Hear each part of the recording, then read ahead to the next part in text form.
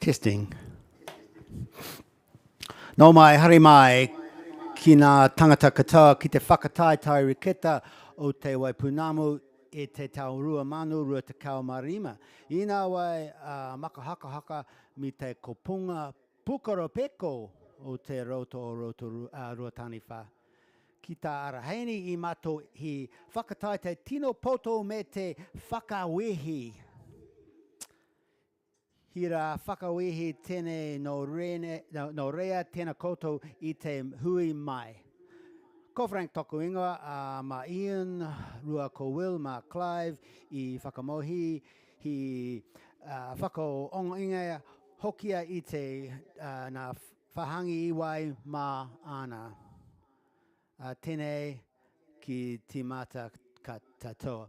Welcome everyone to the South Island Rowing Championship Regatta of 2025 on the ice-cool blue waters of Lake Ruataniwha, where we expect some tight and exciting racing. It is going to be an exciting day, so thank you for joining us. My name is Frank, and later there will be Ian and Will to keep you informed and entertained, and Clive, sorry, apologies Clive. There'll be Ian, Will and Clive to keep you informed and entertained in later sessions. So right, let's get started. Just before racing starts at 7:30, so what do we got? Right, about 4 minutes. Just always a thank you to our sponsors, particularly Meridian, who have the naming rights and have been a long-term sponsor of the rowing venue here, and to all the other sponsors that sponsor clubs and schools and help us make these things happen, and also the volunteers. So this regatta, there are 87 volunteers. So that's from likes of me to the people on the water to kitchen staff to numbers to starters to everywhere. So a big shout out, because without your volunteers, well, there'd be no regatta basically. Just a reminder that if there's lots of venues, if you're feeling like you haven't had your breakfast coffee, or I see there's a couple of coffee trucks down here. There's also the cafe here just at the end, and the rowing building there, and also around the corner there's waffles. There's ice creams as well, Mr. Whippy, if you feel like a Mr. Whippy, and other things. So please attend these and patronise these businesses, because they also, it's good to have them here. Particularly me, I like my coffee at 10:30. Rightio, so the first race of today, I haven't got quite the latest sheet here because there has been, I understand, a few scratchings that are still being processed. But at the moment, the first races of the day, 1 to 3, are the divisions for the girls under 15 coxed quad.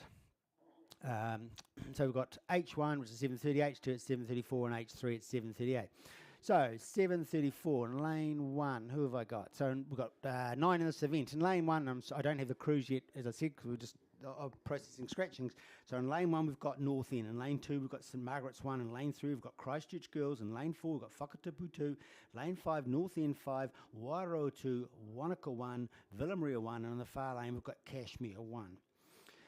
For the second heat in this division, we've got in lane 1 to 10, lane 1 to 9, sorry, St Andrews 1, Dunstan Arm 1, North End 2, Wairoa 3, Marion College 2, Nelson 1, Villamaria 3, Whakatipu 1, and North End 3. And then the third heat in this division, we've got 1 to 10. Timaru 11, Invercargill 1, North End 4, Avon 51, St Margaret's 2, Wairoa 4, Marion College 1, Oamaru 1, Rangiru Girls 1, and Wairoa 1. So that's what we'll be opening with very shortly. And I'm just seeing if I can see if they're up and... let's turn on something here. Can't see anything through the binoculars at the moment. Oh, yeah, it looks like they're lining, getting themselves sorted there. It's good.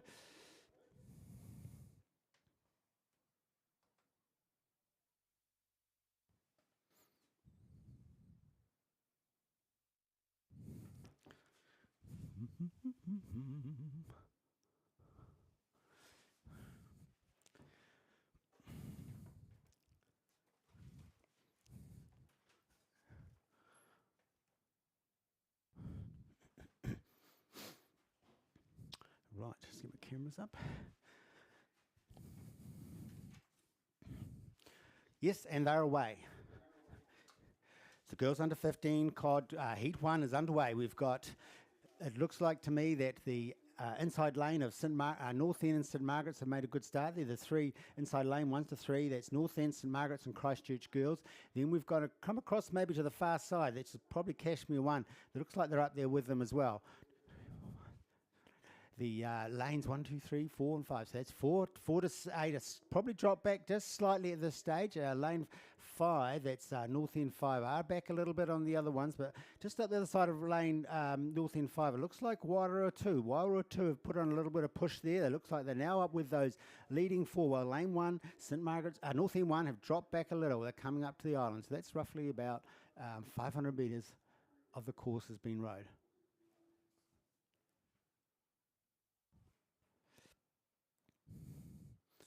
So it does look like that lane 6 now, that's Wairua 2, are in a very handy position. Then we've got these lane 2, 2, 3 and 4, St Margaret's 1, Christchurch Girls, Whakatipu 1, all strong crews. And then on the far side there, we've probably got that Cashmere 1 crew up there, maybe Villa Maria, perhaps Wanaka 1 might be slightly back, but not much. It looks like there's pretty much a very tight race here, except maybe North End 5 are back on the others a bit, probably by 2 or 3 boat lengths at this stage. In the meantime, Heat 2 is getting themselves into the slots. So 4-minute racing today, so every 4 minutes a race is released. Just keeping an eye on these crews coming up. They're still not up to the 1,000. Bit shady on the ground there, but it's hard to see in the conditions at the moment. So I'll just, I must say, now talking of volunteers, I don't know if those who don't have EVs probably don't realise this, but the EV charger is the new water cooler of the EV crowd. So if you're out in EV and you go to a charger, you usually meet someone, have a chat. And I met a lovely young woman who, I think she runs the Rangiruru tent. That'd be a pretty big job, I imagine, running the tent and making sure everything's in order and everyone's catered for. So that's just a shout out to the Rangiruru tent organiser I met yesterday. Also, a big shout out to the Potter family from Invercargill. They're long-term supporters of the Invercargill Road Club. They do a lot. I can just see them. They're sitting there. They're enjoying the sun. Oh, yes, we even get a wave. They even offered me their suntan lotion. That's what they're like. They just offer you anything. And Ann Potter is one of the best gluten-free cooks I know. So I think by saying this, I've guaranteed another good set of meals at the next local regatta. In the meantime, we're coming up to the 1,000 at this stage, and I'm just seeing if there's actually a lot of glare on the water at the moment, but let's see. Oh, no, she's starting to spread out now. So it does look like lane 4. Was that lane 4, that's Whakatipu. Looks like that Whakatipu crew there in a very nice spot.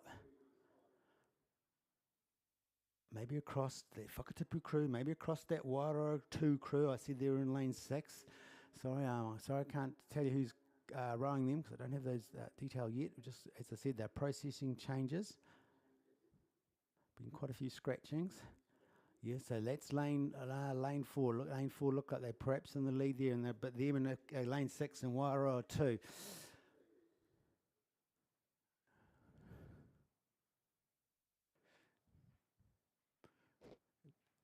I can see over the far side there. Yeah, I think maybe we could count out Villa Maria and Cashmere over there in lane 8 and 9.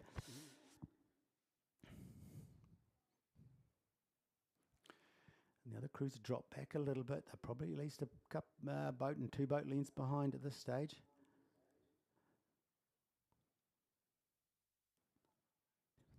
But it seems to me it's that Whakatipu crew in lane 4 and Wairua in lane 6.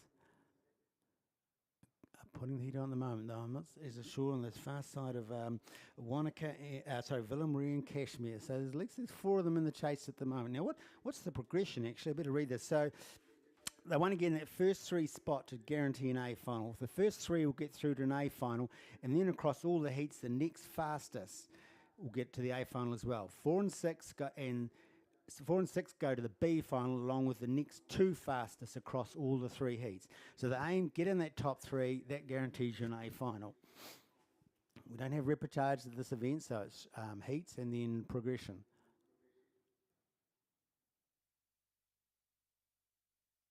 I'm going to revise my call here because it actually seems to me that now that the Villa Maria crew over there in lane 8 have put themselves in a good position and they're just Cashmere's on their shoulder. And it would seem that lane 6, Wairo 2 has dropped back a bit. What's Whakatipu doing? They may even drop back with them. Those two could be fighting it out for third place at the moment. I wouldn't discount St Margaret's there coming up on the inside there in lane 2, but it does seem to me over the far side that it's possibly Villa Maria 1 in the lead, not by much over Kashmir. Let's see, where's the... Can I pick the yellow boys?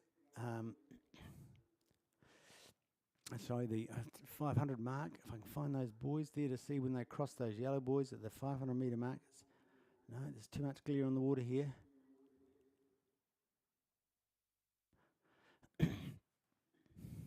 The stage though, I'd say it's Villa Maria. Oh, someone's putting a bit of a burst on. Who's that in lane 4? That's that Whakatipu crew. I reckon they've upped their rating there. They look like they've upped their rating there. They know they want to be in a better position than this. Wairo aren't responding. No, they're hitting about the same. At the same time, I think Villa Maria on the far side have also picked up their rating. But Kashmir is sticking with them. They could be, what, half a boat length back maybe, or even less than that. Might only be a canvas. Kashmir are hanging on there. But in the meantime, we've got St Margaret's in lane 2. St Margaret's at lane 2 are coming down. Are they moving it up as well? Yes. Oh, no. They're in quite steady.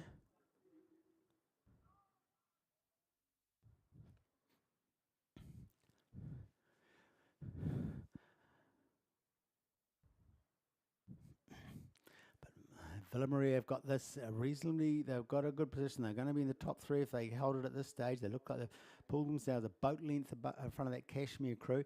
The Kashmir crew are probably now under threat now by the Whakatipu crew are coming through. They're definitely coming through. St Margaret's in lane 2 have also picked it up a little. I think that crew, Wairo 2, may have dropped back a bit.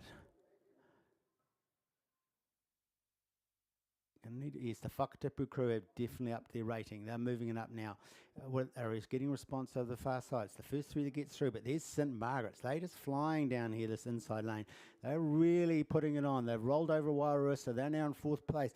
So we've got Villa Maria on the far side have got it. Villa Maria just ticked it up. They must have gone up 2 then, I reckon. That was very quick, yes. And look, they're just moving away. They're pulling away very quickly. Kashmir are now going to be in trouble for that 2nd and 3rd spot if they're not careful, because they're now, Wairo is responding as well. We've got Whakatipu here flying down the middle in the gold boat, but actually Villa Maria and the red, white and green are just hooning over them. They must have put their afterburns on. I can see them picking it up. They're catching them up. They may be just, I reckon they're neck and neck now, but meanwhile Villa Maria on the far side, they have just dragged themselves ahead. There is 2 boat lengths over the Whakatipu crew are in 2nd place. Villa Maria flying down on Whakatipu. I'm not sure if they'll get there. I'm just going to line up my wee line in the wall to see if they come through. They might do. Unfortunately, Kashmir, who led a lot, or up there in the front part of the way, have now dropped back into 4th, and I think they're going to be rolled by this inside North End crew, North End 1 coming through, and whoa, I don't hear the buzzer. They've stopped. They can stop now. They carried on. It did look like to me that the Villa Maria crew came first, followed by St Margaret's 1 in lane 2, and then Whakatipu in lane 4. So they're the 3 that go through to the final. Then we come back to possibly North End 1, and then I think it was Kashmir, Kashmir and Wairo. Right, so we're next going to move back to the 2nd heat. So heat 2, they're coming up to the 1,000. Let's quickly run through this again. So in lane 1 to lane 9, St Andrews 1, Dunstanarn 1, North End 2, Wairo 3, Marion College 2, Nelson 1, Villa Maria 3, Whakatipu and North End 3. Coming through to the 1,000. Remember, there's 4 minute intervals between this race, and we've got a very spread out field here. Let's see. I reckon it's the far side. Who's over in that far side lane there? What colours are that? That looks like a Villa Maria crew. No. What do we got? So I think it's 11, 8. No, gosh, this there's a crew here that are well clear of everyone else at this stage. They must be like 6 or 7 boat lengths over the rest.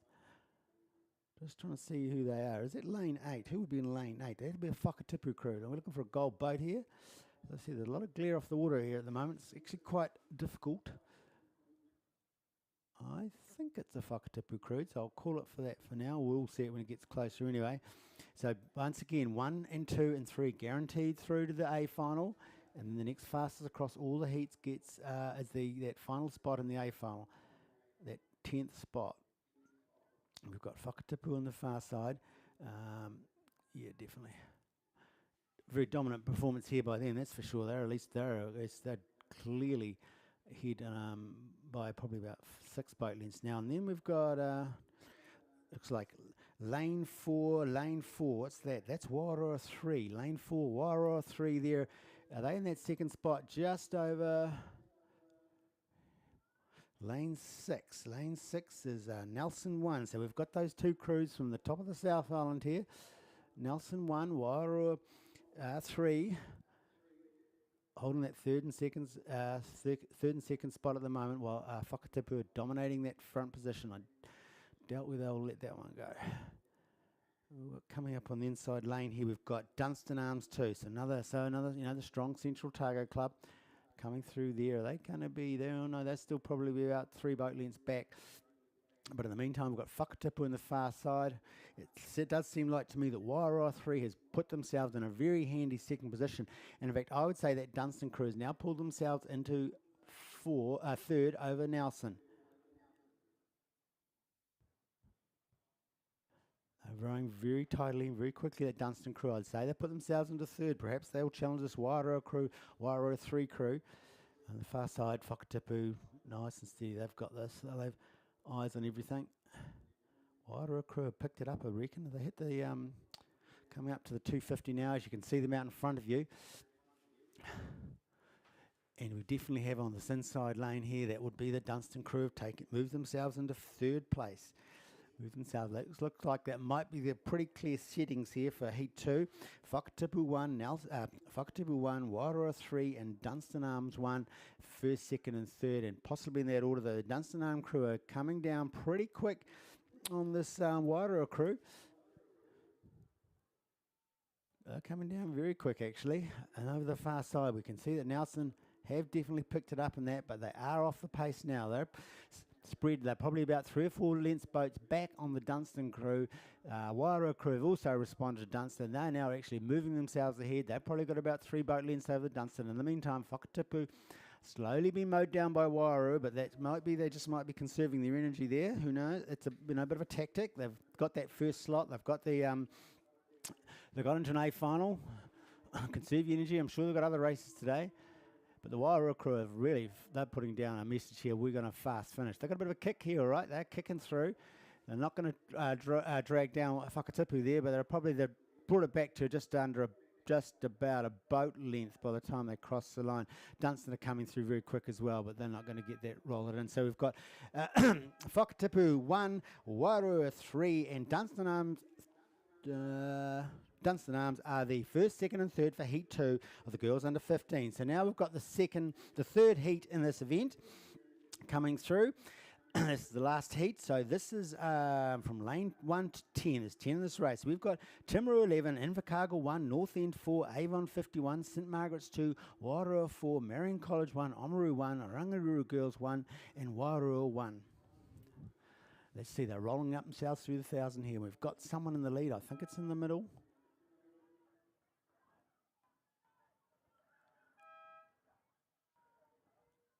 I think it's lane 5. Who's in lane 5? Lane 5 would be St Margaret's 2. St Margaret's 2. So the St Margaret's 2, the girls under 15, coxed quad, and of course girls under 15 are very most likely to be novices as well. But they're coming through. They're in that. I think they're in that top position at the moment, though. The inside lane here. Who have we got in the inside lane? That's Timaru 11. Timaru 11 could be in the pace here. Remember, it's 1, 2, and 3 go through to the final, and then the first fastest across all the events gets to the A final as well. Then it's 4 to 6, and then the 2 fastest across all heats gets through to the B final. Just heard the last crew crossing the line there. I think that would be North End 2. Under 15 girls, coxed quads. Over on the far side, we've got quite fast crew coming down there as well. Who would that be over on the far side? That could be Wairua 1. These Wairua crews are very quick at the start, I've noticed. They're coming through quick in good positions. And, of course, the first heat they just missed out. But the second heat they got through to that A final. Is that a Wairua crew on the far side? Oh, good to see the top of the North Island. Hopefully they've got somebody through the A final. Maybe Invercargill will make it through. That would be bottom end as well. And then we've got the rest in the middle, the sandwich. But I don't think so. I think Invercargill's off the pace at the moment. It does seem to me. I think we just saw a crew. Who's that just finishing over there? Oh, that was North End 3 just finishing. That's the buzzer. Okay, so on the far side we've got Wairoa 2, Wairoa 1 there in lane 10. Now if they're using their numbers to reflect their ability, and they may not be, that would presumably be their top crew. Then we come back into 7. That Meridian College 1 in lane 7. Is that Meridian College 1? I think it is. Meridian College 1 are up there.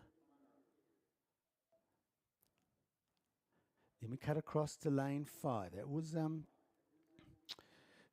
who was that? St Margaret's 2. St Margaret's 2. So the stage it possibly is Wairoa on the far side, Meridian College and St Margaret's. Yeah, it's St Margaret's, right.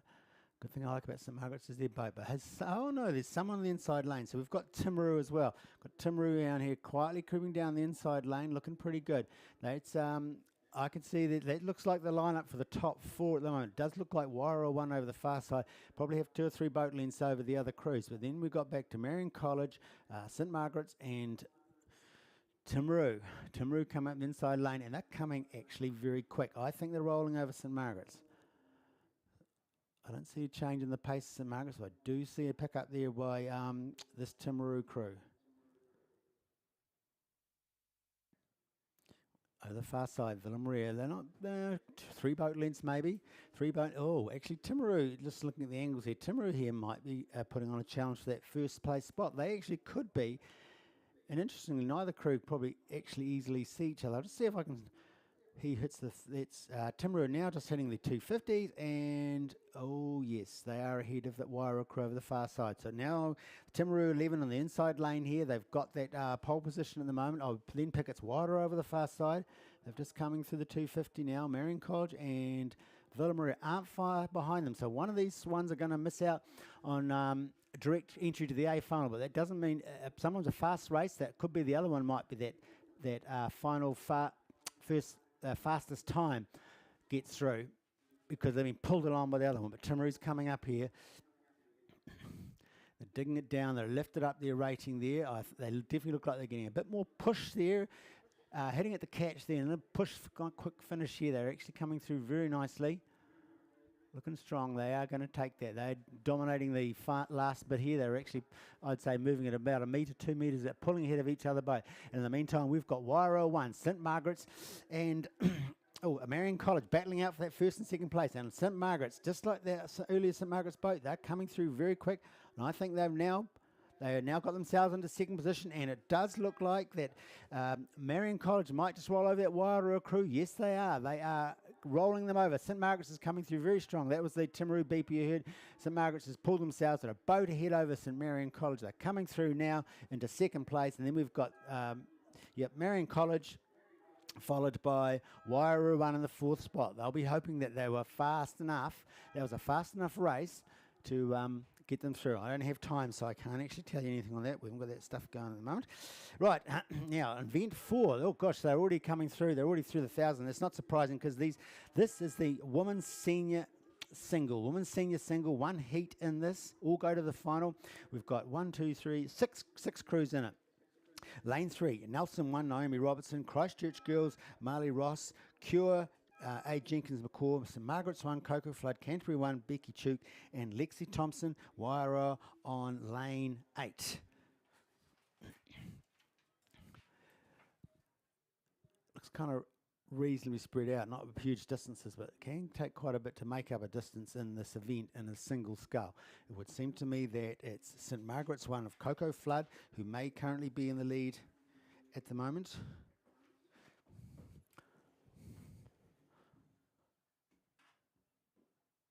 Although I wouldn't discount that far side rower. Who's that? That's Lexi Timpson. Lexi Timpson of Wairoa 1 on the far side here. And then we've got in this lane 3, Nelson 1, Naomi Robertson. This is the women's senior single sculls. Experienced rowers. to be senior, they would have progressed in one event's A finals, and I can't remember if it's someone's B finals at certain events, that would have progressed them up the grade to be now senior rowers. It does seem that Coco there from St Margaret's, in that clear red and striped, vertical striped top, and the red, white and green boat is in front of the Wara row, Lexi Timpson, but not by much. And then I said just for this inside lane of Naomi Robertson from Nelson 1. So two top of the North Island crew, South Island crews challenging, and I'm just going to, who's come through the yellow buoys now? Oh, actually, I think it's, I think Naomi Robertson of Nelson, oh no, it looks like Coco Flood from St Margaret's may have come through those buoys first. They all progressed to the final, that's right, we said that, didn't we, because there's only one heat in this event. But they want to get the best position in the course for the final, and they want to also exert some dominance, saying, I'm the one that you're going to have to try and beat. And that's the St Margaret's girl, Coco Flood, the St Margaret's woman there is showing now. She's definitely picked up a rating there. Push hard finish there. She's pushing hard through. Nelson has also picked it up a bit. I think it got a lighter style, but she's actually flicking it through very nicely, because she's actually, oh, look at that, she just went up. She must have gone up 2-4 then. She's just coming through now on the St Margaret's. I think, is she going to draw down the St Margaret's hill? Yes, she is. She's making 2 metres every stroke. She's now just rolled over St Margaret's. A nice position, saying, I've got the kick at the end, I'm going to clean this out next time. Yes, she's over now, boat and a half lengths. She's pulling herself through beautifully. So Margaret's going to come through in second, and then on the wire on the far side, it's going to take through that third place. We then come back to fourth place, which is Canterbury 1. And they're just coming through now. We've got Cure, and a little bit further back, that would be D4. Who's that? Christchurch Girls. In the meantime, we've got the next one. There's 2 heats in the next events. This is the men's premier single scull. It's not surprising they're catching up, because these guys are very senior, very experienced. The first 10 go through to the final. The first 10 go to the final. So 1, 2, 3, 4, 5, 6 in the first and 5 in the second. So there's going to be one missed out. In lane 1, Avon 2, Scott Shackleton. Avon 3, Jimmy Middleditch. Wairua 1, A. Fitzgerald. Dunstan Arms 2, Jack Pearson. Cure 1, Alex Fletcher. Dunstan Arms 1's Angus Kennedy. On the far side, and it does look like that it's that lane 3, Dunstan Arms 2. Jack Pearson has got this in hand at the moment. Do you know what I reckon? They've released them all at once. I actually don't know. I don't know how they would have placed them, but yeah, it's definitely a Dunstan person in the that far side lane there in that position. So who else? Are there any? So we've got a Dunstan 4 in the second heat. It definitely looks like they put the heat 1 and 2 together. They probably realised that maybe someone scratched, so they actually did have 10. But unfortunately, I don't know who, so we'll just go. Anyway, we've got a Dunstan in the lead there. I can't see his number. Too much clear for me. Dominant performance. He's clearly in the lead there. So, and these guys, if there's 10 of them, are going to be fighting out again in the final as well. So we've got Dunstan on the far side. We've got another Dunstan over there in the lane 9. He's been challenged by lane 7, is it? Oh, Dunstan. So we've got 3 Dunstan, first, second and third at this stage. The Central Otago Club. Looks like they're going to clean up the heat, which is also a prelude to the final of the Premier Men's Single Sculls. And the inside Dunstan number 7 is pushing ahead of the lane 9. Lane 6, Dunstan 6. In the meantime, we've got the Avon rower coming down here very quickly. That was E3, so he would have been in the E3. That's Jimmy Middleditch just coming through very quickly. Is he going to take that 4th slot over E7, which would be Cure, Alex Fletcher? I'm not sure. I think he did, actually. So it does look like they rode the 2 heats together, which would mean that's the senior single sculls now coming down. Now, the senior single sculls, I'm just guessing here. Actually, I need to see. Can I see an F down there? E. Oh, no, they're all E's. 10 E's. Okay.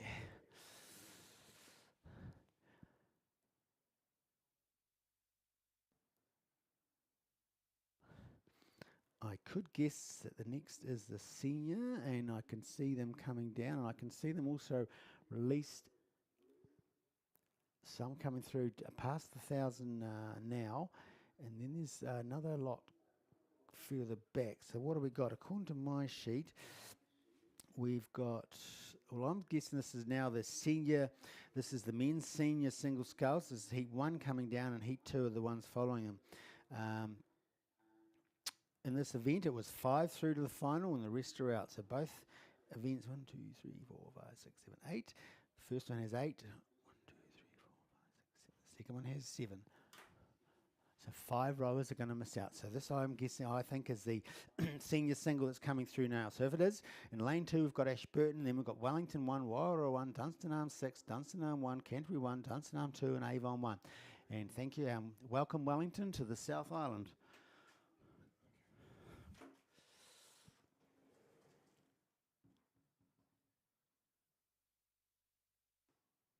Looks like the Wellington row is putting in a strong position here, but it looks to me that it is the going backwards. 1, 2, 3. I think it's Dunstanarms again. Is that Dunstanarms again?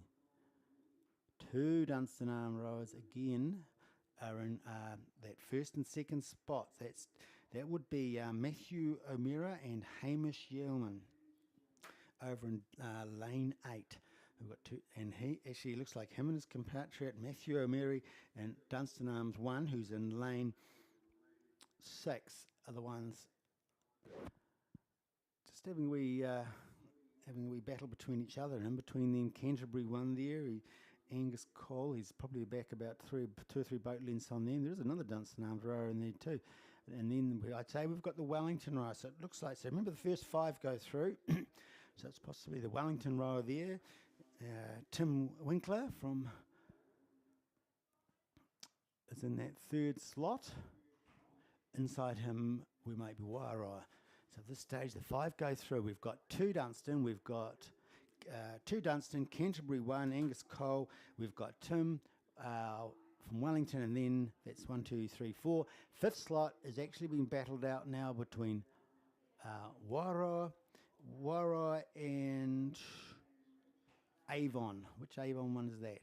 That would be Avon 3, I think. You can probably see the number better than me. Down here. Looks like Avon 3. So Wairau and Avon. Now Avon he's lifted up his rating. The Wairau rower is responding, but I don't think he hasn't picked up the same way as the G2. Oh, yes. So Wellington 1. Oh, geez, it's confusing now. Scribble that out there. That really threw me, that race. Anyway, we've got Dunstan 6 coming through clearly. So that is Aidan O'Churty has won that.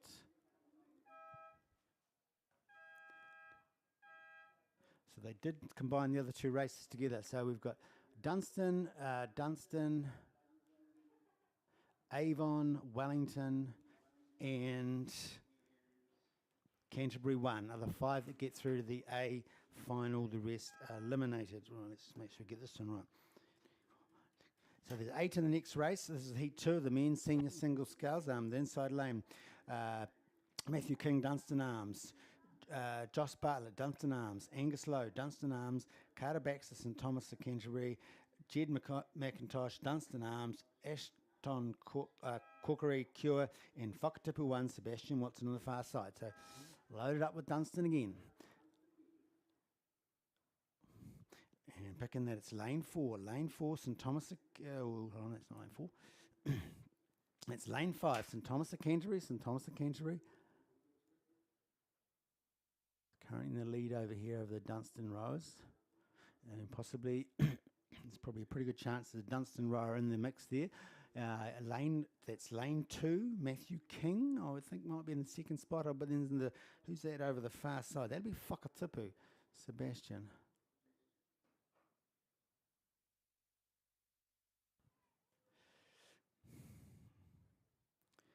Sebastian, yes. So at this stage, remember 5 go through to the final. We've got Whakatipu on the far side. We've got a Dunstan on the very inside. And in the middle, we've got St Thomas of Canterbury. Possibly the second Dunstan, another Dunstan row there in lane 3.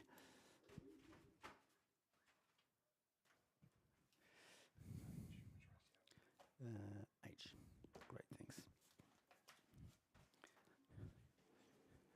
But the Whakatipu has got this. He's got this nice at the moment. He's probably got a boat length over them, but it's not much that can be easily made up. So we've got Matthew King on the inside here in Dunstan Arms 7, who's he's pushing himself through now. I think he's going to possibly get himself into second spot there, which should mean St Thomas of Canterbury there in lane 5, who's led a lot of the way.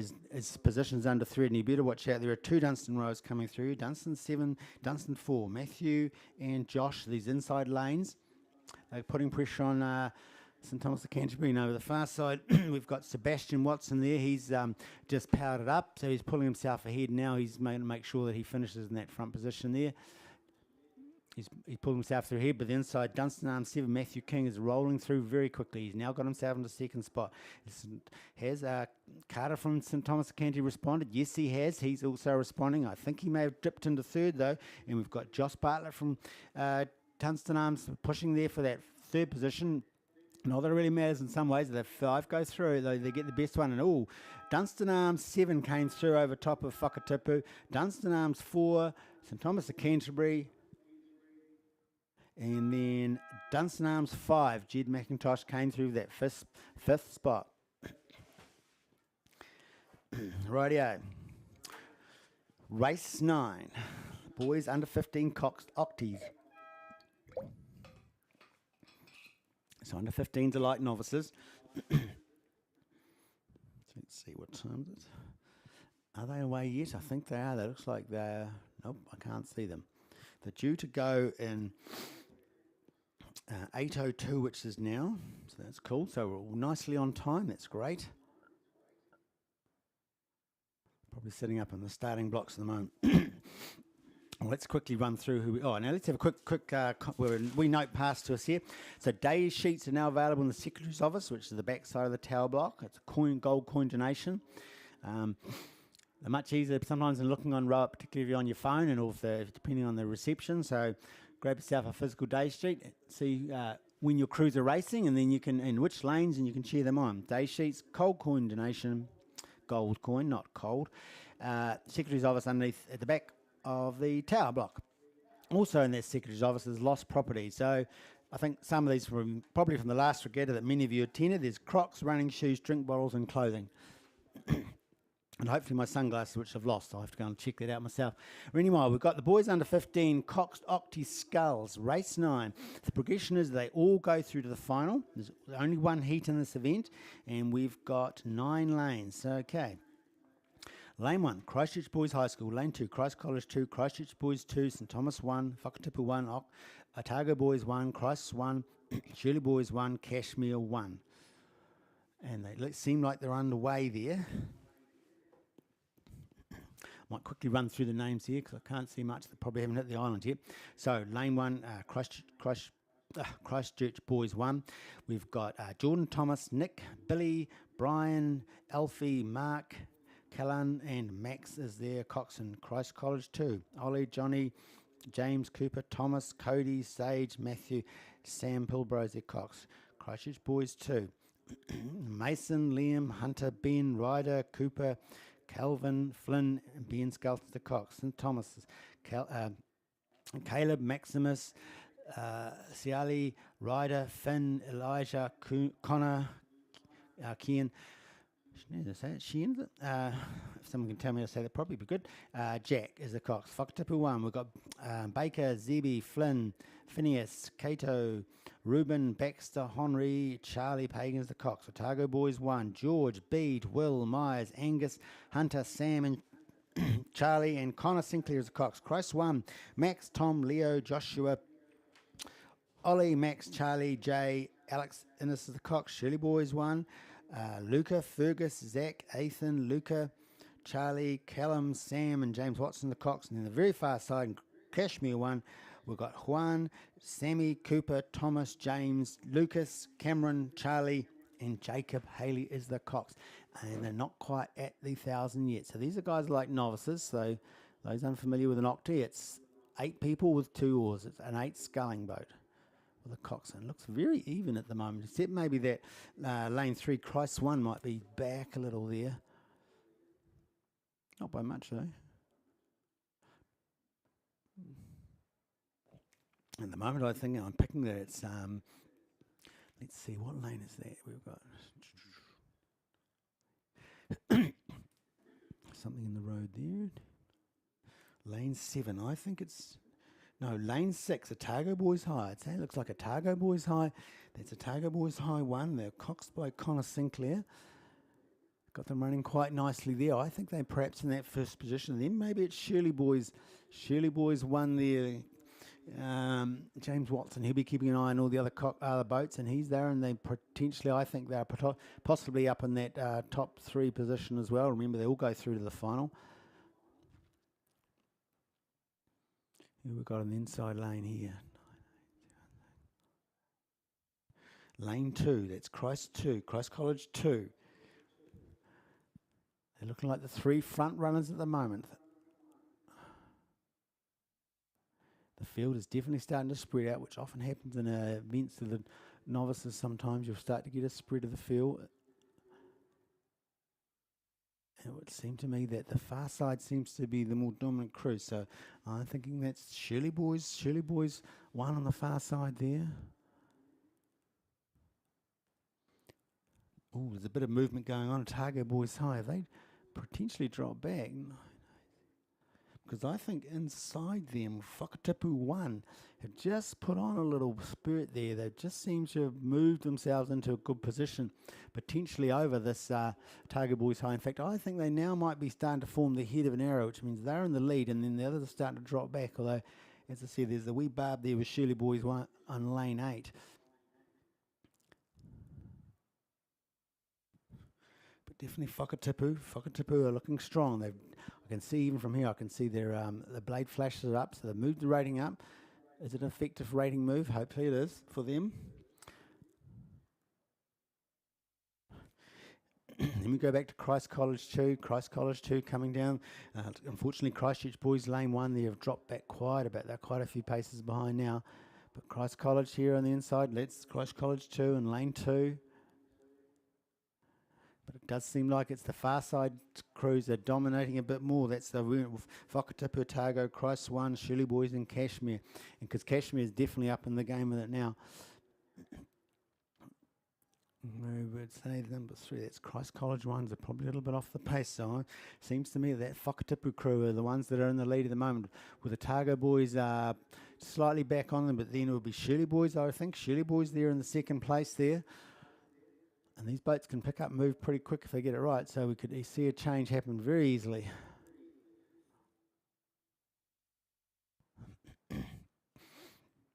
So it seems like Christ College 2 here are putting in a strong response here. I think they were up there a bit. But the Whakatipu crew looking good there. Nice even oar heights. Good synchronicity going there. Looking very good.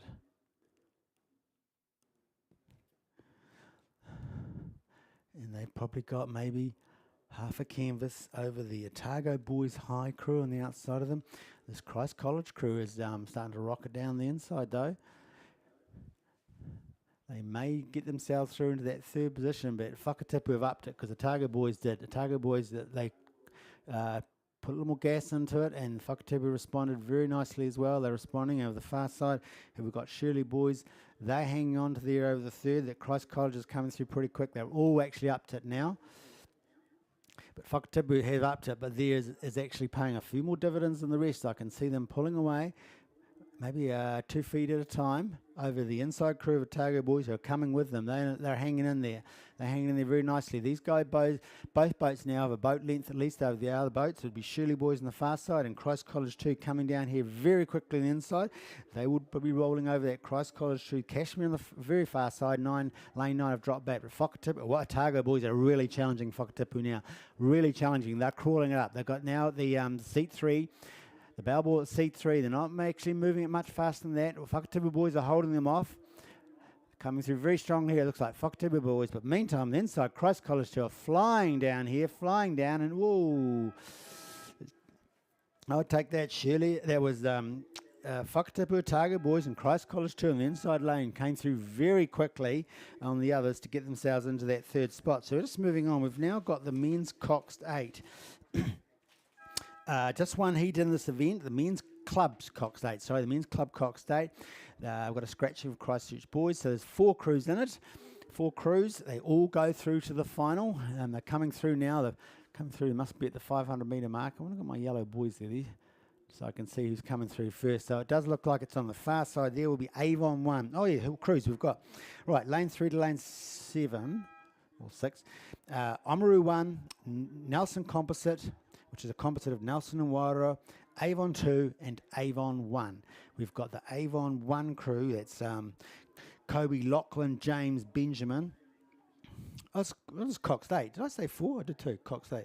Charles, Luke, Bede, Danny and Grace and Faulkner as the Cox seem to have perhaps a boat length lead over on the far side there. Rowing very strongly. Inside them there's the 2 boats there would be the Nelson Composite crew and the Oamaru crew. So in Oamaru we've got Jacob, Cody, Patrick, Stuart, Jet, Ned, Cooper, Greer, Dixon as the Cox. Nelson Composite we've got Liam, James, Ted, Flynn, Ryan, Ollie, Sam, Athan and Brianna Williams is the Cox. So for those who are not aware, rowing now allows you can have either gender of a coxing. You can have female or male coxes. Back in the day, they used to have male cox for male crew, female cox for female crew, but now they're not too worried about that. And fair enough, doesn't make much difference. But definitely the Avon crew on the far side, Avon 1, have just put their foot down here. You can see them, they're rowing very strongly, keeping themselves ahead. This is a club event, so this is in the progression of things. You get novices, you then move up to intermediate, and then depending on where you win, you then move into the club. So this is the 3rd tier. But Avon on the far side there are keeping themselves well and like maybe 3-4 boat lengths of the inside crew. We've got this Oamaru crew finishing very quick against this composite crew. Are they going to hold them off? An all club crew has usually a bit more advantage. They often get a bit more training together as a crew as opposed, but you never know. This composite crew might have. The composite crew are attempting to hold them off. They're actually starting to crawl back on the Avon crew. They've probably got, it's back to 2 boat lengths now, but not that it really matters. They all go through to the final anyway.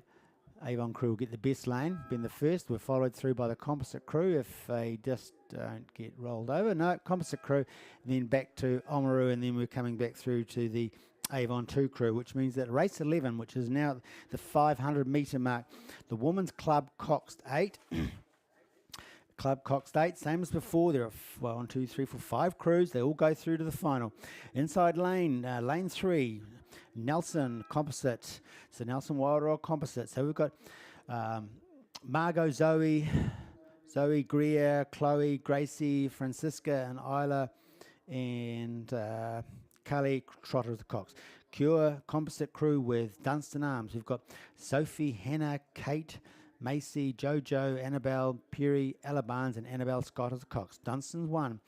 Emma, Lola, Neve, Ali, India, Olivia, Bella, Maggie, and Fred Phillips as the Cox. Then in lane 6, Avon 1, we've got Julie, Ella, Lucy, Faye, Kate, Sienna, Isabella, and Carla, and Ashley Takeo as the Cox. And then very far side, we've got Wairoa 1, Trinity, Lucy, Iris, Paige, Georgetta, Lily, Zoe, Eliza, Molly, Hoban is the Cox. Coming up through to the 1,000 now. This is the women's club coxed 8.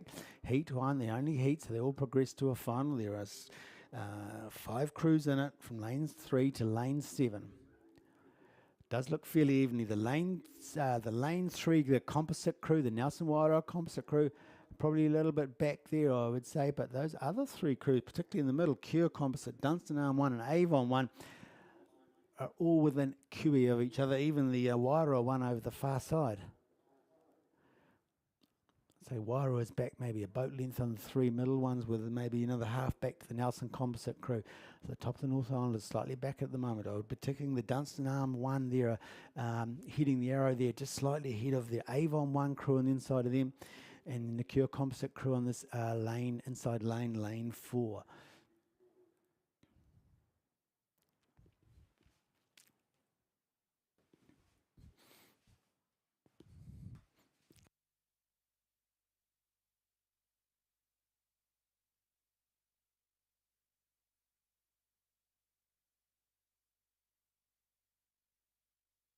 just and just a quick notice for just a reminder for later, if you are allowed barbecues, but you must have a current fire extinguisher. So you must attend your barbecue, have a current fire extinguisher, and you're allowed it. If you don't have any of those things, you can't have it. So current fire extinguisher. Also a reminder for dogs, all dogs need to be on leads. All dogs should be on leads down the spectator area. Did see a loose dog earlier on. It's the advantage of binoculars. So if your dog's loose, lead him up. And so in the meantime, we've got this Cure composite crew have coming down hard on the Dunstan crew, who are still holding them off. It's still that Dunstan crew. They're the head of the area of composite and Cure composite and Avon. We've got water on the Nelson, so those crews have dropped back a bit now. But they've Dunstan crew's pulling away. In fact, I'd say the Cure composite has it over the Avon crew at the moment for that third spot.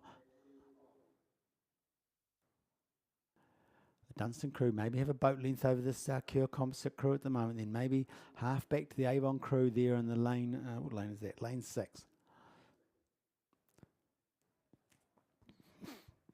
So they're past the 1500 mark, so there's 500 metres to go. They're actually coming up, they're actually well on with that. Actually, they're coming up to the 250 mark.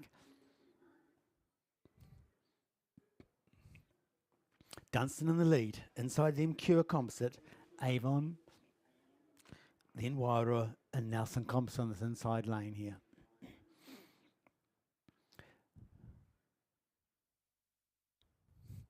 Dunstan have just moved it up a little. They must have had a plan for the 250. They actually haven't quite hit the 250, but they've definitely upped it. You can see the body rock over went up a little bit. The boat started moving away. So it was an effective change of speed there. It's always good. Cure are responding, but they have dropped back to now probably a boat and a bit length. Dunstan crew looking very strong coming through there. Cure looking very strong, hanging on to them. Avon just let back a little bit. We might see some speed work going now, but they probably need to start picking it up. There's not much time left now because they're already inside the 100 metre mark. Looking very quick.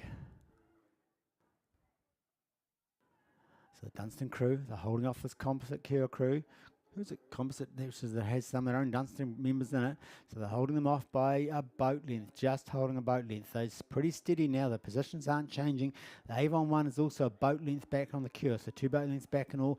Pretty stable. They're all not changing their position. They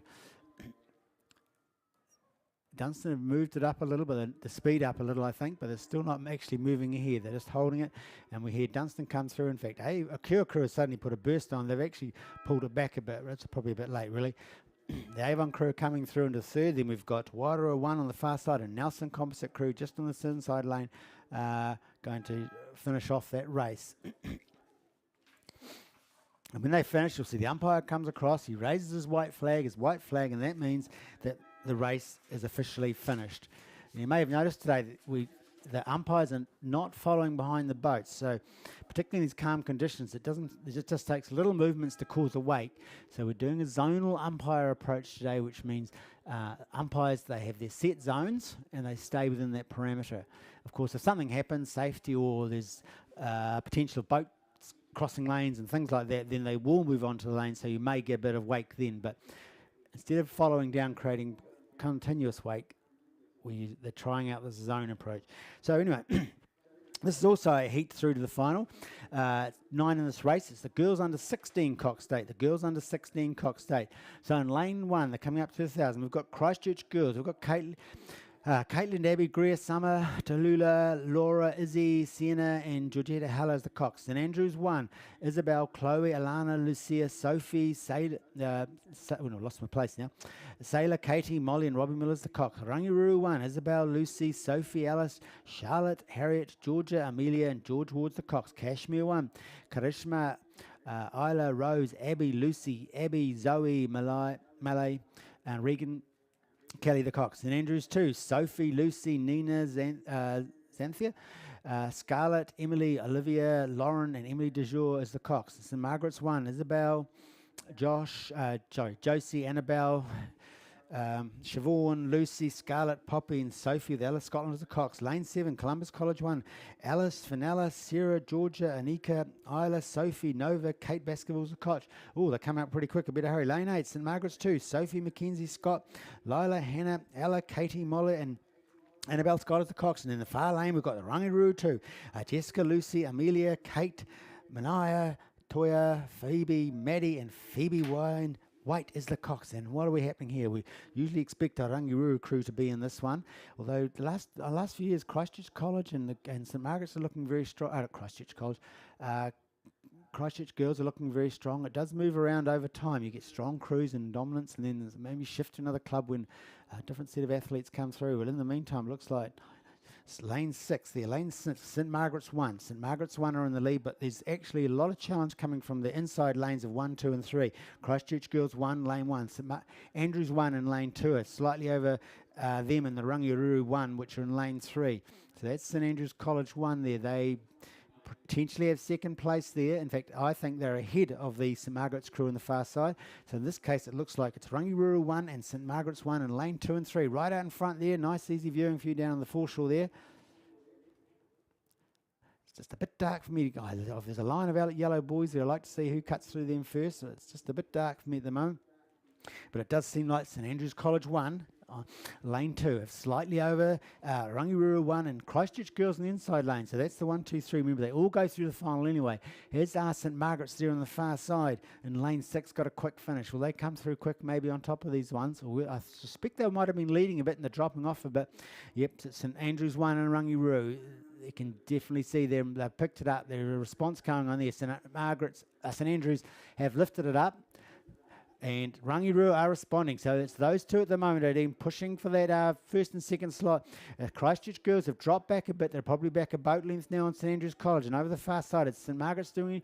No, I think they're not going to be it. I think at this stage it's St Andrews College 1. They're holding off Rangiru. In fact, I think they're moving. They're creeping up. I would say a foot at a time, maybe a foot at a time. Oh, Rangiru has responded. These guys are coming through really quick. Is Rangiru? They're going up. They can see each other. They're flailing those oars. Oh, that sounds wrong. St Andrews is holding them off. They're holding them off by a canvas at the moment. This is sending a message that these two could be the two that battle out in the final tomorrow, and they're coming through it. Definitely St Andrews, followed by Rangiru. Christchurch Girls came through very quickly at the end. They were Rangiru had half a boat length on them. Then we go back to St Margaret's, to St Margaret's crew. The second Rangiru crew, and then just slightly at the back here we've got it's another St Andrews crew, St Margaret's crew, and Cashmere. So that was definitely all a Christchurch event there. Right, that was the girls under 17 coxed 8. So what's going on next, eh? We've now got the women's premier single sculls. There's only one heat in this. They all progress to the final. There's only 4 crews. And they come up to 1,000 now. Man, they look like little stick insects on the water compared to those 8s coming down. So lane 4, Cure, Sasha Robinson. Lane 5, Canterbury 1, Shannon Cox. Cure 1, Madison Neal. Dunstan Arm 1, Olivia Key. So Cure 2, Canterbury 1, Cure 1, Dunstan Arm 1. Sasha, Shannon, Madison, and Olivia. And it looks like to me it could be Shannon. Shannon Cox of Canterbury there is in the lead over Olivia Dunstan on the far side, then back to Cure 1, Madison, and then Cure. Sasha here on the inside lane is quite a bit back. I think she's not going to make that up. They all go to the final anyway. Is this how it's going to be played out tomorrow? They're just conserving their strength. They do want to get a good lane, but with 4 of them, they probably get a good lane anyway.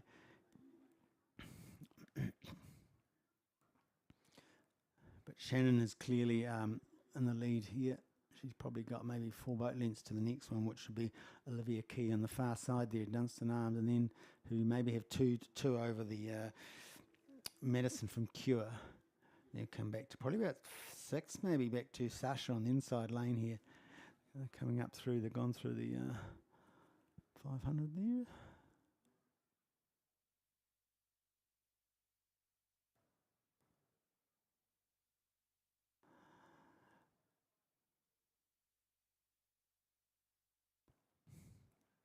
Yes, it's definitely a spread out field here. They clearly know they've got not clearly no, but they've got sort of got their positions. They're unlikely to relinquish them. Though that Cure woman Madison, lane 6 there, I think she's actually moved up a little bit on the Dunstan crew, Olivia there. So she's going to try and get through into that second spot. Shannon's got this well in hand at the moment. She's in a good spot. She can see the other crews clearly. Sitting at the tip like that, you can just look back and see either side in your peripheral vision. It's not so good when you're on the far side and you've got to kind of look across or in the sort of one of these outer inner lanes. But Shannon here is in a good spot. She can see the other crews. She knows she's got this well. Is she conserving her energy maybe? She's sending a reasonably strong statement, I think, by being so far ahead.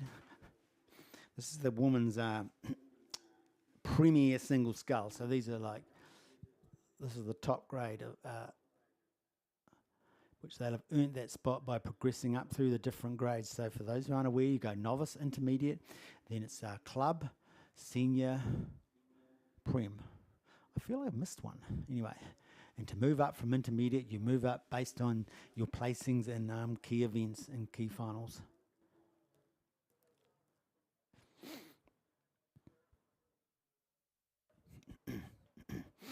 Shannon here has actually picked up the pace. She's actually going to finish quite strongly. You can see her rating picked up there. I think she picked it up as soon as she hit that 100 boys. 250 boys, sorry, 250s. She's putting clear distance on the other ones. With every stroke, I think it feels like she's moving a whole boat length ahead of them. What's that, 8 metres long, a single? In the meantime, we go back to Dunstan Arms and Cure. So the Cure woman is putting the pressure. She looks like she's rowing a St Margaret's boat, those colours. Is putting a little pressure on the Dunstan Arms there. She's only about a boat length behind. So it could be either or. And is she picking it up? She's not. They're not rating as quick as Shannon from Canterbury was there at the finish. Dunstan, though, Olivia from Dunstan's has definitely picked it up a little. And she's pulling herself ahead. Oh, here we go. Here's very long reach there in the Cure. Madison sits in very long. Oh, she's gone really long and strong. Yeah, she's actually slowly pulling down on Dunstan, but they're about to cross the line, so it's probably not that relevant. And then we come back to the Sasha from Cure 2. So what have we got now coming down? Oh, we've got progressive heats. So what's the time looking like? So it's 8:26. Geez, that's gone pretty quick. Women's novice double sculls. There are 1, 2, 3, 4, 5 heats in this event. Women's novice doubles. Women novice double sculls. There's 5 heats in an event. Only the first and second go through to the A final. The third and fourth go to the B final. So for each heat, 2 go to the final. That makes up your 10 lanes. And then the next 2 go to the B final. That makes up the 10 lanes. So that means that 4 out of the only 4 crews in each event will go through to a final. They've all got 9 crews in it by the look of it. Yes, they have. So anyway, let's progress quickly. So women's novice double scull from lane 1 to lane 9. Invercargill 4, Madison and Emma. North End 4, lost my place now. Bryn and Olivia. Avon 52, Mela and Bridget. Avonside Girls 1, Kira and Kate. Whakatipu 1, Isla and Liberty. Otago Girls 1, Ali and Kira. Ashburton 2, Evie and Gretchen. Wairoa 1, Esme and Michelle. Timaru 13, Leah Newlove. On the far side there. Looks like those middle lanes are leading this event at the moment. So this is the women's novice double scull. It looks potential, I think, is that lane 6, Otago Girls, or Whakatipu, and lane 5, Whakatipu 1, Isla and Liberty. Are they slightly ahead of Ali and Kira there in lane 6? I think they might be, by a touch. What do we got going on the inside? And then we come back to these other crews that are definitely off the pace from these two. Potentially Ashburton 2 there, Evie and Gretchen there in lane 7. Are they within touch of these first 2? I don't know. I don't think so. It does seem to me that it's Whakatipu and Otago Girls that are going to be the ones that progress to the A final. So then if they stay in these sort of positions, they both look like Whakatipu looks like maybe half over Otago, and then Otago maybe 2 boat lengths back to the next cruise. So what have we got? Have we got Invercargill sneaking up on the inside here? No, they're back a little bit there. So third and fourth, I think, would be. I would say that it could be Ashburton, Ashburton 2 there, Evie and Gretchen over there in lane 7. The current situation, they would be going through, I think, to the B final. And then this question is, who would be the fourth person for the B final, which it could be Avonside. That's Avon. That's Mila and Bridget there in lane 3. Seem to be up in that fourth spot there. And then it seems to be reasonably clear water back to the next boats by about 2 or 3, maybe 4 boat lengths. But in the meantime, it's this Whakatipu and Otago Girls crew that are pulling ahead of the others. If you go back, I think it's Whakatipu, a boat over Otago, and then you've probably got 3 boat lengths back to the Ashburton crew, which currently perhaps hold that 3rd spot. The 4th spot, which would be the Avon crew, I suspect. They look like they're then all back to a couple of boat lengths back to the next crew, which would be over on the far side, Wairoa 1. But this Avon crew is coming down here pretty quick, so they'd actually move into 3rd position. In fact, the Wairoa crew over the far side, are they up their rating? They're going to have to push it through if they want to get into the B final. I don't think they'd get into the A final because Whakatipu and Otago Girls with every stroke seem to pull themselves a bit further away from the other double sculls, women's novice double sculls in this heat. So barring anything unusual happening, it's Isla Liberty, Ellie and Kira from Whakatipu and Otago Girls respectively will be the ones that will go through to the A final. The B final at this stage is Amelia and Bridget from Avon and Evie and Gretchen from Ashburton. In fact, the Avon crew looks like they're over top of the excuse me, Ashburton crew at the moment. And then we're coming back to 5th spot, which would be Wairoa 1, over there in lane 8, Ismay and Michelle. But they're really probably out of the running here. They're probably 2 or 3 boat lengths back from this, Ashburton crew, I think, is now in that 4th spot. Whakatipu have put down their foot here. They're probably wanting to, after a good time, so they get a good spot for that final. And they're pulling themselves very nicely away from the Otago Girls. But these crews have dominated the rest of the crews in this heat. Whakatipu looking for a strong finish, a quick, fast time, get a good placing in that final.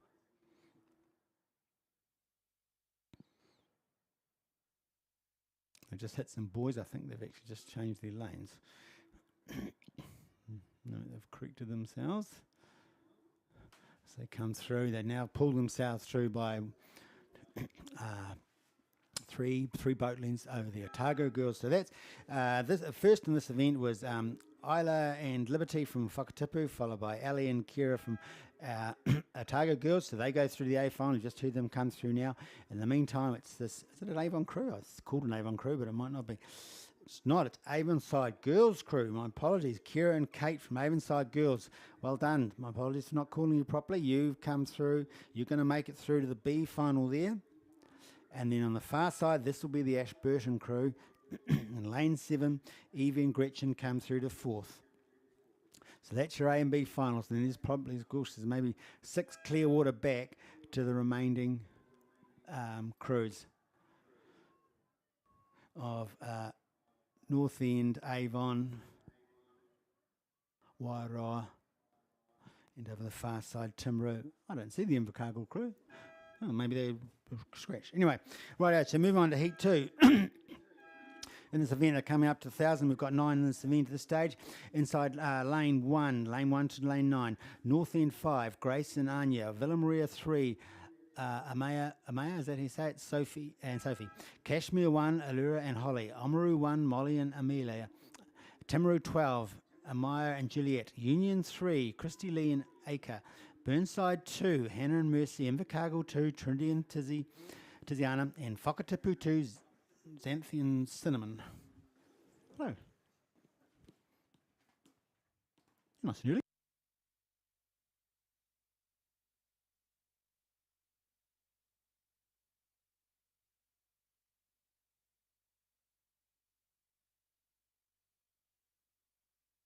I realised I was getting a bit tight for me.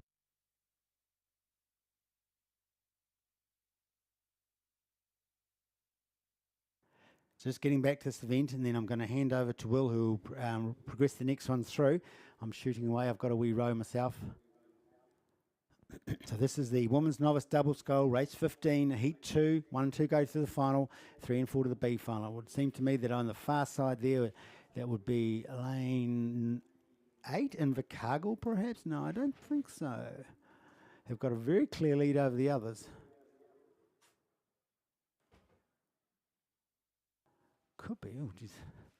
A lot of glare on the water at the moment. Then, I've got now, let's see, 1, 2, 6, 7. I can only see 7 crews in this event, and there's apparently 9. That always makes it a little difficult calling it. Here we go. There's another one. 1, 2, 3, 4, 5, 6, 7, 8. So I can see 8 in the event at the moment, but it does seem like this inside lane is at lane 1. That's North End 5 of Grace and Anya in a good position there. Remember, 1 and 2 go through to the final. It looks like it's lane 1. 5, lane 5. Who's that? That's Timaru. Amaya and Juliet there are coming through. They're in position, though I think they're slightly back on it because they're the lane on the far side, which I think is lane 7. That would be Burnside High School. As I said, I think there's one less in this event.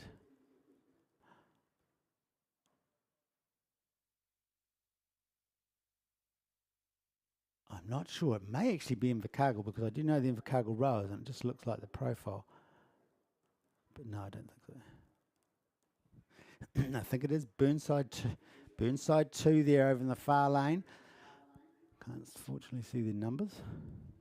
Perhaps Will's got better eyes than me. Can you see the number, Will, in that far lane boat? Do you want to take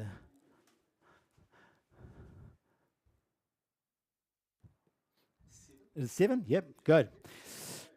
7. So Burnside 2, that's Hannah and Mercy over there in lane 7. It's between them in the moment and this inside lane here of North End 5 of Grace and Anya to get that 1 and 2 slot. Remember, 1 and 2 go through to the final. That's not North End. I'm going to take that back as well. I don't think that's North End. I have a very good day with the sun and the glare here. I think it's Villa Maria College. Villa Maria College. Have they got their blue sculls? Inside boat here. So 1 and 2. I would say it's Villa Maria and Burnside. Yes, it is. It's lane 2. So lane 2, Villa Maria, Amir and Sophie, they're in the lead at the moment. They're going to get that number 1 spot unless something else happens. They've probably got a couple of boat lengths over the Burnside crew on the far side, Burnside High School. That's the first and second. So now we're looking at who's going to be 3rd and 4th to get through to the B final. 3rd and 4th to get through the B final. It does look like it's Timaru 12, Timaru there in 3rd spot. That's Amaya and Juliet. They could go through to that 3rd spot there, and then coming up quickly on this inside lane here, that would be a Kashmir crew, Kashmir 1 of Illyria and Holly will get that 4th spot, unless they can be overtaken by this other Union 3 there in lane 6, Christy, Lee and Aika, but I don't think so. But we've got a really strong performance here from Villa Maria coming through at least about, maybe 7 or 8 boat lengths over the next crew, and they're coming through the 1st spot. But in the meantime, over the far side here, Burnside better watch out. I think there's a challenge on, is that? No, it's Invercargill. It is Invercargill. Invercargill coming through for number 2. Invercargill are going to be challenged that number 2 spot. These 2 inside crews are really coming down. Villa Maria is coming down quickly on them, and so is Timaru. Are Invercargill going to get the? Yes, they did. It was Invercargill. So Invercargill have got the 2nd slot. Villa Maria were 1st, and then we come through to Timaru, and that was Villa Maria gets the Kashmir. Gets the 4th slot. Right now, I'm going to hand over to Will now, so he's going to commentate you through Heat 3 of Race 16, Women's Novice Double Scull.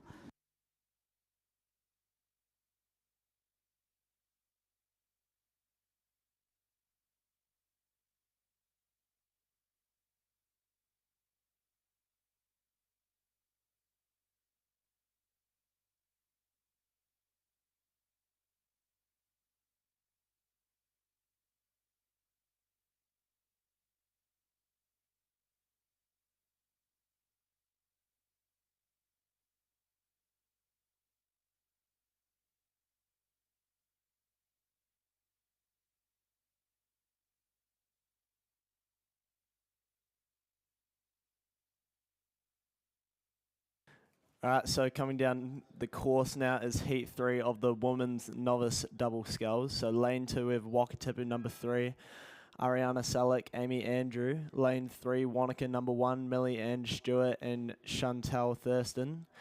Lane 4, Ashburn number 1, Summer Tilson and Harper Tutuvaki. Lane 5 is Canterbury number 2, Lauren Hitt and Lily Davidson. Lane 6 is Burnside High School number 1, Courtney Capin and Harriet Gorman. Lane 7 is Union number 4, Sia Sony and Charlotte Syme. Lane 8 is North End number 1, Isla Turner and Kenzie McLaughlin. And Lane 9 is Invercargill number 1, Lily Clark and Shakayla Brown. So I'd say action's definitely coming from the outside lanes there. That might be lane 7 and lane 8. So that's Union number 4 and North End number 1. In a battle for the A final, we're looking at first 2 to go through the A final and then 3rd and 4th to go through the B final. It's a very tough racing in this novice double sculls. It means we'll see, well, all the energy being put out in this heats compared to the bigger boats, those 8s where maybe all go straight through the final and not 100% effort is put in the heats.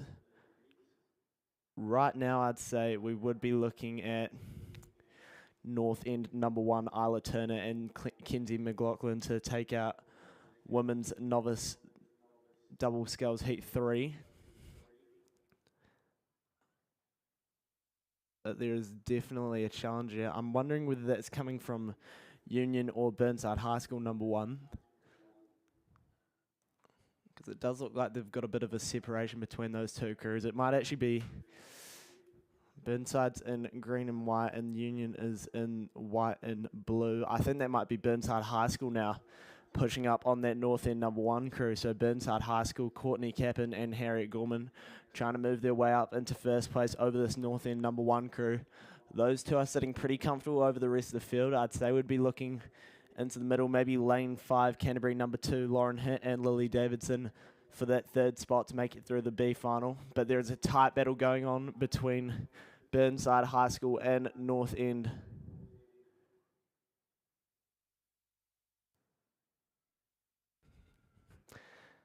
Never mind, that is not North End. That's Invercargill on the outside performing well.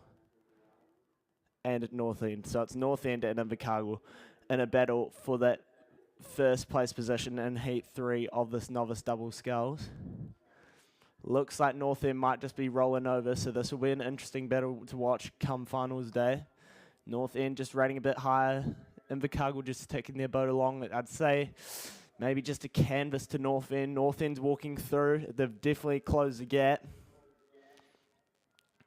Yeah, very tight between North End and Invercargill. Invercargill might be going again, but here comes North End. They've got their rating right up. Just sacrificing a bit of that technique to get as many strokes as they can before the end of the race. Invercargill seem to be running a bit longer, but I think they've just shortened up there as they come onto the attack from this North End crew. North End's rolling over.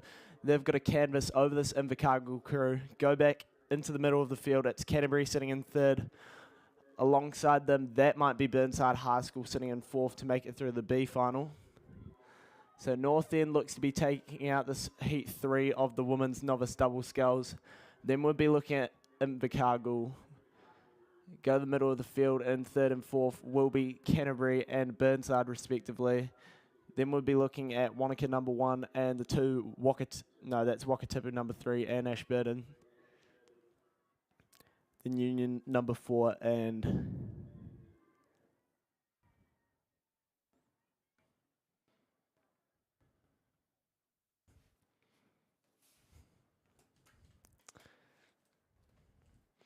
seems to be that there's a crew missing on here. Anyway, Heat 4 in the women's novice double sculls coming down now. So in this one, lane 2, we have North End number 2, Amelia McKeever, Leila Wall. Lane 3, Union number 2, Emily Gilmore, Ava Wawaitai. Lane 4, Timaru 21, Brooke Taylor and Sophia Brokowski. Lane 5 is Villa Maria College 1, Aja Clark and Sarah Nicholson. Lane 6 is Canterbury number 1, Georgia Williams and Natalie Walsh. Lane 7 is Marion College number 2, Ava Thomas and Annabelle Carter. Lane 8 is Wanaka number 2, Casey Howard and Zoe Melville. And lane 9 is Invercargill number 3, Mila Sheehan and Millie Hackett.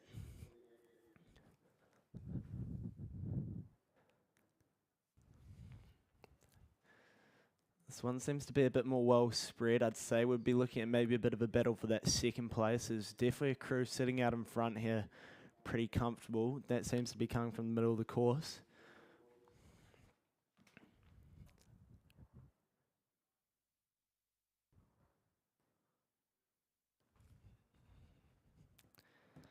Just trying to see those colours. I think we might be looking at Canterbury number 1, Georgia Williams and Natalie Walsh. Then potentially just on the outside there, also performing well, is that Invercargill number 3 crew. So Invercargill's been performing well in these novice double sculls.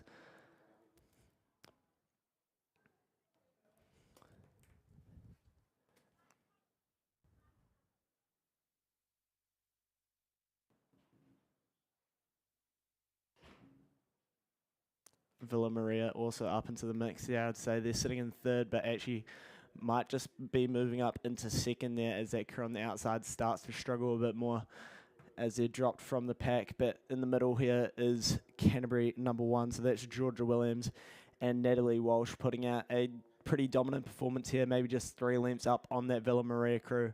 Villa Maria crew will have to watch that charge coming from Meridian College number 2 and Invercargill number 3. So that Villa Maria College crew is Aja Clark and Sarah Nicholson. So they're coming charged. That's Villa currently sitting in second. So they'll have a ticket to the A final if they can hold this up. And they're definitely closing the gap on that Canterbury number 1 crew. But Canterbury number 1 is looking pretty good to take this out.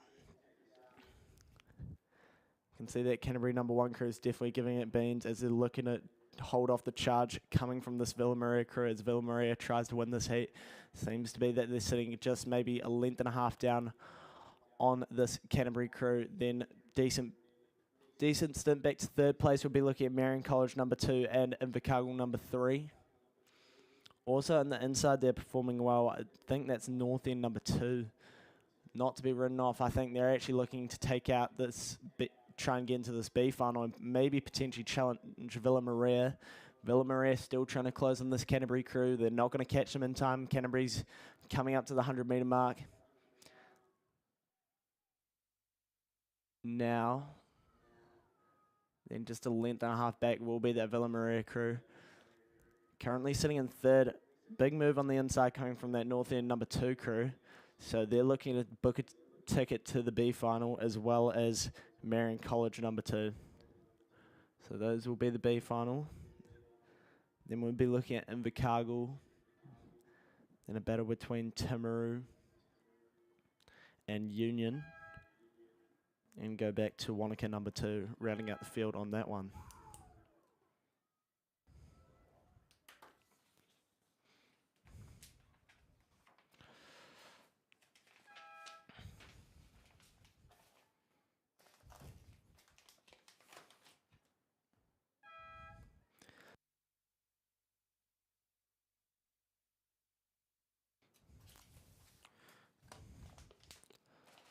Alright, so heat 5, final heat of the women's novice double sculls. Again, first 2 through to A final.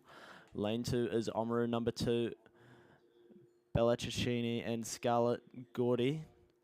Lane 3 is Villa Maria, Neve Butcher and Isabel Amaris. Lane 4 is North End number 3, Jess McLeod and Amelia Boosted. Lane 5 is Union number 1, Lauren McCauley and Billy Rochford.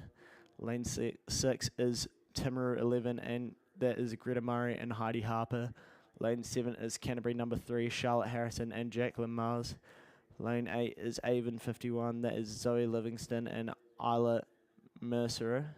And then lane 9 is Meridian College number 1, Charlotte McLaughlin and Lexi Fikori House.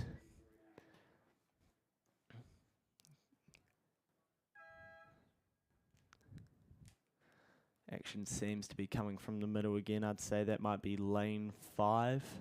So that could be Union number 1, but we'll have another look at that. Also maybe just on the outside of them, I think they'll be sitting in second. That might be Timaru 11, Greta Murray and Heidi Harper. Those would be the current places through the A final.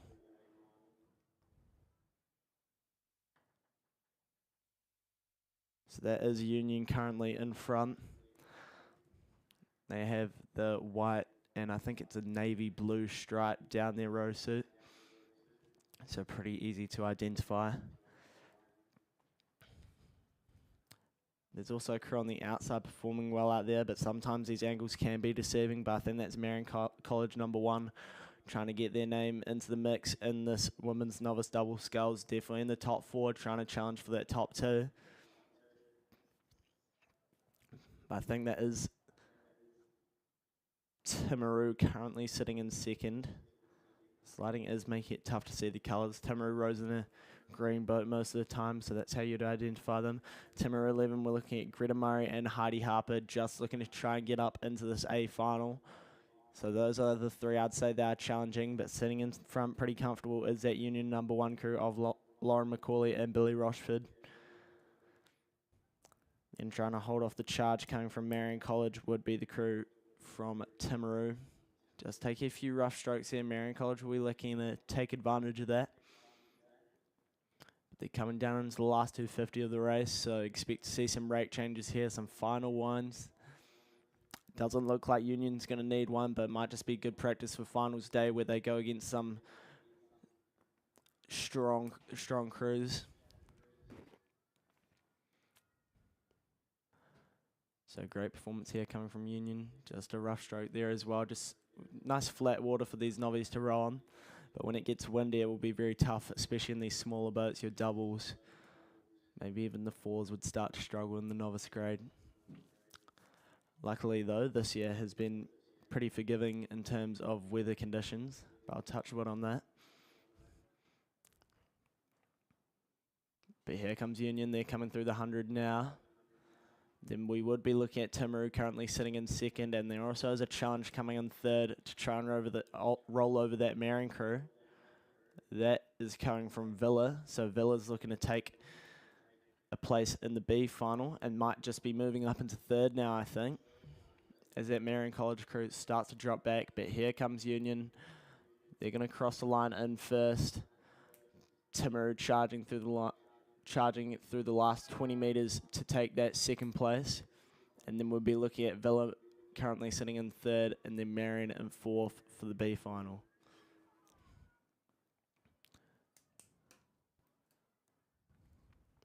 Then we'll be looking at North End and Canterbury. And back to Avon and Oamaru. Next up is the boys under 17 Cox 4, so this will be a fast event. Those novice rowers will have to speed up so they don't get charged down by these 17 4s. All through to A final, so pretty forgiving. Might not see 100% beans. Lane 1, Nelson 1. Lane 2, Otago Boys High 2. Lane 3, Wairo 11. Lane 5, St Andrews College #2. Lane 6, St Bede's College #1. Lane 7, St Andrews College #1. Lane 8, Christ College #2. Lane 9, Otago Boys High #1. Lane 10, Christ College #1. Bedes took this out last time. I'll be curious to see who gets it this time. Looks like St Andrews is up into the mix there as well as Bedes. It looks to be tight between St Andrews and St Bede's. I'd say it's St Andrews maybe just a length up on St Bede's, and St Andrews #2 also looking to get up into the mix. So 2 good 4s there for St Andrews. Says something very deadly about their 17-8. So it looks like St Andrews is in front. That's St Andrews #1. That's Harry Pitts, Oliver Barker, Kaylin Graham, Bradley Hughes, and George Rankin as the Cox. So George Rankin will need to watch that charge coming from Bedes, but it looks to be pretty strong performance coming from St Andrews. And St Andrews #2 will be looking to try and roll over St Bede's #1. St Bede's just look to be rating a bit lower. St Andrews just taking along quite high, winding it up into the last 250. Also moving on the inside is Otago Boys High #2, trying to get into that top 3 mix. And I think also Christ College there performing well. That looks to be a tandem from Christ College trying to roll over the Bedes crew.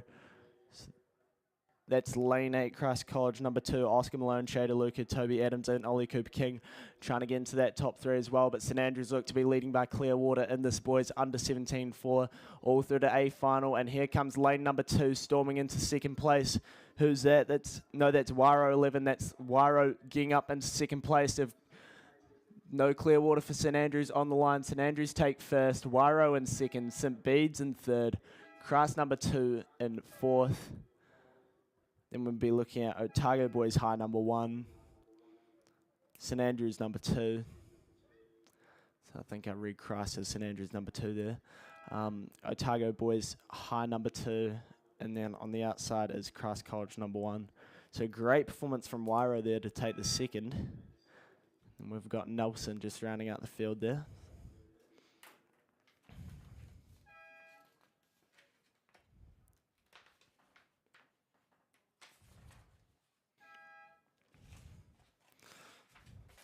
Another pretty fast race coming up here.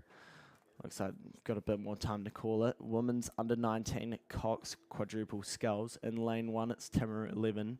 In lane 2, Union number 1. In lane 3, Otago Girls number 1. In lane 4, Twizel number 1. In lane 5, North End number 1. In lane 6, North End number 2. In lane 7, Kashmir High School number 1. Lane 8, Meridian College number 1. Lane 9, Waihopai number 1. So having a look here, I'd say we'd be looking at potentially Twizel, Kashmir High School to be in the mix there as well. I have to say as they come through the K.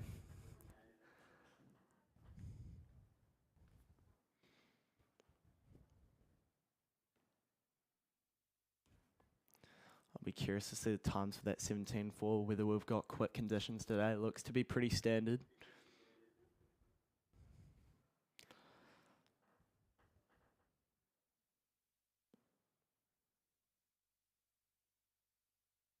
Action looks to be coming from the outside. 2 outside lanes there performing well.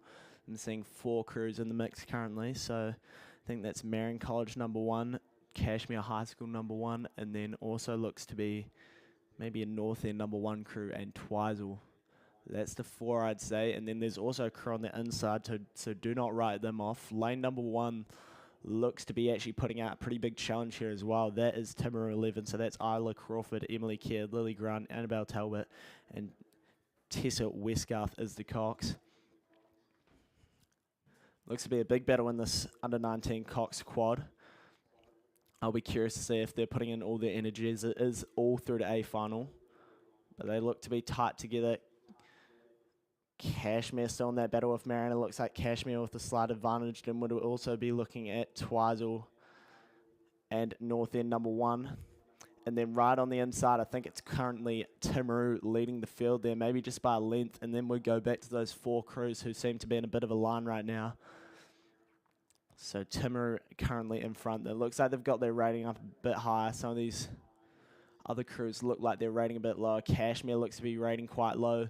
Meridian College looks to be rating a bit higher, as well as Twizel. Twizel seems to be rating a bit lower as well. If I've got that right, the green and black of Twizel.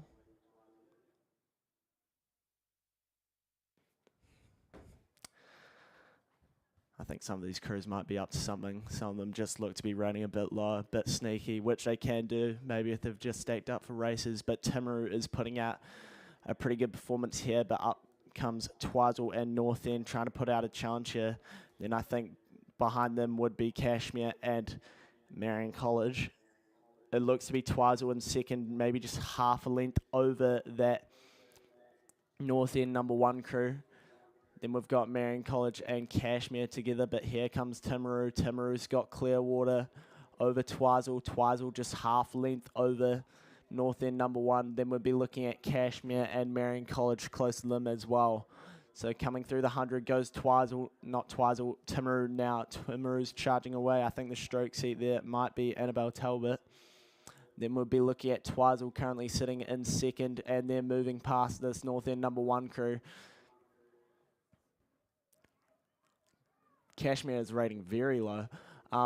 But they are not going to be in the mix here. I think they'll be sitting in 4th. Then we'll be looking at North End number 1 sitting in 3rd. Meridian College will be trying to take that 4th off of Kashmir. Then pretty big gap to Union and Otago Girls. Then North End number 2 and Waihopai.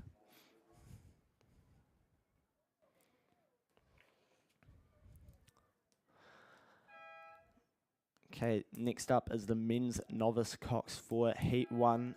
Progression is first 3 through to A final, and then the next fastest from the 3 heats will also make it through the A final, and then 4, 5, and 6, and the 2 next fastest will be through the B final. So in this race, lane 2, Nelson 1, in lane 3, Timaru 30, in lane 4, Christchurch Boys High School number 3, in lane 5, St Bede's College number 2, in lane 6, Cashmere High School number 1, lane 7, Shirley Boys High School number 2, lane 8, Avon 51, and lane 9 is Wanaka number 1.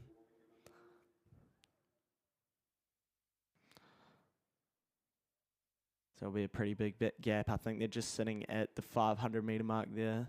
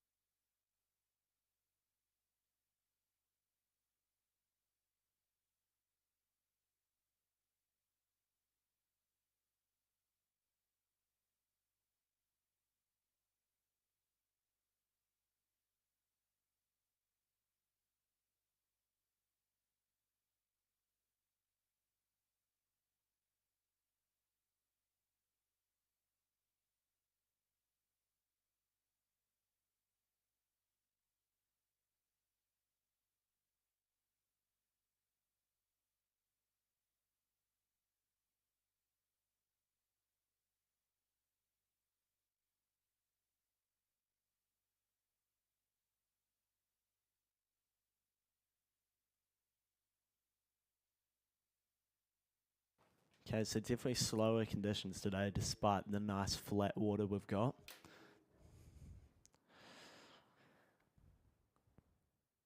So men's novice 4s looks to be some action from the inside. Good performance coming right on the outside as well. I think that's one from the inside currently sitting in the front, so that might be Timaru. So that's Parker Anderson, Charlie Cooper, Sterling Heffernan, Josh Sadler, and Ned Brown as the Cox. So that is lane number 3 putting on a pretty good performance here, but also on the outside, I think that's just one in from the outside. There's Avon 51. So that is Dylan Eberhard, Hugo Johnson, Crusoe, Craighead Marshall, and Malachi Dunn, and Mason Jessup as the Cox. So I have to watch out for the red and white Avon colours.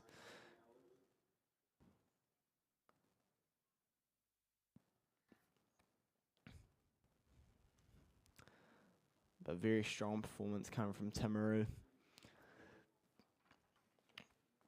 Just sitting maybe 2 lengths clear of the rest of the field. Would be looking at first 3, so one more, and I think it's coming just from the outside. I'm trying to see those colours, but it's very hard in these light. Then that might be Shirley Boys High School number 2, or potentially Cashmere High School. Beads as well, trying to get into the mix for that top 3. It definitely is Timaru in front though.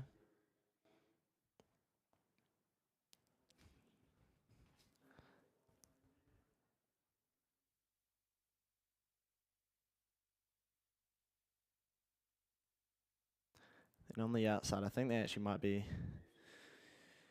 should be Avon, but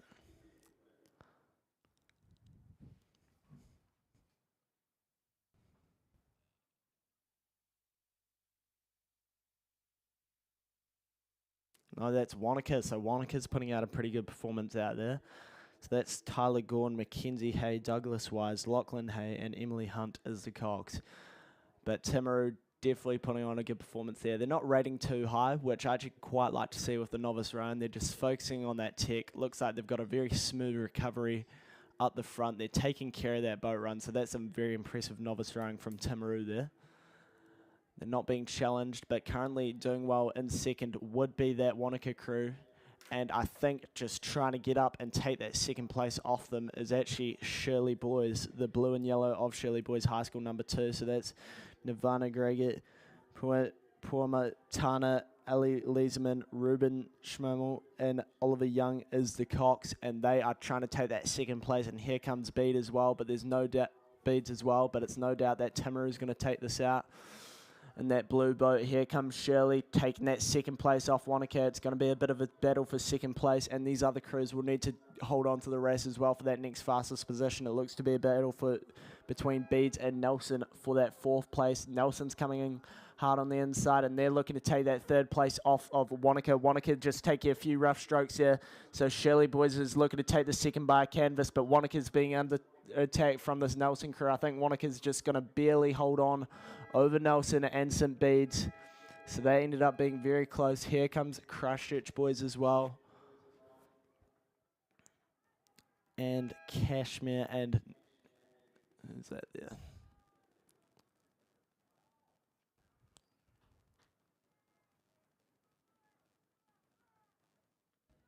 Not sure what those colours are. I think that might be the Avon crew actually. So that's heat 1. Heat 2 coming down the course now. So again, progression for this is first 3 through to A final. Then the next fastest from all 3 heats. So heat 2 coming down now. This is lane 2, Nelson number 3. Lane 3, Shirley Boys High School number 1. Lane 4, Wakatipu number 1. Lane 5, St Andrews College number 2. Lane 6, St Thomas of Canterbury number 2. Lane 7, Wairo 11. Lane 8, Christchurch Boys High School number 2. And lane 9 is Oamaru number 1. Okay, so South Island Club Champs. This is the first medal regatta. Stakes will be rising for all these rows. It's the penultimate regatta for these rows out of high school. And it is the third to last regatta for these high school rowers. So top crews would have been established now for the most part.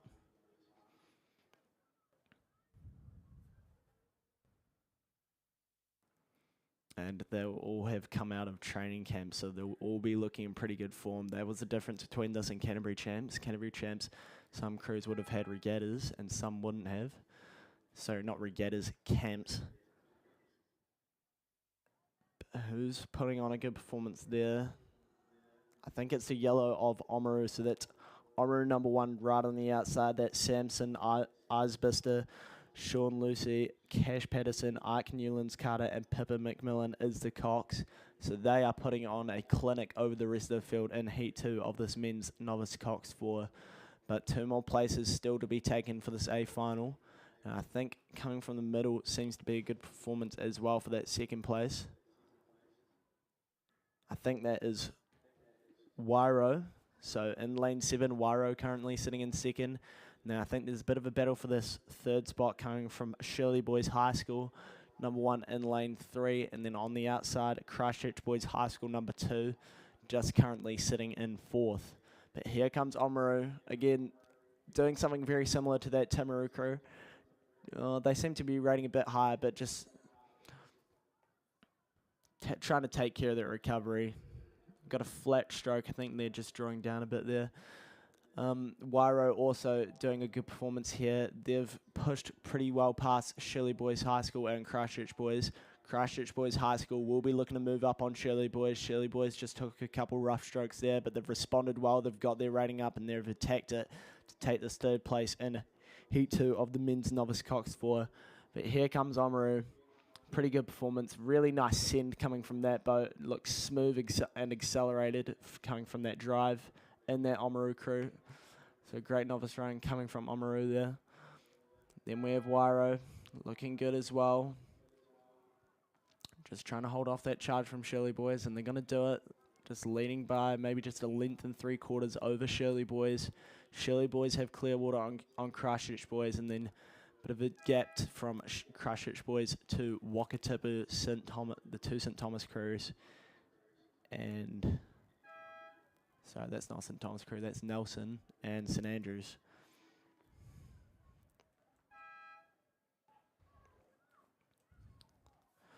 So Heat 3 as well coming down now. Seeing a lot of number 1 crews in here, so this looks to be a tough race.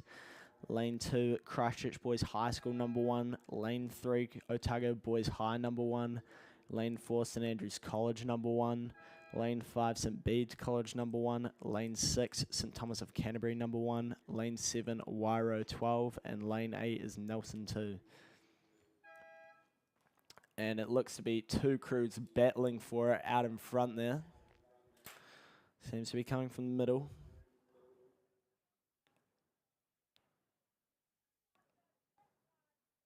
I think that might be St. Thomas. Trying to see the other one there. It might be St. Andrews or St. Bede's. I think it might be St. Andrews there, actually. And then there would be a bit of a gap to that third spot, which I think is coming from the inside. That might be Christchurch Boys High number 1.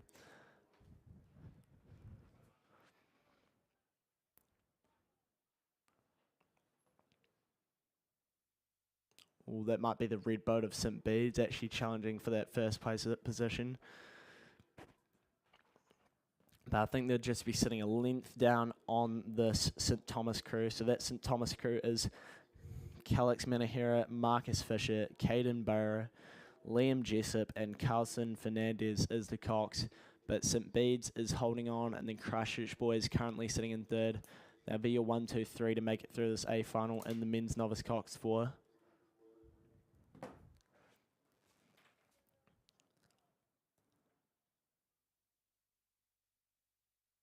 Yeah, very close between St. Thomas and St. Bede's. St. Bede's might have just put on a bit of a move there. So that St. Bede's College crew is Wirry Wright, Henry Robertson, Eddie Robertson, and Will Ellett, and Fletcher Franklin is the Cox, and he'll just be trying to get his boys up to get through the St. Thomas crew. So both crews will be rating higher, unlike that Oamaru and Timaru crew. They'll know they've got a battle on their hands. They'll both be making it through the A final pretty comfortably. Then we'll be looking at, I think that is Christchurch Boys High on the inside there, looking to take a place in this A final as well, trying to get their names into the medals on Sunday.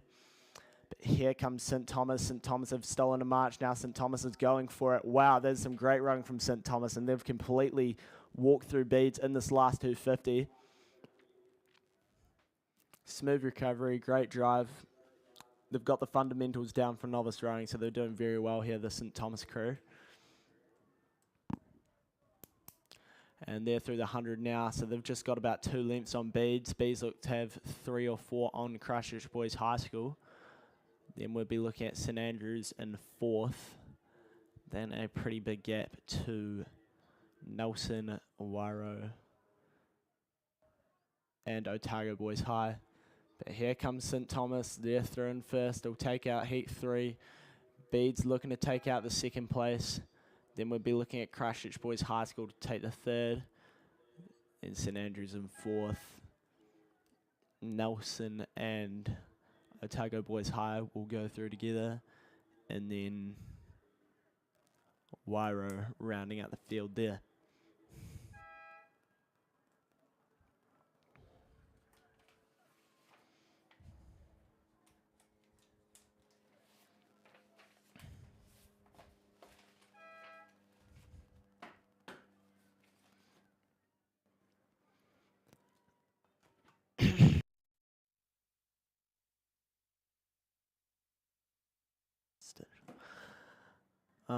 Boys under 16 double coming down now. So this is heat 1, first 3 through to A final, and then the next fastest. Lane 1, Otago number 1, Toby Hebden and Micah Hape.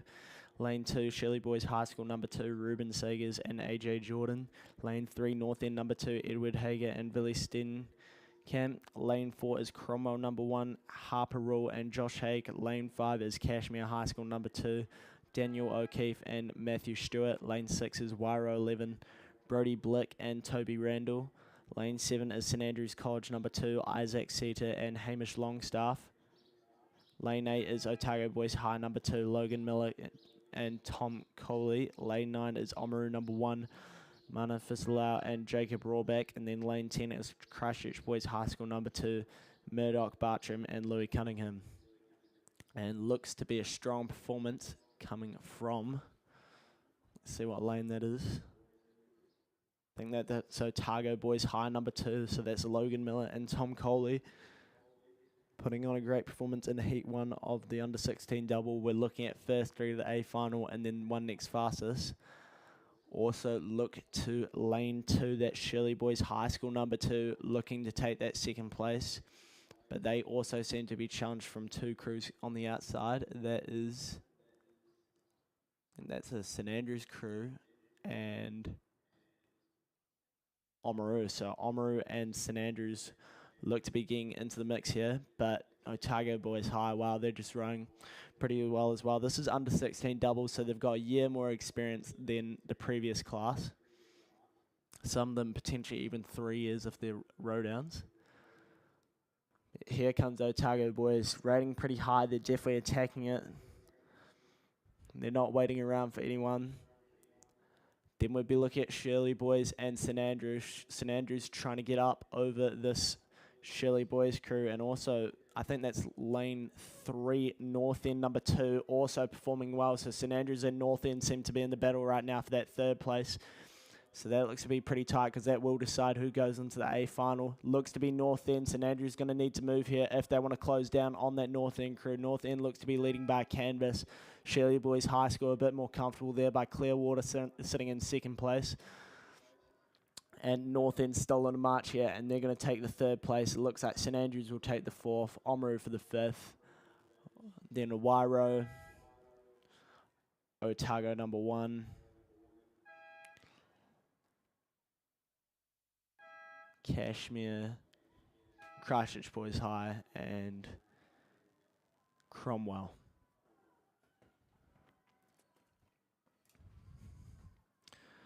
So heat 2 coming down now. That's lane 1, Otago Boys High number 1, Ollie Scott and Leo Garden. Lane 2 is St Thomas of Canterbury number 1, Kiro Horgan and Seth Trantner. Lane 3 is Wairo 12, Jess Inglefield and Matthew McLeod.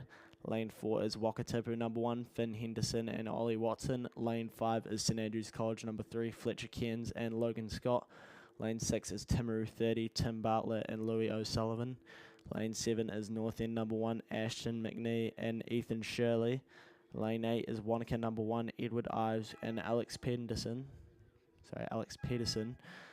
Lane 10 is St Bede's College number 1, Liam Melander and Ryan Atwood. So that's your field there, and it looks to be very close this time. Coming from the inside lanes, we'll be looking at lane 1 and lane 2. That's Otago Boys High number 1 and St Thomas of Canterbury number 1. Then we'll be a battle for 3rd as well, coming from the yellow boat of Wakatipu number 1, Finn Henderson and Ollie Watson, as well as Timaru as well. So Timaru 30, and one of these guys will miss out. Looks to be a very stacked up field here. Lane 2 looks to be leading at the moment. We're looking at St Thomas. Then Otago Boys High is currently sitting in 2nd, trying to watch the charge coming from Wakatipu, but I think Timaru's moved through Wakatipu to take that 3rd spot, and is currently reaching for 2nd and 1st. But St Thomas will have an eye on all these crews, and currently leading it by Clearwater over Otago Boys. I think Timaru's moving up on Otago Boys, and then Wakatipu's sitting in 4th. So Wakatipu's going to need to wind up if they want to make this top 3. They do have a shot of being the next fastest crew, but you don't want to take that card, don't want to take that risk. Here comes St Thomas charging the way through the St Thomas crew. Kiara Horgan and Seth Trantner. Then watch out for Otago Boys High number 1, Ollie Scott and Leo Garden currently sitting in 2nd. Then we'll be looking at Timaru sitting in 3rd. And then just half a length down on them would be Wakatipu, and don't write off Wairo as well. Good performance coming from them. So there goes St Thomas, Otago, Timaru, Wakatipu, Wairo, all finishing very close together. Then we'll be looking to St Andrews and St Bede's. And I think that's North End number 1 and Wanaka.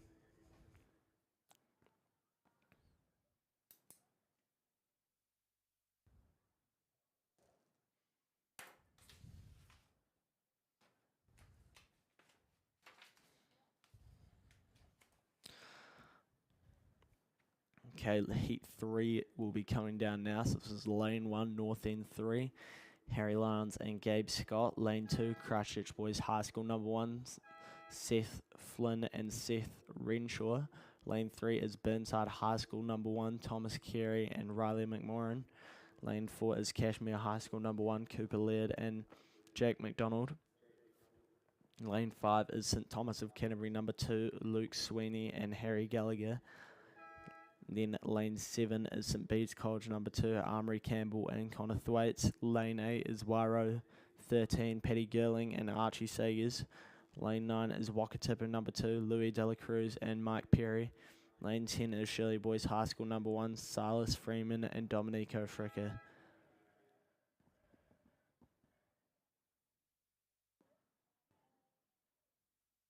And looks to be some action coming from the outside there, so I think that's Shirley Boys High School number 1 doing well there.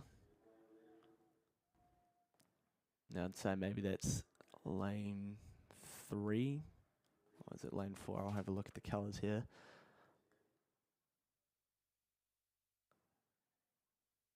So it looks to be Burnside High School number 1 getting up into the mix to take a top 3 position here. They actually might be moving out into the lead. It's the outside crew who's at Shirley Boys High School currently sitting in 2nd, and then looking at that 3rd spot might actually be in the middle of the course. That is, I think that's St Thomas there, St Thomas of Canterbury number 2, looking to make this A final as well. Then we'll be looking at Wakatipu currently sitting in 4th, trying to get up over these top 3. So it's Burnside, St Thomas and Shirley Boys High School looking to take this top 3 positioning into the under heat 3 of this under 16 double to make it through this A final. Here comes Burnside charging away. They've got Clearwater on St Thomas. St Thomas look to be up on Shirley Boys, so Shirley Boys sitting in 3rd. And Wakatipu is bringing a battle in. Who's that going with them? I think that might be Wairo. So Wairo and Wakatipu in a battle, and Shirley Boys will need to watch that battle as that fight's going to bring them back up to that Shirley Boys boat. But here comes Burnside performing well. Then we'll be looking at St Thomas in 2nd and Shirley Boys in 3rd. Wairo has rolled over Wakatipu for that 4th place. And then Wakatipu is sitting in 5th. Go back to Cashmere. On the inside there, that's North End number 3. And St Bede's. Then Christchurch Boys High School number 1.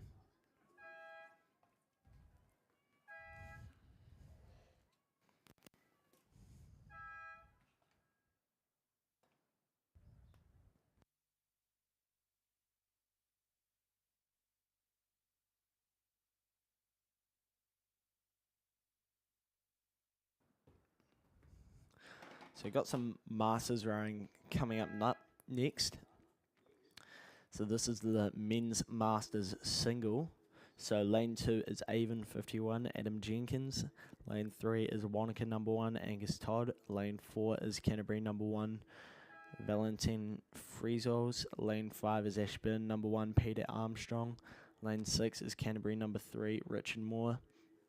Lane 7 is Dunstnarm number 3, Greg McLaughlin. Lane 8 is Otago number 1, Will Sweetman. And lane 9 is Union number 2, Scott Ingalls. So it looks like they're all... Oh, actually, they're not too even right now.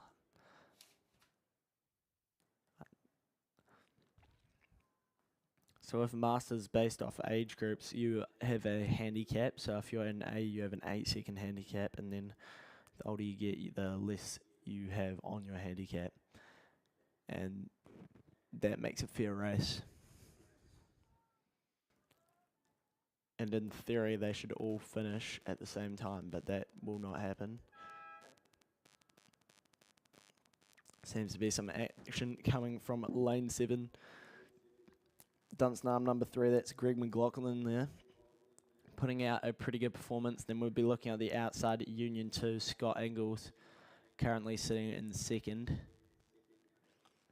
So those are the 2 I'd say that are putting on a pretty good performance right now. This is Division 1. Then maybe we'd be looking at Otago number 1 for that 3rd spot, or Canterbury number 3 for that 3rd spot actually. But Dunstnarm performing well, so this is Greg McLaughlin, and Scott Ingalls is in that Union boat.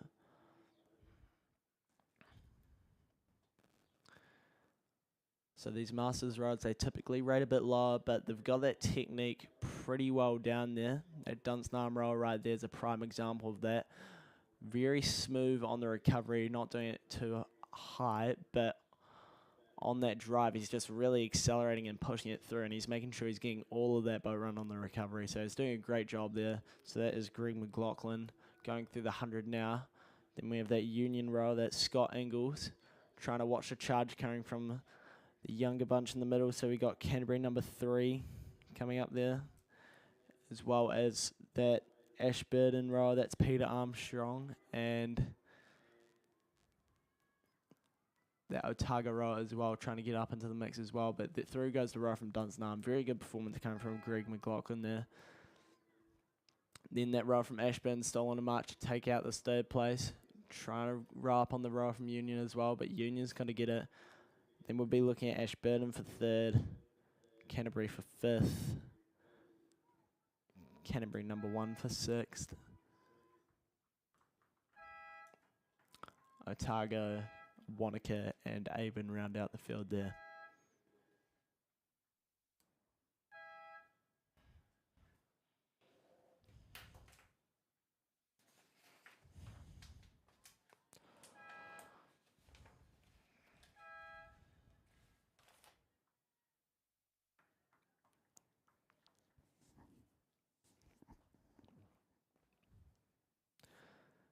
So 2nd division coming down now. Lane 2 is Avon 1, Steve Glenn. Lane 3 is Union 4, Stuart Wade. Lane 4 is North End number 1, David Hannon. Lane 5 is Union number 1, Chris Brooks. Lane 6 is Avon number 2, Ian Cartwright. Lane 7 is Union number 3, Andrew Thompson. Lane 8 is Canterbury number 2, Blair Clatworthy. So these guys were in the same grade, so they all started at the same time. Let's see who's putting out a good performance right now. Seems to be coming from the middle of the field. That is a row from Union, so that seems to be Union number 1, Chris Brooks, currently sitting in front. But on the inside of him, also putting on a good performance, that seems to be North End number 1, David Hannon. Sitting in 2nd. Then maybe in 3rd place you'll look at Union number 4, Stuart Wade.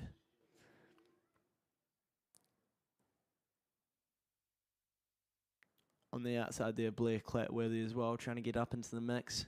But right now, battle's definitely coming from that top 2. That is Chris Brooks and David Hannon. Now very close, and they're into that last 250. Seems that the rower from North End just seems to be walking away here. Seems to be putting a charge on that Union rower. He's winding it up there. And I think that Union rower might have just responded there. I think that Union rower's taken a step up in that last 150 metres of the race, and he's now pushing through the rower from North End. So Chris Brooks is making his move over David Hannon. These two have opened up a clear gap over the next row, which would be Stuart Wade trying to watch the charge coming from Blair Clatworthy on the outside there. That seems to be Union. Chris Brooks leading the field here. He's got that rating quite high up there. I know Sid Masters rows rate quite low, but this seems to be an exception here. Both these guys are rating pretty high and look to be just attacking that drive as well. So really good performance coming from these Masters rows, especially these leading ones.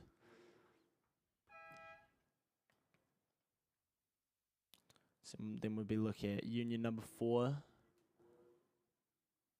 Canterbury. So that's Stuart Wade, Blair Clatworthy. And we'll be looking at Avon Steve Glenn. Then Ian Cartwright, and rounding out the field is Andrew Thompson.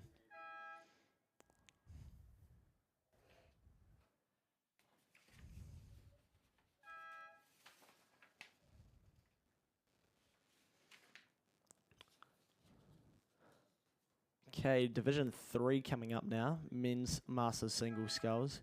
Lane 1, Arua Boating Club number 2, that's John Wilson. Lane 2, Arua Boating Club number 1, Frank Dean. Lane 3, Twizel number 1, Calvin Maker. Lane 4, Cure Boating Club number 1, Mule Aunt. Lane 5, Dunstan Arm number 1, Quentin Annan. Lane 6, Union number 5, Dale Marr. Lane 7, Dunstan Arm number 2, Phil Newsom. Lane 8, Arua Boating Club number 3, Rex Ryans. Lane 9 is Port Chalmers United, Neil Adams. So looks to be a good performance coming from the inside. That's John Wilson. Really trying to watch the charge, as well as I think one in from him. I think that might be Rex Ryans. So those are the two I'd say leading this field right now. So it's definitely on the inside there. That's definitely John Wilson. He's doing very well here. The rest of the rows will be looking to watch that charge coming from him. These are on handicap, so you will probably watch those rows in the middle charge their way up as the race progresses. You've seen those rows in the middle do that now. So I'm seeing some Avon colours performing well there, so that might be... No, there's no Avon in this. It might be Dunstan Arm, actually. No, that's Union. So Union's putting out a good performance there in the middle. They're trying to wind their way up. I think that might be Delmar and Union number 5 there, just moving up on these rows, who started off with a handicap. He's currently sitting in 3rd. Also a good challenge coming from the row from Port Chalmers in the green boat. But right now, just leading the field is still the rower on the inside. So very good performance coming from John Wilson. Can he hold off these younger rowers in the last 100 metres? It's a very good job coming from him. Also, who's that? Lane 8 is just making a move here. That's Rex Ryan. So Rex Ryan's currently sitting in the lead. And watch these rowers in the middle work their way up. Seeing the blue and the yellow. That is Lane 5, so Lane 5, Quentin Annan. He's a big name in this Masters rowing. He's working his way up. Can he take the win here? I don't know. I think it will be John Wilson. So very impressive work coming from him. Then we'll be looking at Rex Ryans, Quentin Annan, Dale Marr. Row from Dunstan Arm, that might be Phil Newsom. And from Twizel as well, Kelvin Maker. And then Neil Adams. And Frank Dean. And who's that row there? That is Mule Arndt rounding out the field there.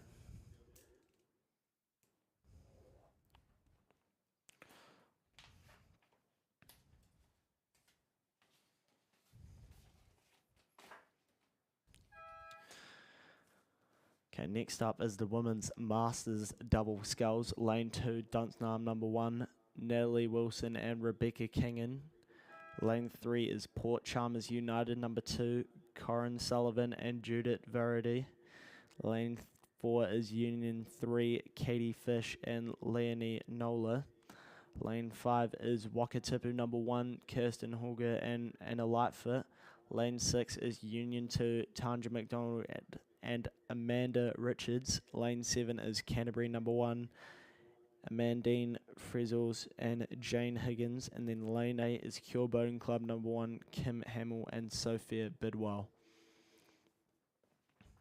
So they're coming up to the 250 now. Good performance coming from Lane 2, that's Dunstan Arm number 1, as well as one in from them who's currently sitting in the lead. That is Port Chalmers United. So that's Corin Sullivan and Judith Verity leading this race. Also good performance coming from Union on the outside, maybe just sitting in 3rd. So that's Tanja McDonald and Amanda Richards. Last 150 metres of this race coming up. So I think that might be very unique colours. So that's a green cross on them. That is Port Chalmers United 2, Corin Sullivan and Judith Verity. Just need to watch that charge coming from the inside. Dunstan Arm number 1, that seems to be the battle right now.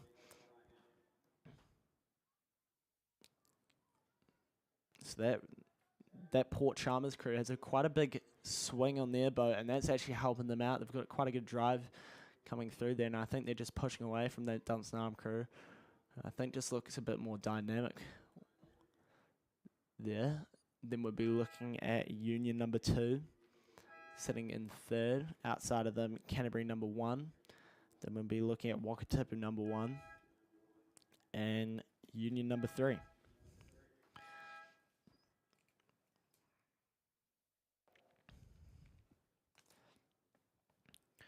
Division 2 of the Women's Masters Doubles coming down now. So that is lane 4, Union number 1, Deb Heimers, Ross and Kirsty Marnie. Lane 5 is Wanaka number 1, Elizabeth Ritchie and Belinda Ryan. Lane 6 is Union number 4, Liz Jami and Anne Arndt. Lane 7 is Port Chalmers United number 1, Cheryl Watt and Anik Sullivan. And I think it's coming from the inside. That's Union number 1 currently sitting in the lead. Then on the outside, it's Port Chalmers United currently sitting in second. So they're making their way through the 250 now. So that Union crew has a yellow boat. Looks to be the colours of an M-Packer. I'm not sure if it is. So M-Packer has that brand has a duller yellow colour.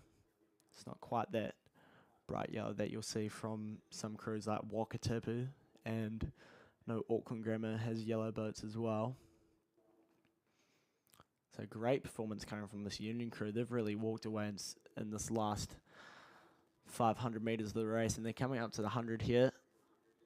Then we'll be looking on the outside at that Port Chalmers crew. Just need to watch this charge coming from Union number 4, because Union number 4 just sitting a little bit lower on the rate, trying to move past them. But this Union crew, very good job. I think that's about 4 or 5 lengths in that to the next crew.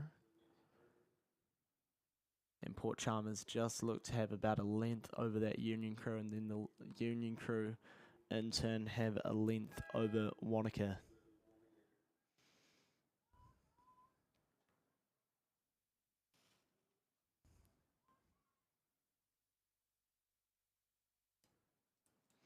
So very good conditions today. Men's Prem coxless pairs are coming up now. So all are through the A final. And a lot of Avon crews here. Lane 1 is Avon 7, George Kinder and Thomas Woodgate. Lane 2 is Avon 3, Matthew Glenn and Harry Galvin. Lane 3 is Cure Boating Club number 1, Lewis Meets and George Johnson. Lane 4 is Avon 6, Josh Syme and Fergus Johnson. Lane 5 is Avon 2, Sam Wilson and Will McIntosh.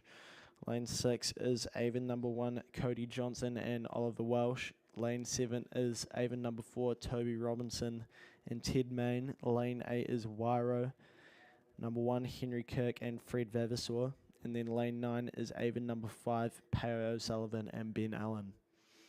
They're just coming up to the 500 metre mark there, so it'll be a bit of time before we can properly see them.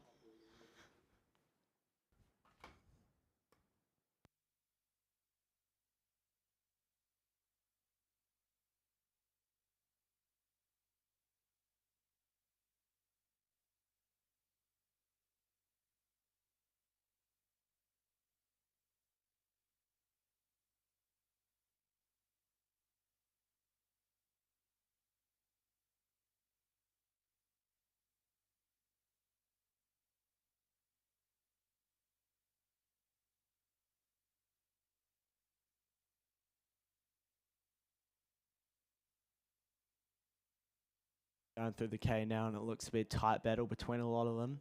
There's one crew leading in the middle. I'd say that might be lane 6, Avon number 1, Cody Johnson and Oliver Welsh. That's the pair I'd say that would currently be sitting out in front.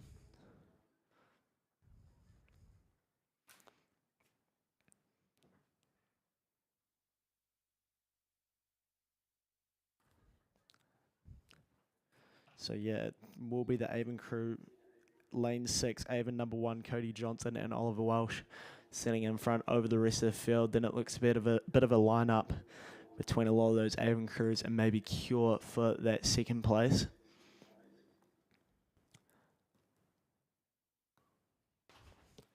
Just trying to see what's happening here. I have to count the lanes instead of looking at the colours because they won't give me much help.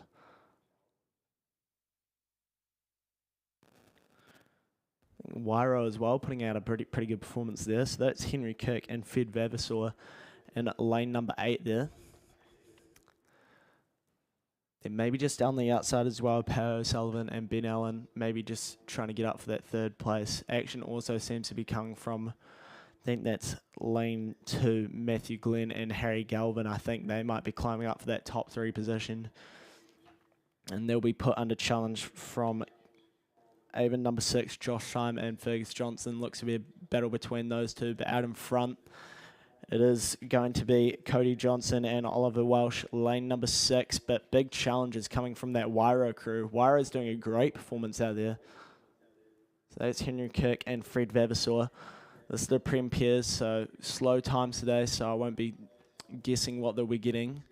But here comes Cody Johnson and Oliver Welsh. I think they've just got maybe 2 lengths over that Wairo pair. That Wairo pair then seems to have 3 lengths over the next pair coming from Avon, but lane number 2's charging hard home. Lane number 2's having a big stint there. That's Matthew Glenn and Harry Galvin from Avon. They're watching the charge coming from Josh Syme, Fergus Johnson, as well as Sam Wilson and William McIntosh in lane 4 and 5 respectively. So I think they're just trying to get up into that 3rd position as Avon number 3. So that's Matt Glenn and Harry Galvin. But here comes Cody Johnson and Oliver Welsh charging home into the last 120. They've got their rating up. They're attacking it straight from the start. Wairo trying to hold on, but I don't think they're going to get there. 100 metres to go for this crew from Avon. Then we're looking at Wairo. Oh, they've just got a length in it. Wairo's doing a very good performance out there. They're winding it up to the line. Then we'll be looking at Avon number 3 currently sitting in 3rd, but big tight battles coming from lane 4 and 5.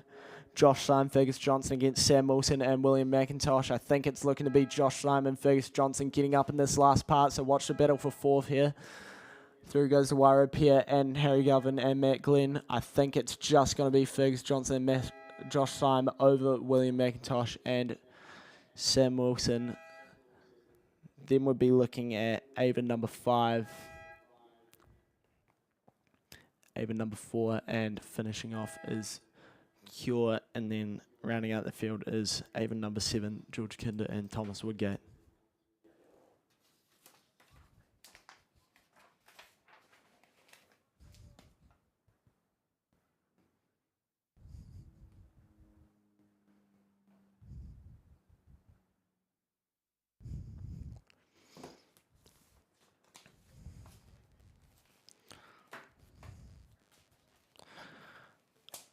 Next up is the girls under 16 Cox quadruple sculls. Lane 2 is Nelson number 1. Lane 3 is Kashmir High School number 1. Lane 4 is Christchurch Girls High School number 2. Lane 5 is Wakatipu number 2. Lane 6 is Burnside High School number 1. Lane 7 is Villa Maria College number 2. Lane 8 is Waihopai number 2. And Lane 9 is Columba College number 1.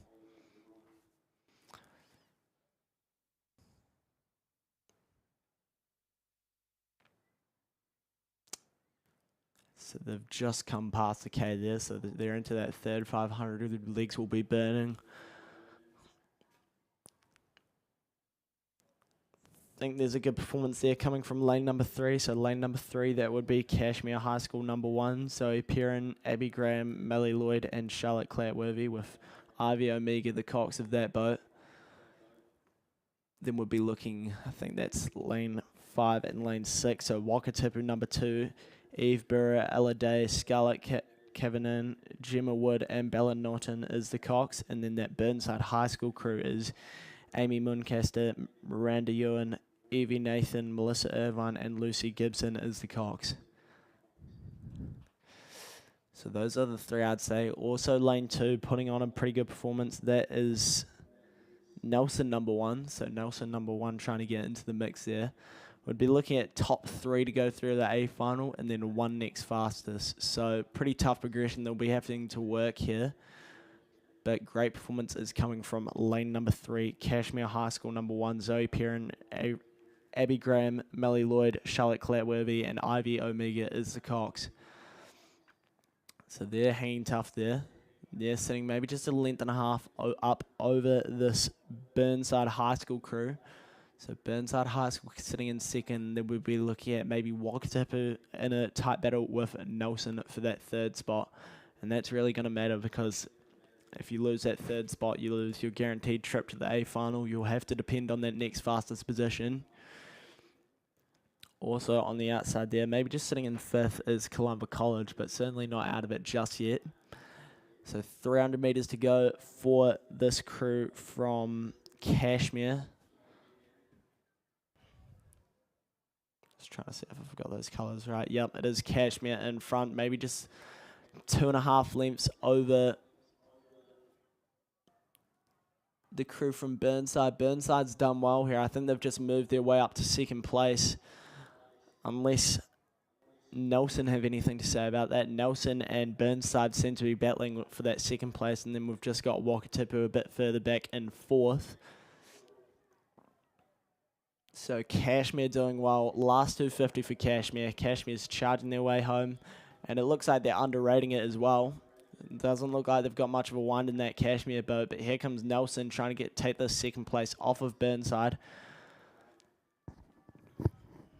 So Nelson's definitely got that rating up, and so does Burnside. So it's a bit of a battle for this second place. It is Nelson with the advantage. I'd say we're looking at maybe just half length advantage to that Nelson crew. 3 lengths to Kashmir. Then we're looking at Nelson. Then just back to Burnside. Burnside's winding the way out, though. They're definitely closing that gap over Nelson. I think it's still sitting at just half a length, but here comes Burnside. Wakatipu just a bit dropped out of the pack in that last section. It's going to be a canvas to Nelson. Then we'll be looking at Burnside. Then we'd go to Wakatipu, Columba, Christchurch Girls High School, Villa Maria, and Waihopai. So that's the first heat. Heat 2 coming down now. Lane 2 is Rainuru Girls School number 1. Lane 3 is Oamaru number 1. Lane 4 is Wakatipu number 1. Lane 5 is North End number 1. Lane 6 is Christchurch Girls High School number 1. Lane 7 is St Andrews College number 1. Lane 8 is Timaru number 1. And lane 9 is Villa Maria College number 1. So they're just in that third 500 now as well. So let's see who's making a move out here.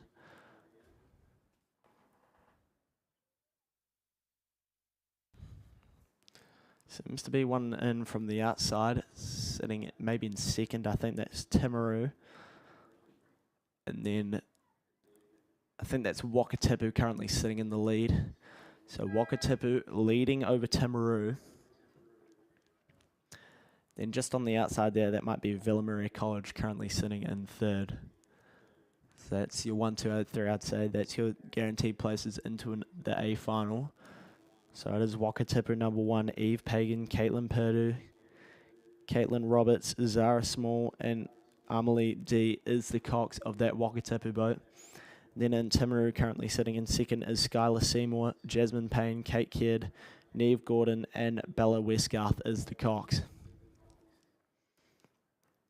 So that's the 1, 2, I'd say. Then on the outside, we'd be looking at Villa Maria College number 1, currently sitting in that third spot. Actually, but there also seems to be a big challenge just coming from the inside of Wakatipu for that third spot. That's Oamaru number 1. That's Indig, Jones Hogan, Emily Wainwright, Bridget Spittle, Tessa Wright, and Quinn Anderson is the cox. So Wakatipu's leading it, but closing them down it looks to be the crew from Timaru just in that last 100 metres. I think they've closed the gap a bit. So Wakatipu's going to need to watch that. They'll both definitely be through the A final. Then it looks to be Oamaru and Villa Maria. That's the battle for third place right now. I'd say it's Villa Maria with a slight advantage right now. But Oamaru can definitely walk that back. So look at Oamaru to make a charge here in this latest section of the race to try and get into that top 3. Wakatipu's got maybe just a length or 2 over that Timaru crew. Coming into this last 250 now will be the crew from Wakatipu. They've got their rating up. They're attacking out right from the start. This is under 16 rowing again, so they're most likely in their second season of rowing. So they've got a decent amount of experience. They'll know how to row a boat properly, but definitely there'll be little bits in their technique which they can fix up throughout the season. Here comes Wakatipu. They're sitting maybe 2 or 3 lengths clear of this Timaru crew now. Then moving pretty clearly into third now is that crew from Oamaru. So Oamaru's made a good charge for that third spot. Then we'll be looking at Villa Maria currently sitting in fourth. So here comes Wakatipu through the 100 now. Looking well. They've got a nice flat stroke through the water so that their handle heights aren't going too crazy on that recovery, especially for under 16s, and that's really going to help them get their catch in the water more efficiently. And then we have Oamaru and Timaru actually closer than I thought. Timaru is going to take the second here, and then Oamaru is going to take the third. Then we'll be looking at Villa Maria for fourth. And I'd say we'd be looking at North End number 1, Christchurch Girls High School number 1, St Andrews College, and Rangi.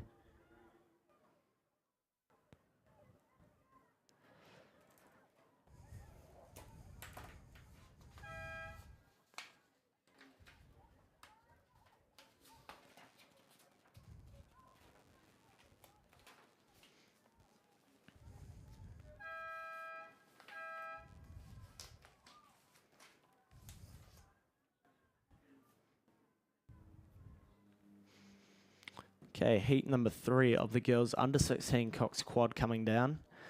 Lane 2 is Avonside Girls High School number 1. Lane 3 is Christchurch Girls High School number 3. Lane 4 is Meridian College number 1. Lane 5 is Ashburton number 1. Lane 6 is Waihopai number 1.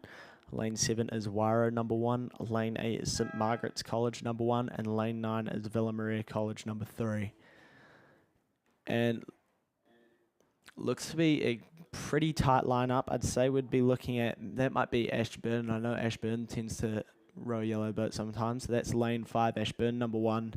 Tegan Marriott, Georgia Scammell, Zara McGillen, Isla Moffat, and Isabel Wall is the Cox. She is currently just sitting a length up over, maybe that's, I've lost my place here, Waihopai. So I think Waihopai is just sitting in second, and then we'd be looking at Wairo in third, and then St Margaret's in fourth. So there's a bit of a diagonal line coming from that outside course, but maybe just also trying to get up into the mix is just inside of Ashburn. That is Meridian College number 1, maybe trying to get into that top 3 as well. This is the final heat, first 3 through the A final, then the next fastest, and Meridian College might just be upsetting that diagonal effect as we see Waihopai make a bit of a charge over that Ashburn crew. So Ashburns needs to watch the charge coming from Waihopai. They will hold off Meridian. Meridian seems to have been a bit of a battle with Wairo. So Wairo and Meridian College seem to be in that battle for third place as Waihopai starts to close the gap on that Ashburn crew. So that Ashburn crew, Tegan Marriott, Georgia Scammell, Zara McGillen, Isla Moffat, and Isabel Wall as the Cox. Waihopai has Livy Campbell, Avril Kuma, Anne McWilliams, Madison Stevens, and Ali May Boniface is the Cox. But here comes Ashburn. They're definitely in front, coming into that last 250 now. Looks like Waihopai is going to hold on for second. And Meridian College has just pushed away from that Wairo crew to take the third place, coming into the final 250. Let's see what Wairo can do to get into this top 3. But right now it is Ashburton. Don't think they have clear water over Waihopai, so Waihopai is still putting out a good performance out there. The bumblebee stripes of the Ashburn boat. They've got a stern Cox boat there, which may just give them a bit more of an advantage to see the other boats around them and see the technical side of how their rowers are rowing. Last 100 for this Ashburn crew. Seems like they're sitting about just 3/4 of a length up over Waihopai. Big gap from Waihopai to Meridian College. Meridian College sitting comfortably in third there. Last 100 metres for Meridian College. And here comes Wairo as well as St Margaret and Waihopai. That's not Waihopai, Avonside Girls High School. So Ashburn goes through. Then we have Waihopai. Then we'll be looking at Meridian College sitting in third. And great performance coming from Avonside Girls in this final part of the race. They're looking to try and get it up over Wairo. Wairo's going to sit in fourth. Avonside Girls sitting in fifth. St Margaret's for sixth. And I think that's Villa Maria College and Christchurch Girls High School, number 3.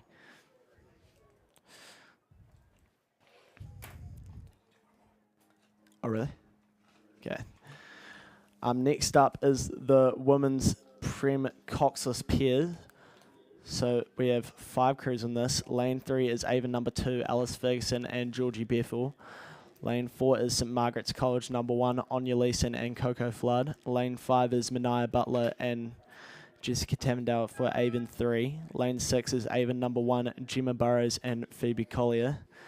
Lane 7 is Rangiruru Girls School number 1, Tallulah Nelson and Brooke Harper. So let's see who's making a move out here. There seems to be one crew pretty decently in front there. I'd say that's Avon number 1, Gemma Burrows and Phoebe Collier. Then it's a bit of a lineup between there. I'd say we're looking at Lane 3, Avon number 2, Alice Ferguson and Georgie Bethel. And then we're looking at a battle between St Margaret's College and Avon number 3. I know that was a tight battle last time. And then just a bit further back is that crew from Rangiruru. So Gemma Burrows and Phoebe Collier seem to be leading their way through in this last 500 metres of the race. Then we'd just be looking at Avon number 2, maybe just a length over that St Margaret's crew.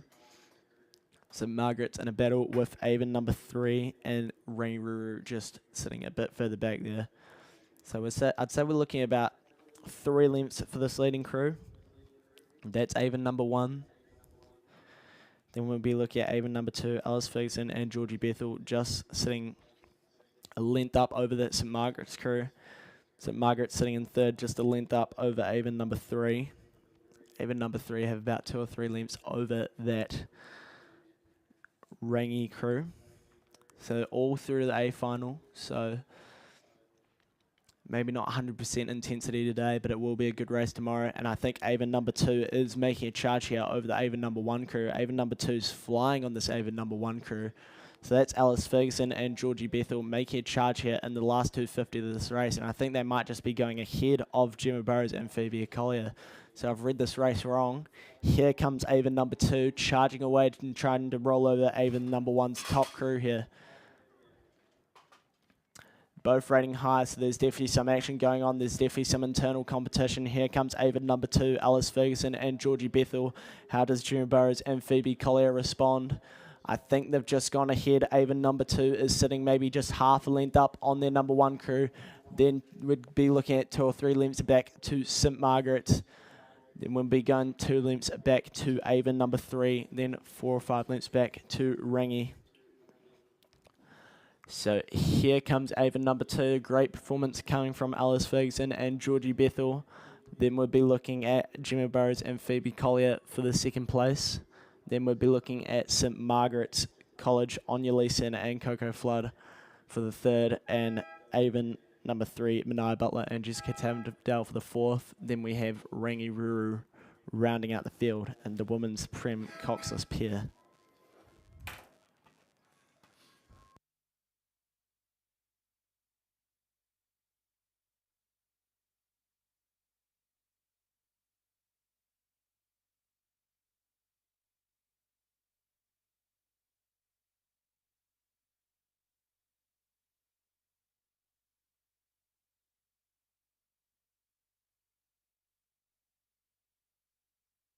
Thanks, Will. I thought you were very kind on your sister rowing in that race just gone down there. So what a spectacular day we've got in front of us out here, team, haven't we? Make sure that you've got your sunscreen on.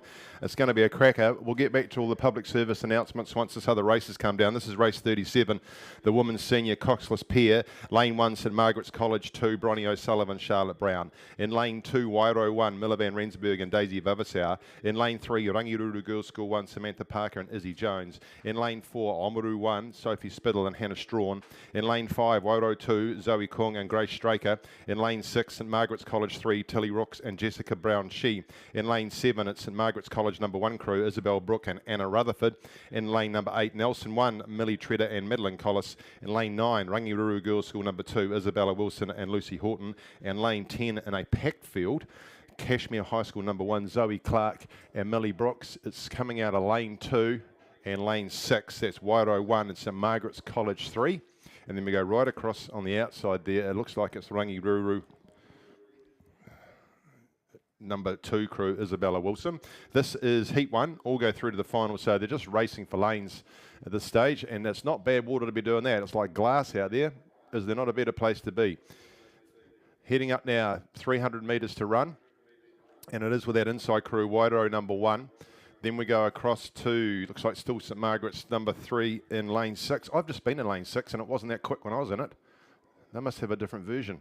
And just outside of them we go to Rangiruru Girls School number 2 in lane 9, is it?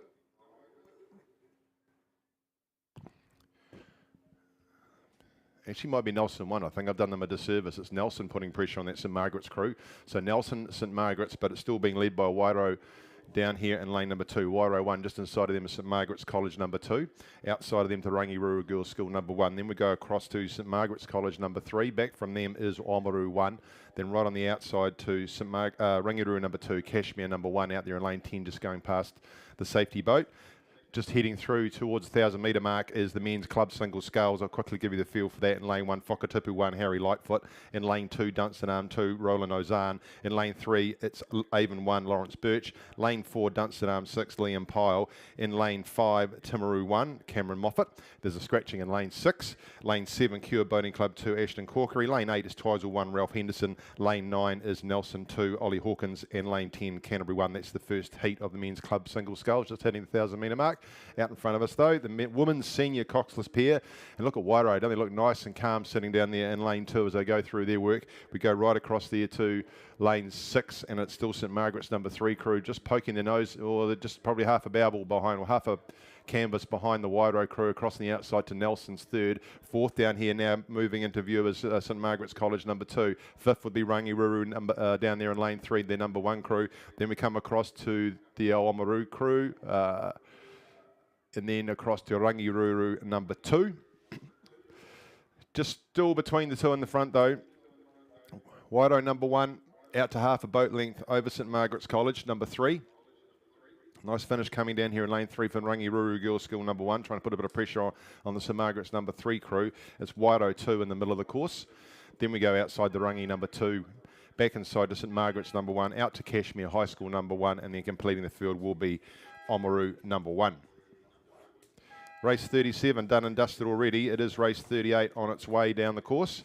If you haven't got your day sheet already and started colouring it in, head on down to the Secretary's office. A gold coin will give you some adult colouring in to do for the day. Be quite therapeutic. Men's club single sculls continues. 7:50 to go. It's coming out of, excuse me,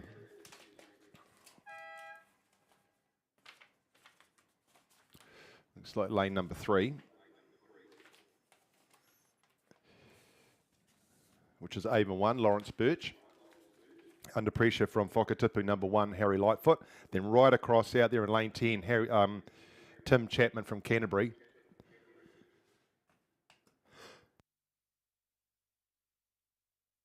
This is the progression for the men's club single sculls. There's 1, 2, 3, and the next fastest go through to the A final. 4, 5, and 6, and the 2 next fastest head off to the B final. And we've got 3 heats to come. So this is the first one. The second one is just up past the 500 metre mark, past the island. So Whakatipu 1 out here in lane 1, leading, Harry Lightfoot. We go across then to Lawrence Birch from Avon, right on the outside to Tim Chapman in Canterbury number 1. Back just inside of him is Nelson number 2. Right next to him across 2 lanes would be Ashton Corkery from Cure Boating Club. Just trying to squeeze his way between those two is Ralph Henderson from Twizel. Should know this course pretty well. We then go back to Dunstan Arm number 6 and Timaru number 1, Cameron Moffat, as they come up through 250 metres to go. Out of the red boys into the gold boys. Now goes Harry Lightfoot from Whakatipu. Just continuing to push ahead of Lawrence, and sticking with them still in the outside lane is Tim Chapman from Canterbury.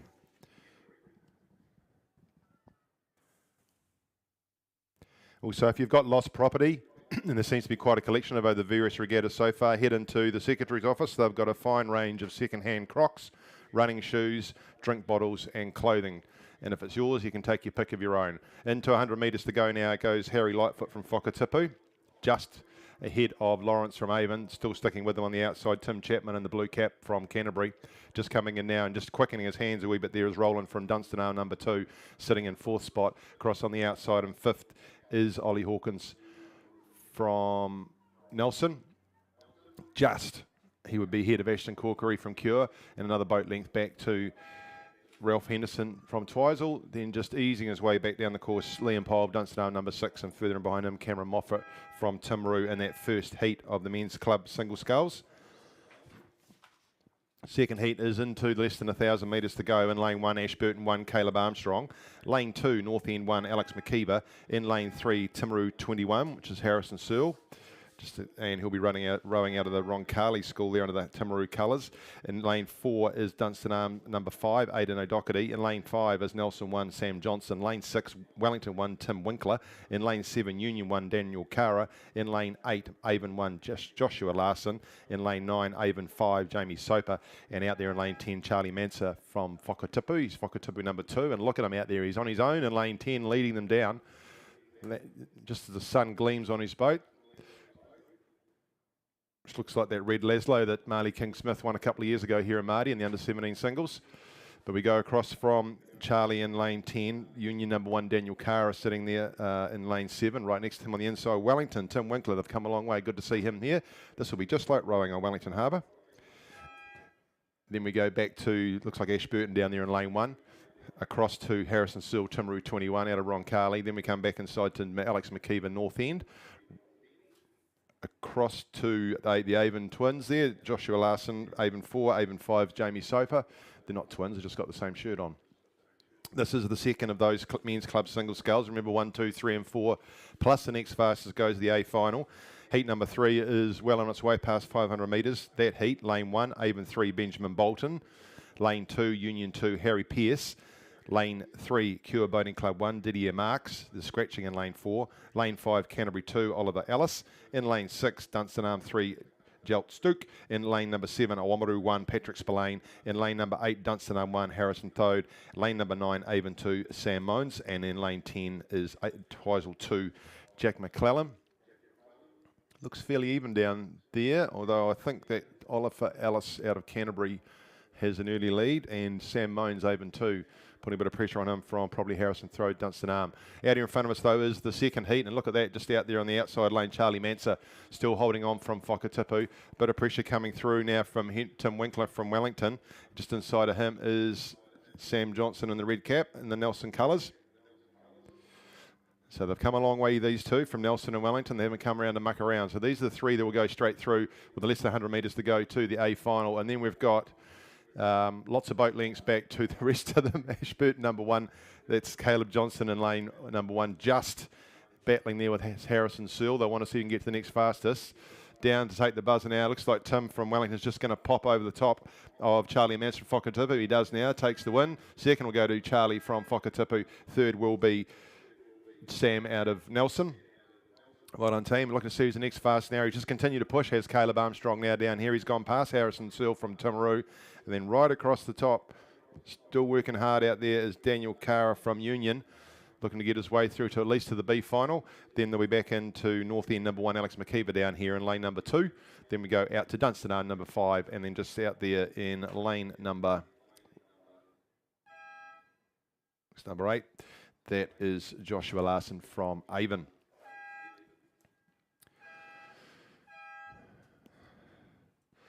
Heat 3, Men's Club Single Sculls, the final of the Men's Club Single Sculls before we move into the Men's Under-19 Cox 4. Lane 1, Avon 3, Benjamin Bolton. Lane 2, Union 2, Harry Pearce. Lane 3, Cure Boating Club 1, Didier Marks. Scratching, as we said, in lane 4, Canterbury 2, Oliver Ellis. Lane 6, Jelt Stuke, Dunstanale 3. Patrick from Oamaru 1 is in lane 7. Harrison Dunstanale number 1 is in lane 8. And Sam in lane 9 from Avon number 2. And Jack McClellan, Twizel number 2. You might have noticed today, if you've been at the previous regattas, that there's a little bit less activity from the umpire boats. The umpires for this regatta are using what they call zonal umpiring. So the umpires actually have a 500-metre area that they are responsible for. So with previous regattas, we've had the umpire boats following the field from the start to the finish.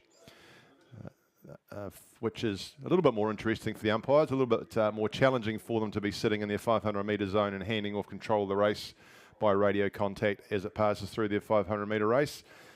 That has been introduced for this regatta for reasons of wake minimisation, so keeps the wake down for the rowers.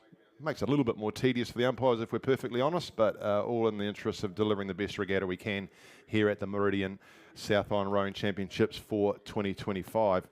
And just looking out there at Harrison from Dunstanarm, he's leading this third heat down out there in lane number 8. See him out there with the gold bucket hat on. Just inside him, Patrick Spillane from Oamaru. Then Dunstanarm number 3, Jelt Stook. Those are the three. Just need to watch down here, Benjamin Bolton, Avon number 3. Remember, it's 1, 2 and 3 go straight through. So they're starting to line up a little bit. Just on the outside there, Sam Moans from Avon number 2. It is. They start to line up coming through, 250 metres to go.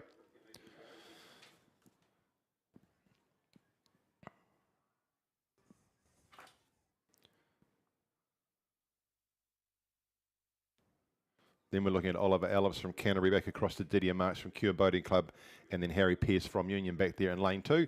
Just right across the top to Jack McKillen from Twizel, just going past the umpire for this zone. Right in time with what we're talking about. 110 metres to go here for Harrison out of Dunstanarm number 1. Patrick Spillane from Oamaru just takes a look across, sees he's ahead of Jelt Stook from Dunstanarm. He heads up to the Red Boys now, does Patrick. Good Oamaru name, Spillane, well known in the area. Through they come. Nice calm conditions here for sculling. We should have a great day, so don't forget to get the sunscreen on. Don't forget to get the hydration going. Strong finish down here from Benjamin Bolton in lane 1, really trying to put some pressure on and get through into that third spot. Across goes Jelt, has a look, says, no, I've got it under control. I've got 3/4 of a boat length. And, he still closes right up. I can't help you with the timing. We'll have to have a look on right. Our timing computer's not playing the ball up here today as yet. But we'll get that sorted for the Nationals, which will be here the week of the 17th of February. Looking forward to having that here.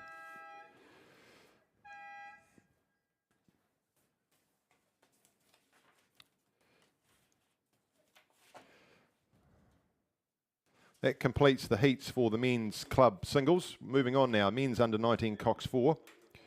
2 heats. The progression is 1, 2, 3, 4 and 5 to the final. The rest are eliminated.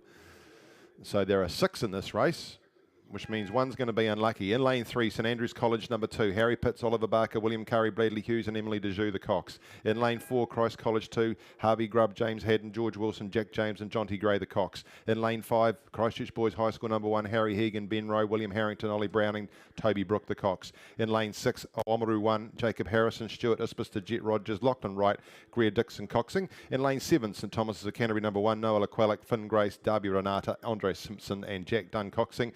And completing the field out there in lane number 8, St Bede's College number 2, Christopher Gwinney, Ashton Corcoran, Alex Cowan, Jack O'Sullivan with Theodore Gilson, the Cox. It is not looking great out there for Christ College number 2 crew, I don't think. I think that might be just a little bit further back.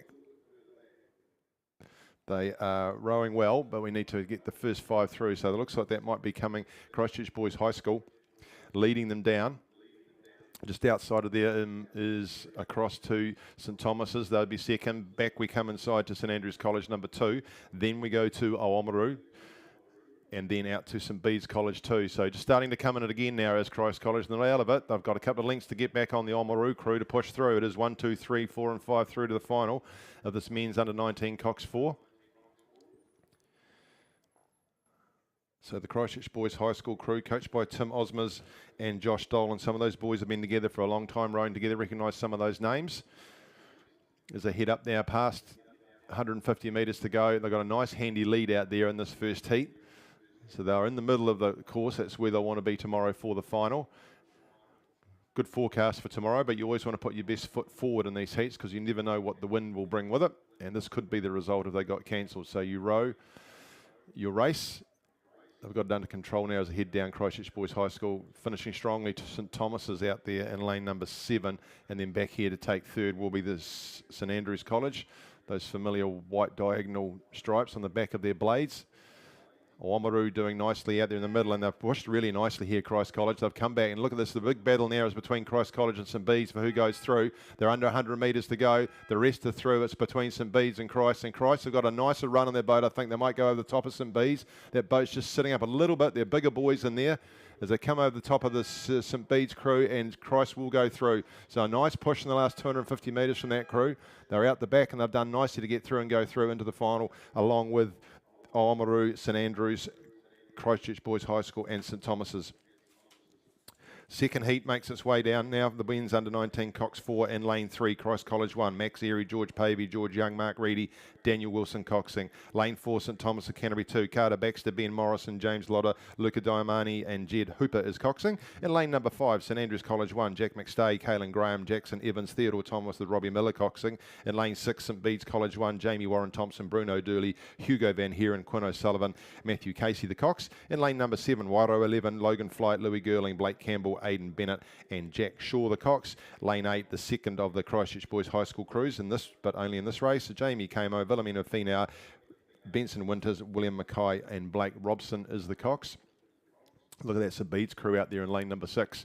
They would have a 2 boat length lead over the rest of the field, and that is back to Wairo 11 out there in lane number 7, then back to Christ College number 1 in lane 3. Again, we've got 1, 2, 3, 4 and 5 through to the final. So one of them is going to be under pressure. It looks like it might be St Thomas's of Canterbury number 2 and St Andrews College 1 battling for that spot. They're very close to each other, those two.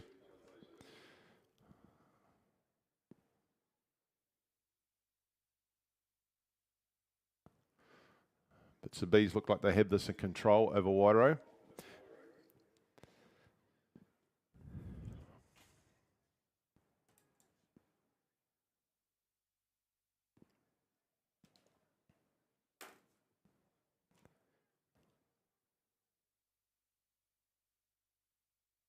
Yeah, still good 2 boat lengths and going out, I think. Just watching those, this Christ College crew down there in lane 3 in the yellow Empacker. They've upped their rating and starting to bear down on the St Andrews, the Christ College, the whoopsie daisy, the St Bede's crew. Put your teeth in, Ian. Then we go to Wairo. So very little between Wairo and Christ. In fact, Christ have gone ahead of them and now starting to line up St Bede's. So they'll still be racing for spots, but with under 19 boys, there'll be bragging rights in here as well, mentally at least. First job to do is to get yourself through to the final. A nice comparison too, if you look at these 2 boats coming down, you've got the red standard rigged St Bede's College boat, just going with 100 metres to go, and you look that by comparison with the yellow Christ College boat, you can see it tandem rig on the bow side. So the 2-man and the 3-man both bow stroking, be based on the power they've got on the boat. But a nice battle between Wairo just pushing back at Christ College. Look at that. A bit of a ding-dong there. This will be interesting to see this race tomorrow. This will be a real shell-out. But St Bede's going over the line now. They'll take it by a boat length and a half. Just now will be Christ College, I think, by a bow ball on the line over Wairo to take second. Wairo third. Then we go across to Christchurch Boys High number 2. Back we come to St Thomas's doing the job in the end there over St Andrews College. St Andrews not making it through the final of the men's under 19 Cox 4. Just a little bit of a minor gap in the program, I think, because what are we? They're supposed to be away. Oh, we're caught up. Geez, they go down there. 4-minute races is no mean feat, and to be ahead of time is even better. So that's outstanding, and a bit of a credit to all the clubs and the athletes for getting themselves ready and down to the line on time. A lot of races to get through in a day. They've just started though. They're just through 250 metres in race 43 of the Women's Club Coxless Quads. It was due to go at 10:18, so it is a little bit ahead of time. Lane 3, Dunstan Arm 1. Maggie Hepburn, India Nichols, Olivia Ollerenshaw, Bella Breen. In lane number 4, Dunstan Arm 2, Drew Thomas, Ali King, Nemo Doherty and Emma Bryant. In lane number 5, we've got a composite there between Dunstan Arm and Twizel. So Marley O'Keefe from Twizel, Mika Pyle from Dunstan, Kate Spriggs from Dunstan, Lola Ritchie from Dunstan. Lane number 6 is Canterbury 1, Toby Reeves, Georgia Wynyard, Libby Greaves and Stella Cook. And in lane 7, up from the deep south, Invercargill 1, Maddie Maelstrom, Lily Clark, Shakayla Brown and Kiara Horston. Just the one heat, all through to the final. Dunstan Arm 1 and Canterbury 1 look like they are joint leading down there. Just a reminder, team, do your bit to keep things tidy. Please pick up your rubbish, take it out with you. Make sure you leave this pristine venue as you found it. It is a fantastic venue. For those who haven't been here before, sometimes the first impression is, wow, look at this. This is pretty cool.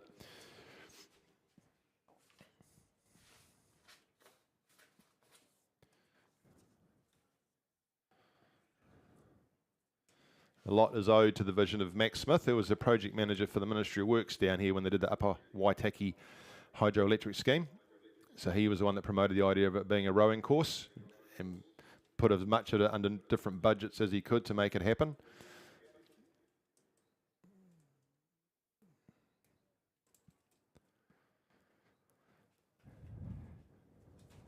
Through the 1,000-metre mark, they come in this women's club, coxless quadruple sculls, and it still is that Dunstan crew. Although maybe not. Looks like there's a push come from Canterbury, just starting to move ahead of them. Dunstan can't shake off their number 2 crew either. They're just sitting in behind them. You can always see their reflections from here. And a shout out to all those that are watching this on the live stream at home.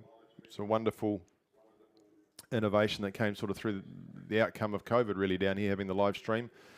And as with everything that happens here at Lake Ruataniwha, a team of volunteers make that work. So I know there's a lot of people sitting at home having their second coffee, watching their family row. And what they can see now is they've just come through the 1,000-metre mark, and that is with Canterbury just starting to push ahead there of the Dunstan crew. Remember, this is racing for positions for the final tomorrow. If you haven't got your day sheet, head into the Secretary's office with your gold coin and you can get one. And if you've left something down there in previous regattas, it might be in the lost property.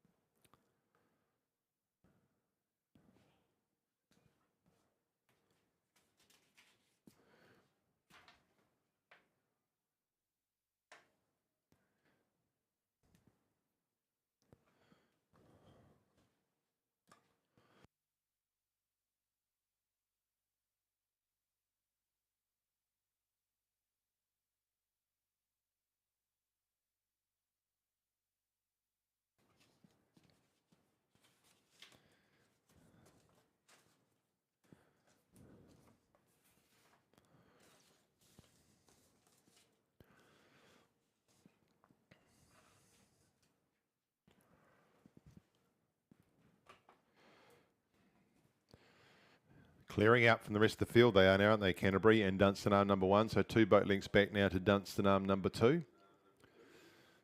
Then we would go to the Dunstan Arm composite, I think, and just a bit further out in lane 7 is Invercargill.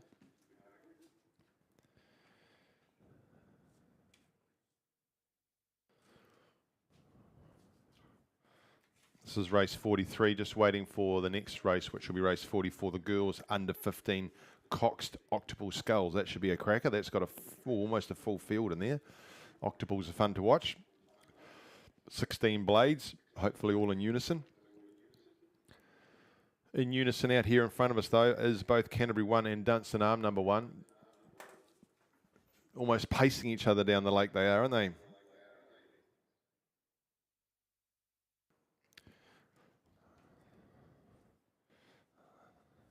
So the coxless quadruple sculls, no cox in there, so they're relying on the stroke, which if you are here at your first regatta, stroke is the one on the left-hand side, setting the pace, and then generally 2 or 3 seat will be making the calls. And these 2 quads are both matched. Look at the stroke rate on both of them is almost identical, though, and just as I say that, I think Dunstan have had enough and they've just ticked it up a bit. So Dunstan just ticked up. Maggie, India, Olivia and Bella doing the job as they come down there with 110 metres to go. Canterbury trying to follow them again now, but they're out to a boat length, Dunstan number 1 over Canterbury 1. Then we go back 4 boat lengths now to Dunstan Arm number 2. And easing their way down to the line. Sitting up nice and tall, look at that. That's a great example of how to be up nice and tall, particularly at the catch. Driving through under no pressure right now. They've come down, they've done the job. They'll take the buzzer, do Dunstan. Second will go to Canterbury. Dunstan number 2 will take the 3rd spot, then the composite crew. And then we go on the outside to Invercargill in the heat of the Women's Club Coxless Quadruple Sculls.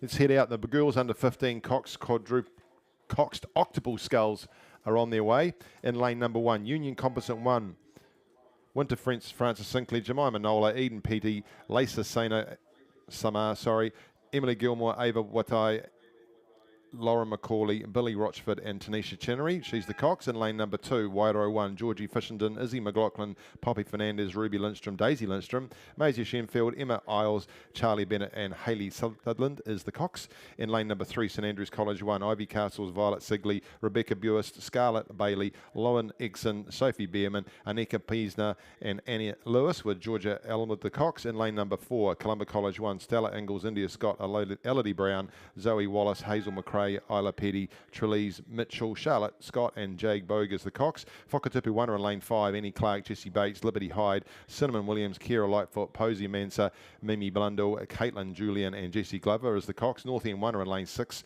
Sophie Small, Leela Wall, Isla Turner, Claudia Shaw, Ava Woodcock, India Garden, Marley Hoare, Isla Thompson and Holly Chisholm is the cox. In lane number 7, Villa Maria College 1, Ruby Kennedy, Charlotte Moriarty, Sari Burke, Addison Cooming, Isla Whiteside, Amia Napora, Selena Clamo and Jade Ingalls with Alyssa Clark the cox. Cece Bridge, Holly Murdoch, Grace Jones, Grace Thorne, Sophia Tivers, Eliza Bliss, Stella Dick, Elsie O'Donnell and Georgie Todd Hunter. They make up the St Margaret's College number 1 crew in lane 8. And out there in lane 9 is North End 2, Amelia McKeever, Grace Woodell, Jess McLeod, Olive Robertson Gray, Amelia Boosted, Olivia Williams, Sophie Palmer and Ruby Anderson with Katie Watt. The cox, they are all underway. They're through 1,000 metres. It is in lane 1, the Union Composite crew doing very well in their octi down there. Look right across the St Margaret's College in lane 8. Just between them and Union. Then we come back to St Andrews College number 1, Columba College out of lane 4. They'll be poking their nose in the middle. Might be third now. Then we go across to North End number 1 strongly back. Then we come to Whakatupu 1. Then we go out to Villa Maria as they make their way down. It's actually the Wairo crew. I couldn't see the Union Composite crew. They were behind the tree. So I thought that was them in lane, what is lane 2, but that's Wairo. So it is between Wairo and St Margaret's College, flanking the field. This is a heat. They all go through to the final.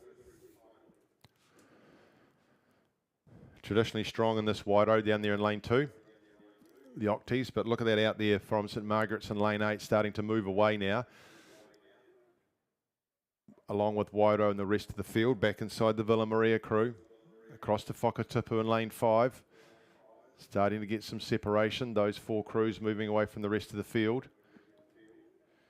Still back to Columba, then out to North End, back into St Andrews College, then we go to Union Composite and to the North End number 2 crew. This is the heat of the girls under 15 coxed octuples. So as you see them coming closer to where all the spectators are, 16 blades per boat, 8 scullers trying to make that boat move as fast as they can. Get it sitting up nice. You get a boat sitting up, you have less of it in the water, and physics says you have less friction and you can go faster.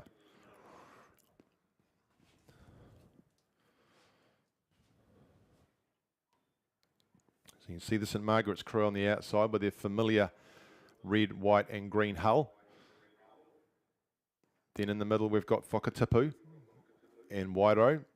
Wairo rowing in the green and white colours down there in lane number 2, coached by Joe Bennion and Rich Shenfield.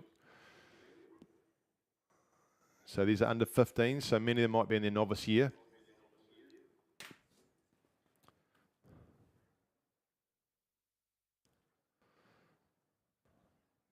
Between St Margaret's and Wairo.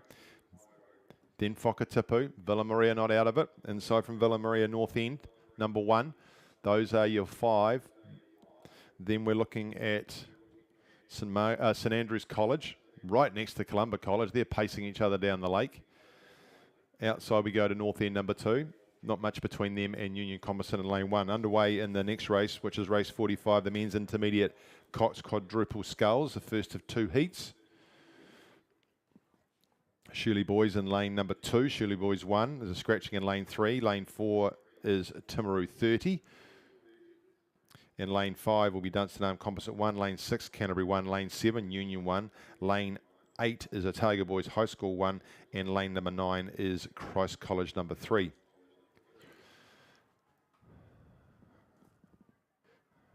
Crowd starts to go up as they come through 200 metres to go. Still St Margaret's, but a nice push coming here from Wairau, trying to put them under pressure.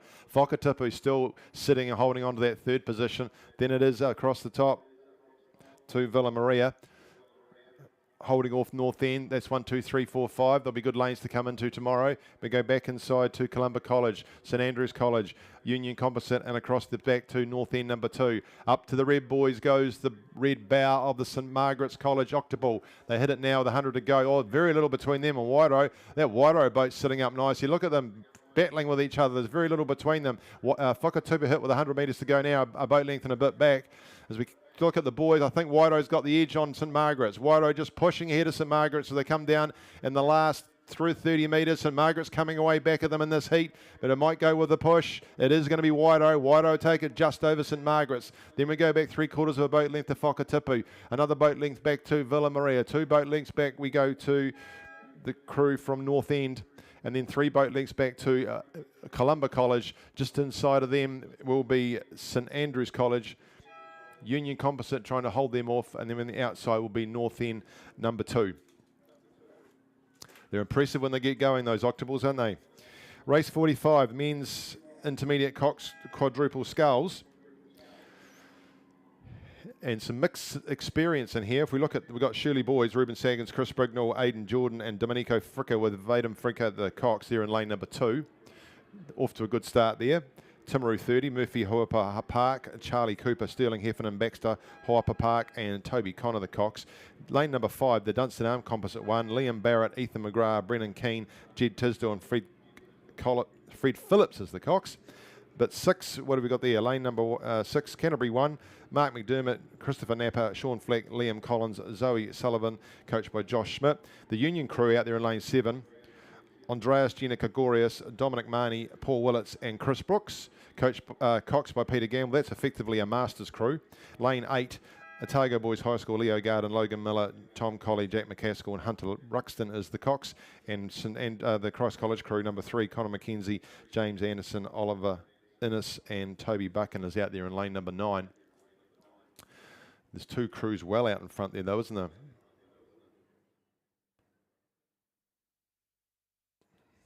And it's the Canterbury 1 crew leading down just inside of them, that Dunstan Composite crew. So this is the first heat. It is 1, 2, 3, 4, and 5 through to the final. The rest are eliminated. So we've got 2 that are likely to miss out here. Doesn't look like it'll be from Canterbury or Dunstan at this stage. Then we go back to Union, not looking too badly. Outside of them to Otago Boys High School number 1. Back down to lane 1, Shirley Boys High School. So those are the 5 that are looking promising at this stage. A bit of a challenge for Timaru 30 down there in lane 4 and Christ College 3 out there in lane number 9. Intermediate cox quadruple sculls.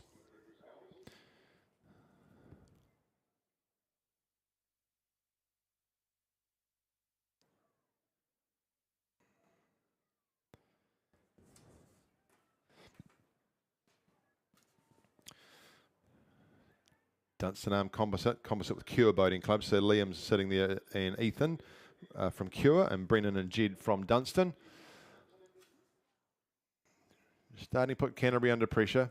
Final will be tomorrow, of course. These guys will go through at this rate. Back we go to Union, outside of Union to Otago Boys High School.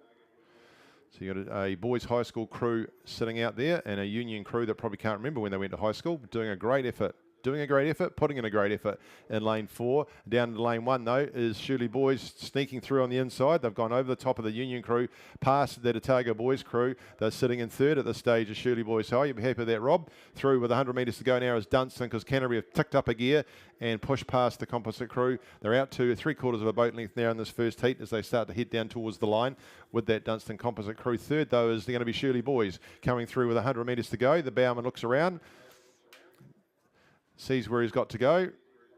Probably should be looking at the freckle on the back of the head in front of him. Out we go to Otago Boys High School. And Union, just a slightly slower rating, but a lot more power in the connection from those experienced gentlemen. And it will be a Shirley Boys High. Going to come down now with half a boat length over the top of the Otago Boys crew. Take that third spot. Fourth will be Otago Boys. Fifth will be Union through to the final tomorrow. And then we come back down here to the crew from Timaru and across on the outside to Christ College number 3. The second heat makes its way down. Waihopai Composite number 1 are in lane number 2. Scott Condell, Nathan Burt, Brendan Isles and Matthew Jenkins. Sophie Condell, the Cox. In lane number 3 is Avon number 1. Harvey Cross, Eugene Farrell, Elliot Nye, Jack Wassell and Grayson Faulkner, the Cox. In lane number 4, St Andrews College 1. Samuel Edwards, Hamish Longstaff, Hugo Harris, John Reedy, Hunter Mason is the Cox. In lane number 5, Whakatipu 1, Cameron Hall, Louis Dela Cruz, Finn Henderson, Ollie Watson, Amelie D is the Cox. Nelson number 1 in lane 6, George Mullaney, Thomas Good, Harry Brooker, Cooper Nichols and Finley Tripp. In lane number 7, Christ College number 2, Charlie Syme, Edward Killick, Alex Richards and Charlie Lassetti, with Gabriel Bevan the Cox. And out there in lane 8, Otago number 1, Micah Harpe, Ryan Cleghorn, Oliver Colling, Noah McCoubry, with Matthew Hall is the Cox. Whakatipu out there right in the middle of the field, pretty easy to pick up with that big yellow hull that they've got. Just inside of them is St Andrews College. You can see those navy blue blades just dipping in and out of this very flat lake. They'll be third though, because second outside of Whakatipu is Nelson. Again, 1, 2, 3, 4 and 5 will go through. The rest are eliminated. Those are the three that are leading at this stage. Whakatipu from Nelson back inside to St Andrews. Then we come down to, looks like Waihopai Composite maybe in lane 2, outside to Christ College number 2. I think I've got it over the Otago crew. So 2 to miss out. The challenge will be for Avon, and it looks like Otago 1 will be the ones that are under a bit of pressure too. It is them out there in lane number 8. Still with Whakatipu in their yellow boat. Just outside is the one from Nelson, the blue one. Much easier when they've used the same coloured boats. St Andrews College starting to push up. A nice battle coming though between Nelson's trying to push up on Whakatipu. Back down we come to Waihopai Composite. You can see Waihopai down there with the green, the white and the red. And they're a composite with Invercargill. So the Invercargill crew member will have the Invercargill colours, which is the white, yellow and the black. They're a boat length ahead of Avon, just sitting there. 100 metres to go very shortly, in fact, now for Whakatipu. And now Nelson, little between them. The Cox look across at each other. Quick eyeball from the Coxswain and Nelson. He's given the message back to the team about how far they've got to go. And they're making progress on the Whakatipu crew. This might be the heat, but they're racing for lanes. Starting to push ahead now is Nelson. Coming back again is Whakatipu. It's a battle within a battle. And they have pushed their Whakatipu, but it's going to be on the line. And it will be on the push. And I think it's gone with Whakatipu just on the push. Just over Nelson. Nice little finish within the battle. St Andrews, in the meantime, will just head on down and take third. Fourth on the outside will be the Christ College number 2 crew. Then we come down to the Waihopai Composite, and just missing out will be Avon and the crew from Otago.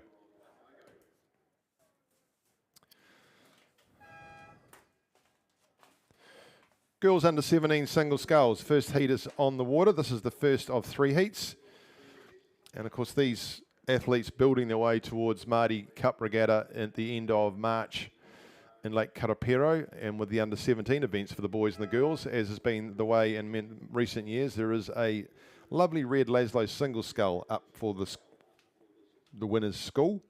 I'm sure that's not what they're thinking about right now. In lane number 2, North End 1, Georgia Graham. In lane number 3, Avonside Girls High School 1, Gabby Chapman. Lane number, I was thinking about Graham Chapman because he was in Monty Python. Lane number 4, Villa Maria College 1, India Taylor. And lane number 5, Timaru 11, Ella Inch. In lane number 6, Burnside High School 3, Julia Mitchell. In lane number 7, Otago Girls 2, Francis Donald. In lane number 8 is Waihopai number 2, Leela Jack. And in lane 9, Fenella Millen, Columba College 1. North End number 1, Georgia Graham. She'll be loving these flat conditions. She is down there. She's leading out in lane number 2.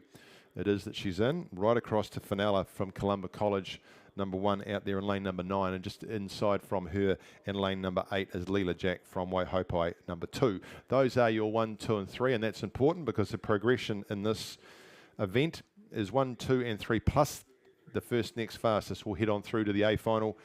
4, 5, 6 and the 2 next fastest heading through to the B final.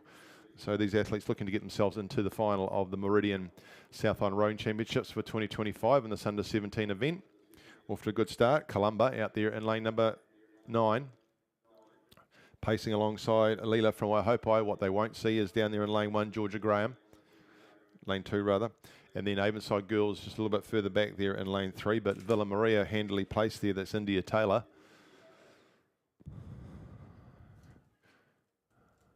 Cross to Otago Girls, Frances Donald. Then we're back into see Julia Mitchell from Burnside High School. She's just behind Ella Inch from Timaru. This is the first heat making its way down. The second heat is underway. Through 500 metres they go. In lane 2, Burnside High School number 2, Melissa Irvine. Lane 3, Avon 51. That's out of Selwyn. That's Bridget Moore. In lane number 4, Wanaka 1, Meg Ritchie. Lane number 5, Timaru 21. Also racing out of Ron Carley, be Maisie Jane Chapman. Lane number 6, St Margaret's 2, Scout Fiskey. Lane number 7, St Andrews College 1, Lucy McWhirter. And lane number 8, Whakatipu 2.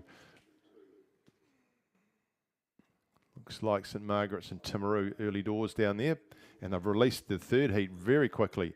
So that's not much between those two heats. They might have been a bit slow getting that second heat into the blocks. Meanwhile, the first heat starting to emerge out in front of us. Still is with Columba College, Fenella Millen doing a great job out there in lane 9.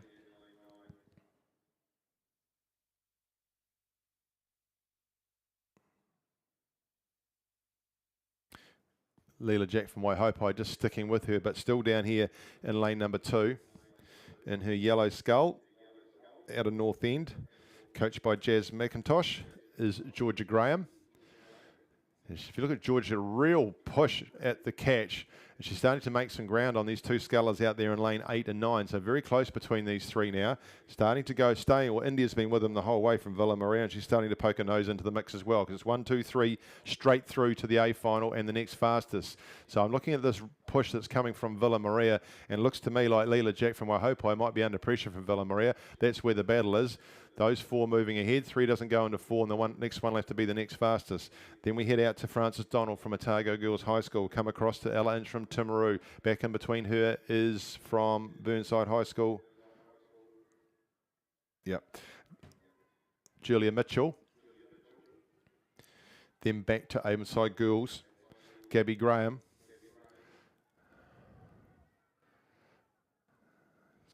Going again, though, is Waihopai out in front of us. I thought India was catching up. I think she might have just got a half a stroke there, missed out. She looks like she's slowed a wee bit. Won't matter if they're fastest. 100 metres to go now. She's got herself into the lead, has Georgia Graham from North End. 70 metres to go. 100 metres to go on the outside now for Columba. She lead all the way Fenella, but in the last 200 metres, it's been all North End. North End leading from Columba. Then we go to Waihopai. Come on, Villa Maria. Get those legs working. We get yourself through to third. You might be the next fastest. Right through to the finish you go. Just done the job down here, though, is Georgia Graham from North End. Takes the buzzer. It's going to be close on the outside between Columba and Waihopai for second and third. There'll only be half a boat length between it, and Villa Maria will go through fourth. She'll be looking for the next fastest time. Then we go across to Otago Girls number 2, Frances Donald. Back to Timaru 11. Back from there will be Burnside High School. Then we have a look at Avonside Girls, finishing quite well. Just through 100 metres to go now. That's the first heat. They're rushing through these heats now. So we have a look, just a reminder of the lanes that I gave you out there in heat number 2, which is heading up with 500 metres to go. In lane 2, Burnside High School 2. Lane 3, Avon 51. Lane 4, Wanaka 1. Lane 5, Timaru 21. Lane 6, St Margaret's College 2. Lane 7, St Andrews College 1. And in lane 8, Whakatipu number 2. And it's Scout Fiskey from St Margaret's number 2 leading them down. Whakatipu number 2, it would be second. Amy Patterson out there in lane number 8. And then it's right down to Burnside High School. Melissa Irvine down there in lane 2 looking to sneak through. Remember, it's 1, 2 and 3 through to the final, plus the next fastest. So third there at the moment, Burnside High School. Then across we go to Wanaka 1, then to Timaru 21.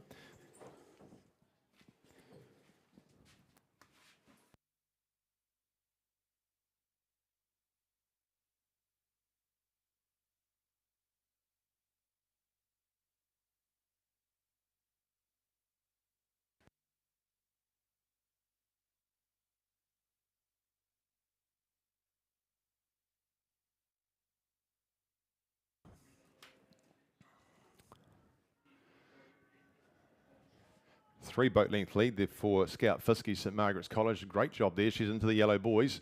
Less than 250 metres to go for her now. Whakatipu 3 boat lengths behind. Holding on to that second spot. And great row down here from Melissa Irvine from Burnside. She's looking to go through. In fact, she's putting some real pressure on Amy from Whakatipu.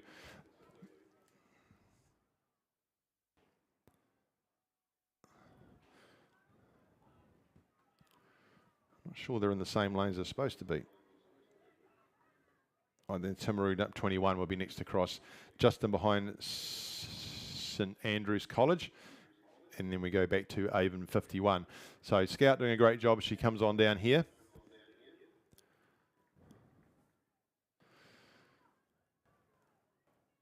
.50 metres to go, but she would have 6 boat lengths over Whakatipu. They'll head through onto the final, and she's rode well down here in lane 3, Melissa Irvine, to take herself through to the final.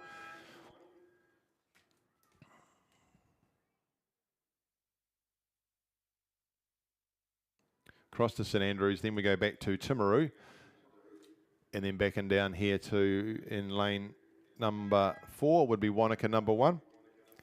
That's the second heat. Third heat, lane 2, Otago Girls High School number 1, Millie Hawata. In lane 3, St Margaret's College 1, Hannah Jones. In lane 4, Waitamata 1, Sammy Visser. In lane number 5, Burnside High School 1, Jessica Rankin. In lane number 6, Waihopai 1, Ella Norman. In lane number 7, Ashburton 1, Isla Moffat. In lane number 8, Twizel 1, Hazel Henderson. And in lane number 9, it's Whakatipu 1, Lucy Clark.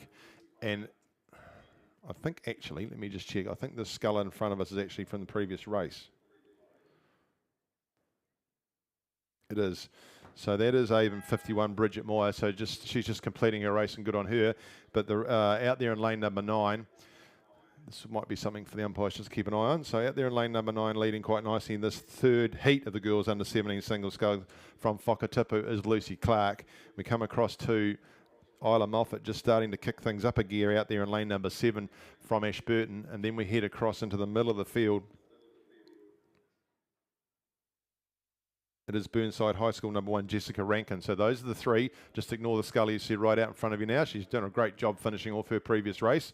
But 1, 2 and 3 in the race that were following them, Whakatipu 1, that's Lucy out there in lane 9, back into Isla Moffat, lane 7 from Ashburton. Then we head into Burnside High School, Jessica Rankin. Back inside from Jessica is Sammy Visser from Waitamata, which means she's come a heck of a long way. That's fantastic.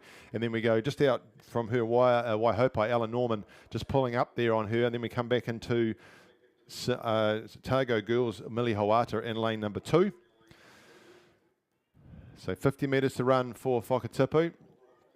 That's Lucy Clark, final heat here of the girls under 17 single sculls. She's going to take this quite nicely, heading on down to, and hopefully we can get Lucy across first. That'll complete the race for the timing perspective. Good job. Lucy finishes first there from Whakatipu.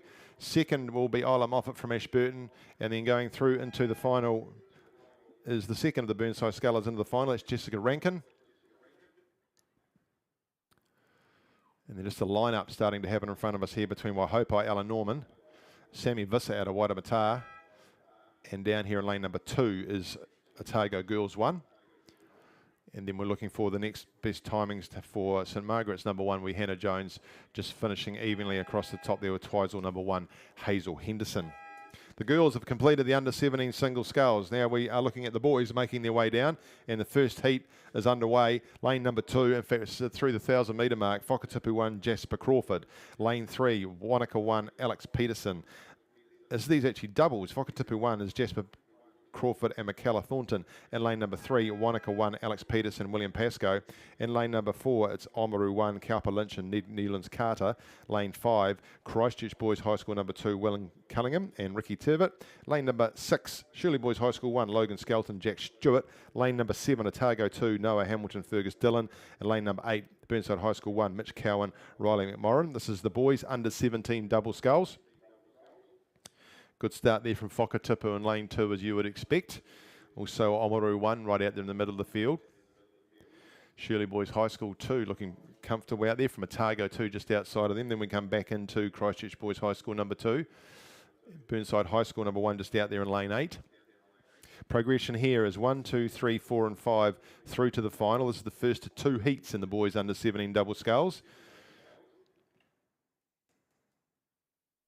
So 2 to be eliminated from this particular heat, and also 2 from the next, with 7 of them in.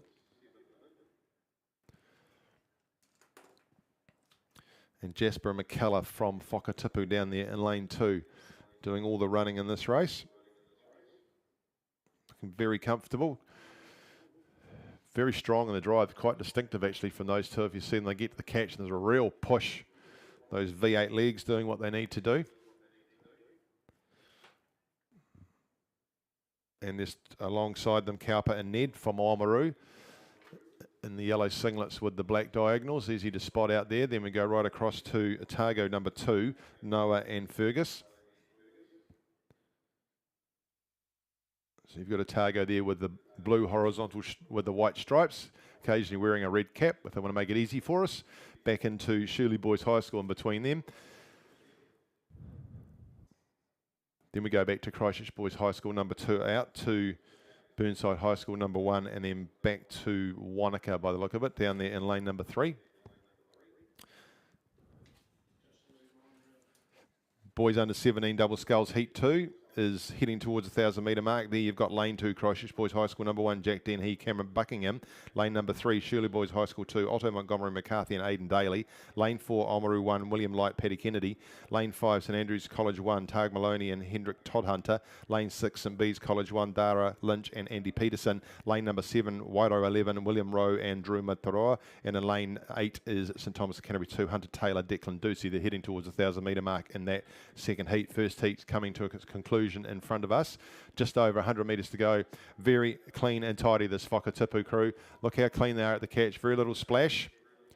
And then just driving through. That boat's running nicely. Second there is Oamaru, and they've just ticked up as they got to the 100 metre mark to go. You can just see a bit more effort going in. They're both sitting up nice and tall in that boat, but they'll finish second.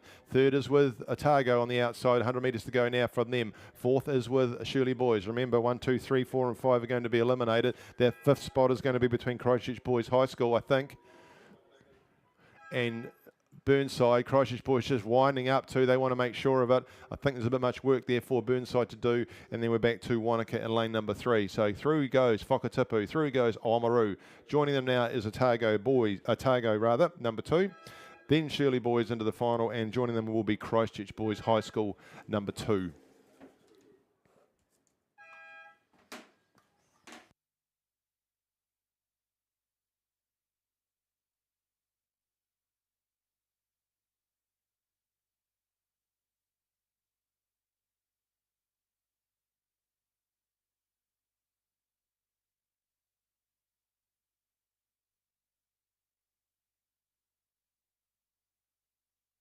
Second heat making its way down. I've just had a little surprise.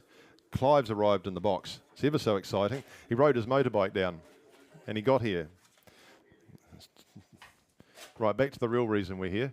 Lane number 1. Christchurch Boys High School number 1. They're leading the second heat of the boys under 17 double sculls, making its way down. Right across on the outside though, St Thomas is a Canterbury number 2. Hunter Taylor and Declan Ducey.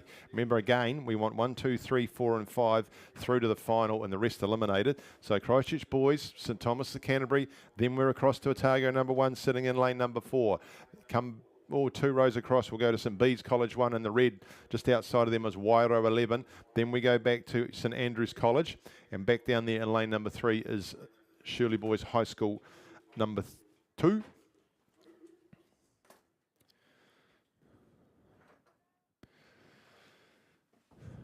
This is the second and last heat of the boys under 17 double sculls.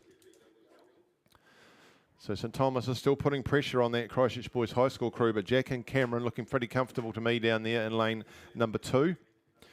Just watch across from them though in lane 4, Otago 1, and some work coming in from lane 6, St Bedes College, trying to make that boat move a little bit faster just to make sure they hold on to that 4th, if not better, spot. Then we've got 3 boats lining up for the 5th spot. Shirley Boys High School down lane 3, just winding up, trying to make sure of it. You go across to St Andrews College and then to Wairo 11. Those are the 3 that are fighting for one more spot.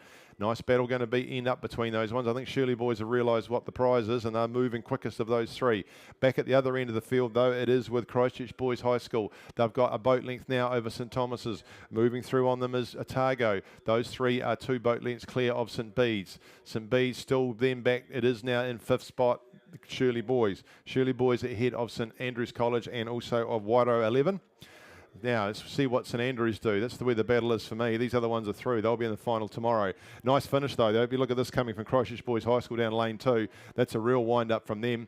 Very even looking at those two athletes. Look at them. 50 metres to run. They've got it well under control. St Thomas is just slipping back. Otago winding up. So it will be. This will be good to watch tomorrow between Christchurch Boys High School and Otago. Then out to St Thomas's. St B's looking comfortable in the middle. Coming back at Shirley Boys High School is St Andrews. St Andrews now moved ahead of Shirley Boys. The Shirley Boys have got their head down and going. Don't worry about where they are. Just put your head down and connect and go. Actually, sit up a bit taller would be good. Then on the outside we go to Wairo.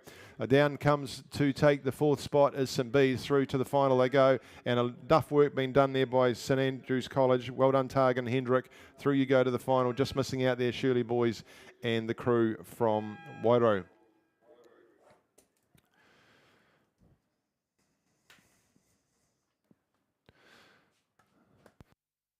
From me, and then Clive will move into the commentary position. It looks like we might have caught up on time. Although the next race will be the boys under 16 coxed 4.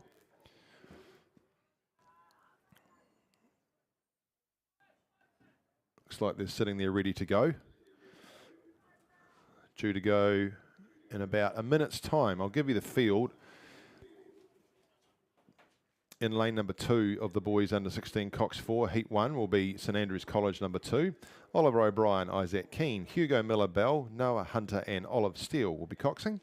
In lane number 3, Christchurch Boys High School 2, Seth Flynn, Cosmo Kakafagatis, George Gainsford, Alex Wynn and Angus Mackey is the cox.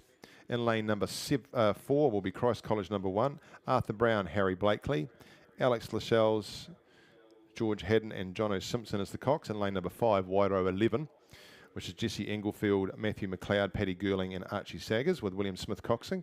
Lane number 6 will be St Bede's College 1, Alex Walters, Brody Clements, Cooper Titterton Leakey, Carter Connolly and Franklin Fletcher. Fletcher Franklin, the cox, my apologies. Lane number 7, Christchurch Boys High School number 3, Murdoch Bartram, Seth Renshaw, Louis Cunningham, Cooper Blanken and Ben Skelton the cox.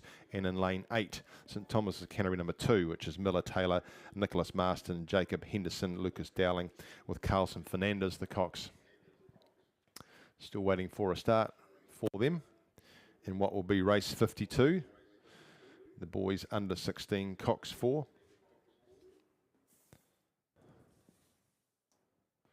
Good chance to go and grab coffees and ice creams and all that you need to get you through to the next hour. Then you can have lunch.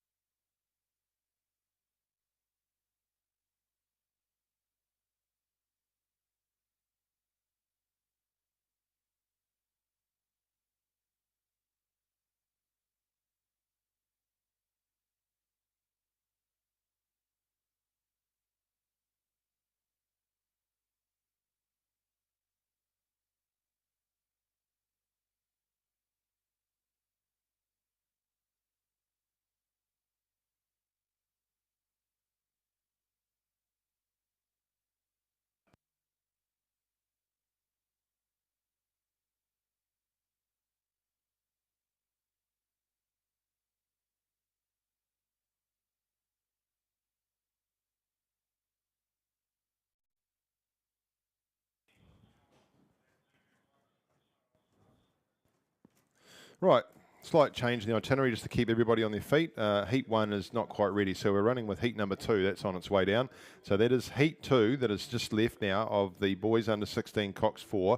In lane 2, St Bede's College 3, Ryan Atwood, Connor Thwaites, Mary Campbell, Liam Mollander and Frankie Darcy Franklin, the Cox.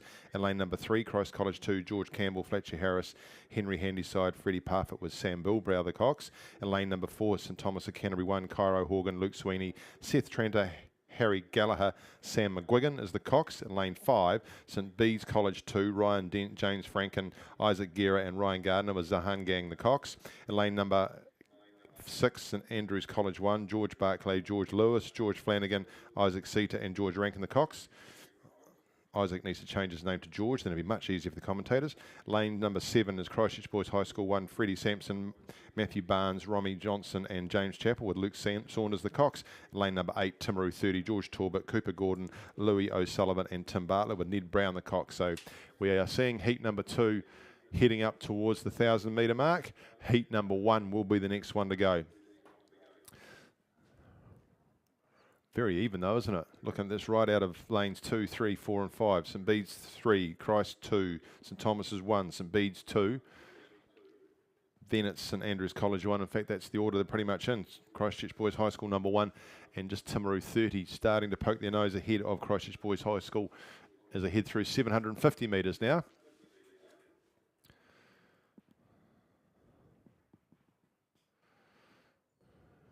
As these wonderful conditions continue.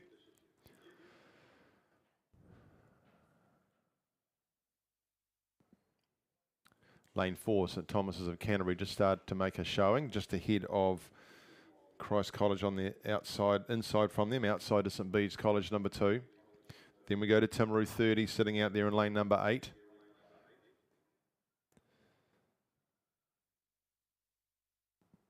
Back to Christ College in lane number 2. Christ College in lane number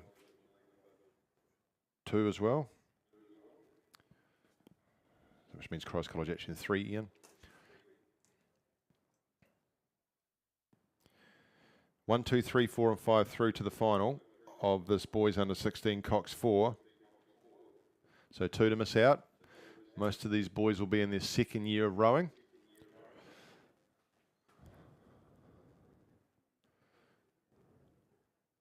So Timaru 30 have maintained that advantage. They'd have a boat length now over the rest of the field. Just inside from them is Christchurch Boys High School number 1. We come across to Christ College number 2. Then we go to, well, they might be ahead of them actually, St Bede's. St Bede's, then on their outside, St Andrews College. Back from St Andrews College to St Thomas of Canterbury number 1.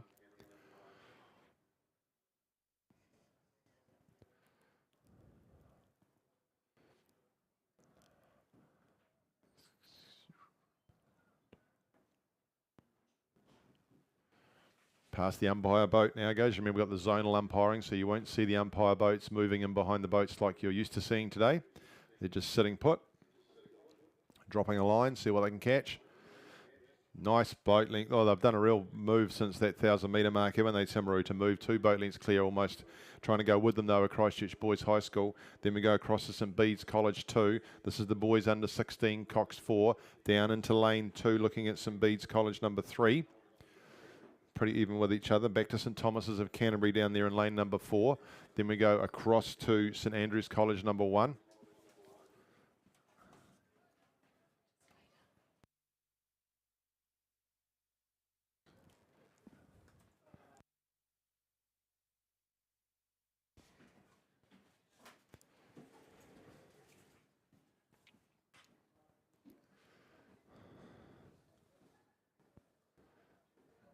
Just looking at this St Bede's College 2 crew in A5, lane 5, moving nicely, pushing up on Christchurch Boys High School number 1.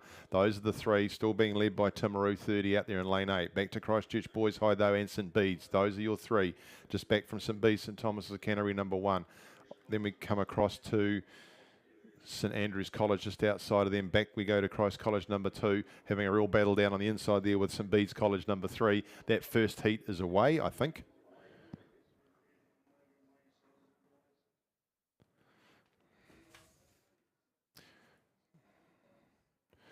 No, we're still waiting on heat number 1. It looks like we have got race 54 as the next one on the race. The girls under 16 double sculls.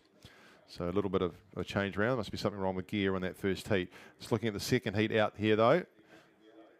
And it's all with Timaru 30. They've controlled this since the 1000. They've moved out to 3 boat length lead now over Christchurch Boys High School. Working hard, trying to chase Christchurch Boys High School down as St Bees. There's some real effort going in that St Bees boat. Look at the effort coming from those boys, particularly in 1 and 2 seat.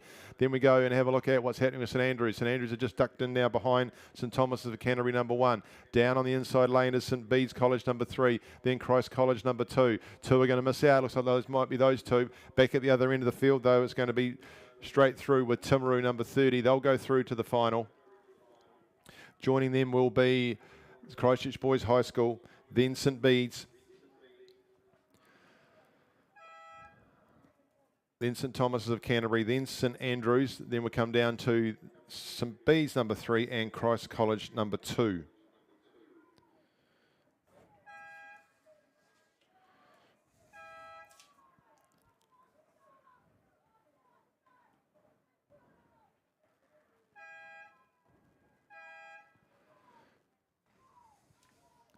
So just getting ourselves up to speed with what's happening. This looks to be, we're still waiting on the boys under 16 Cox 4 Heat 1.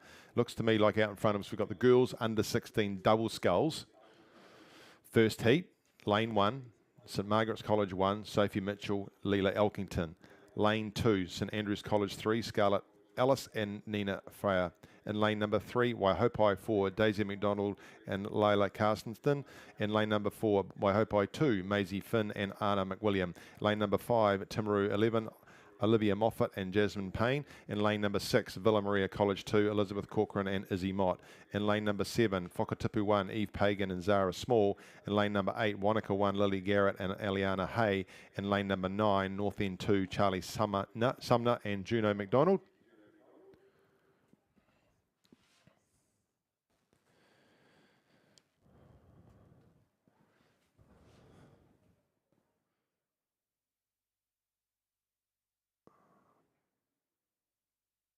No, it is the, just getting some mixed messaging. So it is the first heat of the boys under 16 Cox 4. You can see the boys Cox 4 from here.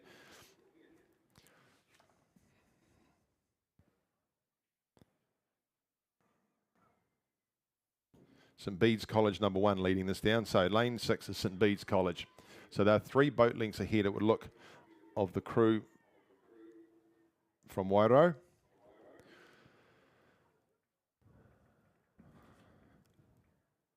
Back to St Andrews, then we come across to Christ College.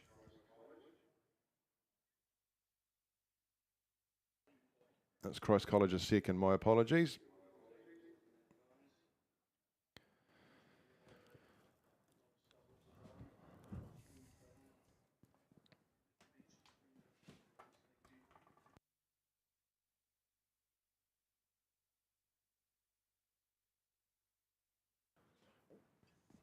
Great effort this from the St Bedes College crew. Alex Walters, Brodie Clements, Cooper Titterton, Lecky and Carter Connolly. This is heat 1 of the boys under 16 Cox 4 and they are well out in front of the Christ College number 1 crew. Arthur Brown, Harry Blakely, Alex Lascelles and George Haddon with John O. Simpson, the Cox.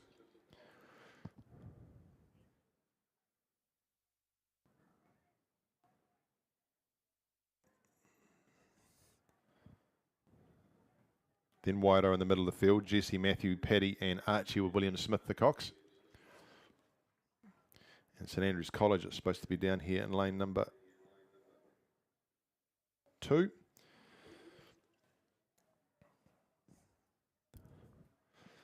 So 1, 2, 3 and 4 and 5 heading through to the final. Less than 100 metres to go now for St Bees. This is quite impressive for an under 16 Cox 4. Quite big boys in there. Second is this Christ College crew down in lane 4. They'll go through to the final. Joining them will be St Andrews College. Then we go in the middle of the course with Wairau.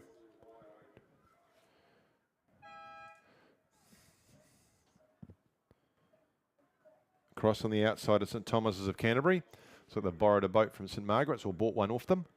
So well done to St Bedes College, taking out this what is the first heat of the boys under 16 Cox 4. Second will be the crew from Christ College. Third coming down here is St Andrews College. Fourth will be Wairau, then across the top to St Thomas's. Those are the 5 that are going to go through to the final of the boys under 16 Cox 4. Just completing the field will be the crew down here from Christchurch Boys High School number 2.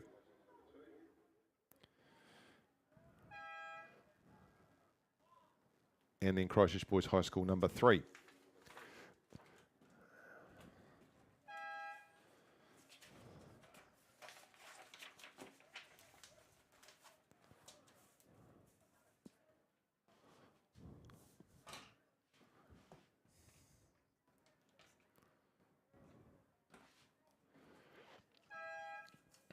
Back we go to race 54, which is the girls under 16 double sculls. So just to remind you there, we've got lane 1, St Margaret's College 1, lane 2, St Andrews College 3, lane 3, Waihopai number 4, lane 4, Waihopai number 2, lane 5, Timaru 11, lane 6, Villa Maria College 2, lane 7 is Whakatipu 1, and lane 8 is Wanaka number 1, with lane 9 being North End number 2.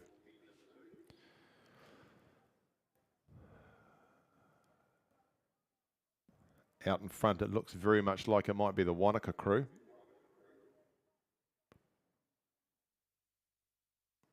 No, it's Whakatipu. Wanaka just outside from them, so I can't see the North End crew. Wonder if there's been a scratching there we're not aware of. 1, 2, 3, 4, 5, 6, 7, 8. Yeah, there's a couple of scratchings out there. So it is Whakatipu from Wanaka. Wanaka on the outside of them. Then we go across to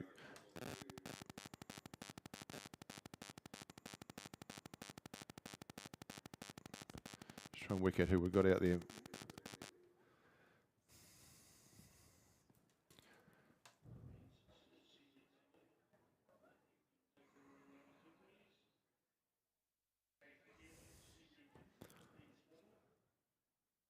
Looks like Timaru in the middle of the field in lane 5.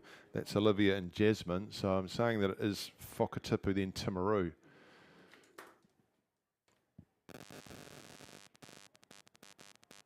Yep, pretty happy with that. So Whakatipu, then Timaru. So progression here, by the way, which is most important. This is heat 1. 1, 2 and 3 going to go through to the final. So Margaret's number 1 down there in lane 3 would be third at this stage. Then we're looking at Wanaka. Then we're looking at Villa Maria College number 2. Then we go back to Waihopai number 4, Waihopai number 2, and then back to St Andrews College.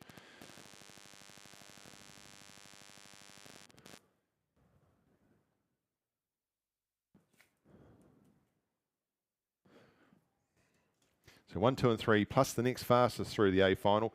4, 5, 6 plus the 2 next fastest through to the B final. So it's still handily placed out there. And with their lead of probably 2 boat lengths would be Eve and Zara from Whakatipu.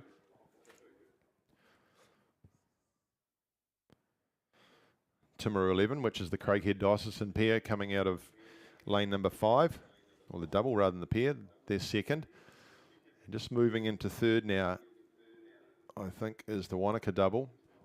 Just alongside from them is Villa Maria number 2.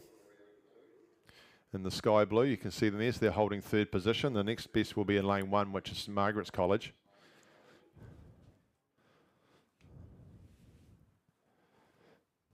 Got the second heat making its way through. So in lane number 1 there you got Villa Maria College 3, Abby Norman Lata and Aurelia Morton. In lane number 2, St Andrews College number 1, Alana Brooke and Emily Woodgate. In lane number 3, Meridian College 1, Jenna Brennan and Jennifer Courtier. In lane number 4 is St Margaret's College 2, Katie Pascoe, Molly Tyler. Lane 5, Timaru 11, Kate Caird, Neve Gordon. Lane number 6, Whakatipu 2, Ella Day and Lucia Summerfield. In lane number 7, Waihopai 1, Madison Stevens and Avril Kuma. In lane number 8, Cashmere High School number 1, Marley Lloyd and Charlotte Clatworthy. And in lane 9, it's Burnside High School number 1, Amy Muncaster and Evie Nathan. They're through with 1,000 metres to go. Just finishing out here in the first heat though. Coming down the line quite nicely, Whakatipu, Eve and Zara. Well done, ladies. Through to the final you go, along with the Timaru 11 double of Olivia Moffat and Jasmine Payne. Then it will be Villa Maria just finishing ahead of Wanaka. Back down into lane 1 will be St Margaret's College number 1, and then we head down to Waihopai 4, Waihopai 2, and back to St Andrews College number 3.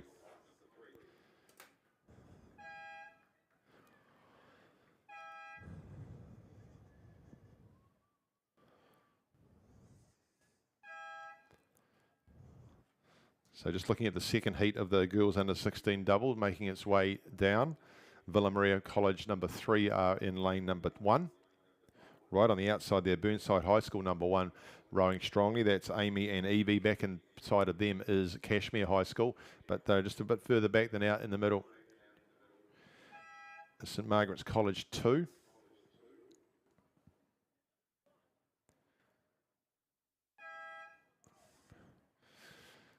Timaru 12 right out the middle of the course. Look, they've moved themselves into third position, but further back from them is Whakatipu number 2. So we're looking at Timaru 12 right in the middle of the field, right across to Burnside. Then we come back right inside to the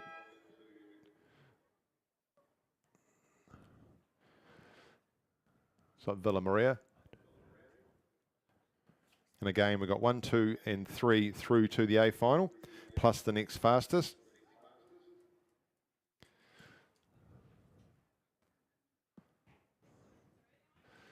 In fact, I don't know that we've got Villa Maria there. I think there's a scratching. We're not quite getting all of that through. That's St Margaret's sitting down there, so it's between St Margaret's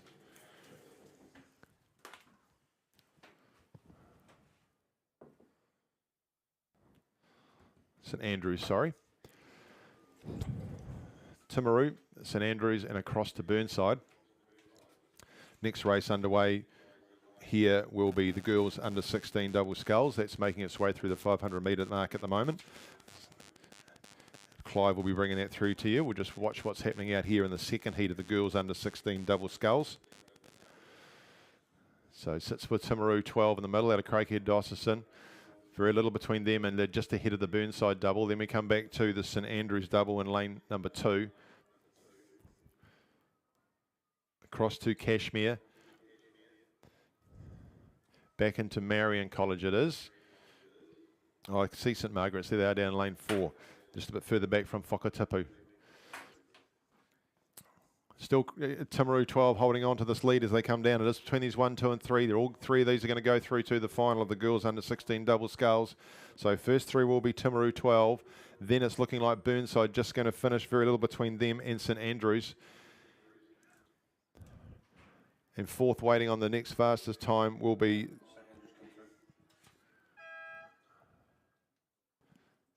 St Andrews going over them Burnside. Right, I'm going to move on and I will leave you in the very capable hands of Clive.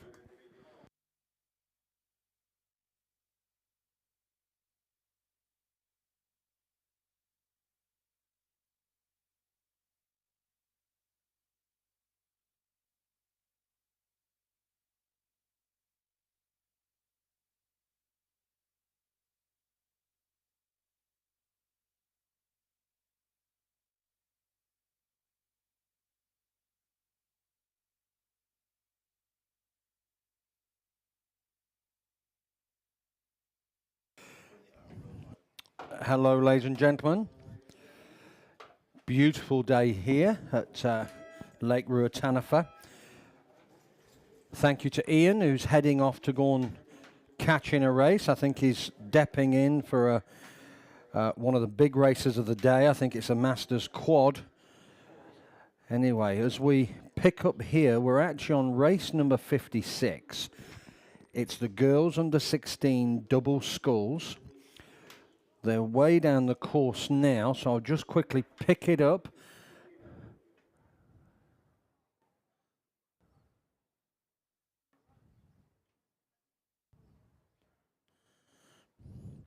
Nice race developing on the outside. Looking like Wanaka and, St Andrews and Villa Maria. The Villa Maria College one of Sophie Taylor and Natalia Richards, coached by Phoebe Collier. They've got their noses in front on the St Andrews double, which is Lauren Bolton and Sophia Lagayas, coached by Marion Hardwick. A bit of pressure being applied down in lane number 3. I'll just see if I can pick that up. Yes, that's Avonside Girls High School, Kate Orchard and Brooke Sykes. Could be Skies, actually. So there's our 1, 2 and 3. So it's Villa Maria out in lane number 9. St Andrews College sitting in second. And putting them under a bit of pressure is the lane 3 boat, which is Avonside Girls High School, Kate and Brooke. And they've closed it right up as St. Andrews have just got onto the tail of that Villa Maria crew. They're just squeezing, probably going to run out of time. They're taking a little bit, but down on the inside here, it is the Avonside Girls High School crew who've had a strong finish. Strong finish, and they're going to come through and take this. This is Kate Orchard and Brooke Skies. They're going to take it. They take it. Oh, St. Andrews have closed right up. It's, Villa Maria have held on to second with St. Andrews coming in third. Fourth place is going to go to lane number 5, which is Waihopai 3. Well done. And then coming over the line, looks like we have Wairo in lane number 4. That's Zoe Hawes and Celia Spencer. That was race number 56, girls under 16 double sculls. Moving that one through. So I think there's been a little bit of the shift around in the race order. So from what I understand, we have the women's intermediate coxed quadruple sculls. This is heat 1 with boats number 1, 2, 3, 4 and 5 progressing to the A final, and the rest automatically go through to the B final. So let's just have a look who's racing in this. We've got lane 1, North End 1. In 2, Waihopai 2. In 3, Dunstanarm 1. 4, Columba College 1. In 5, Wakatipu 2. In 6, Nelson 1. 7, Union 1. In lane 8, Otago Girls 2. In 9, Timaru 11. And in lane 10 is Wairo 1. So there's a nice race developing here. Just picking it up through my new binoculars, which I'm quite pleased with. Oh, Union are doing well. They've got their noses in front of the Nelson crew, who are likewise coming under pressure from Dunstan Arm 1. So Dunstan Arm 1 are sitting in second place at the moment, really moving quite nicely as we see the Union crew.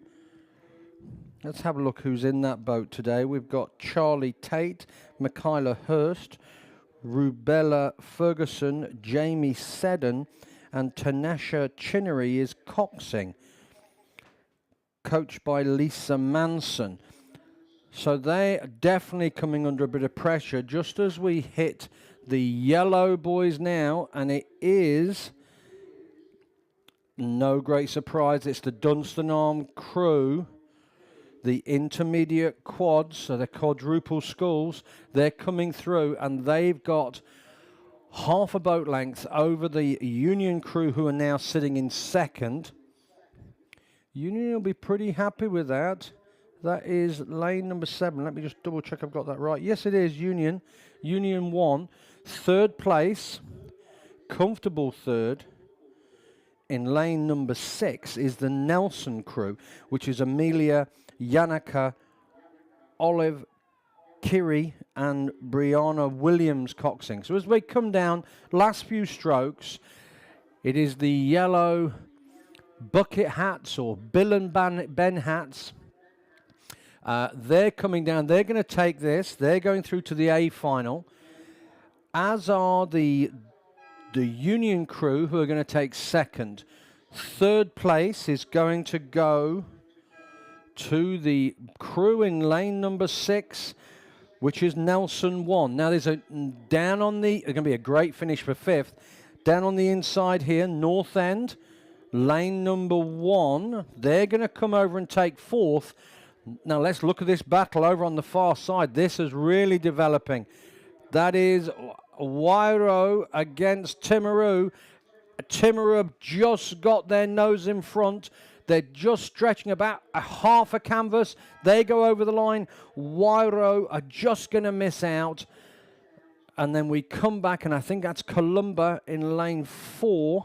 Yeah, Columba College coming over the line. Well, nice race for the women's intermediate Cox quadruple sculls. That was heat number 1. And we will pick up heat number 2 coming down. I just need to make sure that they've not swapped around again. There might have been a little bit of a change. Certainly a beautiful day for a ride down on the motorbike from Christchurch. Little bit overcast to start with, but the weather just got better and better the closer I got. So, yeah, lovely, lovely day today. And yet, oh, this looks like, is this? Yeah, this is the heat number 2. Yes, it is. It's heat number 2. A race number 58, women's intermediate Cox quadruple sculls. Let's see who we've got running. Cure Boating Club in 1, Dunstan Arm in 2, Cashmere High School in 3, Wakatipu in 4, Avonside Girls High School in 5, Canterbury 1 in 6, Targo Girls 1 in 7, Avon 1 in 8, Waihopai in 9, and Union 2 in lane 10. Well, we've got a bit of a scattered field here. Down on the inside lane, one of the sleeper lanes, that is Cure, who are moving along quite nicely. Probably sitting in about 3rd place. And I'm looking over on the far side there. There's a couple of crews there. That is, just want to pick it up. I want to say it's Avon. Yeah, Avon. I think it's Avon in lane 8. Bethany Mitchell, Faya Wayman, Lucy Brown, Ella Keys, and Hazel Bowen is coxing. They're just walking away from the crew outside them, which is Waihopai. And on the inside is Otago Girls High School, who are sticking with them. Just giving away 2 or 3 seats at the moment. But this is a good hit out for the Otago Girls crew there. There's another couple of boats have dropped away. I think Union 2 have dropped back. And it looks like one of the, so I'm going to say the Canterbury crews have dropped back. Wakatipu are going along. They're sitting in around about 4th. Coming back down to the inside lane, and there is the Purple Haze. Cure Boating Club, Jojo Baldwin, Ella Barnes, Perry Stevenson, Macy Barnes, and Annabelle Scott coxing. The ladies' crews for Cure have been going well so far this season. And as they come down, they'll be in lane 1. They'll be pretty happy with that. They're going to, unfortunately, I don't have the times for you, but they've just got their noses in front at the moment. Probably about 100 meters to go. They're certainly not upping the rating. They're just being consistent. Good battle developing on the far side. Avon are coming under serious pressure from lane 7. And in fact, Otago Girls have just gone through them. So Cure Boating Club, Jojo, Ella, Perry, Macy, and Annabelle, they're going to go over the line. So they're the first of the first 5. It is Otago who are going to go second in lane 7. Well done, Otago Girls. Then we go to Avon coming 3rd. 4th place is lane number 4, which is Wakatipu. Well done. And 5th, over on the far side, is Waihopai in lane 9. Well done. And yes, good racing. That'll be a good final tomorrow for the women's intermediate Cox quadruple sculls. Take a look out for that. Now, men's novice double sculls. Always competitive. We've got heat 1. It's the first 3 go through to the final, and with 4, 5 and 6 going through to the B final. I should say it's 1, 2 and 3 plus the next fastest. So how many heats have we got on this? I think we've got at least 3. Yeah, we've got 3 heats in this. So be good to see, and it's a great looking race. If you get a chance, have a quick look at this, because there's about 6 boats all the way across, and this is really moving along nicely. They've gone past the 1,000. They're coming up to the 1,500. Oh, look at this. I'm going to try and call this as best I can. So down on the inside here, looks like Otago have dropped away. Christ College are moving along. Just make sure I've got that right. Yeah, that's Christ College just there. Outside of them in the yellow boat will be Wakatipu. Timaru are going along. Christ are actually further back. Timaru are going along. They've just got their noses in front of the yellow boat of Wakatipu. So let's have a look outside there as well. Then we've got another 3 or 4 crews looking all good. Cure in the mix there. St. Thomas of Canterbury. Over on the far side, they've dropped away. That's Wairo, as have Timaru. That's the Timaru 1 crew. They've dropped away. But through the middle, Timaru in lane number 4, they're looking good. That is Josh Sadler and Parker Anderson, coached by Brian Smith and Blake Parker. Hope you're keeping the scissors nice and sharp, Brian. Now, in lane number... It's got lane number 8 on there, but lane number 6. Lane number 6, that is St. Thomas of Canterbury. Calix Manahira and Liam Jessup. They've got a strong second place there. It is Timaru in lane 4 who have got the lead by about a boat length, maybe a boat and a half. Great battle for second and third. Cure in the mix, but in lane 5, that is Wakatipu. Baker Schmitz and Panaheris Thomas, they got third, but they're coming under pressure from the young crew in lane 2. That's Otago, Artie Sweetman and Archie Goodman. But Timaru go over the line. St. Thomas of Canterbury takes second. Oh, it's a photo finish for third. But I'm going to give that to the young crew down on the inside. Is it lane 2? Yeah, lane 2. That's Otago, who I think just got over the crew in the middle. Great finish there. And it is 1, 2 and 3 going through to the A final. But the next fastest also goes through. So that's the first heat. Plethora of boats finishing now. We have to say Ruatanifer is looking magnificent. Unfortunately, Mount Cook was just in the clouds as I came through. But yeah, lovely ride down. Nice light traffic this morning until I probably got through Tekapo, and then it just started to pick up with a few boats. But other than that, great day, and I'm sure everyone has a fun day down here today. Please remember, keep the dogs on a leash and pack it in and pack it out. So if you bring your rubbish in, then make sure you take it away with you. I'm sure your motel and Airbnb will be delighted to have their bins filled up.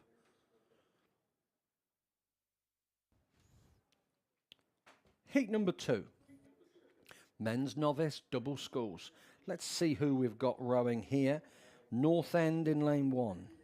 Avon in lane 2. Wairo in 3. Shirley Boys High School in 4. Dunstan Arm in 5. Lane 6, Cure Boating Club. Lane 7, Otago 1. Lane 8, Cashmere High School 1. In 9, Wanaka 2. And last but not least, Timaru 32 in lane number 10.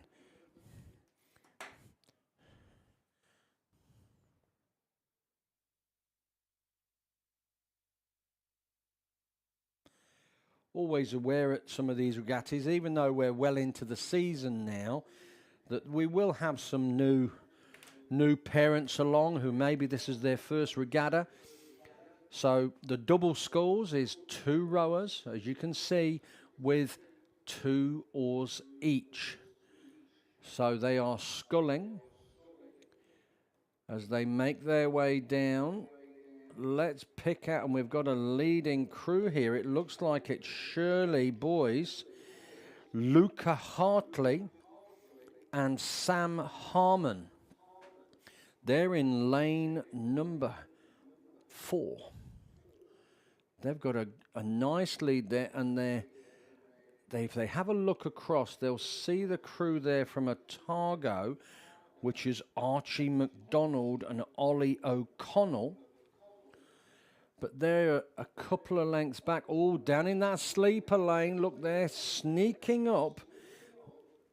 Is that North End? Let me try and pick up the number there just to make sure. Yes, it certainly seems to be with that black and red check. In lane number 1, it is Ashton McNee and Ethan Shirley, coached by Hayden George. They've very much come into the mix, and they've got a comfortable second. Oh, we've had an issue in the middle. We've had an issue there. They've got ball. No, they've not got back going. They need to balance it out. Shirley Boys in lane number 4. They had a comfortable lead. Oh, and it's all gone a bit Pete Tong. But never mind, down on the inside, this is racing. Lane number 1, it's North End. Great news is Shirley have got going again. They're still in second place. North End are going to take the win. They've got about 4 boat lengths. Shirley did well there. They didn't panic. There they go. North End go over the line. In lane 4, it's the Shirley Boys High School crew of Luca Hartley and Sam Harmon. Well done to those boys, because they took a few seconds. They didn't tip out. That's number 1. And they got going, and they take second. Well done. Over lane 7, it is going to be the Otago crew come through. And then Dunstan Arm 1, they'll be hoping for a fastest time. Looking through now, we see Waro coming over the line, and then we're back down to the rest of the field. That was heat number 2. Really well done to North End to come through, and to Luca Hartley and Sam Harmon, who just got it going again, and got over the line and took second place. Well done. Race 61. This is the last heat. Men's novice double sculls. Lane 1, Wakatipu. Lane 2, Union. Lane 3, Christ College. Lane 4, St Andrews College. In 5, Cromwell 1. In 6, Burnside High School. 7, Oamaru 1. In lane 8, Avon 51. Wonderful numbering system. In lane 9, St Thomas of Canterbury, a far more traditional 2. And in lane 10, Wakatipu 3. So, just a reminder that it's the first 3 who go straight through to the A final. And then it's the next fastest. So unfortunately, I can't give you the times. We don't have that system operating today. But the sun is shining, the water's flat, the wind gods are keeping away, which is great to see. And we've also got an interesting change on our umpiring. For those who've been here many times before, we're used to the sight of the umpire boats blasting back down the field. And they do make a bit of wake doing that, but they try and minimize it as best they possibly can. Oh, there we see Ian Cartwright going down. He's got his long socks on. His Pippi long stockings. He does have very delicate calves. And he's with Frank Dean there. So that's the commentary crew making their way down. Anyway, let's pick this race up. And this is a lovely row here from the lane number 7 crew. That wonderful yellow gold strip. We've got Cash Patterson and Ike Newlands Carter. They've got a dominant lead here by about 3-4 lengths. So they're looking good. That's Oamaru in lane number 7. Second place. Oh, it's St. Andrews in lane 4. Hugo Harris and Cameron Sharp. They're in second place. They've got a little bit of pressure out on the far side, but not too much. That's lane number 10. That's Wakatipu 3. That's Reuben Davis and Henry Monia. But it is Oamaru 1, Cash Patterson, and Ike Newlands Carter. They take that heat. St. Andrews College get a good second. Over on the far side, the yellow boat in lane 10 for Wakatipu, Reuben Davis and Henry Monia. They take third. Fourth place goes to lane number 8, and that's Avon, Finnegan, Elam and Fergus Johnson. They'll be hoping for a fastest time. And then we have a plethora of crews coming over now, including Wakatipu down this near side. So that's our 3 heats. I'll look forward to that men's novice double sculls tomorrow. I think it's going to be pretty competitive. Right. Race 62, there's some names I recognise here.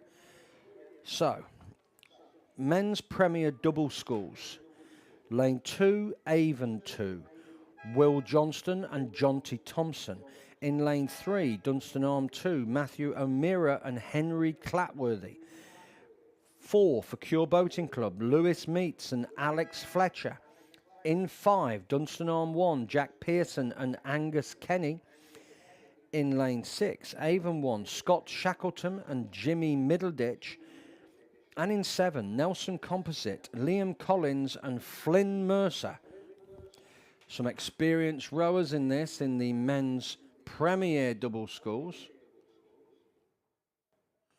If we look down the inside, the Avon crew of Will and Jonty have dropped a few lengths back.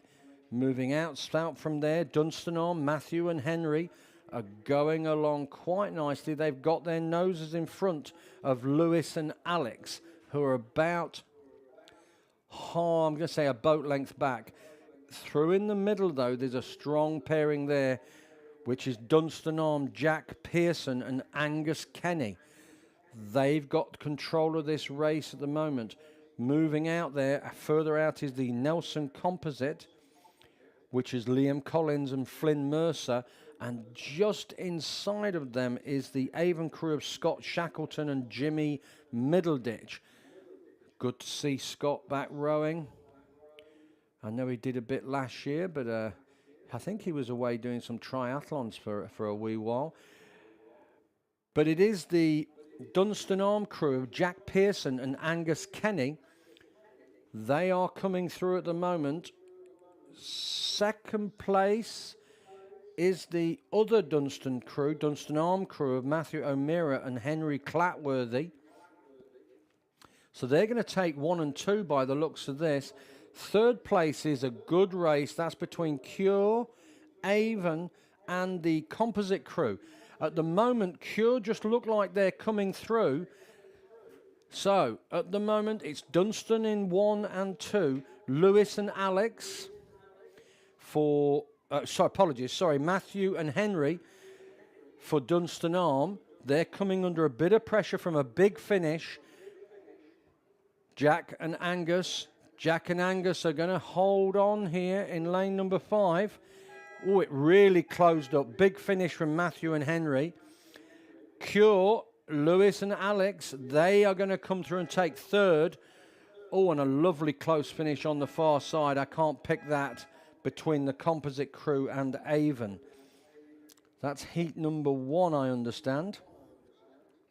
So men's Premier double sculls. So maybe they'll all go through to the final. Next, we have the men's senior double sculls. For Dunstanarm, we have Josh Bartlett and Angus Lowe. For Waro, Finn Allison and Ashley James Fitzgerald. For Wakatipu, Sebastian Watson and Harry Lightfoot. Canterbury 1 is Angus Cool and Tim Chapman.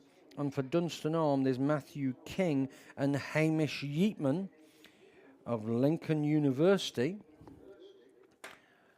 So, picking it up at the moment,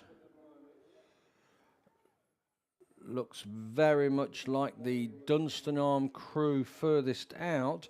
That's Matthew King and Hamish Yeatman, coached by Simon Smith.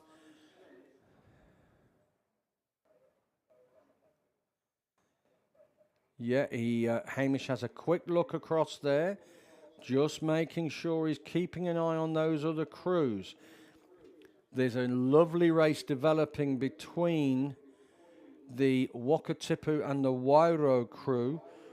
That is Finn and Ashley James versus Sebastian and Harry. That's going to be a nice finish for second and third. But at the moment, it is still the lane number 7. It's just not quite flowing smoothly. There's a slight stop, a slight bounce on that boat. We can just see it, just a slight catch there, but they've got the lead. They're in control. Wairo have gone away from Wakatipu.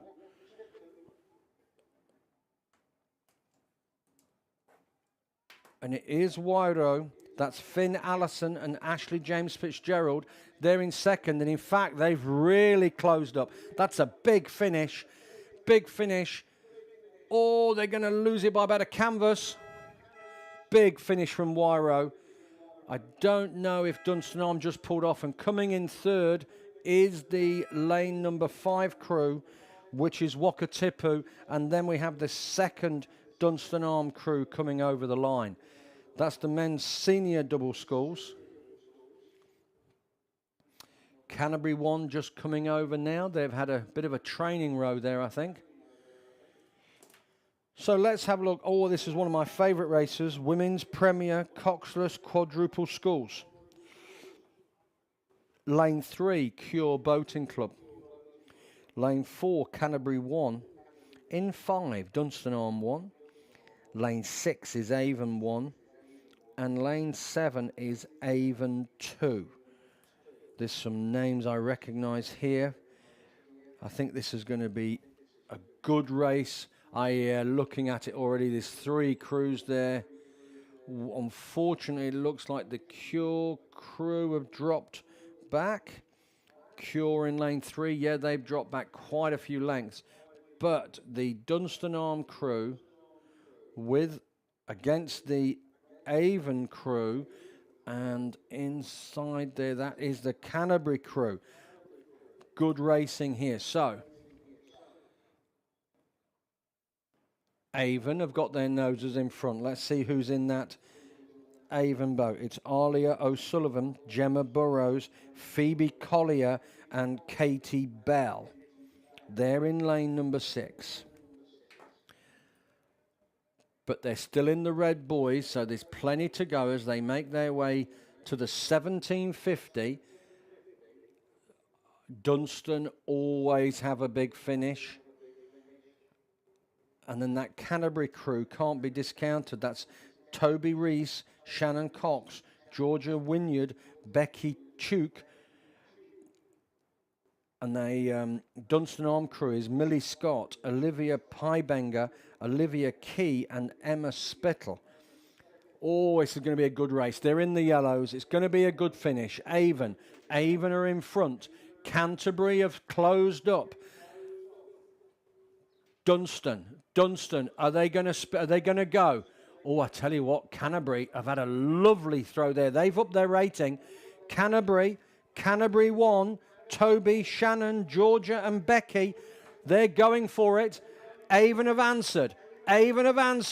They've increased their rating, but the Canterbury crew have got a flow on. They've got their nose in front of Dunstanarm. Dunstanarm, Canterbury. Canterbury have got him for a lead now. Not much in it. Avon is just holding on to second. Canterbury are going to come through and take it. Avon in second and Dunstanarm in third. That is a belting finish. Race of the day for me so far. Wow, well done. I look forward to seeing that tomorrow. They're all coming back to the A final. Men's Club, coxless 4. Avon 2, Avon 3, Oamaru 1, Nelson 1, and Avon 1. Again, it's a few names I recognise here. This is race number 65. Race number 65.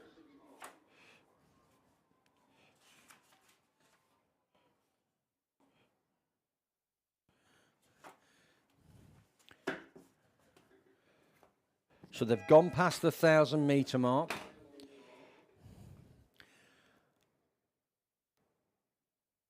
I can see a couple of Avon crews out there, along with an Oamaru crew, who are nice in the middle there, just following Nelson. But it is the strong crew from Avon, Kobe Goody, Lachlan Nicholas, James Tavendale and Danny Webb. So it's lane 7. Lane 7, Avon. Down on the inside, though, is another Avon crew. Let's just pick them up. Oh, yeah, they're not giving this away. This is William Thomas, Jackson Drake, George Kinder and Jake Luthi. They are in second. Third place is Nelson, which is Ryan Flintoff, Ollie Hawkins, Ted Gallagher. Sorry, apologies, Ted Callahan and Ethan Steele. But it is the Avon crew out there in lane number 7. Lane number 7. There they are. Kobe Goody, Lachlan Nicholas, James Tavendale and Danny Webb. I can see that mop of hair from the middle Tavendale there. They're swinging along. Great to see them going along there in lane 7. That's a good row from that crew. Down on the second Avon crew in lane 3. That's lane 3. Will Thomas, Jackson Drake, George Kinder and Jake Luthi. They have got a comfortable second. They're all going through to the final. But well done. The Avon crew there in lane 7. They take it not much in about just a boat length. No clear water. Oamaru are closing in on this Nelson crew in lane 6. But they're going to take third. And then Oamaru are coming in 4th. Great racing there. We've got a little bit of a gap here. So the next race coming through is the Women's Club coxless pair. So coxless pair basically means there's no coxswain, and they've only got one oar each. So essentially it's a pair of oars between 2 rowers. That's the way it was explained to me when I first started, and it stuck. So let's make sure you get through the food cafeteria there and grab yourself an ice cream or a coffee or a sandwich, whatever you need. But please make sure you deal with all your rubbish and don't litter. Keep an eye out for those cyclists coming through. And likewise, the cyclists just need to be a little bit aware of people wandering through in a summer relaxed mode. Beautiful day here down in Twizel. And I hope you're all enjoying it. Make sure you've got a hat on or some sunscreen.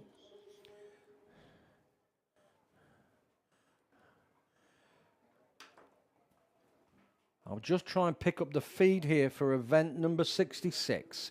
Women's Clubs Coxless Pair Oars, Heat 1. They're all progressing to the final. We've got Avon 1, Avon 2, Wairo 1, Oamaru 1, Nelson 1, Wairo 2, and Wakatipu 1. I'll be back with you in a second. Hello.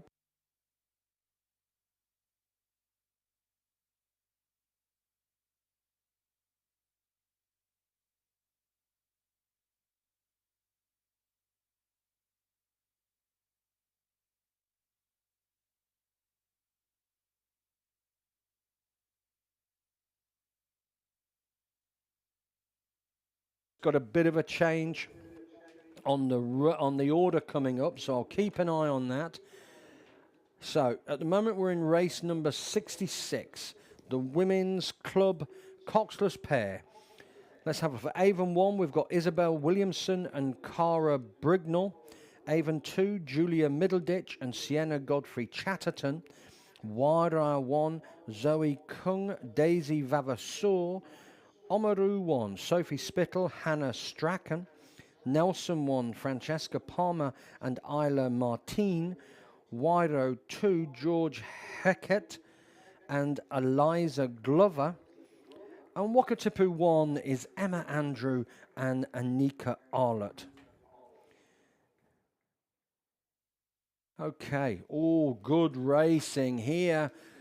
They've gone through the 1500. They're making their way down to that 1750. Oh, we've got a lovely number of boats across here. Down in the sleeper lane, in lane number 1, they might actually be in lane number 2, but I'll have to check. That looks like it's Isabel Williamson and Cara Brignall. They are sitting in second, if I was to make a bet now. And over on the far side, it's the Wairo crew of Georgette Hercott and Eliza Glover. They have got the lead at the moment, but there's not much in it. They're going along quite steadily there.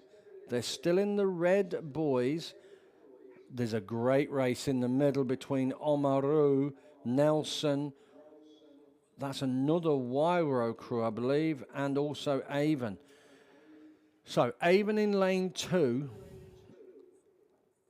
They're going well. Just sitting in second. They're holding second, but they're coming under, or they're going to come under pressure from Wairo, Oamaru, and Nelson. Nelson are sitting in 5th. Wairo in 4th. Oamaru in 3rd. Out in front, comfortable lead now is that lane number 7 crew. Georgette and Eliza, they've got the lead. They've got about a boat length over this Avon crew. And that's Isabella Williamson and Cara Brignall. But it is Georgette and Eliza who are going to take the win. They're all coming back tomorrow, but it does obviously impact the lane they get in. So at the moment, it is... Oh, I tell you what, it's closed up. Avon have had a massive finish. Oh, my word. Lane number 2 are going to take it. Avon take it. Isabella Williamson and Cara Brignall. That's a great finish. Over on the far side in lane 7, they come second. 3rd place is going to be to lane 4. That's Wairo 1. And 4th place goes to Oamaru. And then out to Nelson for 5th. And back down to Avon for 6th. Wow, that finish from the Avon 1 crew was fantastic. Brilliant finish. They were definitely a length and a smidgen back, and about in the last 125, they just came through, so well done. Now, I know we've got a change in the race order now, so I think we were going to go to race number 68, which is the women's under 19 coxless pair. So essentially we've got 2 heats in this, yes. And we're running the heat number 2 first. And then we'll come back to race number 67. And that probably has been explained, maybe somebody arriving late or a bit of a boat issue.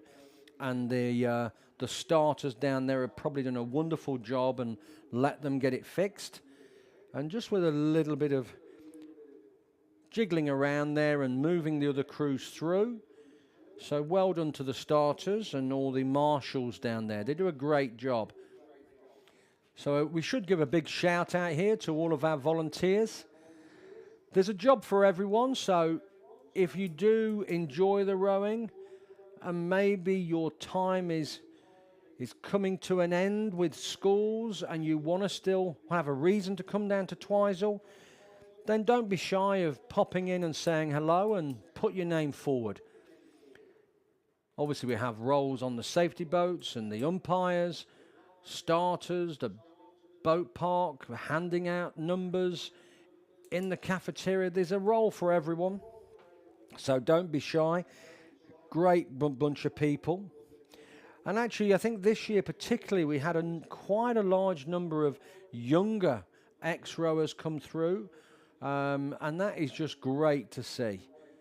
Because at the end of the day, like any sport, or most sports, if you don't have your volunteers, you don't have an event. And particularly with things like rowing, where your safety is so very important. So, yeah, if you know a volunteer, make sure you say, hey, good job. And because they all give their time.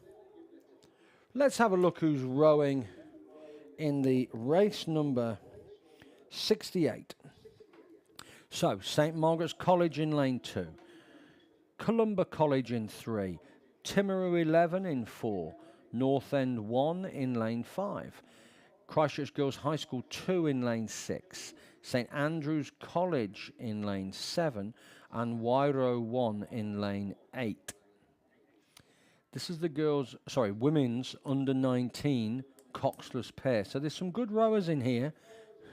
They've some of these names I recognise, and they've been rowing for a while. So let me try and pick it up on the screen. I haven't got anything on the screen, unfortunately. So I'll go back to the binoculars. Oh, there's a couple of boats who've made a leap, and it is, I'm going to call it as lane number 3, Columba College, and over on the far side, Wairo 1, which is Grace Straker and Mila van Rensburg.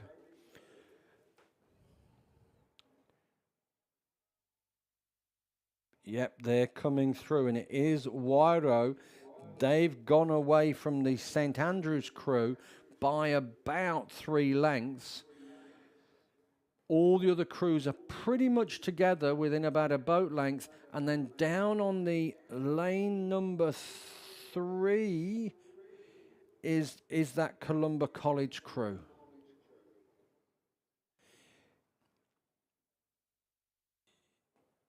Yes, it is, because that's St Margaret's down on the inside. So Columba College is Kira Patterson and Isla Nicholson, coached by Emily Brown and Isabel Davey. They very much in this race with the crew out on the far side in lane 8, Grace Straker and Mila van Rensburg.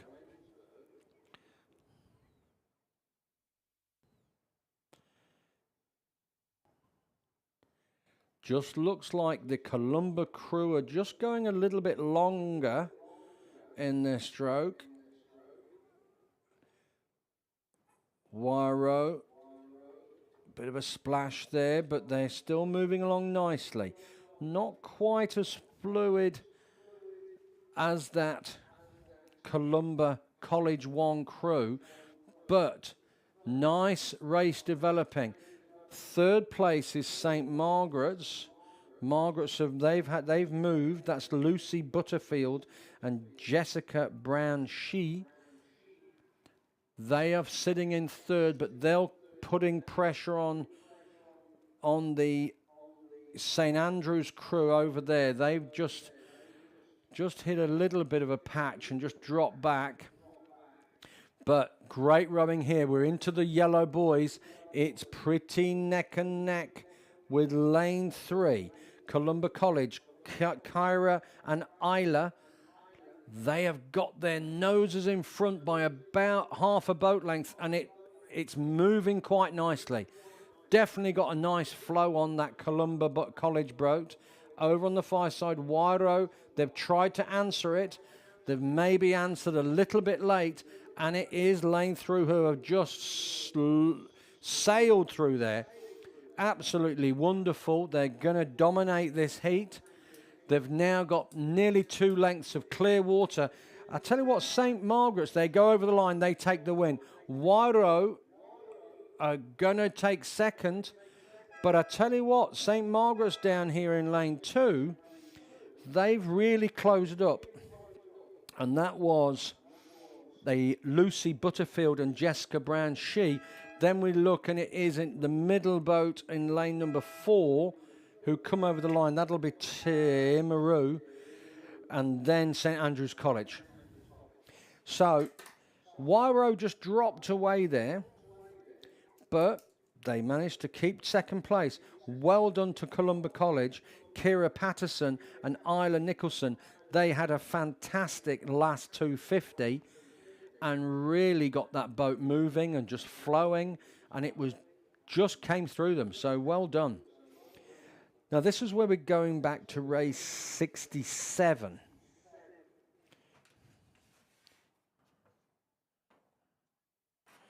We're going back to race 67, and this is the women's under 19 coxless pair. So let's again go through the crews and see who we got. In lane 2, Columba College, Anika Lacer and Nova Whiston. For Timaru in lane 3, Emily Caird and Lily Grant. In 4 for Wairo 2 is Irish Vavassor and Lily Smith.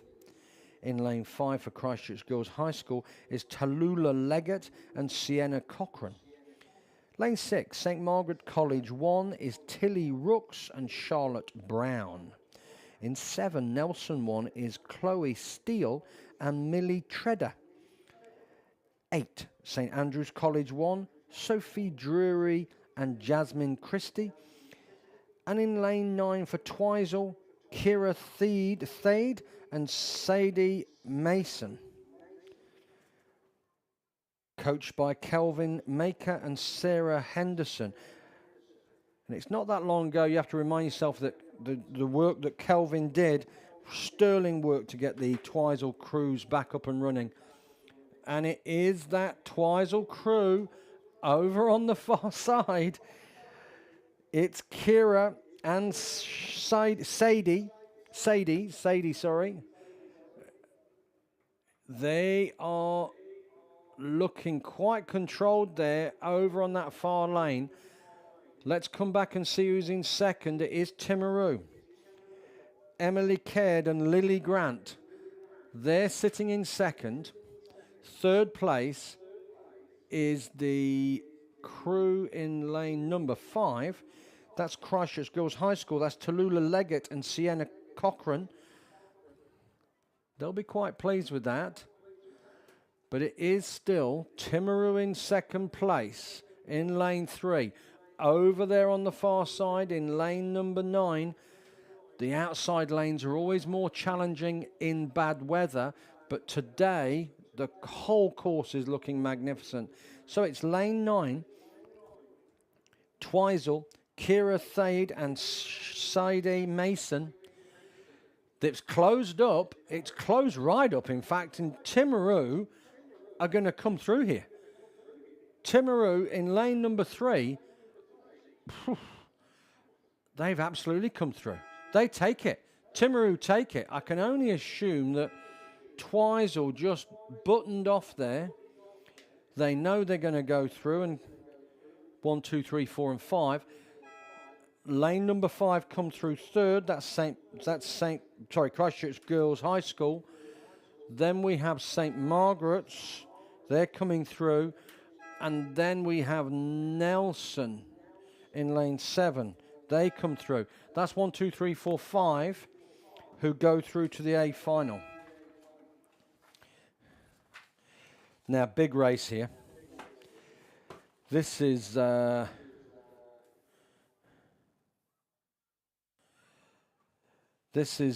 men's masters coxed coxless quadruple sculls.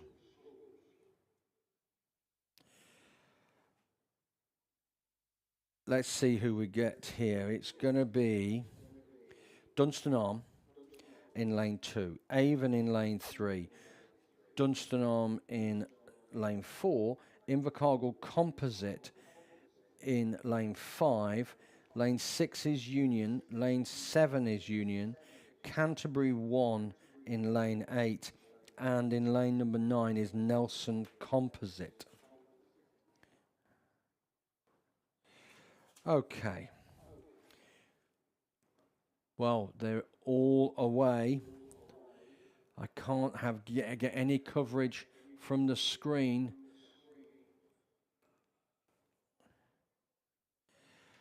I know that the Invercargill Composite crew, which are pretty much all of them are the Aroa Boating Club. Ian Cartwright's in there. He's been training really quite heavily. A lot of yoga. They're all going along so well here, these masters. Oh yes, we can see there's a mixture of tops. There's Union out there. Over on the far side, Nelson Composite. Oh, there they are. They're going well. Wow. Let's have a look who's in that crew. Oh, of course, it's Kelvin, David, Colin, and Tony. An experienced crew. They know how to build a wall. Well, they're really going for it. Canterbury are trying to chase them down. Where are my fellow commentators? Oh yeah, they're in the middle of the course there. Probably sitting 5th, 6th. Down on the inside. Let's have a look at this crew. They're again a mishmash of tops here. There's definitely some Dunstanarm in this. It's Wayne, Quentin, Andrew, and Phil. But over on the far side, oh yeah, has he still got that wonderful beard? Kelvin, maybe he's shaved it off. But I can see the green of Twizel making their way down. This is the men's masters, coxed quadruple sculls. Going to be a nice finish here. Over on the far side, Nelson Composite look like they got it. Down on the inside, lane number 2, that's Dunstanarm. They're holding in second. Third place is lane number 6, which is Union 1. Oh, that's Dale in there, Dale Mark. Let's have a quick look at, there he is, yes. Well done. Well done to that crew. They're going to get third. Oh, it closed right up. Fourth place is going to go to lane 4. That's Dunstanarm. Look on the far side there, 5th in lane 8. That's Canterbury 1. And there's the Invercargill Composite, lane number 5. You could throw a blanket over them. It'd need to be a big blanket, but you could throw a blanket over them. Well done to all those masters. Excellent work. Race number 70.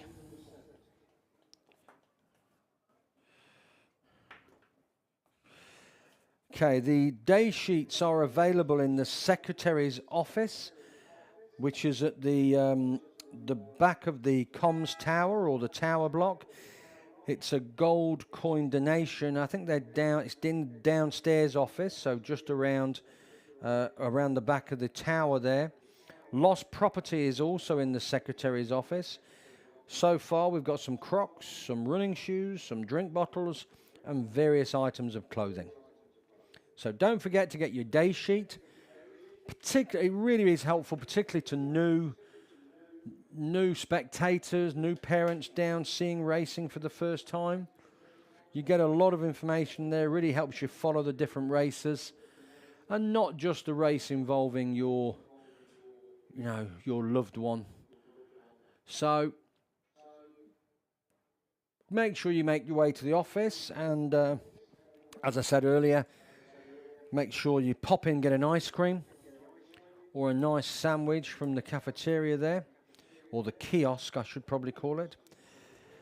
Race number 70 is the women's novice coxed 8.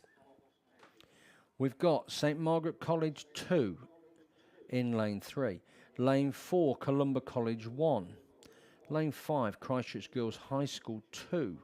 Lane 6 is Christchurch Girls High School 1. Lane 7 is Wairau 2. And lane 8 is Orangi Ruru Girls School.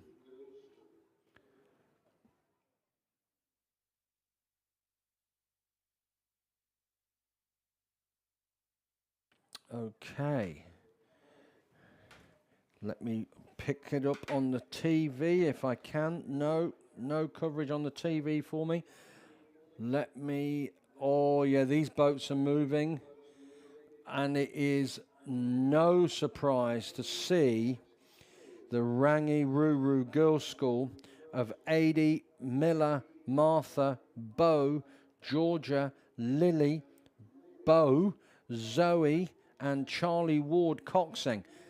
They've got their noses in front, but it's a ding-dong battle with the Christchurch Girls High School crew, which is Mia, Ashley, Sophie, Olive, Georgia, Sophia, Izzy, and Millie, with Stella Panett coxing.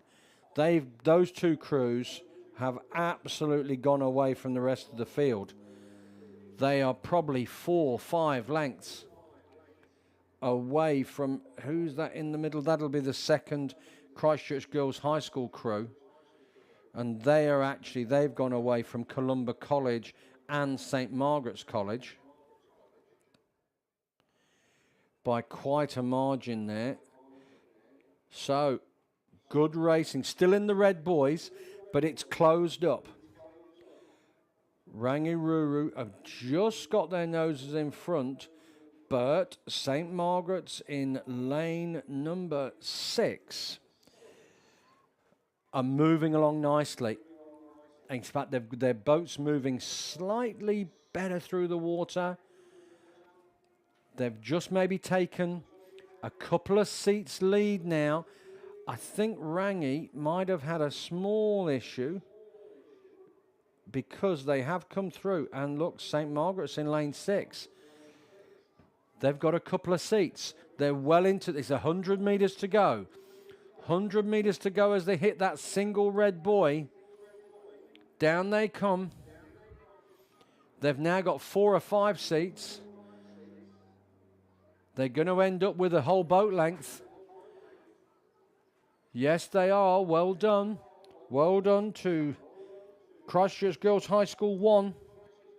They've got a little bit of clear water. They've gone away from the Rangi Ruru Girls School crew. Well done. But they're all coming back. Well, the first 5 are coming back. Now, the next crew coming over in third is going to be the lane 5 crew, which is Christchurch Girls High School 2. Coming back from there, we have the lane 4 crew, which is Columba College. They're going to get 4th, and then it's St Margaret's College 2. So they're our top 5. Wairau over on the far side are unfortunately eliminated. That's the women's novice coxed 8. So, race number 71 is the women's novice. Oh, this is heat 2. Sorry, women's. And this again is Wairau 1, St Andrew's College 1, Oamaru 1, St Margaret's College 1, Christchurch Girls High School 3, and Nelson 1. So novice coxed 8. They'll all have their eye on the South Island secondary schools coming up, plus obviously Mardi. Very competitive in the novice category. With those North Island crews, there's no easy medals there. So it is the St Margaret's crew, which is Fleur, Grace, Isabella, Sarah. Make sure I've got this right. Apologies. Alex, Sophia, Sadie, Greer, and Sarah Farrell coxing with Isabella also rowing. So, well done to this St. Margaret's College crew in lane number 6. They have got a 3 lengths over the Oamaru crew. He's sitting in second, and then third place looks like we're coming out to the Nelson 1 crew. Down on the inside we have Waro, and then back to St. Andrew's College, who are... Who's that last crew there? That must be another... Sorry, that's another... that's Christchurch Girls High School. So, still in the red, boys, as they come through, making their way down to the 1750. It is the Where's Wally row suits of St. Margaret's College. They've got a couple of lengths there, quite comfortable. It is the first 5 who go through to the final, and the rest are eliminated. So, in first place we have St. Margaret's College. Second place is Oamaru, as we get about 100 metres to go. They're stretching out quite nicely.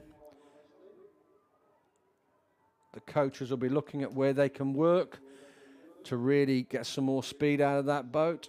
Oamaru in that wonderful yellow with the black cross on the back in lane number 5. They've got a comfortable second place.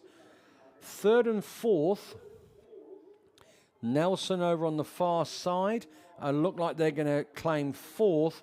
And Wairo in lane number 3. I think they're going to come through and get third. And good news for St. Andrew's College. They've moved away from the other crew, and they're going to get 5th. So St. Margaret's College go over the line. They've got first. Oamaru are going to take second. Third place is indeed going to go to Wairo, who've come through the Nelson crew, who are going to get 4th. St. Andrew's College in lane 4 are going to come through and nick into the final in lane 5.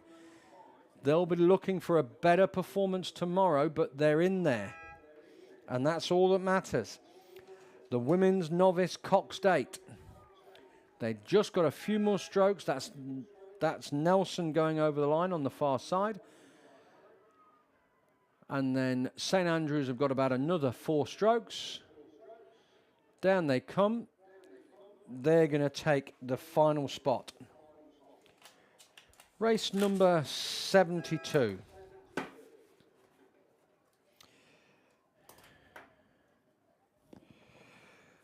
Otago Boys High in lane 3. This is the boys under 17 coxed 8. Christ College in 1. St. Bede's College in 5. St. Andrew's College in 6. And Christ College 2 in lane 7. This is the boys under 17 coxed 8. At the moment it is St. Bede's. St. Bede's in lane number 5. They are charging down with St. Andrews just outside them. St. Andrew's College. They are sitting in... I'm trying to look who's coxing this one for you for a second. Give me a second. Oh, yeah, James Steele. James Steele's coxing this. In third place is Christ College. And in fourth, that looks like Otago. Yes, it is Otago. So, St. Bede's. We've got Dara, Andy, Alex, Jonghu, Brody, Cooper, Carter, Matthew. Matthew Casey's actually coxing.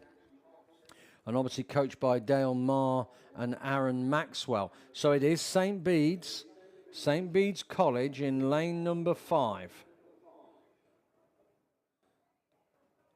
They are making their way down. This is the boys under 17 coxed 8. They've got clear water over the St. Andrew's College crew in lane number 6. They've got a boat length. They're coming under pressure, as in St Andrews are coming under pressure from the Christ College crew in lane 4. They've eaten a few seats. Have they got anything left to hold them off? St Andrews, can you hold them off? You've got 3. Save your 3 seats. St Bede's are going to take the win. They've got a boat length and a half. Oh, it's closing. Big finish from Christ College. They're just down to a canvas now. St Bede's take the win. St Andrews College are just holding on. Just holding on. Yes, they've held on. Well done. Well done to St Andrews College there. Christ College, great comeback. They came 3rd, and then it is Otago Boys coming over the line. That was a lovely finish to that race. Christ College really powered on. But St Andrews College managed to hold on. So look for that race again tomorrow. Good finish, good race from St Bede's. They had it controlled all the way through. Men's intermediate coxed 4. Heat number 1, all are progressing to the final. In lane 2, we've got St Bede's College. Lane 3, we've got Nelson 1. In 4, Canterbury 1. 5, St Bede's College. 6, Nelson 2. Lane 7, Shirley Boys High School. Lane 8 is Avon 1. And in lane 9 is St Bede's College. They've just gone past the 500-metre mark. So they've made a clean start. Been interesting to see the umpiring, what's been happening. I can see a white flag coming out from the umpire boat there. You certainly, I think they can kind of move out into the course if they need to. But they seem to be able to pass on the umpiring from boat to boat. So they've got designated areas that they look after. And it basically means we don't have the boats charging up and down the course, which particularly when it's flat water can end up causing a bit of wake, and sometimes that can impact a boat. So I believe that's why they're running that this year, or this regatta, sorry, I should say. So this is race number 73. Men's intermediate coxed 4. They're making their way to the, if I can see on the screen now, they're making their way to the 1,000-metre mark. We've got 3 boats who've gone away from the field. One of them's got about a boat length and a half over the crew in sail, maybe a boat length and a quarter over that second boat, who likewise have a boat length and a half over the crew in 3rd and 4th. Oh no, down on the inside, they're coming in. This is going to develop. Men's intermediate, always fun racing. So, race number 73 for the day. Let me see if I can pick up who is. It'd be one of the Avon crews.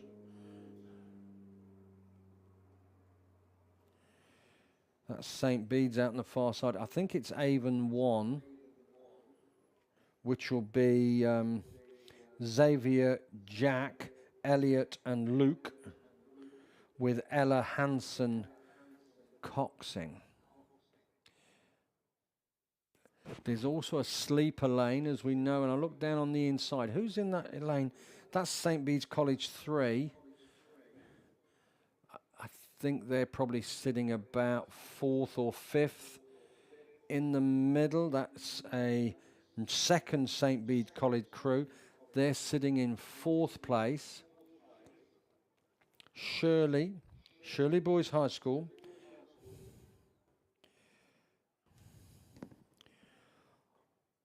That's a fantastic name. Otto Montgomery -McCarthy. Aidan Daly, Finn Lloyd and Chris Brignall, with Oliver Young coxing.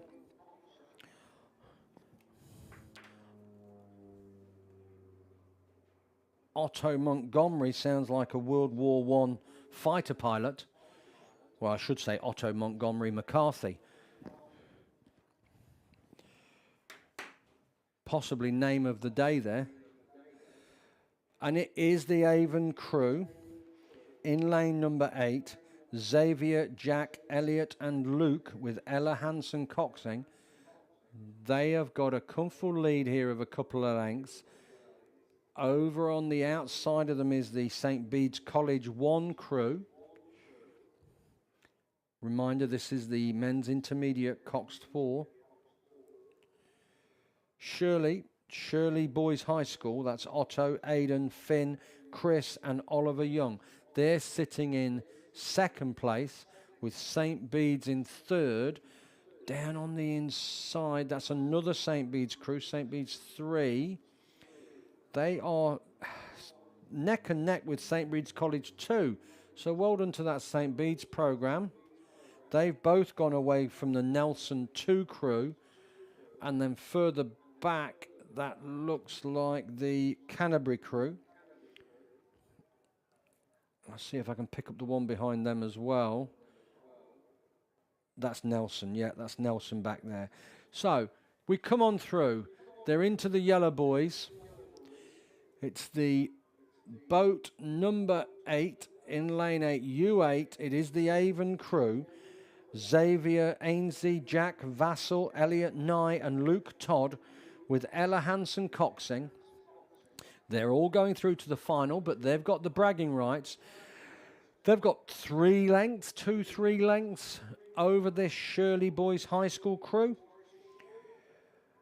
And that's Otto, Aidan, Finn and Chris with Oliver Young. They've got a comfortable second. So Avon take the win. Shirley are going to take second. Over on the far side, St. Bede's College 1 in lane number 9. They'll get a better heat tomorrow. Then there's another St. Bede's crew down on the inside. That's St. Bede's College 3, who are going to take 4th. And then in the middle, that's a U5. That's St. Bede's College 2. They're going to take 5th. And then Nelson are making their way down as well. So that race is finished, 74. I think one of my colleagues will be taking over from me shortly. Oh yeah, 12:45. Who's coming on? I think it's Frank. So I'm sure he's enjoyed his row. This is race number 74 now. This is girls under 17 coxed quadruple sculls. Heat number 1, 2 heats. Yep, 2 heats. So Villa Maria College, Kashmir High School, Timaru 11, Waihopai, Christchurch Girls High School, Nelson 1. Just 6 boats in this heat. They've gone past the 1,000 metre mark. They're making their way to the 1,500 metres where the gates are. I can just see a nice spread across the field here. We've got a couple of boats. I'm just going to pick them up.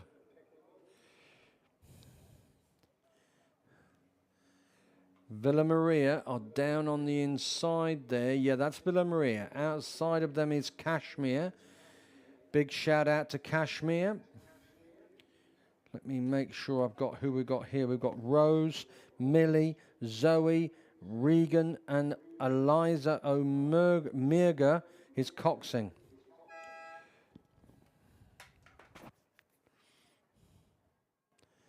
Kashmir have just got their noses in front. We've got Waihopai out there. They're sitting in about 4th, but not out of it. They're chasing down the Christchurch Girls High School crew, which is Ella Tucker, Caitlin Mercer, Greer Bowman, Abby McPherson, and Sarit Malhi is coxing. Or Malhi, I should say. I'm sure everyone appreciates that there's 1,500 names for us to go through. Can be a little bit challenging on occasion. But it's all the fun of the fair. Kashmir. They've still got the lead. They're looking quite controlled, very smooth. Well done there. I think they're just doing enough to hold their position. They're certainly not trying to stretch it. I can see the coxswain looking across to the inside, just keeping an eye on that Villa Maria crew. They just want to make sure they take that first position. This will be a good race tomorrow because that's low rating from Kashmir. They're not expending any more energy than they need to. Well done. Villa Maria are going to take second. That's at lane number 3. Over on the far side there, that's Christchurch Girls High School, who are going to take third. Waihopai are going to take fourth.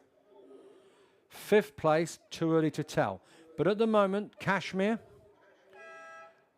rating nice and low, they take the win. Villa Maria takes second. Yeah, they've got loads more in the tank. They've just carried on rowing. Over on the far side, that is the Christchurch Girls' School who take third. Then Waihopai take fourth. And it's all closed up. I think Timaru are going to just pip. They are. They're going to pick that Nelson crew. Yes, they are. Well done. They've got themselves into the final there. That's Timaru, just got over the line. That's Olivia Moffat, Styler Seymour, Sophia Lawless, Libby Brown, and Daisy Campbell. Right on the line there. They just got their nose in front of that Nelson crew. Race number 75. Girls under 17, coxed quadruple sculls. This is heat number 2. So it's the first 5 who go through. We've got Columba College 1.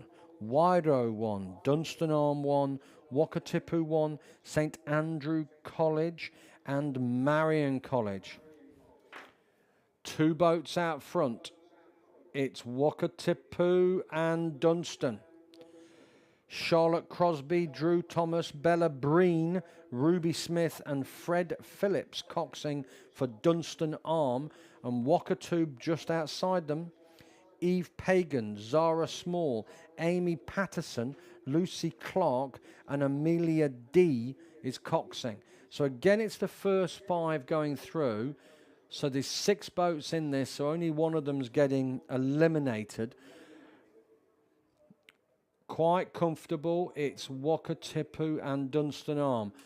Dunstan Arm are just sitting in second. Don't seem to be going too mad here. I think both those crews are happy just to get through. Let's see who's in fourth. That's St Andrew's College. Lucy McWhirter, Charlotte Galvin, Xanthi Ward, Olivia Connor, and Emily DeJoux is coxing. And they are up against, because they're sitting in third. Oh, there's the plane coming across there. Look at that.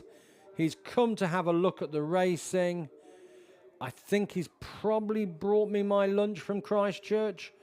I did put a special order in. Oh, he's flying very low there. It's great to see. Oh, look at that. It's like warbirds. There he goes. He's having a great day. Look at that, banking over there. Anyway, Dunstan Arm take the win. Wakatipu get a second. That pilot's having so much fun. Oh, here he comes again, looping over, right over the finish line. Down on the inside there, it is lane 3. That's Columba College. They're going to take third.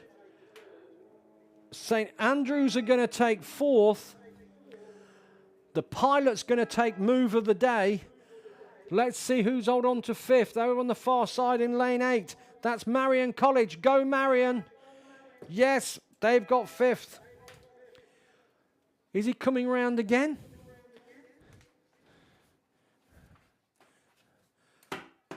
Oh, he might. Oh, he's look at that. He's flurrying it around. He's coming back. Excuse me, sorry. Oh, yes. It's a strafing run, this. or strafing run, we should say. Oh, is a bit of crop dusting going on?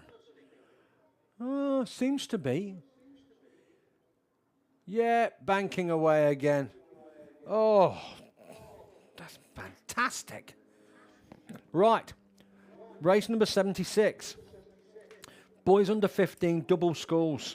St Andrews College 2, Burnside High School 1, Kashmir High School 2, Timaru 30, Union 1, Wakatipu 1, Otago 1, Christ College 1, and Kashmir High School have scratched in lane 9. So I'm picking this up now. They're past 1,000. Nice race developing between 3 crews. That's looking like Timaru, Wakatipu, and Otago. Otago 1. Let's see who's dropped off. Down on the inside, that's St Andrews College, but they are in front of the Burnside High School crew and the Kashmir crew. So they're actually sitting in 3rd place, maybe 3rd, 4th. Over on the far side, outside there, that is Otago 1. So, on the basis the first 5 are going through, in the middle lanes, it's Timaru, Murphy Hopper Park, and Baxter Hopper Park, coached by Brian Smith. So this is a great day for the family here. Brothers in there. Twins, I'm assuming, but that's the Timaru crew coming through. They have got the lead over Wakatipu 1, Reuben Davis and Henry Monia. They've got a comfortable second. 3rd place is between the crew in lane 7, which is Otago 1, Ryan Cleghorn and Gus Carr. But down on the inside, it is the St Andrews College 2 crew, Logan Scott and Fletcher Cairns. They are in a prime position, and they're just moving that boat a little bit better, a little bit quicker. They've upped their rating. It's just a little bit messy, but they've got a bit more speed in their boat. So they're going to come through for 3rd. They've got their nose in 3rd at the moment, but it is the Timaru crew. Timaru in lane 4. They're going to take the win. Timaru in lane 4. Outside them is Wakatipu. That's Reuben Davis and Henry Monia. They're going to take 2nd. There's our winners. That's the, I'm going to say the twins. Murphy Hopper Park and Baxter Hopper Park. Well done to those boys. St Andrews College are coming through taking a good 3rd. Well done. Well done, boys. They've closed that out over the Otago 1 crew of Ryan Cleghorn and Gus Carter. But they're still going to the final. And 5th is going to be, in lane 2, Burnside High School, Felix Rowe and Tyler Rogers. They're going to hold on to 5th place. That's the boys under 15 double sculls. So I think I'll just take this race down. Is that all right? Because it's coming through, and then we'll pass over. This is the Heat 2, boys under 15 double sculls, always very competitive. So let's just go through the who's rowing. Otago Boys High 1 is Angus Colley and Bede Perkins. Nelson 1 is Mateo Ardiles Hillier and Raphael Ardiles Hillier. Twins again, I'm assuming. Kashmir High School, James Gebby and Cameron Taylor. Otago 2 have scratched. Timaru 31, Bradley Champion and Stacey Mills. Wakatipu 2, Phineas Thompson and Baxter Kingan. St Andrews College is Oliver O'Brien and Hugo Miller-Bell. St Thomas of Canterbury, Connor Frost, Finn Sorensen. And Dunstan on 1 is Kiowi Oile and Boston Irvin Dowling. This is race number 77. So I should just quickly ask Frank, how was the race? Oh, not too bad. Not too bad, he's happy. Which is good. I think you came through. Boat felt good. Yeah. What about those extra weights I put in it? Oh, that's what it was. That's what it was, yes. He's not that heavy. No, no, no. Clive doesn't realise that we're actually we're preparing a commentator's quad, so someone will be out there next time with us. Does that mean I've got a row? Yes. And Millsy's going to be a coxswain. Mills is going. Well, hold on. William Tavendale could be the coxswain. Or no, he needs to row. He needs to row. Right. Boys under 15, double sculls, heat 2. The first 5 of them are going through to the final. And looking out there, it is the St Andrews College crew of Oliver O'Brien and Hugo Miller-Bell.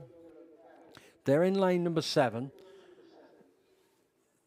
They have got a good lead here, really good lead over Wakatipu and who's that other crew? St Thomas of Canterbury? Yeah, Wakatipu, that's Phineas Thomas and Baxter Kingan. Down on the inside, who's that coming through there? Oh, that's Nelson. Matteo Ardiles Hiller, and Rafael Ardiles Hiller. I'm surprised they're not playing football. They sound like a right back and a left back for Man United.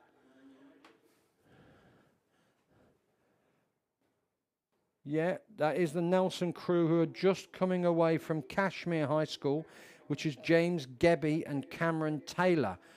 But it's the top 5 who go through. So Cashmere are sitting in 5th at the moment.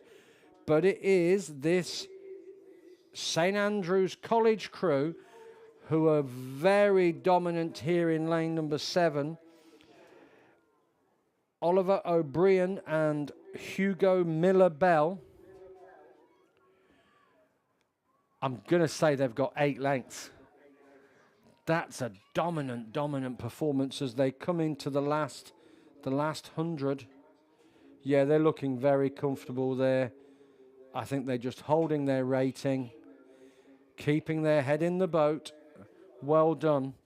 That's boys under 15 double sculls. That's a strong performance. I don't have a time for you, unfortunately. Second and third is going to be between Nelson and Wakatipu. Nelson and Wakatipu as they come down neck and neck. And 4th and 5th, Kashmir are just in 5th. He looks across the bow rower there, and I tell you what, they're going to get 4th. So it is Nelson are going to come through 3rd. Wakatipu are going to go, sorry, they're going to come 2nd. Wakatipu 3rd, and Kashmir 4th with the St Thomas of Canterbury crew 5th. Right, that's me checking out for the moment. I'll hand you back over to Frank, and I'll see you later on. Enjoy the day.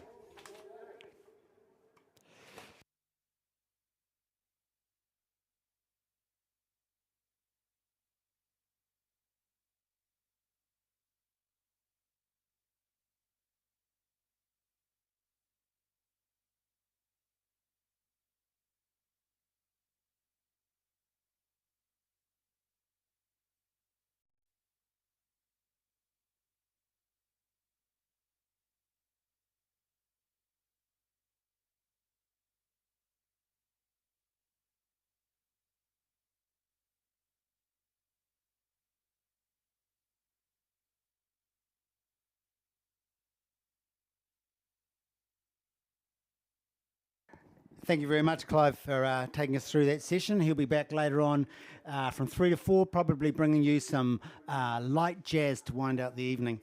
Rightio, so race 78 now, the women's intermediate Cox 4, heat 1. There is only one heat in this. They all go through to the final. They're already coming up to the 1500 mark, so we'll just quickly run through the crews. There are 9 crews.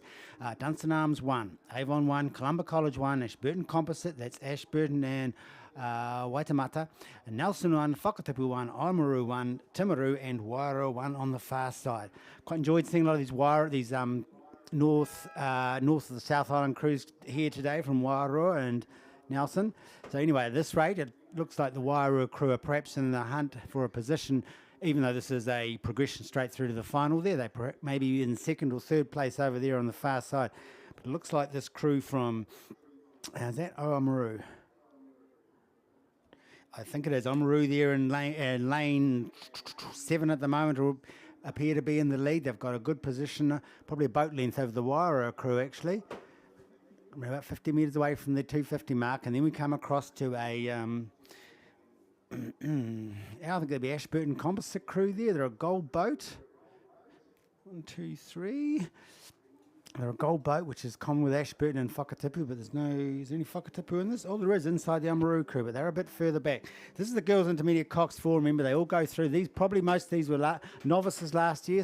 Some of them may not have been. They may have stayed in the intermediate class, but it certainly looks like that the Oamaru crew there in lane 7, just hitting the 250 now. They're dominant over the others.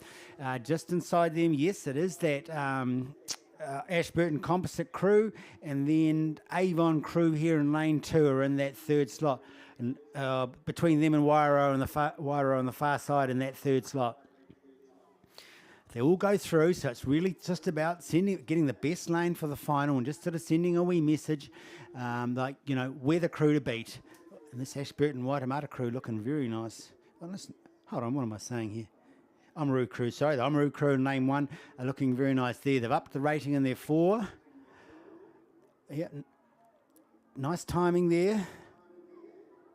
Good strong finish. They're just pushing that boat along. They've upped the rating and the boat is moving with it. And they are reasonably comfortable to take 1. Although in saying that, this composite crew, Ashburton Composite crew are tearing down on them. They're pulling them back. They're still probably 2 boat lengths away. And Avon in the meantime, Avon one of the inside. Are they going to come through and take second over this Ashburton Composite crew? That was just the Oamaru crew going through then. And Ashburton Composite, Avon, and then over the far side, the Wairau crew will come in at 4th place. Then we come back to Nelson 1, Whakatipu 1, and Colombo College here, and over in the inside lane here we've got Dunstan 1, and then on the far side, what have we got over there? That's the Timaru crew coming through on the far side. This is the intermediate. So progression is when you're a novice, you then, after your first year's over, generally you tend to go to intermediate, and you'll stay in intermediate unless you win certain events, finals and certain races that will then promote you up to the club stage. Oh, now, just a reminder, if you've lost anything, pop to see the lovely people down in the Lost and Found, just under the secretary's office there. They've got Crocs, running shoes, drink bottles. They've actually got sunglasses. I was looking for mine, but they didn't have them. But there are lost sunglasses there, so if you lost them, there was quite a nice couple of pairs there. So if you lost a nice pair of sunglasses, check that out first. Okay, so this is the girls under 15 double scull. We've got 3 heats in this event. The progression is the first 3 go to the final, and the next fastest across all the 3 events go to the A final. Then 4, 5 and 6, and then the 2 next fastest across all the heats then goes to the B final. In this race here, we've got, this is the under 15 double sculls, tend to be novices. They are coming up to 1,000. We've got lane 2 to lane 9. North End 8, Bryn Allison and Amelie Makiva. We've got North End 7, Olivia Williams and Ruby Anderson. North End 2, Marley Hoare and India Garden. Avon 52, Mackenzie Rowlands and Inzia Peters Birch. Kashmir 2, Eliza Bull and Holly Gundry. Otago Girls 1, Isla Marshall and Lara Cadman. Timaru 11, Neve Callum and Ali McCarth. And then on the far side, Whakatipu 1, Kira Lightfoot and Caitlin Julian, and I think it's those two, Kira and Caitlin, that currently hold the pole position. They're about 200 metres away from the 500 mark. They do look like they're at least a couple of boat lengths ahead of the other 2. Very recognisable in the gold boat. It's a gold boat. It's either Ashburton usually or Whakatipu. Inside of them, Timaru 11, Neve and Ella. Yeah, they're back a couple. I would say they may be in second position. Well, there's someone coming up on the that lane 3, perhaps. That's what, North End 2. Let's just check this out.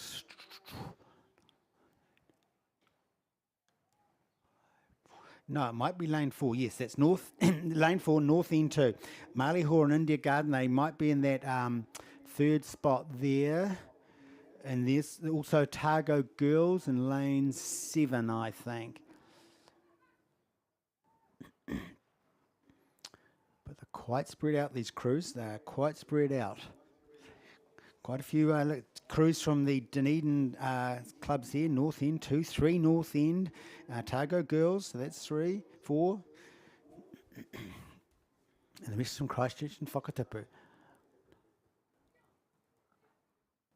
Yes, over on the far side, actually, that's that Whakatipu crew. They have got this well in control. They're already through the 500 mark. We've just seen Timaru coming up through the 500 mark now. Behind them, Otago girls coming up to the I think it's Otago girls, coming up to the 500 mark. We'll crisscross across here. Yes, it looks like it's that North End crew tour also through the 500 metre mark, but they're reasonably, and they're probably the third place actually. They'll have the third place over the Otago girls crew over on the far side there, I reckon. Yep. But they are a bit off the pace. This Whakatipu crew, quite dominant here. They must have now moving up to 6, or yeah, maybe 6 boat lengths over the Timaru crew coming on the inside of them. Timaru crew is then probably 3 boat lengths over this inside lane of North End 2. Then we go back to 4th, which I think is that Otago girls crew, Isla and Lara. And then we go back further to the other boats, because I can just see also at the 1,000 we've actually got the girls under 15 heat 2 coming through already. They're at the 1,000. They might be a faster heat. So if we have a quick look at that, who have we got in that? Whakatipu 5, Andy Clark, Aria Saxton, Avon 51, Felissa Wright, Pagan Hay, North End 3, Ashley Royal and Brianna Peterson, North End 4, Eliza Edwards and Libby Clifton, Timaru 1, Brooke Taylor and Sophie Brokowski, Kashmir 1, Aurelia Lynn and Zoe Perrin, North End 1, Isla Thompson and Via Moore, and Dunstan Arm 1, Bailey Thomas and Meg King. In the meantime, as they're coming through in the 1,000, if they actually hurry, they may actually lap the far crew. We see the Whakatipu crew are nearly coming up to the finish line here.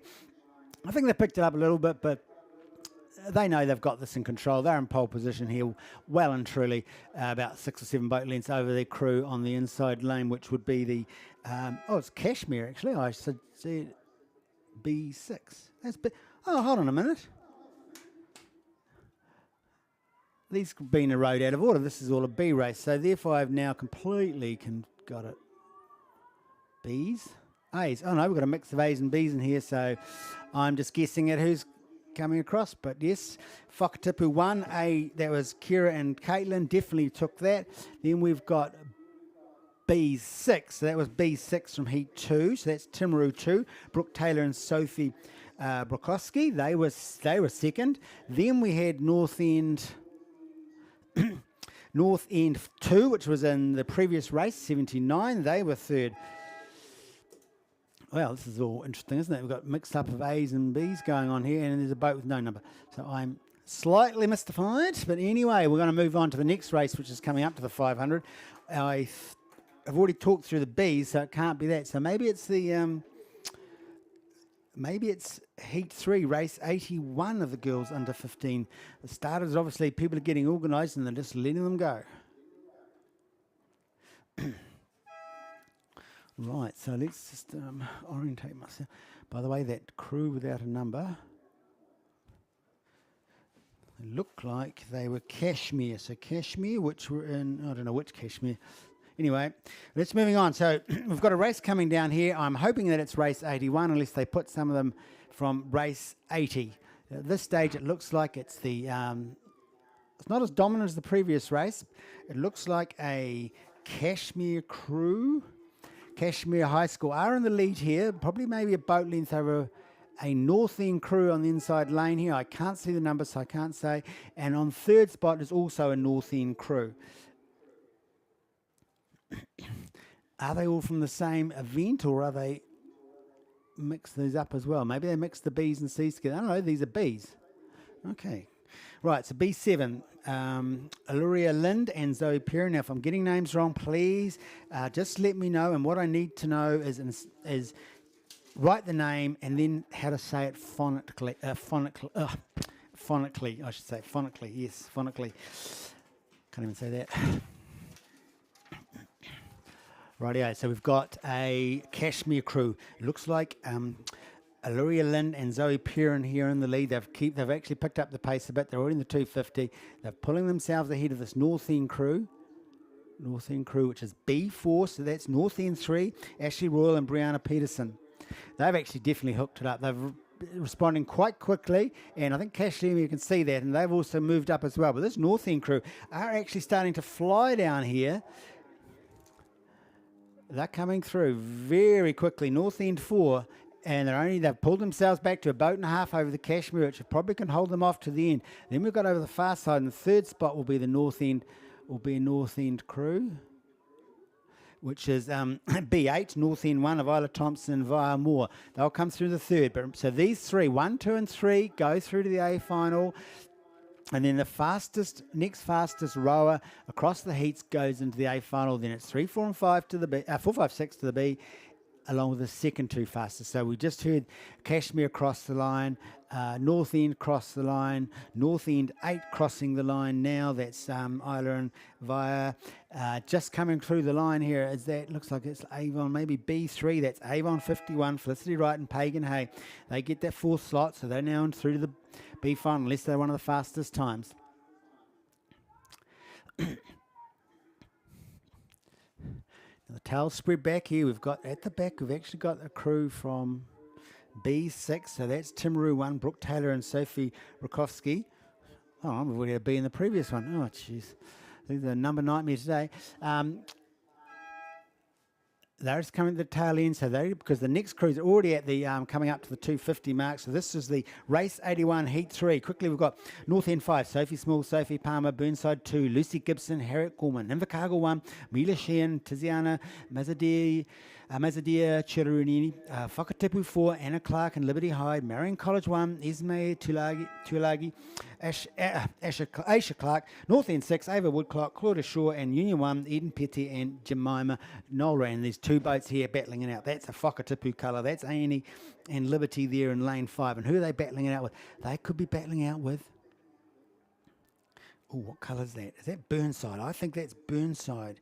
Yes, it is. It's the Burnside crew of Lucy and Harriet. So those two are battling out for that first and second spot. They both know that if they hold off everyone else, because they've got at least 6 boat lengths over the North End crew, North End 6, I would say. That was just the buzzer there for the end of the previous race, race 80, heat 2. This is race 81 coming through now. Well, the Burnside crew drop the clutch. They're gone. They're off. Whakatipu crew not really responding here. The Burnside crew are making good time.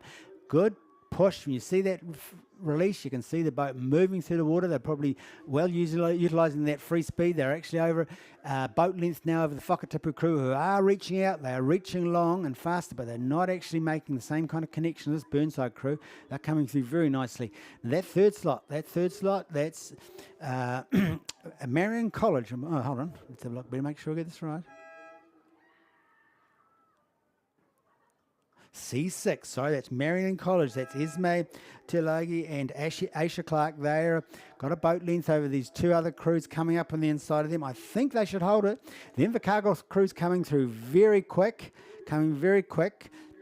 I don't believe they'll roll this Meridian College crew, Ismay and Asha, who are probably going to take the third spot. They'll put Invercargill in the fourth. They'll be in the B unless they've that first fastest final. They're actually moving very quickly through the end there, but they're not. That's the Meridian College crew coming through now, taking that third slot. Well done, guys. This was a much closer, less spread out race here, as you can hear just then the buzzer. The two North End crews, Sophie Small and Sophie Palmer, and Ava Clark and Claudia Shaw come through. Now, there was a Union in this race, but I missed them. Did I miss them? Oh, no, there are. So there's a Union crew coming down. They're just a little back behind there. But they're still they've got the plan, the tactics there. I can see them pick up their rating. They're moving along.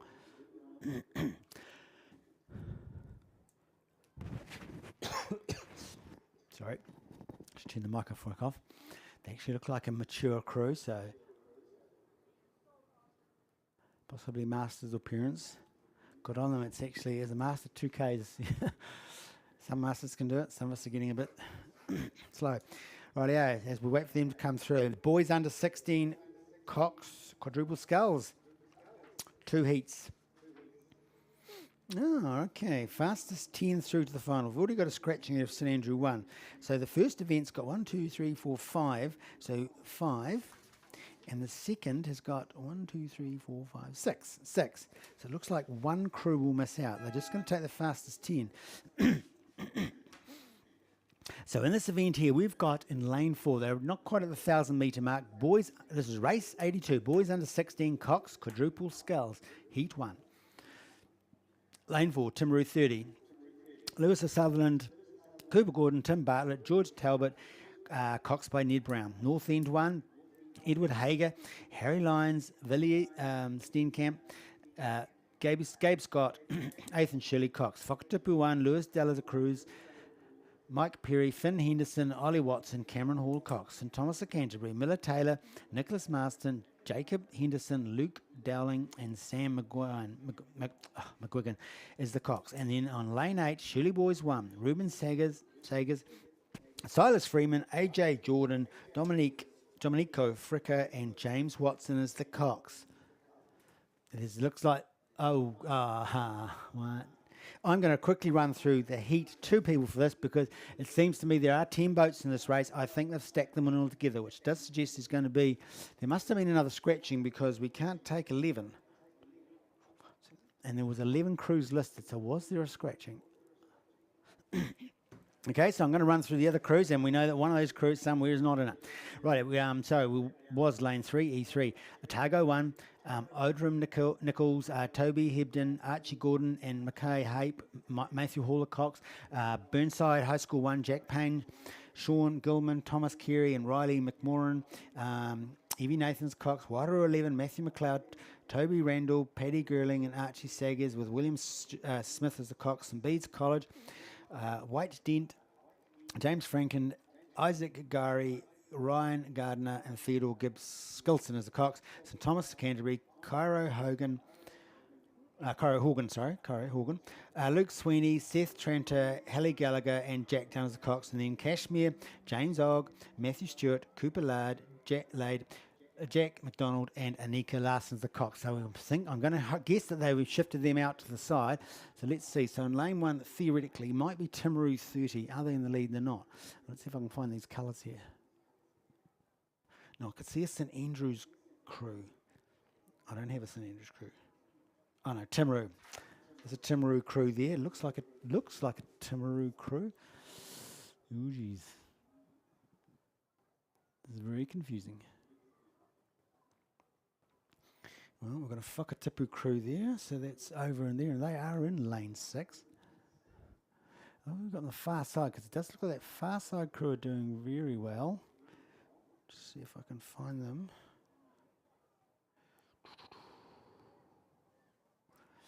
Certainly not Cashmere. Just trying to pick their colours. It actually looks like Queen's High School. That doesn't make sense. It must be St Thomas of Canterbury. Blue and red, yes. So we've got a St Thomas of Canterbury crew on the far side here. So is it E7 or D7? So is it the crew with Cairo Horgan, or is it Millie Taylor who's stroking that? They're actually in second place because you can see a crew coming through here very quickly. D4. D4 is North Timaru. So we do have a Timaru coming through here. Lewis, Cooper, Tim, and George coming through in the middle lanes here. They've lifted up. They hit the 250. They just powered it down. They're coming up, powered it up, I should say. They're coming up to the 100 metre. They've got a clear now. They're moving away quite swiftly over these other crews. We've got the St Thomas of Canterbury crew over the far side. It's the E7 crew, stroked by Cairo there. So they're in second place. But we do have, remember, they all go through to the final. There's 10 in this. We do have what looks like a North End crew coming down very rapidly. No, it's not a North End.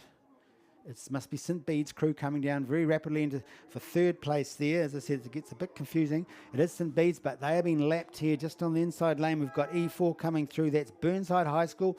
There, Jack Payne's the stroke. He's talked them through it. In fact, they're going for second. They are going for second. They are... Oh, I think they got second. I think well done, Burnside here in E4, lane 4, who came in at second there. Quickly followed over the far side by St Thomas of Canterbury, which was the second St Thomas of Canterbury, stroked by Cairo, and then she was pretty tight.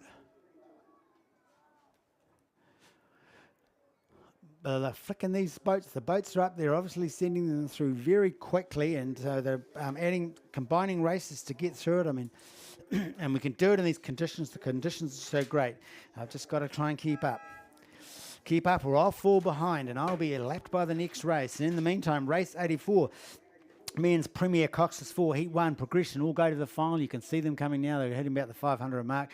There are, this is a bragging rights one. This is a bragging rights race, even though it sets the tone for the final. This is all Avon crews, 3, 1, 4 and 2. Peo Sutherland, Ben Allen, Hunter Pethers Bork, and Fergus Johnson on the lane 4 there. And then it's Toby Robinson, Ted Main, Harry Galvin, and Matthew Glenn, Charles Beale, Benjamin Ashman, Bede Guerrero, Luke Tompkins, and then Sam Wilson, Cody Johnson, Josh Sim, and William McIntosh. That's the 4th Avon crew. Well, it's actually Avon 2 on the far side there in 2nd spot. Sam's stroking that one. And at this stage, it looks like Avon 1. So, assuming they've numbered them by their strength, and that would make sense. Avon 1, Toby Robinson, the Cox there are just coming through. Avon 2, Sam Wilson, they're trying to mow them down. I'm not sure if they're going to do it. Coming back to Avon 3, yes, on the inside lane. So, it does look like the 1, 2, 3 of these Avon crews is actually the order of strength, shall we say. Avon 1 and certainly want to make a show of it over Avon 2. Coming through quite nicely. This is the men's Premier Coxless 4 Heat. All progressed to the final. Are we seeing what's going to happen in the final tomorrow? There's quite spread out racing here, so you would suspect that it might end up this way unless somebody's playing some games. As we hear Avon 1 cross the line now. Avon 2 are about to cross. There are a couple of strokes, 1 and 2, 3. They're across. Avon 3 here are picked up the rate, coming through very quickly there into 3rd spot. And then Avon 4 in 4th place. In the meantime, race 85 is at the 1,000-metre mark. The women's Premier Coxless 4. So we saw the men's Premier Coxless 4. It was an all Avon game.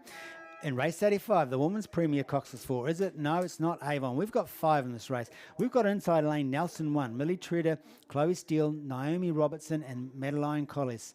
Avon 1, there's an Avon. In fact, there's 3 Avons. Avon 1, Alia O'Sullivan, Alice Ferguson, Katie Bell, Georgia Bethel. St Margaret's 1, Bronnie O'Sutherland, Belize McQuire, Aine Leeson, Coco Flood. Avon 2 in lane 6, Mania Butler, Jessica Tavendale, Tyler Smith and Claudia Kinder.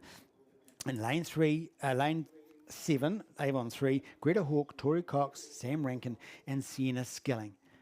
Now these, except for the inside boat, the Nelson 1, which do seem to be off the pace, probably about 3 or 4 boat lengths. It looks like that's the 3 Avon crews with St Margaret sitting back there. Yeah, they're probably sitting back maybe in 3rd place between Avon 1 and Avon 2, and just holding it over Avon.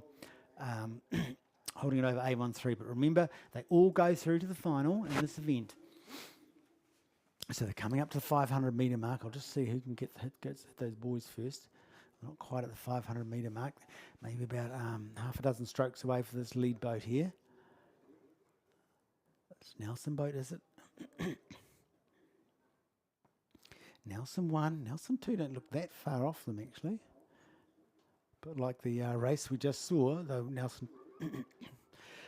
Sorry, excuse me. Avon 2 don't look too far off the spot there. Here we go. They're coming up to the 500-metre mark, and we see Avon 1 are through, Avon 2 are through. Then it's St Margaret's. Are they through yet? Yes, they're just coming through now, and then Avon 3 on the far side with the Nelson crew. They're still about 3 strokes away, and then they'll come through. So it's Avon 1, Avon 2, currently in the lead position.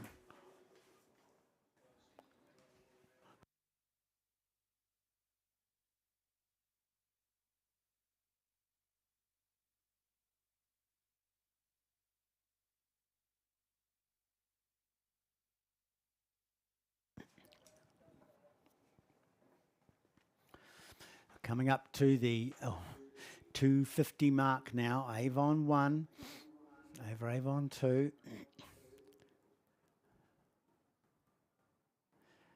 Avon 1 have lifted. Yes, that's the 250 was their strike point by the look of it. They've lifted. Avon 2 don't seem to have responded much. St Margaret's, are they going to try and run down Avon 2? They're about 4 boat lengths back, 3 boat lengths back. Avon 1 are coming through here strong. This is the Premier Coxless 4, so you'd expect some very fine rowing. And we can see it. There's beautiful timing, lovely little black splash there, blades splashing together. They all look level. The rockovers, they're rocking over nicely together. This is the Avon 1 crew, the Avon 2 crew. Doing well as well, but the Avon 1 crew are very fine. Avon 2 coming through very well. Avon 1 is about to come through now. You're going to hear the Avon 2 been beaten by 2.5 boat lengths. Then come back to St Margaret's. About to come through. And then we go to Avon and then Nelson, who are making a big dash there to try and mow down this Avon 3 crew. Remember, all these will meet each other again tomorrow in the final, sort out who wins the gold medal. But the Nelson crew are really flying here, actually. They've actually mowed down the Avon 3. They're now up to the stroke seat, and that was Avon 3. Just took across the line. There's Nelson now. Rightio, next race is the race 86 at the 1,000. Women's under 19 coxed 4. This is the women's under 19 coxed 4. All progressed to the final. There are 7 crews in this event. 7 crews. And inside lane 1, Rangiruru Girls 2. Samantha Parker, Amelia Wilk, Georgia Stalker, Alice Duff, and Charlie White is the cox. Nelson 1, Greer Robertson, Gracie Ames, Francisca Palmer, Isla Martine, and Brianna Williams the cox. And Margaret's 1, Charlotte Brown, Jessica Brown, Isabel Brooke, Anne Rutherford, Ellie Scotland's the cox. Rangiruru 1, Charlotte Gorman, Harriet Abbott, Tallulah Nelson, Brooke Harper, and Grace O'Connor's the cox. And then we've got Wairoa 1, Iris Vavasaur, Lily Smith, Georgette Herrick, Eliza Glover, and Molly Hoban's the cox. And then we've got Timaru 11 and lane 7, Isla Crawford, Emily Card, Lily Grant, Annabelle Talbot, and Tessa Westgarth. And then from the outside lane, Christchurch Girls, Laura Ryle, Summer Smith, Marley Ross, Izzy Aberley, and Georgette Heller is the cox, and they're coming up to the 500 metre mark now. It looks like we've got the arrow going on here, so that middle boat in the middle is the one, and it's Rangiruru 1. That's Rangiruru 1. I'm guessing Charlotte Gorman is the cox there, as the stroke there, but Grace O'Connor, she'll have him ticking along quite nicely. And then we cut back to, is it that St Margaret's 1 college maybe in second space? Or perhaps over the far side, the Wairoa 1 there, chugging along quite nicely. There's less definition between that second and third spot. Also in the inside lane here, we've got Rangiruru 2, who are actually possibly in contention there for that third spot, fourth spot maybe. But Rangiruru 1, Rangiruru 1, coming through down very nicely. Probably got about a boat length over Wairoa, I think. I'll see when they get to the 250 mark if I can see it. Wairoa, St Margaret's, and between the two of them we've got Timaru, who's probably a boat length back from Wairoa, so they're still in their position. They could actually pull something. Rangiruru 1. I'm thinking they may be 2 boat lengths over the rest. Very nicely there. This is the women's under 19 coxed 4, race 86. And then I'm thinking it's St Margaret's 1. Those old rivals, all these Canterbury school rivals, St Margaret's, Rangiruru, Canterbury, they would be in that second spot. But meanwhile, there's been a good showing from the North South Islanders, with Wairoa there, hanging in there in third spot. They're battling it a bit there with Timaru. But in the meantime, Rangiruru 2 here on the inside are actually in a very nice spot. Nelson 1's unfortunately a bit out of it the race at the moment. They're probably about 10 back. But Rangiruru 1, rowing very strongly there. They're coming up to the 100, and they've lifted it very nicely. They're actually pulling away quite noticeably. They've probably gone up to 4 boat lengths away. So they're going to send a message to these guys. We're all meeting again in the final, but this is going to be ours. You're going to have to work to take us. St Margaret's have responded well in terms of pulling themselves into second position. I don't think the other boats that are on either side of them are going to challenge them. In fact, St Margaret's are dragging down Rangiruru. They've probably narrowed it down to still about 4 boat lengths, so I don't think they're going to take this Rangiruru crew. And then it's really who's going to send the message about third space. We've got Rangiruru 2 coming up very quickly. Wairoa trying to hold off Rangiruru and Timaru, who are also coming through. But Rangiruru 2 here is finishing very quickly. I think they may take that third spot. They've just rolled over top of Wairoa. And then we had Timaru on the inside then. On the far side, we've got Christchurch Girls.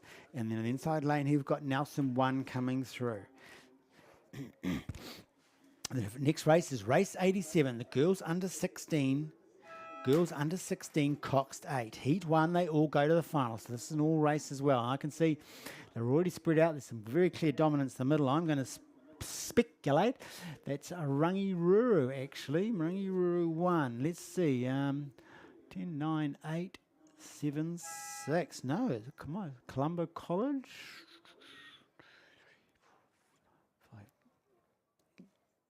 3, 4, 5. No, it's Rangiruru. I think it's Rangiruru 1 there in a very good position. No, let's quickly whip through there. We're not going to whip through the names. We don't have much time on this, but whip through the crews. We've got Waihopai Rangiruru 2, St Margaret's 2, Villa 1, Rangiruru 1, Colombo College, Christchurch Girls 2, Christchurch Girls 1, St Margaret's College. So if it wasn't for Waihopai, it'd be an all North Island, Colombo College actually. That's Dunedin, isn't it? I was going to say, it'd be all the Christchurch schools coming running in this race. Oh yeah, look, I should have put my glasses on earlier. It's clearly Rangiruru there, 1 in the middle. That recognisable boat of theirs and the gold caps. I just found out today you wear gold caps in Rangiruru. Didn't know that. It's good to know. Helps with the commentating. But Rangiruru 2 are actually in the mix as well. So we're going to have Rangiruru 1 and 2 arguing about who's going to take this. I think Rangiruru 1's still got about a boat length over Rangiruru 2. But on the very far side, we've got St Margaret's College 1, and they are moving rapidly up. They've rolled over the Christchurch Girls 1 crew there, but I think they're actually moving very quickly. I'm wondering whether they had a call to let's go a bit earlier. So we've almost got like 2 outsides and an inside. The teams to watch in this race, but I wouldn't count out Christchurch Girls High School there in lane 8 because they did very well in the previous events, and I remember last year, so they could respond. This is the under 16 though, so this is newer youth coming through, potentially novices last year. Some could be novices now, but Rangiruru 1, a very good position there in the front. I'm going to see. I'll have to wait now. I should have looked at the 500-metre mark, boys, to actually get a clear picture of who's in the lead. But never mind. We're coming up to the 250 now. I've got to keep a wide spread here because we've got this Rangiruru crew 2. But they're the 4 boats. So we've got St Margaret's, Christchurch Girls, Christchurch 1, Rangiruru 1 and Rangiruru 2. Let's see. They're coming up to the 500, the 250 mark. And it's going to be... Yeah, I think it's Rangiruru 1. They're just about to cross the line now. Where's Rangiruru 2? They're not far off. So Rangiruru 1 are crossing the line now. So they've got the first spot. And it does look like St Margaret's 1 are crossing the line over the far side. And what's Rangiruru 2? No, Rangiruru 2. So it looks like the second could be this Rangiruru 2 and the St Margaret's crew. But they're all moving. They're all moving very rapidly. I think it looks to me there's only Rangiruru and St Margaret's are actually definitely steamed up a bit. They may only have about 3/4 of a boat length over St Margaret's. Christchurch and Girls are now really responding quite rapidly. I think Margaret's seeing that, so they're not letting them catch up. But Rangiruru Girls 1 are looking very strong. They've upped their rating, and they are actually making metres over the other crews and pulling away. St Margaret's are fighting off Christchurch Girls, who are coming through very quickly. They've walked it up to the coxed seat, but meanwhile Rangiruru 2 is flying down here as well, and they've just rolled over Christchurch St Margaret's 1. So we've got Rangiruru 1, 2, St Margaret's. I don't call that there. Christchurch Girls are really St Margaret's 1 and Christchurch Girls 1. They're the top 4 positions. We then come back to St Margaret's 2. It looks like a Villa Maria crew there. Must be another Christchurch Girls crew.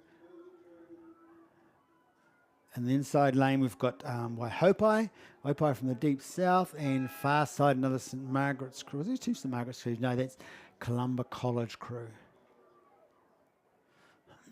So that was the girls under 16 coxed 8, race 87. Now we've got the men's club coxless quad sculls. It's the same as the previous one. It's It's one heat. They all progress to the final. There's 10 in this. Race 88, men's club, coxless quadruple sculls. Let's see, we've got Otago Boys in lane 1. Otago Boys 1. Nicholas, Henry, Ben and Andre. Avon 2. William, James, Benjamin and Sam. Twizel 1. They're in familiar waters to them. Luca, Bryn, Jack, Ralph. Avon 1. Sam, Kobe, Lachlan and Lawrence. Dunstan 2. Brennan, Liam, Greg and Max. Avon 3. Jamie, Scott, Harry and Joshua. Dunstan 1. Jelt, Jed, Roland and Harrison. Nelson 1. Ollie, Athan, Sam and Flynn. Canterbury 1. Noah, Sam, Oliver and Tim. And Oamaru 1 on the very far side. Ned, Cooper, Patrick and Cody. And that was just the beep of the final crew coming through there. I think it was Columba College. So this is the boys. Club Cox's quadruple sculls. They're just coming up to the 500 metre mark. And it would seem to me that there's a potentially, there'll be a Dunstan crew, Are they crossing through? Oh, we've got the inside here. We've got is that the Avon crew there? Yes, I think it is. We've got an Avon crew coming through. We've got Dunstan there through. Yes, the Avon crew is through. That would be Avon 1 there in lane 4. Dunstan are well over them. Actually, the far side looked like they're well over them. Oh, who's this? Didn't see this crew over the far side here. Who's this? Ahead of Dunstan. That would be Whakatipu 1. They kind of fooled me a bit because their boat's not the one I expected.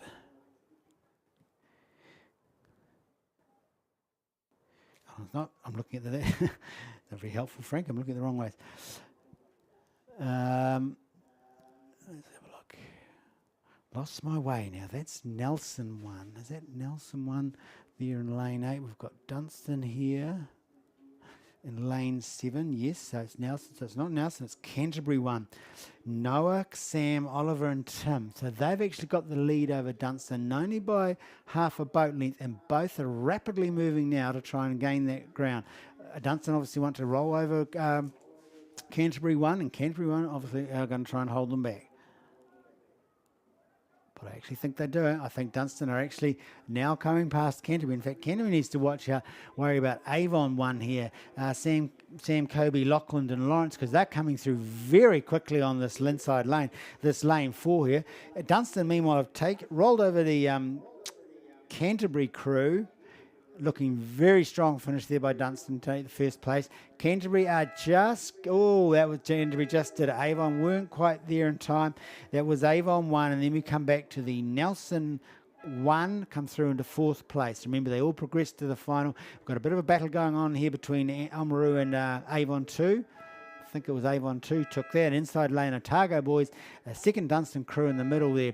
Then we're coming back to an Avon 3, and just ticking along nicely at the end is their Twizel crew. Look like quite a young crew. So maybe they were upper grade. That was race 88. So now let's see, race 89, Women's Club Single Sculls. There are 2 heats in this. 9 boats, good. There's 9 boats, so that means they haven't put them 2 together. There's 9 boats in a heat. The progression is 1, 2, 3, 4 and 5 go to the final, and the rest are eliminated. So there's actually 8 boats in this race, starting from lane 2. So 3 will go. And inside lane 2, Avonside Girls, Sarah Webley, Otago 1, Eleanor Baldy, Marion College, Charlotte Peterson, Dunstan 2, Olivia Orenshaw, Avon 1, Katie Mitchell, North End 2, Lola Castles, Whakatipu 1, Emma Andrew on the far side, Dunstan Arm 1's India Nichols. And I would say that India Nichols there is in a very good position here. She looks like, I believe she is well out in front.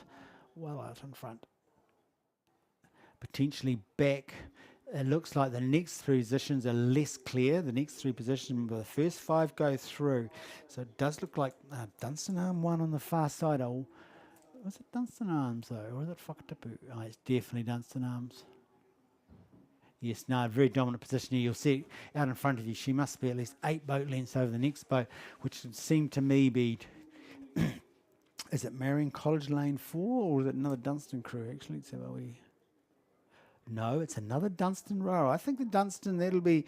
So we've got India in the lead there over Oliver Orlanshaw in lane 5. I think that's the setup at the moment. But just inside here is Meridian College, Charlotte Peterson. She's definitely within striking distance of that second Dunstan rower. Let's have a quick look because the far side rower has just hit it coming through at the 500 metre mark now. Let me come through the 500 metre mark. And then it's Meridian College and the second Dunstan rower. So it does look like the Dunstan Arm India over the far side. Maybe not so far ahead, perhaps they're well back. So we've got Dunstan Arms 1, India, Charlotte Peterson, Meridian College, and then over Dunstan Arms 2, Oliver Orlanshaw. Olivia, sorry, I should know that. Gosh, my daughter's name. How can I get that wrong? And I think that the Meridian College one is moving it forward, moving away from the second Dunstan rower to hold that second spot. Remember, the first 5 go through. So it's the last 3 they're going to miss out here, which actually isn't that determined yet at the moment. It does potentially look like it might be Sarah from Avonside Girls there in lane 1 and the Whakatipu Emma Andrew on the far side, but she's still within striking range of North End 1, but then those 3 would be out of it. Just inside North End is the Avon boat. Hold on a minute. No, I got that wrong. Yeah, it does look like the North End potentially.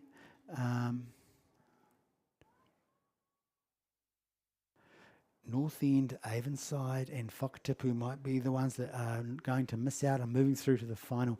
But we can see India over the far side there. She's upping her rating. She's skimming along quite nicely there. She's got it well in control. I think from the angles I'm saying, I think she'd be about 4 strokes here. They're over the Charlotte from Meridian College, who's pulling herself away from the other Dunstan rower. She's got not a high stroke rate, but she definitely pushes it through the water.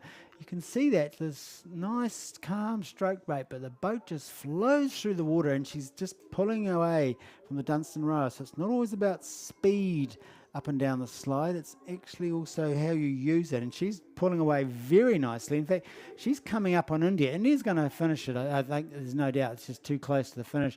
But she's pulled it back to a boat length. A very strong finish from that rower, Charlotte. She'll be very happy with that. Back to Olivia Orlanshaw, Dunstan Arms 3. So there's, you can hear this. You'll hear the hooter now. And then you'll see there's quite a decent distance back to the next rower, which is Otago 1. Eleanor Boldy, so she will get that 4th spot, and the 5th spot is probably going to go to, yes it will, it'll go to Avon 1. I don't believe that Avonside Girls is going to catch up on her, though she's making a very fine effort in the inside lane here to catch up on her, but probably a bit too late. So we've got the 5 for that. In the meantime, the second heat's coming down now. And it does look like there's a bit of a clear leader there as well. And this race, we've got 7. We've got Inside Lane, Dunstan 3, Mika Pyle, St Andrews 1, Jasmine Christie, North End 3, Georgia Coburn, Canterbury 1, Stella Cook, Columba College, Kiera Patterson, Whakatipu 2, Anika Arlette, and Dunstan 4, Kate Spriggs. Now, look, just remember, if we're getting the names wrong, then please just send up a note. I do try and get it right, but sometimes when I'm saying so many names, I get it wrong. I mean, as I said, I got my own daughter's name wrong. How embarrassing is that? But she would say, Dad, you're a dick. In the meantime, we've got Lelaine. Who's this coming up here? There's a clear leader here. There's a nice angle from here. I think it's Canterbury 1, Stella Cook. It does look like it's Canterbury 1 there are currently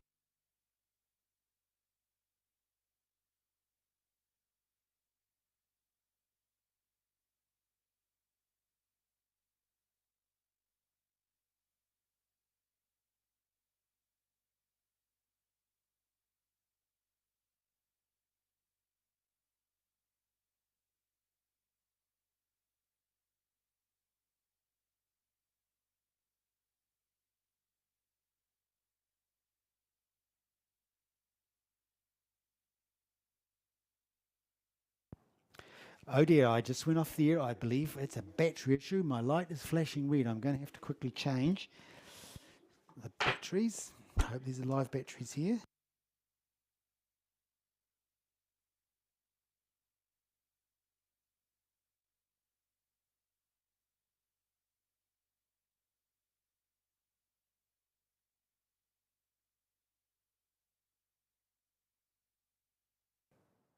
Oh, here we go. Then I'm back. So there we go. I was sitting there quietly talking to myself, and I was to myself. We had a technical issue called a flat battery.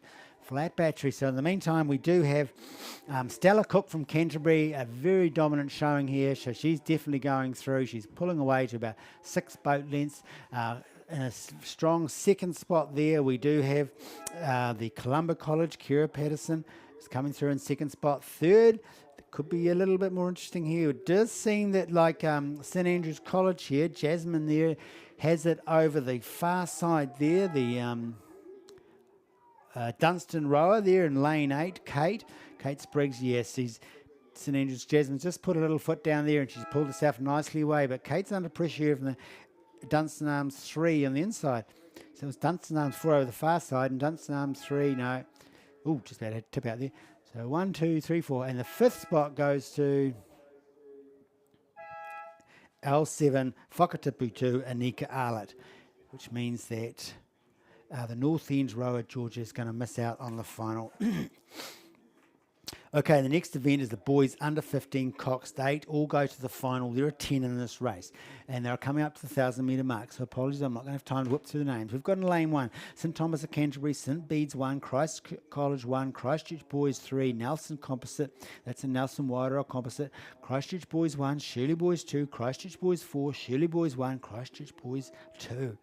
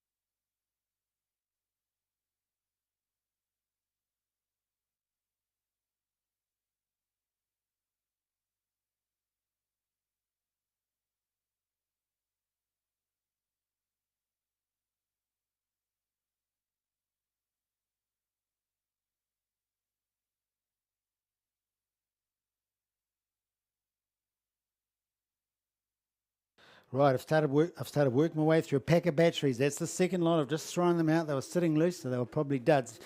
They're now in the rubbish tin. I could have rested my voice instead of talking to myself. Anyway, it looks like it's Christchurch Boys there in a really nice position here. They've got about a couple of boat lengths over this lane, St Bede's College here coming through in lane 2. And then it's a bit up for grabs. Now, they will go to the final here, so that's, it's really about saying we're getting the best lane. St Bede's College here in lane 2 are coming through very strongly.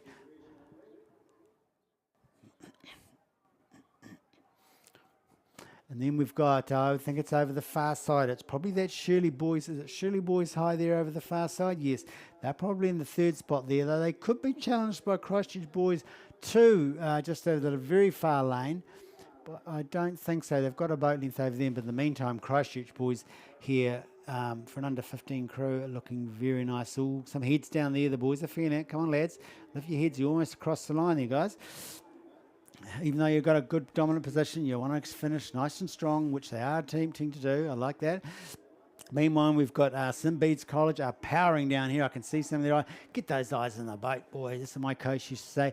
I can cross at the St Bede's College, but they are just driving them away.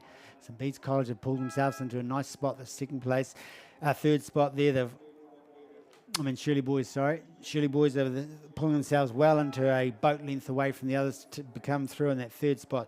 That was St Bede's you just heard coming through there. They came through very strongly, followed by Shirley Boys over on the far side in lane 9. Meanwhile, we've got a boat here in St Thomas of Canterbury coming through very quickly in lane 1. They're going to challenge for that 3rd, but they're not going to make it. They do get the 4th. The Shirley Boys 2 crew came through in the 5th spot. along with on the far side, Christchurch Boys 2, as we come through to the rest of the final crews here. I suspect that's the composite crew over the back, depending on how often they train. It can be a bit difficult, the old composite crews. Haven't just rode in one today. No, it looks like the composite crew did all right. That was M8. So that's the Christchurch Boys High 4 team there that's coming through now. We'll hear the beep in a minute. They're probably about 4 boat lengths away from the finish. So I might just pop on to the next race now. Oh, novice time. Right. Men's novice coxed quadruple sculls. And we've got in this event 3 crews. 3 crews in the men's novice coxed quadruple sculls. Righto, progression is as follows. First, second and third, and the next fastest across all the heats goes through to the A final. 4, 5 and 6, and then the next 2 fastest go through to the B final. Okay, so 1, 2 and 3. You want to be in the 1, 2 and 3 to get through to the A final. So we've got lane 2 to lane 9. 8 crews in this event. In lane 2, we've got Dunstan Arms Composite. That's a Dunstan Arms Cromwell crew. Jimmy Taylor, Kiowa O'Neilly, Harper and Boston. I might just whip through the first names. Bailey's a Cox. Whakatipu 1, Liam, ZB, Baker, Charlie Pagan is the Cox. Otago 1, Artie, Ollie, Archie, Cameron, that's Archie McDonald and Archie Gordon. Cameron Lane is the Cox. Avon 52, Kasik, Crusoe, Dylan, Hugo. 1, 2. I don't know who the Cox is. They don't have one. Otago Boys High 2, Miles, Nate, Angus Bede and Cameron McFarlane's the Cox. Thomas of 1 in lane 7, Calix, Marcus, Coden and Liam with Jack Dunn as the Cox. St Andrews 1, George, Jesse, Toby, Charles and Seth Overcomer as the Cox. And Nelson will run on the far side. Ashton, Jaden, Harrison, Matthew and Douglas Miller is the Cox. And we have a clear first spot here at the moment, don't we? Is that St Thomas of Canterbury, I think? Are they the sister? Now, I'm sure someone can drop me a note and let me know. Are they like a brother school to St Margaret's? Certainly have the same coloured boats. I think they are. I think someone once told me that from Canterbury. I'm not a Canterbury boy myself. I'm from the deep. I'm from the deep south, the deep, dirty south. So I don't know all these setups down here, but this looks like the St Thomas of Canterbury crew. I'm guessing because of that boat there, and they look like they're right. But they're in the first spot, so they're guaranteed of barring anything seriously bad happening at the moment. Then the second spot, I will go to Otago. Otago 1 there, stroked by Artie Sweetman. He's got them in a nice spot for second place. Remember, they want 1, 2 and 3. That's the ones you want to be.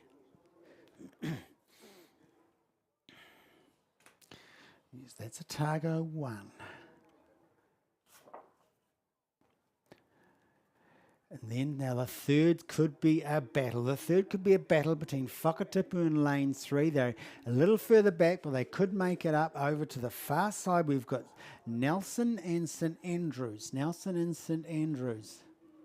They're side by side, those two. And I think St Andrews had actually rolled over top of Nelson. And the Dunstan Arm crew are flying up down the middle. So it's actually this is it a composite crew? No, sorry, Whakatipu in the position, but Dunstan Cromwell crew are flying down here in lane, but at this stage it certainly looks like that St Thomas are looking very well, rowing very nicely for novices. I actually do, yes, very nice actually. Pushing the way through, mind you, novices by this time of the season, if they rode together a lot, they should be looking a lot better. They certainly are. They're sending a quite clear message that we're a crew to watch in this event. They're about 4 boat lengths over this Otago crew. The red hats here coming through. See, that was just the St Thomas of Canterbury crew you just heard. Now the battle is on for third, and the Whakatipu crew are flying down. Something's happened to St Andrews. I don't know what it was, but something happened there. They look like they stopped or something. Do they get a crab or something? Nelson's rolled over them, but Whakatipu are going for that third slot. Yeah, look, lovely strokes there. They've just pulled themselves away. They've taken them a length over the Nelson crew.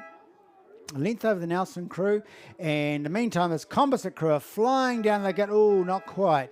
Nelson managed to get the fourth.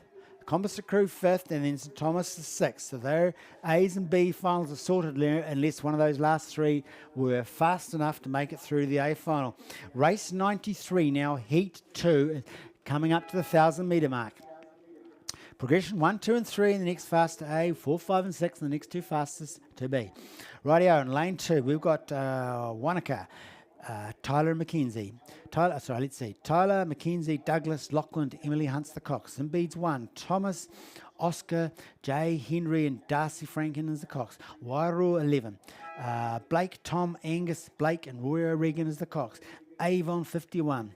Malikai, Henry, Finnegan, Ferguson, Mason, Jessup's the Cox. Union 1, Nick, Peter, Elliot, Conrad and Michaela Hurst is the Cox. Otago Boys 3 is scratched. Cure 1, Marcus, Xavier, Fletcher, Tommy Baldwin, and Hannah Thompson's the Cox. And Oamaru 1, Samson, Sean, Cash, Ike and Isla Capley is the Cox. And it looks like that Oamaru 1 over on the far side, I've got the lead. Coming up to the 500.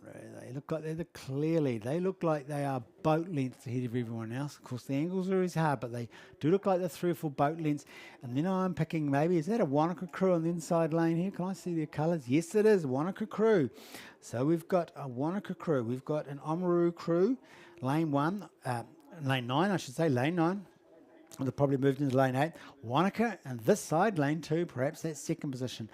Who's going to get the third? Oh, yeah. I think it could be the... Is that a Cure Crew?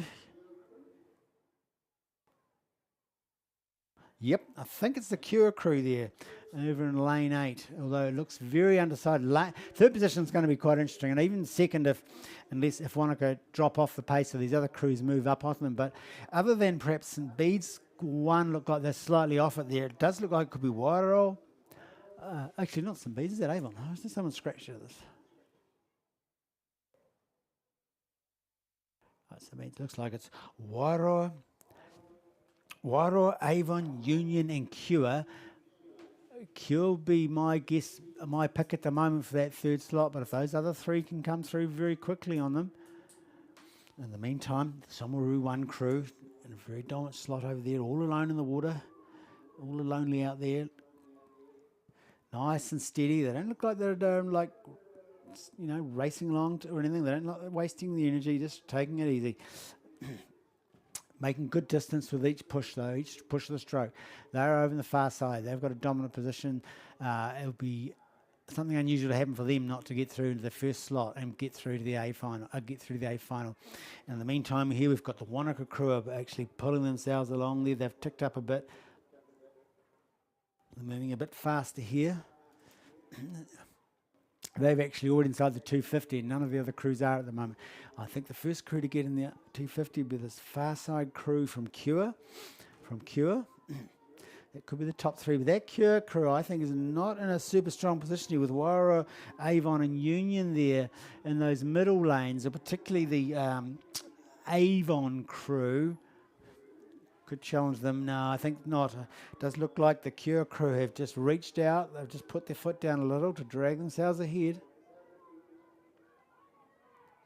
But in the meantime, you're about to hear the Oamaru crew cross the line. The Wanaka crew, who are digging deep now and pushing themselves along very nicely, having a very strong kick at the finish there. They'll come through in second, quite clear. They've actually distanced themselves from Cure. Cure have distanced themselves from this inside crew, although it does look like the Union crew, what's the inside Warrior? The Avon crew there have put their foot down. Actually, I don't know, Avon, the colours are wrong. I think we've had a wee switch around here, have we? No, they've crossed line. It says Avon. It doesn't look like Avon. But the Cure crew, they get that third slot, so they're going to go through. So it's Oamaru 1, Wanaka 1, and Cure are the top 3. They head through to the A finals. The next 3, 4, 5, and 6. 4, 5, and 6 go through to B. We'll move on to the last heat in this event, race 94. The men's novice Cox quadruple sculls. 6th in this event, lane 3, Otago Boys 1, Sam, Hunter, George, Charlie, Cox by Connor Sinclair. St Thomas 2, Jake, Frederick, Toby, Oscar, Cox by Samuel Terry. St Thomas 2, Dale, Charlie, Jed, Noah, Sam McGuigan. Did he say it? Someone tell me. Cox. Timaru 30. Idris, Charlie, Sterling, Parker, and Toby Connors the Cox. Christ 1. Sage, Ollie, Max, Harry, and Jonty Gray's the Cox. And then Kashmir 1 on the far side. James, Thomas, Cameron, Charlie, and Ivy Omari is the Cox. Omiri is the Cox. And it's a bit more even in this race by the look of it. So we've got this lane here. Well, there's a bit more even for that first 3 slots anyway, because they over on the there are some crews that are well back in this event. Is that Targo Boys there in lane 1? I think it is. Targo Boys here in lane 1. So we're looking at Targo Boys in lane 1. Then we've got, is that St Andrews there? St Andrews College in lane 4. And St Andrews College in lane 4. And then over the far side we have Kashmir. So they look like they're going to go through. They're actually pretty even, so I'm not sure who will actually take that first, second, third spot. Kashmir is slightly back on them, but there's easy room to make up here because they're into the 250 now. Targo Boys High, I believe, have lifted their game there. Their rating's gone up a little bit, but it's just definitely getting more push through the water there. This middle, but St Andrews is also ticking themselves along, and then Kashmir over the far side. None of them are rating particularly high, I don't think, but they can definitely see more drive coming from the Targo Boys, but they're still, I'm going to see when they're coming up to the 100 metres now. Yeah, Targo Boys are coming through, so they've got I think actually they've probably got a length over the St Andrew Boys. It's just cut through, no, it's half, it's probably a canvas, and then on the far side Kashmir. Kashmir, they've got that third slot, and if they just got to make sure they hold off this crew inside them from Timaru.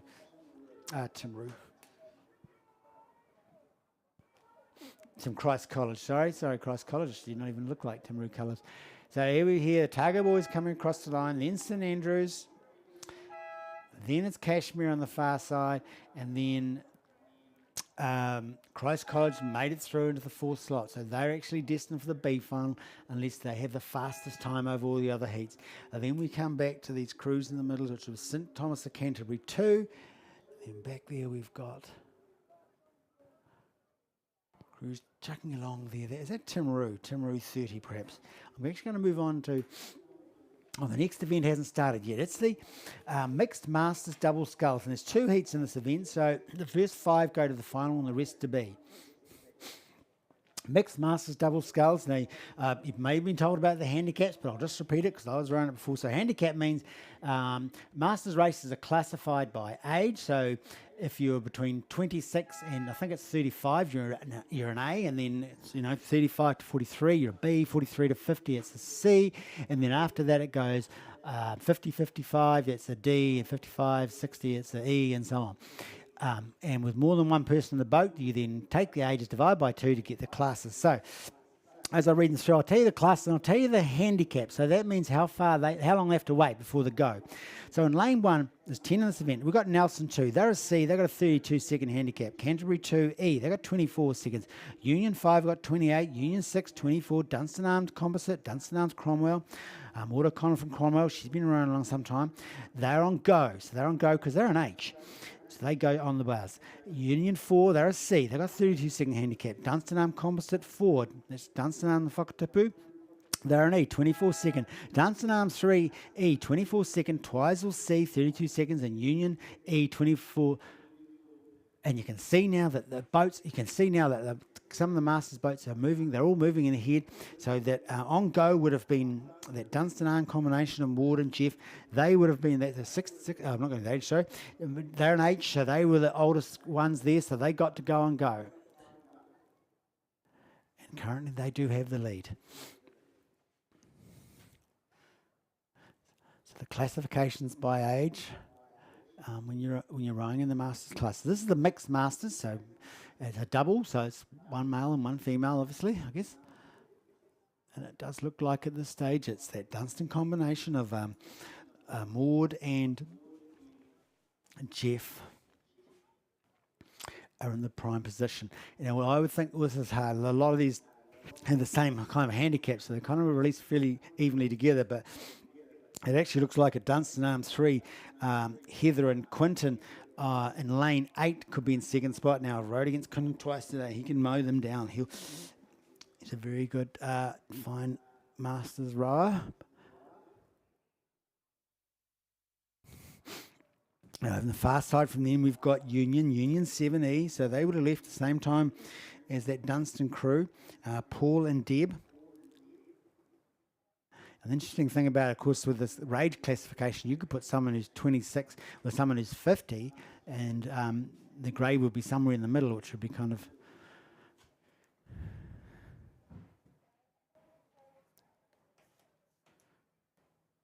That'd be 38, so that would make them a B, which would be very hard on the person who's 60. Coming down here, so at the moment it's Maud and Jeff from Dunstan are in the lead. Are they able to hold off? Was that handicap enough to keep ahead of the other boats? They certainly seem to be doing it at the moment. I can certainly see that Heather and Quinton, they're over in lane 8, are coming down in second, but they're actually far side of them, Union 7, Paul and Deb. Could still be in it here. Anything happening on inside lane? There's a boat travelling very fast. Nelson 2, Erin and Toby here in lane 1. They had 32 seconds, which is actually quite a lot when you think about it in a race, 32 seconds, but they're certainly making up time on these other boats, but they are still well back on Maud and Jeff from this composite crew from Cromwell Dunstan Arms. So he looks like it's Maud stroking it. They're coming through. They're in a boat length at the moment, and that's over the Dunstan 3. That's Heather and Quinton. Like Quinton stroking that. Heather's in the bow seat there. Maud, in this case, of this the combination crew, that Maud is stroking it. So you can, with composites, you can mix it up. Doesn't matter who strokes, as long as it's one of each in a double. So who's going to push through for third? So it looks like it could be this Union 4, Andrew and Katie. Andrew and Katie, they were seeds. They had 32 seconds. They had a bit of time to make up. They might be coming through in third, but they are still about 1, 2, 3, 4, 5, 6 boat lengths on the winning crew, which is the Dunstan, Maud and Jeff that are coming through now. So we want the top 5. The top 5 go through to the final. So we've got 1. Then it's definitely Quinton, 2, lane 7 there. And in the time, we've got 2 crews battling out here. That could be Union and Union? No. Yes, Union 5 and Union 6, lane 3 and 4, 3rd and 4th. Who's going to get the 5th spot? And I think it's going to this Nelson crew that have made up a lot of time to come through. They just crossed the line. They actually stopped rowing. They probably thought they were there. So they're going through to the A final. But certainly that Dunstan composite crew had a clear advantage there. That handicap really worked for them. I know they're both pretty. I know that Maud is a very fit rower, so... In the meantime, we've got the next one's coming down. So this is 1 to 10, mixed masters double sculls, 1 to 5 to the A final. We've got Dunstan Arm 1, Union 3, Union 1, Union 3, Wanaka 1, Port Chalmers 1, Dunstan 2, Union 1, Cure 1, and Canterbury 1. Handicaps in this for Port Chalmers in the middle, we're on go, and then we've got 18 seconds and 22 seconds were for the rest. Oh no, we had a 14 seconds here. Dunstan Arm Composite, Dunstan and Whakatipu, Anna Lightfoot, and Phil Newson. So does this crew, this Port Chalmers crew of Cheryl and Neil, are they in the spot? Was that 14 seconds advantage over the next crew enough to keep them in the top position at this stage? Not sure if it is. I don't think that's Port Chalmers. Here we go. Yes, it is. Well, it certainly is at the moment. You can see the green cross there. In that middle boat, Neil's stroking them. He's pushing them along. They're trying to hold off these other crews.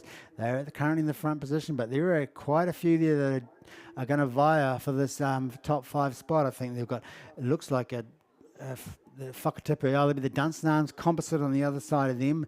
On the inside lanes, we've got Dunstan Arm 1, Andrew Jolly and Rebecca Kingan coming up very quickly, but there's a boat there in the middle there. Must be, is that a Wanaka?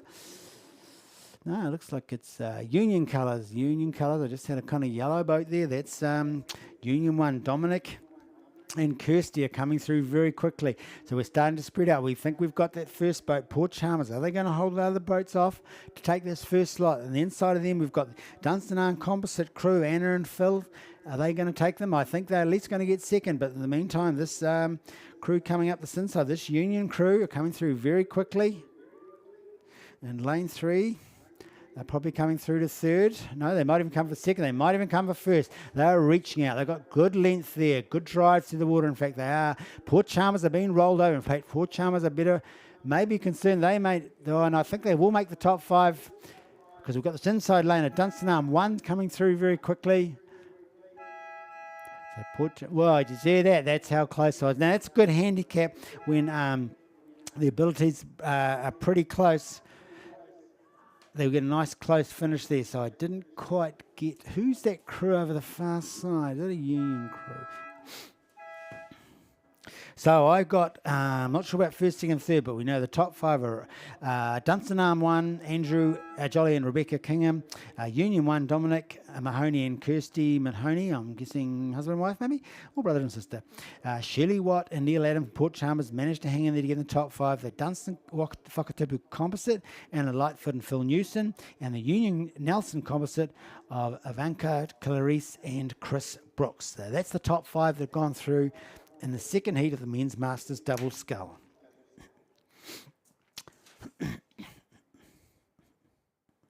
Okay, and I've just got an announcement here that, oh yes, it's a birthday announcement. Charlie Bennett. So she's a girl. She's from the Marlborough Girls College, and she's turning 15 today. 15. So congratulations, Charlie. I hope you celebrate your birthday with some good racing and some good positional racing, and you make it through to the final and you do well here tomorrow. So happy birthday to Charlie Bennett, turning 15 today from the Marlborough Girls College. But she won't be in the well. If she's in the next race, then she's darn good. This next race is the girls under 17 double sculls. There are 3 heats. Progression. Oh, yep, it's the good old. It's usually the case with 3 heats. It's 1, 2, and 3, and the first nearest fast of all heats goes through to the A final. 4, 5, and 6, and the next 2 fastest go through the B final. They're coming up to the 1,000 metre mark at the moment. There's quite a big spread there. It looks like the far lane. So let's quickly whip through them. So lane 2 to lane 9, we've got Villa Maria 2, Scarlet and Aspen, Otago Girls, Jamie and Mila, Avonside 1, Gabby and Elisa, North End 1, Hannah and Margot, Columba College 1, Sarah and Sophie, Timaru 11, Abby and Isla, Dunstan 1, Bella and Ruby, and then the far side we've got Kashmir 1, Alira, Claire and Thea Moody. So I'll run this one through, and then Will's up here to take over and bring his spin on the thing. I think he'd bring a selection of rock and roll today, is it? Will? He says he doesn't know. I'm just pulling his leg. Right, yeah, it looks like a Dunstan Arms crew there over in with the gold bucket hats there over in lane 8. They're in the lead there. That's Bella and Ruby. And they look like they're in a reasonably well placed over Kashmir 1, Aliri and Thea just outside them. So that'd be the 1 and 2 spots, I'm thinking. It looks like everything's over that far side, because then I would probably pick, is that Timaru or Columba? No, it's a Timaru boat there, and perhaps in the second spot. So remember, those 3 top spots are the key spots to get through to the A final. We've got a bit of movement. Villa Maria there, Scarlet and Aspen here in the inside lane, but I think they're a bit off the pace there. They're probably about 2 or 3 behind. Are they coming up to the 500? That'll give us a clue. So Dunstan coming up to the 500. I think they're going to cut it first. Kashmir hanging with them. There might be a boat off them, but that's still enough. You can still pull that back. So Dunstan Arms just cut through. Yep. Kashmir coming through now. And then we've got back to Timaru. They've still got about 3 strokes. Anyone else sneaking up on the inside there? I can't see it. It does look like it's Timaru going to come through there in the 3rd spot there. Dunstan Arms looks like they've moved ahead slightly. I think there may be a boat and a half up on Kashmir. They've upped their rating. I can see that from here. And but Kashmir's responding. They're hanging on to them, and they're clearly moving away from the Timaru crew, who have at this stage the 3rd spot reasonably sewn up. But I wouldn't be too comfortable with that because of this inside lane with Villa Maria College here. Could make it up, but maybe not. In the meantime, Kashmir, Dunstan now probably 2 boat lengths over the Kashmir crew on the far side, and then back to maybe 4 back onto the Timaru crew. So they'll be the 1, 2, and 3. Remember, 1, 2, and 3 go through to the A final, and then the next nearest fastest across all the heats. Often with a close race, you'll find that the next fastest could be if the boat behind in the fourth spot or it's been pulled along, but I don't think in this case that this Villa Maria crew is a bit off the pace. But yeah, Dunstan just motoring away now. You can just see they lifted their rating there. They've got quite a nice finish, pushing it through, making meterage with every drive. Kashmir got a lot slower rating, but they're actually doing quite well. Almost like doing a wee pause at the end there. I think they're comfortably in second place, and so they're just conserving their energy. It's nice, see that? Yeah, they did that in their quad as well. Yeah. Pacing very slow. Timaru coming up behind them. Timaru picked up the rate.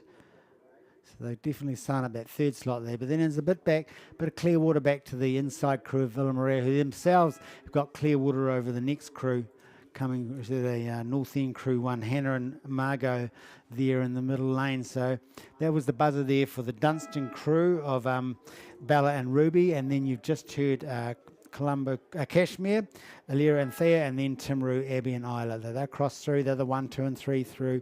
You're just about here Scarlett and Aspen of Villa Maria, who have taken the fourth slot, so they're through to the B final. So I'll just turn my things off and hand you over to Will.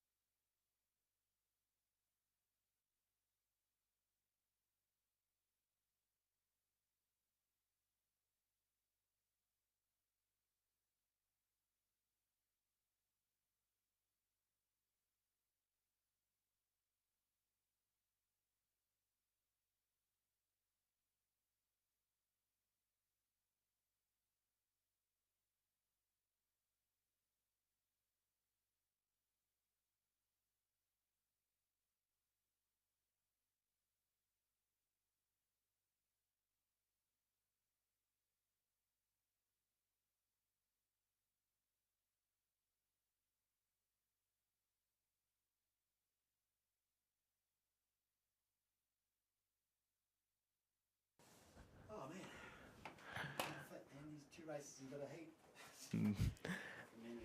All right, thanks. Have a good afternoon. Two just coming down now of the girls under 17 double sculls. Lane 2, Meridian College 1. Lane 3, Burnside High School 1. Lane 4, Oamaru 1. Lane 5, Invercargill 1. Lane 6, Wakatipu 1. Lane 7, Waihopai 2. Lane 8, Nelson 1. And Lane 9, Villa Maria 3. And you can see the Wakatipu putting on a great performance to take out Heat 2 here. They're sitting well clear of Burnside and Meridian College, who are sitting in second and third respectively. Again, doesn't look like some of these crews are rating as high as they potentially need to walk through, but whatever that takes to get into the A final, I think they'll be happy with. They can continue their hopes of taking out the under 17 double tomorrow. But here comes Wakatipu.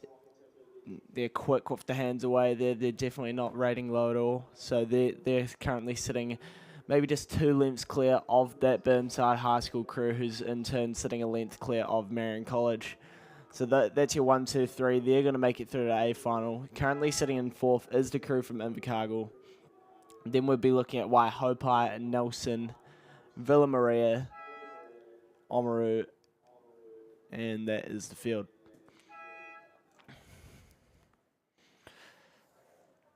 So final heat coming down now. And this one, Lane 2, St Andrews College 1, Xanthi Ward and Olivia Connor. Lane 3, Meridian College 2, Peyton Moss and Olive Barak. Lane 4, Villa Maria College 1, Nicole Showman and India Taylor. Lane 5, Wanaka 1, Lily Garrett and Meg Ritchie. Lane 6, Nelson 2, Zoe Dunstan and Juno O'Connor. Lane 7, Timaru 12, Libby Brown and Sophia Lawless. Lane 8 is Waihopai 1, Lila Jack and Ella Norman. So it looks like there's a bit more separation here. I think it's currently Villa Maria in lane 4 there sitting in front, Challenging them would be the crew right on the outside there. That is Waihopai #1 of Lila Jack and Ella Norman. And then currently sitting in third would probably be the crew from Timaru. When you're watching, you may think that the crews on the outside tend to look always a bit further ahead than they actually are. Sometimes these crews on the inside can actually be a lot more in contention than you'd originally think. That's just to do with the angles, and that happens on the screen as well. I think the most useful advice I could give for that is looking at the buoy lines to see the distance. And here goes Villa Maria making a strong charge here in the under-17 double to try and take out Heat 3. They'll be joining the likes of Wakatipu Dunstan in the final tomorrow. Waihopai looking good to take out that second place, and it looks like Timaru sitting well clear of the rest of the field for third.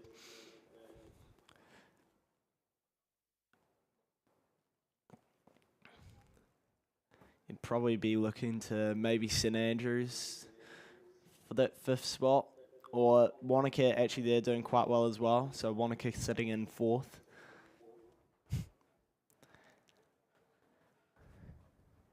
There's Villa Maria into the last 250, and looks like they're just holding their rate. They're not winding it up too much. They know they're comfortable to take out this heat. Then we've got Waihopai currently sitting in second.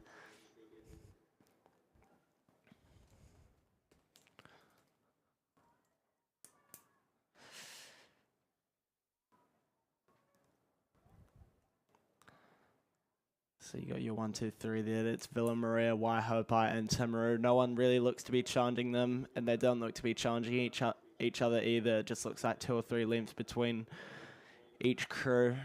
Then we'd be looking at Wanaka sitting in fourth, and then to Meridian College 2, St Andrews, and then Nelson as well.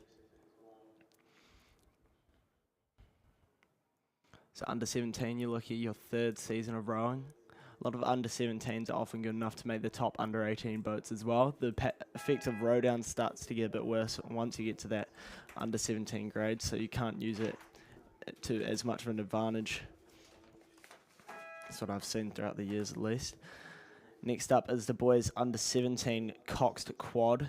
Lane 1 is Wairo 11. Lane 2 is Wakatipu 1. Lane 3 is Nelson 1. Lane 4 is Otago Boys High 1. Lane 5 is St Thomas of Canterbury 1. Lane 6 is Shirley Boys High School 1. Lane 7 is Otago 1. Lane 8 is Christchurch Boys High School 1. And Lane 9 is North End 1.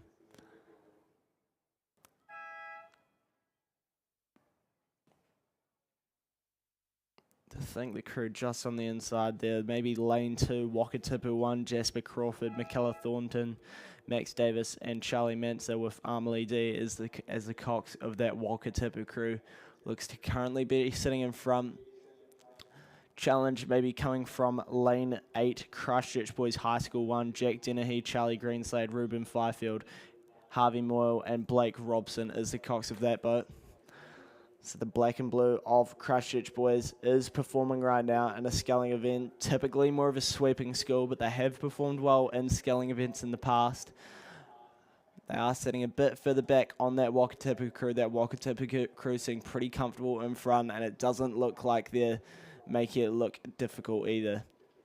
And making it look really easy out there. They're hanging on to that recovery. They don't have a large rating. They're definitely pushing, but they're just maybe not winding up necessarily. Christchurch Boys High School 1 on the outside doing well, and then I think that's the blue and the red of St Thomas there currently sitting in third. So these guys all go straight through to A final. So every crew here will be racing in the A final on Sunday. Here comes Wakatipu though, rowing with intent. Every move looks prepared in this Wakatipu crew, and they've got about 2 lengths on the rest of the field, but St Thomas is moving crew, Christchurch Boys. St Thomas is currently sitting in second and moving quick. Christchurch Boys are going to hold on to that third spot at the moment, but St Thomas has really made a move here in this final 250.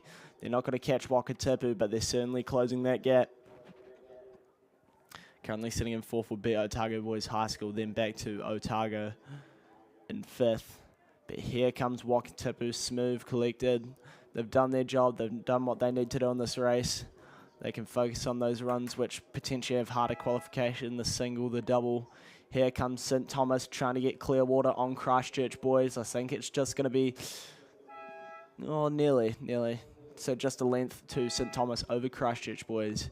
Go to Otago Boys High School for the 4th, Otago for the 5th, Nelson for the 6th, Shillu Boys and Waihopai. No, it's Wairo finishing together, and then we have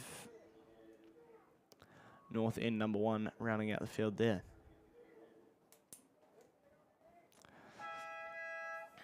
Bit of a gap to the next race. Next race up is the women's intermediate single sculls. It'll be first 3 through to the A final and the next fastest out of all 3 heats. It'll be 3 heats of this. Lane 1, Ashburn number 1, Charlotte Cox. Lane 2, Wanaka number 1, Peter Craig. Lane 3, Dunstan Arm number 1, Dana Leishman.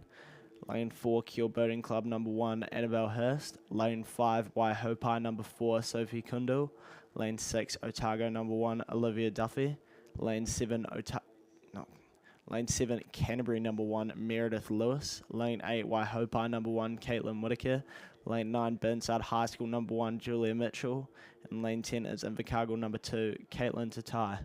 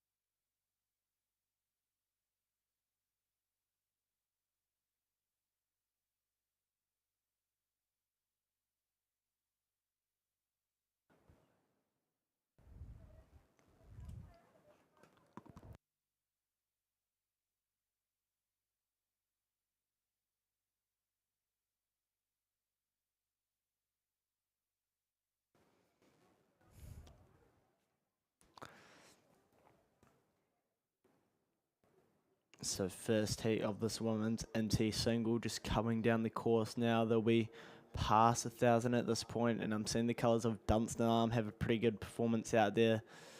What lane's there? Maybe that's lane number 3, so we'll be looking at Dunstan Arm number 1, Dana Leishman.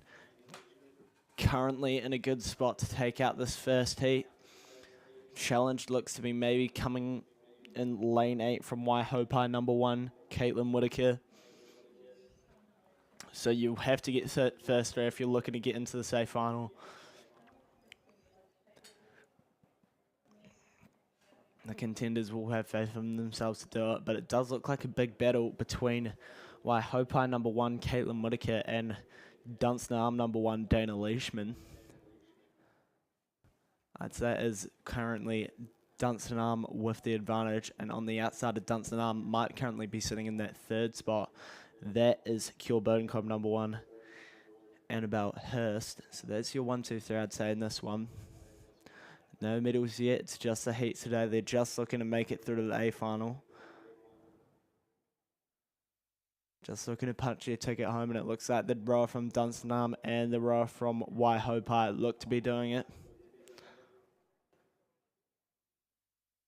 Yep, that is the Waihopai colours there. I think they're in red, white, and is it green or black? Dunstan Arm, very easy to identify. They've got the yellow bucket hats there. The green, yellow, and blue makes them stand out. They're very big on the sculling side of things in the South Island, and they're showing that here in the women's intermediate single sculls as Dunstan Arm and Waihopai are in a battle. It's lane 3 versus lane 8. Then I'd say we are looking at the rower from Cure, currently sitting in that 3rd spot. Trying to see who's going to challenge her. I'd say maybe the rower from Canterbury, just a bit off the pace, but she'll probably be looking to be the next one to get up into the mix. Definitely not unachievable, but she's really going to need to wind it up down to the line. And the rower from Dunstan Arm and Waihopai are tight together. It's Dunstan Arm with the advantage, maybe just a length over the rower from Waihopai.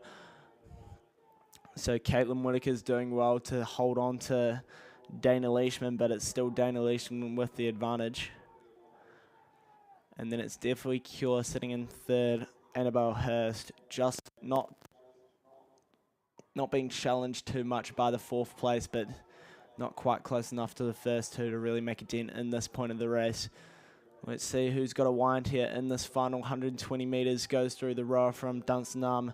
Dana Leishman's going to just keep ticking her boat along in this first heat of the women's intermediate single. The rower from Waihopai makes a charge.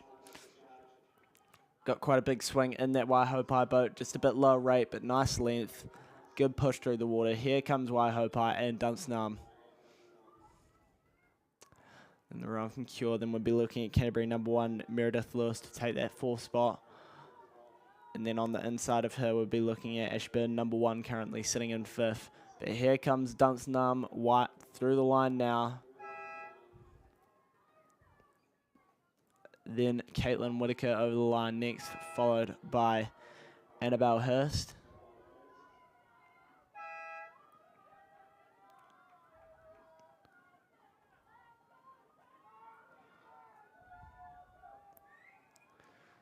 And the rower from Canterbury, this looks to be a very exciting race. Down on the bank, you can hear the screams.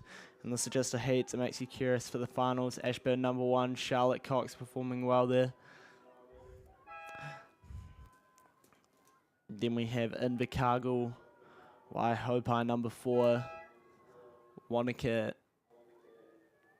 Otago, and Burnside High School.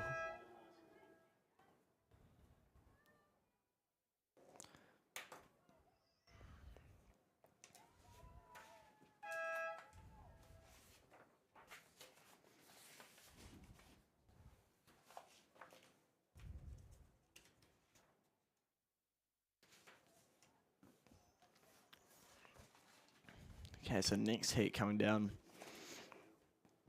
of the women's NT single sculls. Lane 1 is Burnside High School 3, Evie Nathan. Lane 2 is Waihopai number 2, Thea Hoyle. Lane 3 is Cure Boating Club number 2, Hannah Shadbolt. Lane 4 is Union number 1, Tanisha Chinnery. Lane 5 is Avonside Girls High School number 2, Chloe Neal. Lane 6 is Avon number 1, Ella Keys. Lane 7 is Wairo 1, Celia Spencer. Lane 8 is Timaru 21, Maisie Jane Chapman. And Lane 9 is Waitemata number 1, Semi Vizzer. It looks to be an outside crew currently sitting in front there.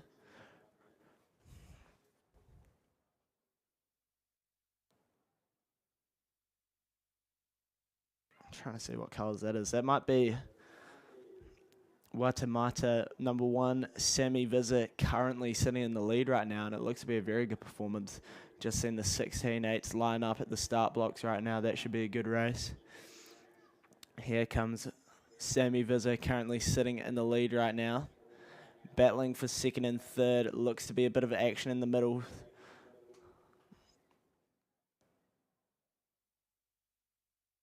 It looks to be Wairo, Avon, and Timaru in a battle between each other.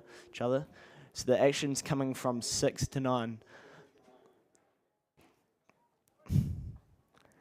So Avon, Wairo, and Timaru in a battle, and then lane 9 is sitting pretty comfortable in front. Right now, Wairo, Celia Spencer looks to have the slight advantage, just a length over Avon and Timaru. So Avon and Timaru are in a real battle for that third spot, because if you get that, you punch a big ticket to the A final, and the other person may not even make it. And right on the inside there, that's Burnside High School number 3. She's putting out a performance. That is Evie Nathan. I think she's looking to get up into this top 3 as well. She's not going to take out this rower from Waitemata, Sammy Vizzer. She's through into the last 250. But we'd actually be looking at lane 1, Burnside High School number 3 in second place, Evie Nathan. And so it will actually be the rower from Wairo, currently sitting in third. These rows on the inside, they creep up on you. And it looks like that's what's happened to the rower from Burnside. So this rower from Avon and Timaru, that is Ella Keys and Maisie Jane Chapman, aren't only just going to have to beat the rower from Wairo, but also the rower from Burnside if they want to have a chance to make the safe final. But great performance. coming from lane number 9, Waitemata. Sammy Visit just putting on a bit of a clinic in the second heat of the women's NT single sculls. Then we'll be looking at Burnside through the 100 now, and then the rower from Wairo has just pushed away from Avon and Timaru. Avon's gone through Timaru as well. So let's see what Wairo can do over Burnside. I think Burnside's looking pretty comfortable to take the second here, but through goes the rower from Waitemata, Sammy Visit. Then we'll be looking at Evie Nathan to take the second place from Burnside High School.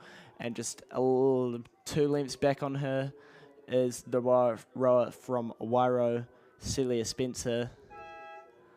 Unfortunate enough to not make the A final straight away will be Avon number 1, Ella Keys, and the rower from Timaru, Maisie Jane Chapman. Then we'll be looking at the rower from Cure, Hannah Shadbolt, and Union Tanisha Chinnery. It's a pretty fast heat, that one. Next up, we have the final heat coming down the course now. Lane 1, Burnside High School for Amy Muncaster. Lane 2, Meridian College 1, Taylor Vale.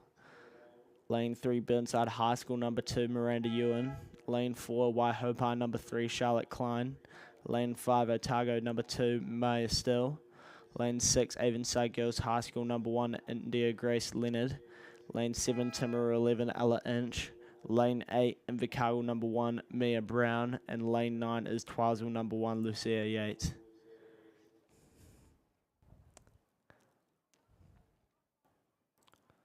So this field definitely looks a bit more spread out. There is 2 rows, 3 rows, I'd say, that are pretty far ahead of the rest of the field. So it's going to be pretty tough if you're not one of those 3 to make the A final straight away.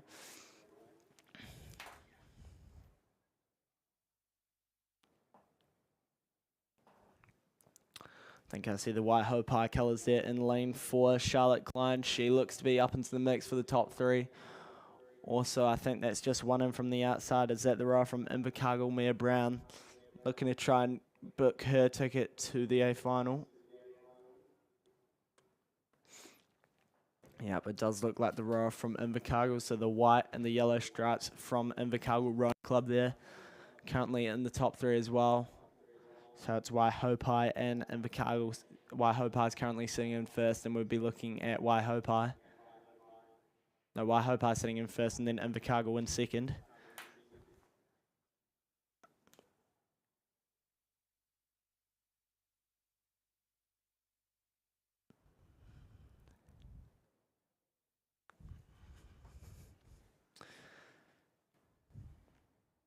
Trying to see what colour that is currently sitting in third. I think that might be Otago number 2, Maya Still.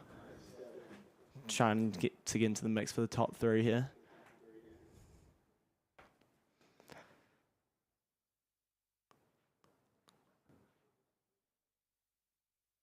So Waihopa through the last 500 here. So Charlotte Klein putting on a pretty good performance. Trying to go with her is Mia Brown.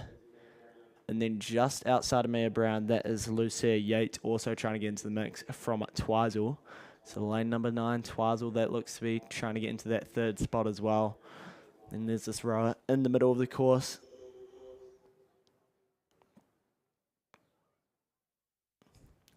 Black and white, so I would say that's Otago number 2, Maya Still. Trying to get up into the mix for this top 3. These singles are tough boats. Often the slowest boat, as I've only got 1 rower, and anything can change in these singles. The ratings change frequently. You can have a rower that jumps the gun, leading the field by Clearwater in the first 500, and unlike an 8, they're pretty easy to mow down after that if they don't conserve their temperament. They don't have the endurance to hold up. They've just got the sprint and nothing else. But right here, we can see the rower from Waihopa is clearly built for long distance as they're going through the 250 now. So Charlotte Klein, and pretty close to it is the rower from Invercargill. And looking at that 3rd spot, I'd say we are looking at Twizel number 1, Lucia Yates.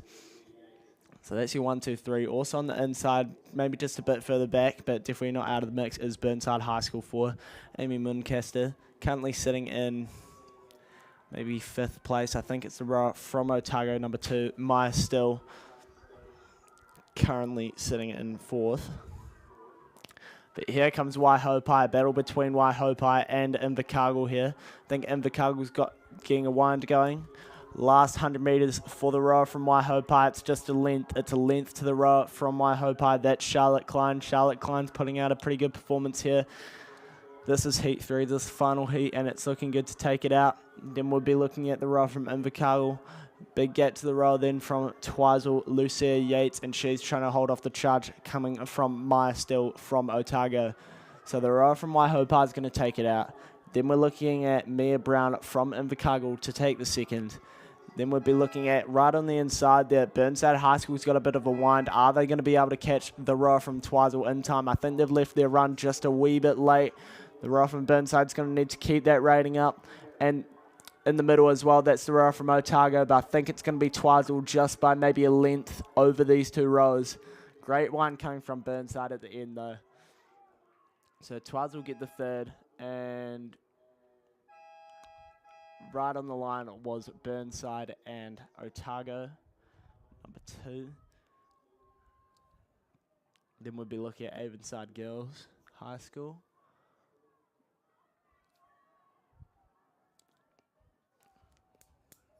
But here comes the 16-8s. They're really closed the gap there. Oh, my gosh. And here comes St. Bede's charging down the course. They might catch this final single here. I did not expect this. They're just right up there. Lane 7, St. Bede's. Pretty good performance. This is the under 16-8. They're seeing 3 lengths clear of Christ College. Christ College number 2 crew trying to move up on their number 1 crew. St. Andrews and Christchurch boys in a bit of battle as well. But St. Bede's might just beat this single. Can they do it in time? I think they just might. So great performance from St. Bede's there.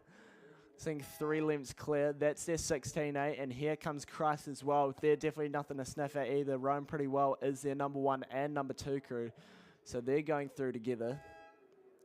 And then Christchurch Boys High School looking to take out the 4th. And St. Andrews and Timaru in a tight battle for the 5th. Then we'll be looking at St. Thomas and Christ College number 3. I'm a little disappointed at how fast that was. I barely got to call that out.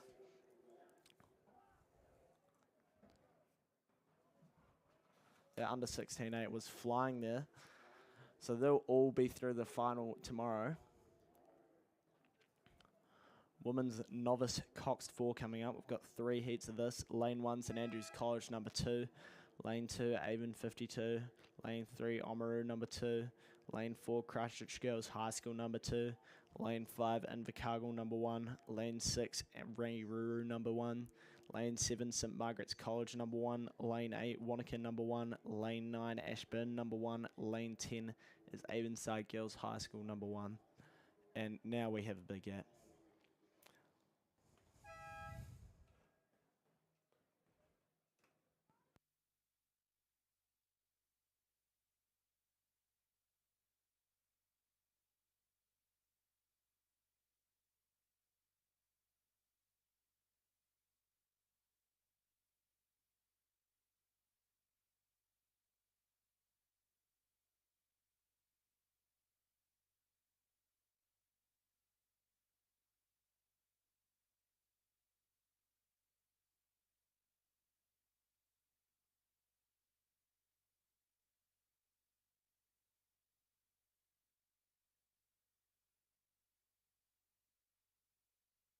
A bit of a battle between that top 3 there.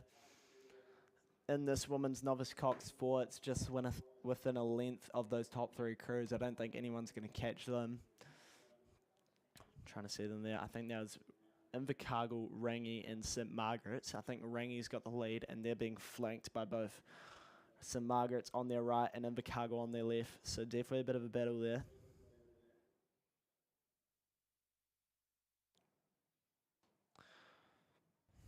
I'll be curious to see what times those 8s went through in.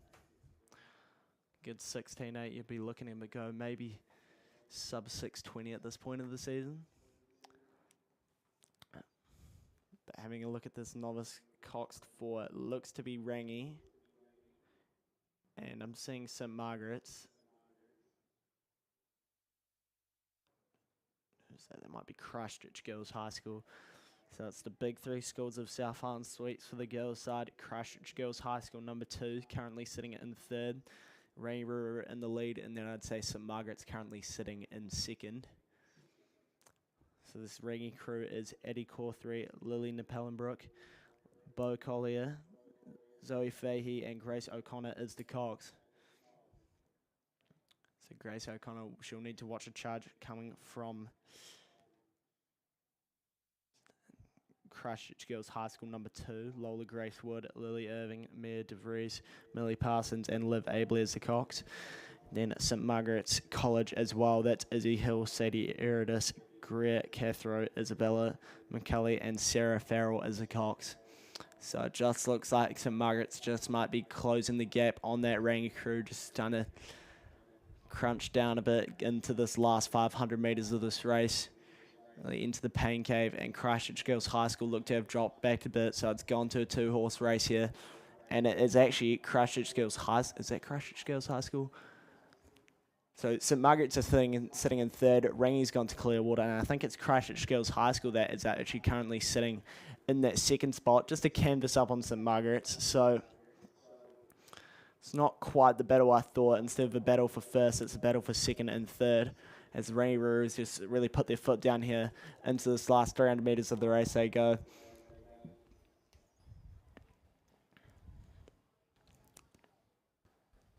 So this is a great performance coming from the Novice 4. Then we'll be looking at St Margaret's just to try and roll over Christchurch Girls. It looks like Christchurch Girls is a bit further back. St Margaret's definitely is still in the mix here, but it's actually Christchurch Girls leading by a canvas when we go straight on. But into the last 250 goes Rangiroa.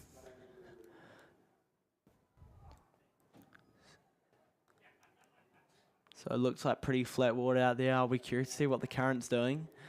St Margaret's and Christchurch Girls in a tight battle. It's within a canvas. I'd give it to Christchurch Girls right now, but here comes St Margaret's. So St Margaret's, Izzy Hill, Sadie Eridis, Greer Cathro, Isabella McCulley, and Sarah Farrell. Isabella McCulley, I think she'll be the strokes of that boat, just trying to get through Christchurch Girls, but it looks like Christchurch Girls is moving here, so I think the stroke set of that boat is Millie Parsons. She's responded. She's trying to get her girls up, and they're trying to break through this clear water that Rangi's got. Rangi's thrown to the last 100.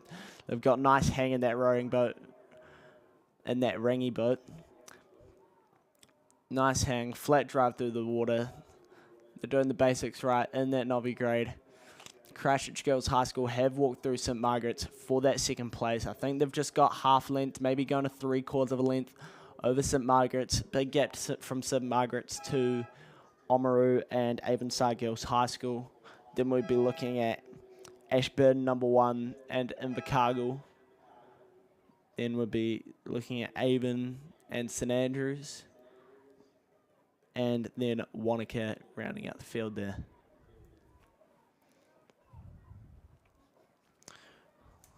So pretty clear 1, 2, 3 in that heat. They'll all be going through the A final.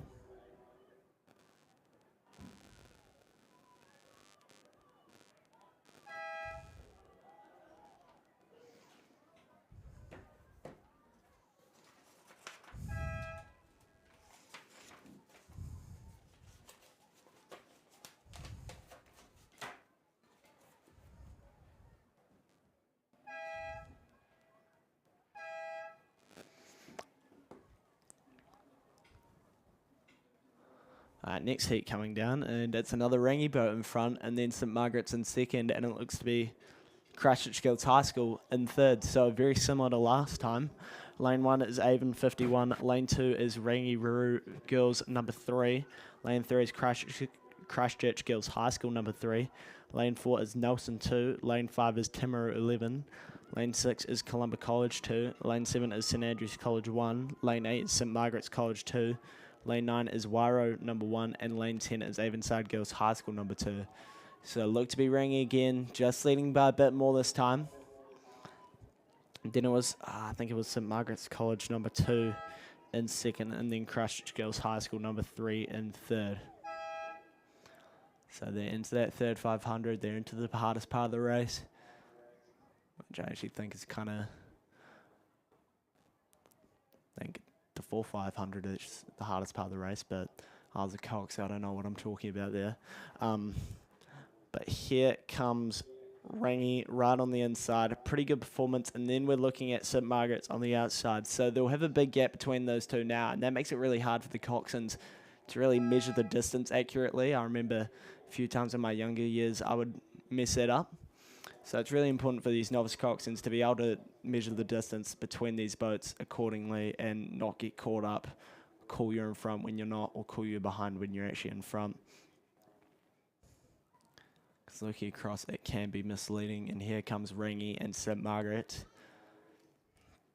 It is Rangi in front. It was a pretty decisive gap. I'm not sure St. Margaret's is going to be able to close it. But it looks like a crew has closed down on third place, which was Christchurch Girls. I'll try and see the colours there. It looks to be a Timaru crew that's actually getting up for this top three. So watch Timaru. That Timaru crew is... No, there's no Timaru crew in this. But there's a green boat, so I'm a little confused there. I'm looking at the wrong one. So lane 5 is Timaru 11. That's Almia Deruvta, Greta Murray, Juliet Griffin, Mackenzie Raymond, and Bella Westgarth is the cox. So they're trying to go through Christchurch Girls. St. Margaret's just sitting a length down on Rangi. But it is Christchurch Girls just by canvas over that Timaru crew. So this one's tight, but it still is Christchurch Girls over Timaru. But Timaru's making a charge here. So it's really going to be up to who's got the best wine to make it straight through this A final. Here comes Rangi and St. Margaret's.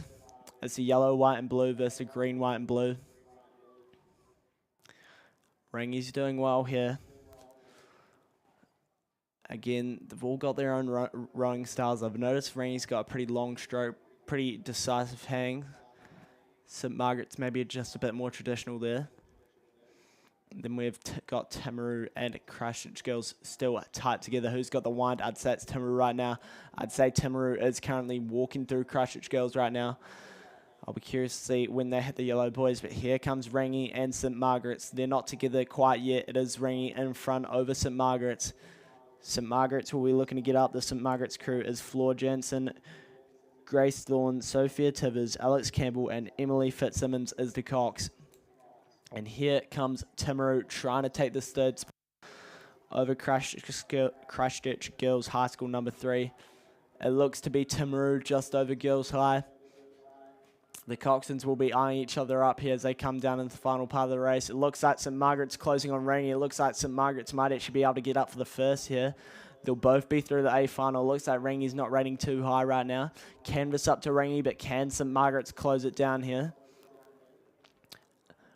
Rangi just barely holding on, but I think St. Margaret's has just maybe stolen a march and trying to take the victory off them. That coxswain needs to watch that St. Margaret's boat. She's keeping her eyes flat. That St. Margaret's cox is eyeing up the Rangi boat instead. It's just going to be Rangi by half a canvas over St. Margaret's. Timaru's now got not clear water, just a length over Christchurch Girls High, so they'll take the third. Then we go to Girls High for the fourth, Wairo for the fifth, inside to Avon for the sixth. Then looking at Nelson, Columba, St. Andrews, and on the outside there, Girls High School number 2.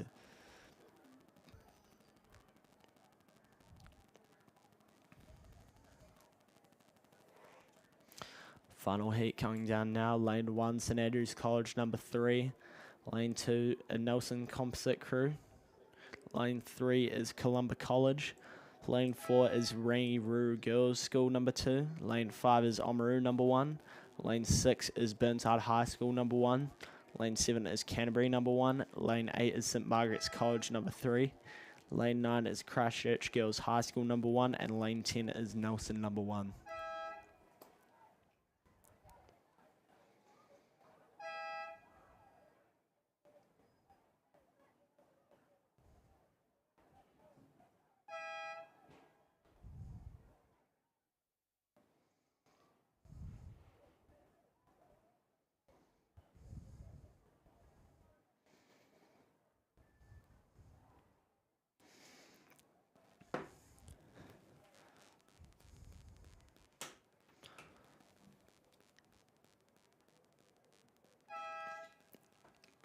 Alright, trying to see what's going on. It doesn't look to be a clear Rangi victory, unlike the past 2 heats.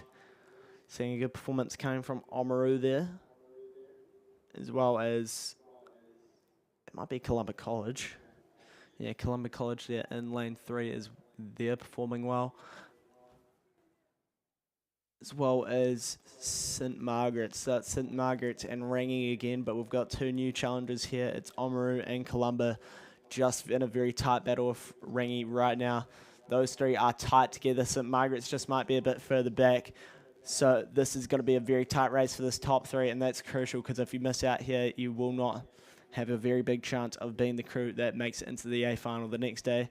So it's Rangiru Girls School, number 2, Georgia Kelso, Miller Wilk, Martha Richards, Bo Cruikshank, and Isla J is the Cox, and they're being challenged by Columba College, which is Jessica Drummond, Devon Skevington, Lucy Earle, Charlotte Scott, and Jade Bogue is the Cox.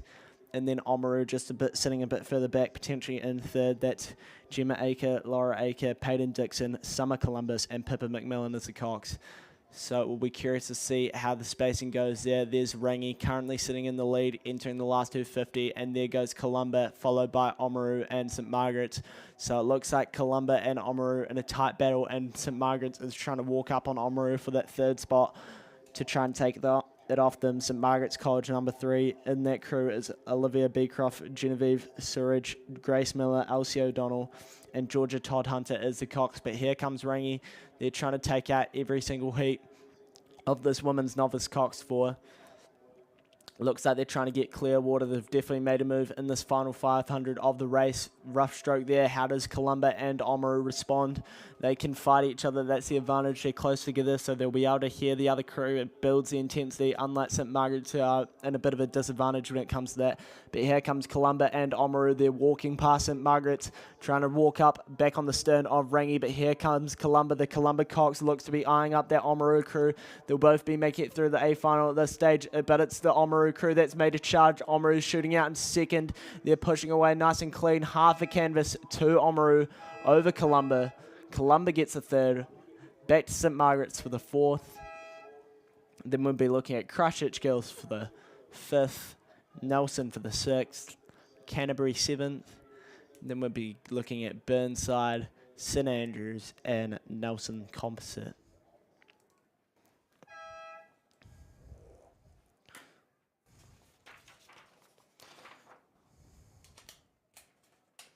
And now we have 3 heats of the men's NT double sculls. Progression is first 3 through to A final, and then 1 next fastest. So lane 2 is St Andrews College, number 2, John Reedy and Jack McStay. Lane 3 is Dunstanarm, number 1, Brennan Keane and Jed Tisdall. Lane 4 is Waihopai, number 1, Nathan Burt and Matthew Jenkins.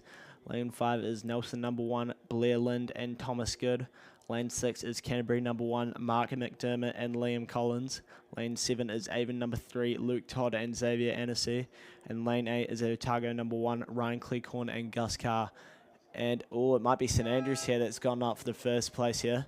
So St Andrews, this is John Reedy and Jack McStay trying to get up for the win here. They've got clear water over Dunstanarm, which is Brennan Keane and Jed Tisdall. So this is John Reedy and Jack McStay in the St Andrews boat. So they're into that last 250, just ticking along really nicely. Dunstanarm currently sitting in that 2nd position. And then we'll be looking at Canterbury for the 3rd. Then Nelson currently sitting in 4th. But we've got a pretty clear 1, 2, 3 here to make it through this A final. So we are looking at St Andrews here, just taking that boat along pretty nicely. Then we're looking at Dunstanarm currently sitting in that 2nd position, and Canterbury for that 3rd position. So this is really good work coming from the boys from St Andrews. Got their rating quite high. They're through the last 100. They are not taking their foot off the gas pedal one bit. And here comes Dunstanarm, just rating a bit lower. That St Andrews crew's got their rating right up, and they're going to win this by about 4 or 5 lengths. So great work coming from John Reedy and Jack McStay. Dunstanarm look to be taking the 2nd, and then Canterbury take the 3rd. Then we'll be looking at Nelson for the 4th, and Waihopai and Avon and Otago rounding out the field on that one.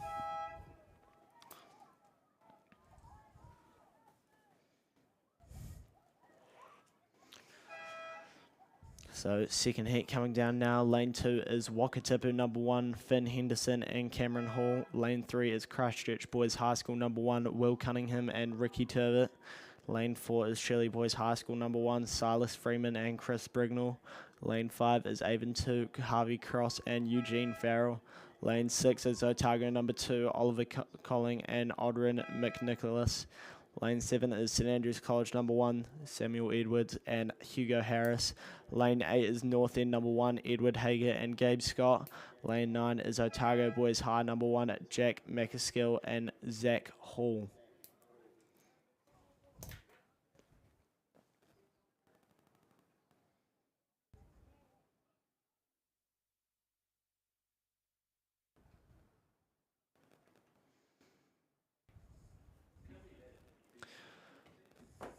So action looks to be coming from the inside. I think that might just be Wakatipu and Christchurch Boys in a bit of a battle right now for that first place position. It might be Christchurch Boys just barely by canvas, I think we're looking at. So it's Wakatipu. Yeah, it is Christchurch Boys leading by canvas over Wakatipu. Then a close battle for third as well. And that is between an Otago crew and maybe an Otago Boys High School crew. But here comes Wakatipu and Christchurch Boys High School. I think it's Wakatipu just barely off Christchurch Boys. Does Christchurch Boys have a wind in this? This is Will Cunningham and Ricky Turbot versus Wakatipu Boys of Finn Henderson and Cameron Hall. So they're about to enter this last 250. Who's got the wind to take this first place in the men's intermediate double sculls, heat number 2? Here comes Christchurch Boys. They look to be making a bit of a charge, and it looks like they're walking through Wakatipu. It looks like Christchurch Boys is trying to get some clear water over Wakatipu. Looking at that third spot, it looks to be Shirley Boys getting up into the mix right now. So Shirley Boys making a bit of a stand, as well as Otago and Otago Boys High School. So great performance there, but here comes Christchurch Boys High School. Again, they're known for their sweeping more, but here comes them in a sculling event. And then we have Wakatipu just sitting a length down on them. So 100 metres to go for Christchurch Boys High School. And then we have Wakatipu. So great performance from Will Cunningham and Ricky Turbot. Just holding off some of the best scullers in the game from Wakatipu. And here we have Shirley Boys and Otago Boys High School all in a bit of a battle. Let's see who crosses this 100-metre line first. This is a ticket for the A final. It's Shirley Boys barely over Otago Boys High School. Then we're seeing Otago sitting in 5th. So Shirley Boys really need to wind it up. Otago Boys High School is going for it on an outside. They've made a stand. That stroke set's absolutely going for it there. Who's in that Otago Boys High School boat? It is Jack McAskill and Zach Hall. Will it be enough? Shirley Boys has responded. Rough stroke there from Otago just to finish it. I think it's going to be Shirley Boys taking the 3rd. Otago Boys High for the 4th. Then Otago for the 5th. Avon for the 6th. And North End and St Andrews College.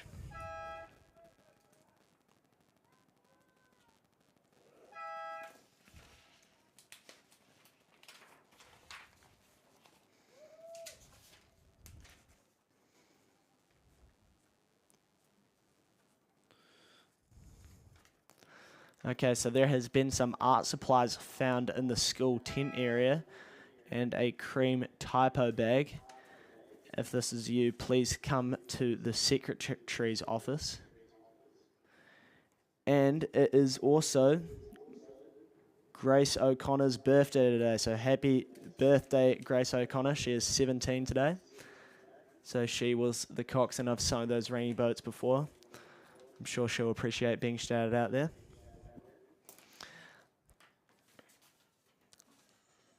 So again, art supplies were found in the school tent area and a cream typo bag. And if that's you, please come to the secretary's office to pick it up.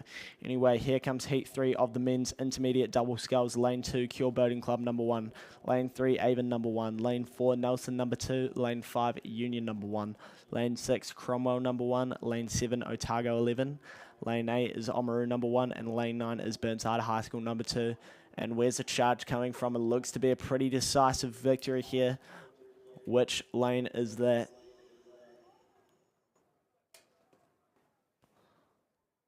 It's the blue and the white, it's lane 7, it's Otago 11, it's Brendan Earls and Alexander Hattrell just putting on a great performance here. Union's trying to hold on for that second place, and then we've got a bit of a battle between Avon and Cure.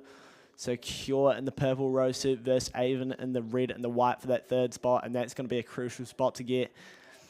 Union just sitting comfortably in second, but really good performance coming from those Otago crew, and they're just really ticking that boat along. They're quick with the hands, and they're just really holding on to that rhythm. Through the 100 they go. So the Otago crew, Brendan Earls and Alexander Hattrell, the Union crew, Harry Pearce and Daniel Carr. Then looking at third spot, I think Cure's just made a bit of a move to try and take it from this Avon crew. Ethan McGrath and Liam Barrett over Elliot Knight and Jack Wessel. How do they respond coming to this final part of the race? Final 100 metres, the red boy signifies 100 metres to go. And here comes Cure just setting a canvas up over Avon. Avon's really looking to get desperate here, and I think Avon's making another charge at Cure to try and make this a final. Here comes Avon, so great step up coming from Elliot Knight and Jack Wessel, and I think they're going to do it. Can Avon do it? They just need to hold on. It's going to be a swing of the bow balls. Oh, Cure, Avon.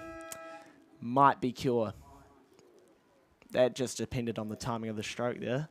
So that's my final race. Up next. No, you haven't gone. Oh, never mind. Okay. Next up is the men's Prem coxless quad.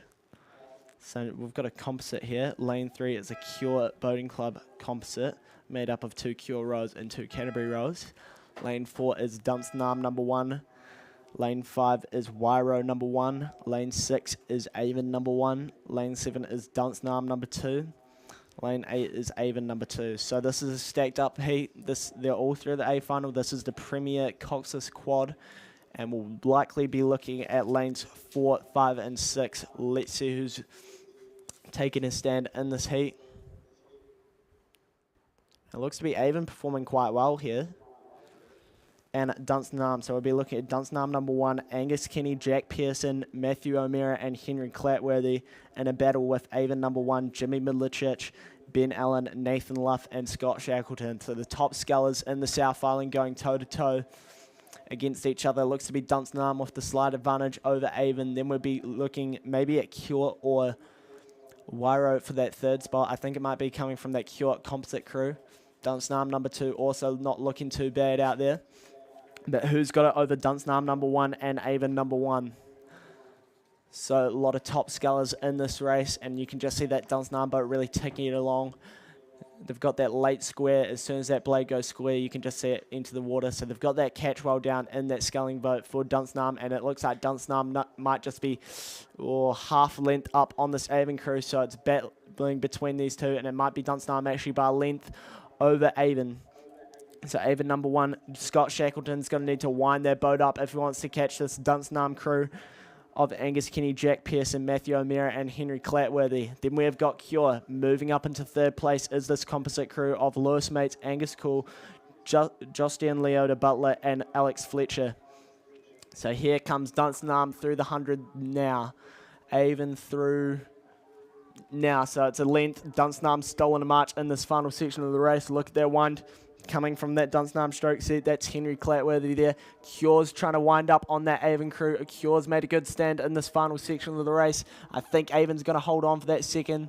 Then a bit of a battle going between Wairo and Dunstanarm number 2 for this fourth place. Looks like Wairo's just making a march there. Who's going to get it? I think it's going to be Wairo just over Dunstanarm number 2. Then we'd be looking at Avon number 2. And I will be handing over to Clive now to take you through the next hour.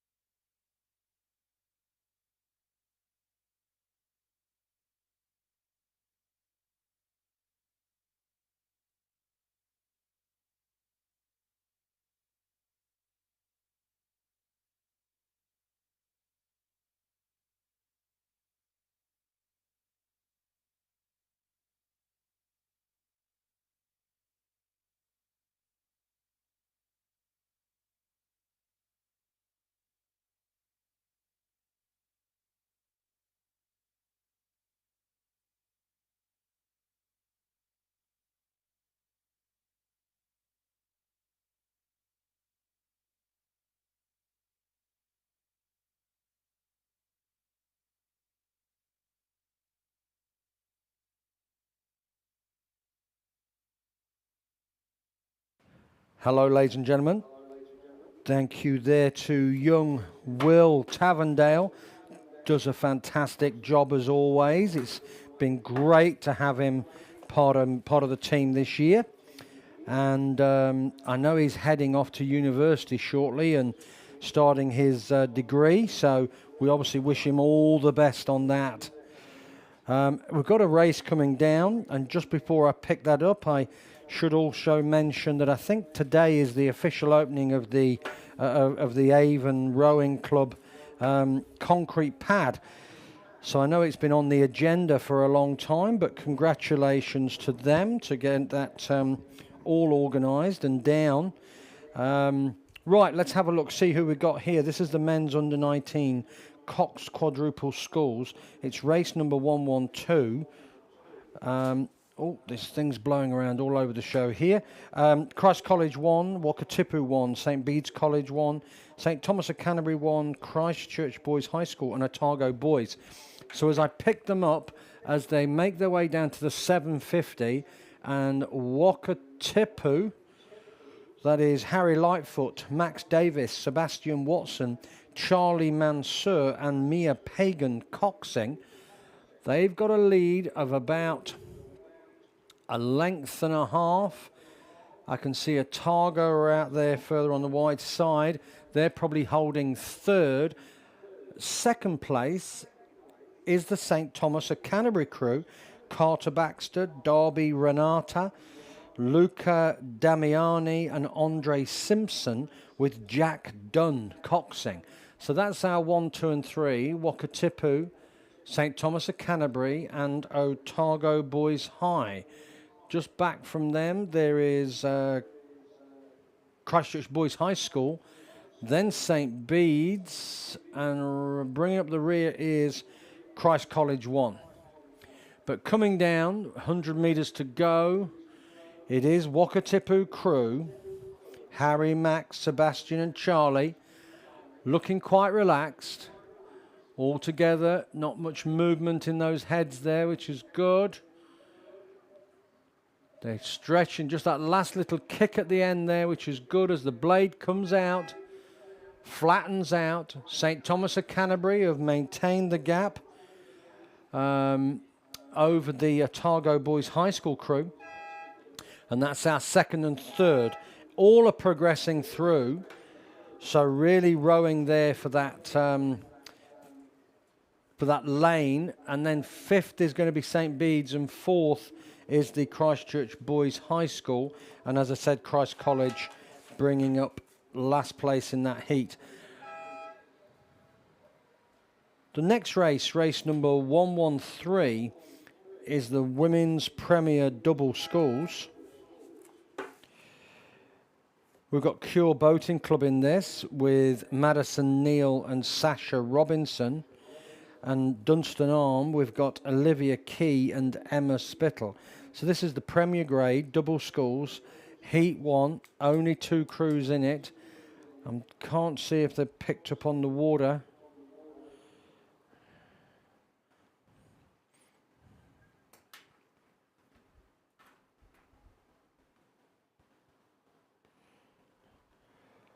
Lovely conditions today. Just a gentle zephyr picking up this afternoon, which is obviously cooling everyone down a little bit. It was quite warm earlier on.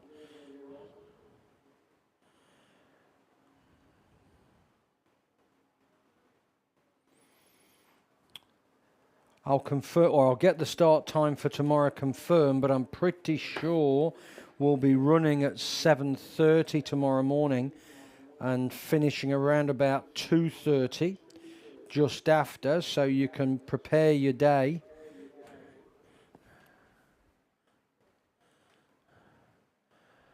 I'm thinking we might have gone through to a different race here, so we could well be on race number 114, which is the Women's Senior Double Sculls, because there's quite a lot of boats in this.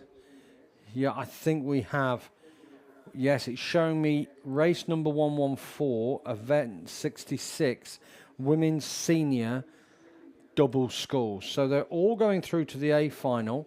Let's run through the crews here so you know who you're looking at. Nelson in lane 1, Naomi Robertson and Madeleine Collis. In lane 2, Wairau True, Daisy Vavasseur and Grace Straker. In lane 3, Avon 2, Sienna Skilling and Sam Rankin.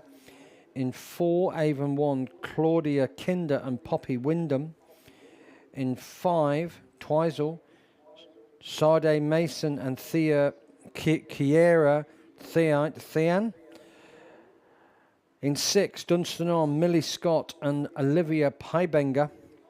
Wairo 1, Miller van Rensburg and Lexi Timpson. Cure Boating Club, Miller Graham and Messina Sua. And Kashmir High School, Ellery Clare and Thea Murdy. Obviously going to have to support Kashmir High School here.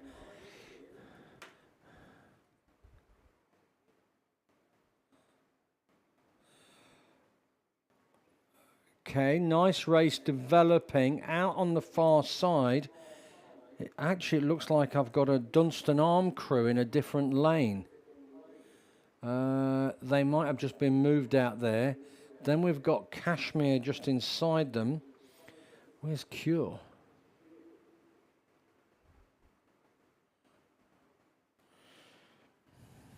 I think some of the lanes have been changed up here, so I apologise. Going to try and get a handle on this. So down on the inside we definitely have Nelson. Outside of Nelson we have Wairo 2. Then we are looking at Avon 2. That's Sienna and Sam. The next Avon crew, Avon 1, is Claudia Kinder and Poppy Wyndham. They're sitting, I'm going to say, around 4th or 5th. They're charging along with the Twizel crew of Sade and Kiera. They're going along well, but they're following the Dunstanarm crew of Millie Scott and Olivia Pybenger. They've got their noses in front of the second Wairo crew, which is Miller van Rensburg and Lexi Timpson. There's Cure. I've picked up Cure now, which is Miller Graham and Messina Sua. They are trying to stay with the Dunstanarm crew, and there's another Dunstanarm crew out on the... So maybe they're from that other race. Maybe they've thrown them in there. So apologies if I've got that wrong. But on my sheet, there isn't 2 Dunstan crews, but there certainly appears to be out there. So, Kashmir, Alaria and Thea, they're behind the Cure crew. As we come down the 1750 mark, it's the 2 Dunstanarm crews, the crew out on the far side and the crew in the middle. See if different numbers and letters. That's J6, which is the actual race. And the one out the far side is JO. I think they've added somebody to it. So the crew for Dunstanarm, lane number 10, have got the lead. I think that could be Olivia Key and Emma Spittle. And apologies if it isn't. But I think they've added them to this race. Second place is the Dunstan crew in lane 6, which is Millie Scott and Olivia Pybenger.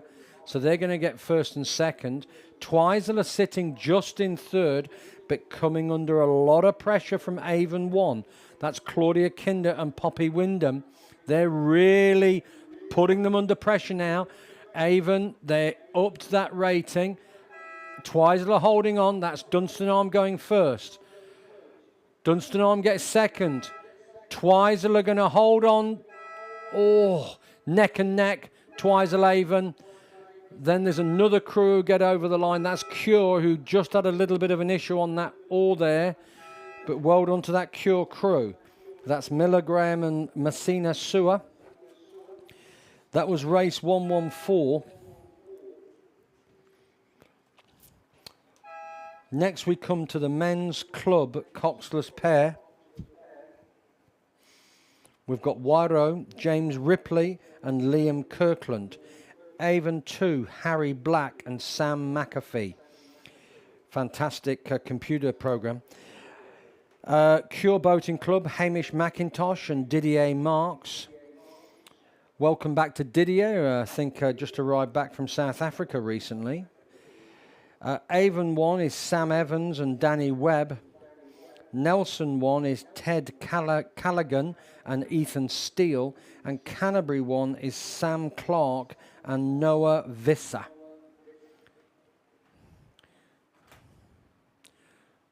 Looks like we've only got 5 crews in this, so I'll try and pick who's not racing. And I think it's the Canterbury crew. Canterbury 1, I believe that... Oh, sorry, I'll just check that. Yes, Nelson are in there, definitely. They're having a nice race with the Avon crew, Sam Evans and Danny Webb. Inside of them, that looks like the Cure crew, Hamish McIntosh and Didier Marks. Moving along nicely. They're slightly, maybe a seat back. Down on the inside there, it is the Wyro, James Ripley and Liam Kirkland. They have got their noses in front, but there's not much in it. Good race here. This is Heat 1, Men's Club Coxless Pair. It's going to really come down to this last 250. Wyro, James and Liam.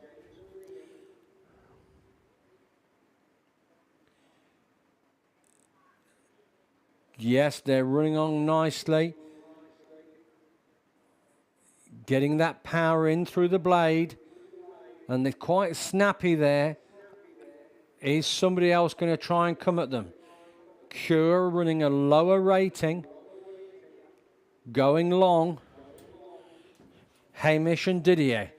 Now's the time to go. Wyro are still in front. They're still in the red, boys. So we got this 250 to go as they hit it. Not yet. Not yet. Now they're into the yellow, boys, just now. Wyro have got the lead. Second, third, fourth, fifth, all to play for. Avon in fifth. Cure Boating Club sitting third, but coming under big pressure from Avon. Avon crew, Sam Evans and Danny Webb. They've just got themselves in front of Cure. Over on the far side, Nelson, Ted and Ethan are just dropped back. The other Avon crew are coming. This is Harry Black and Sam McAfee.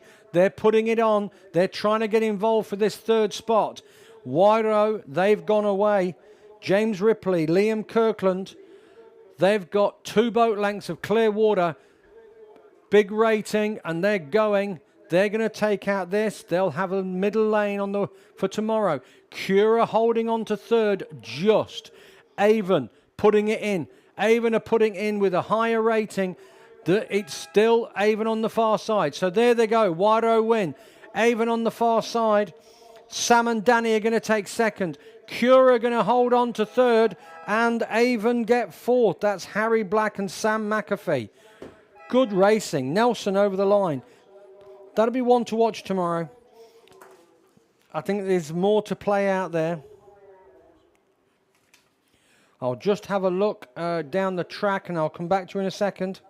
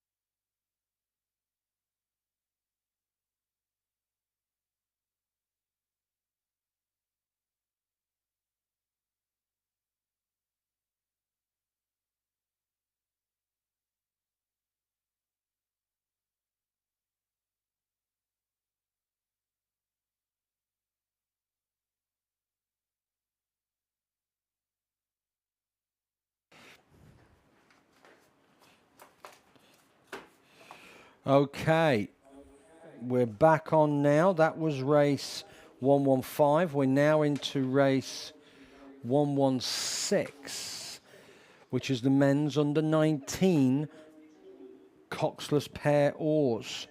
Heat 1, 2 heats. First 5 go through to the A final. The rest go through to a B final. Let's have a look. We've got in lane 1, Shirley Boys High School. Lane 2, Widerow 11. Lane 3, St Andrew College 2. Lane 4, Avon 1. Lane 5, Christ College 2. Christchurch Boys High School in lane 6. Lane 7, St Bede's College. Christ College have scratched, and then St Thomas of Canterbury are in lane 9. This should be a competitive race. All these rowers have got a few years under their belt.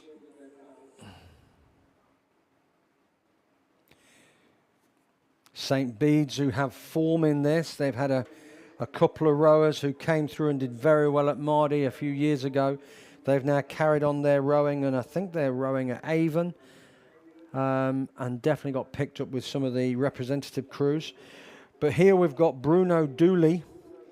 He was destined to go to St Bede's, wasn't he?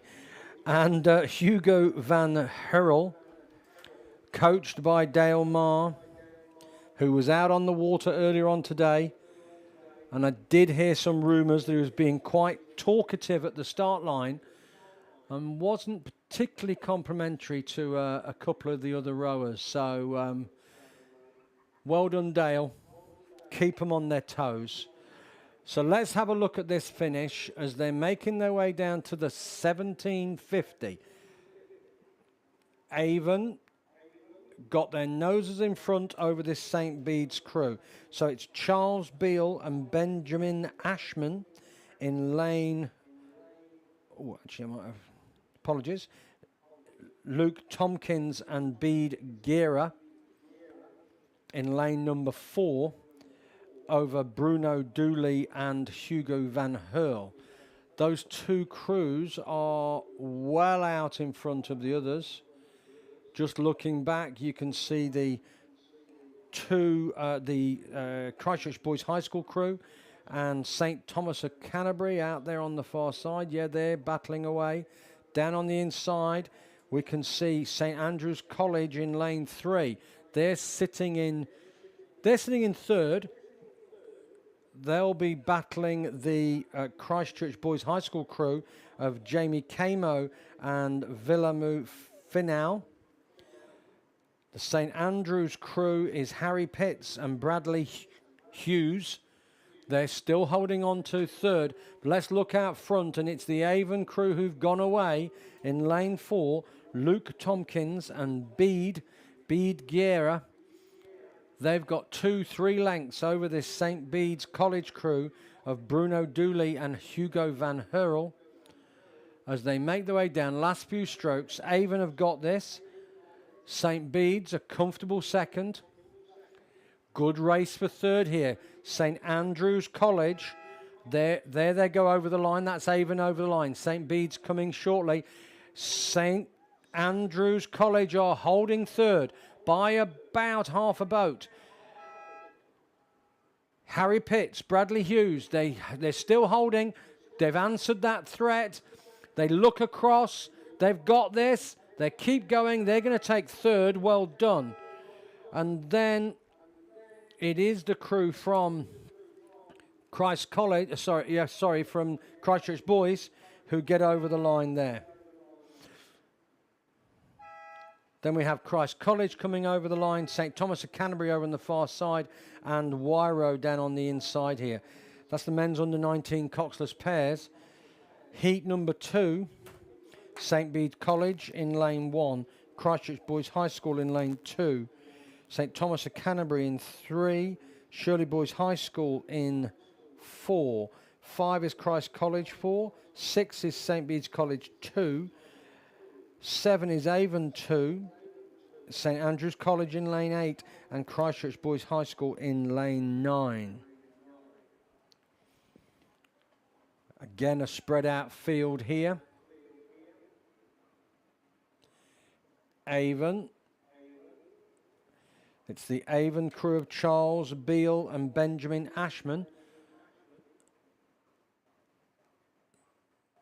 They're leading out the St. Bede's College 2 crew of Jake O'Sullivan and Quinn O'Sullivan. There's been quite a few twins, hasn't there? I'm assuming they're twins, but maybe not.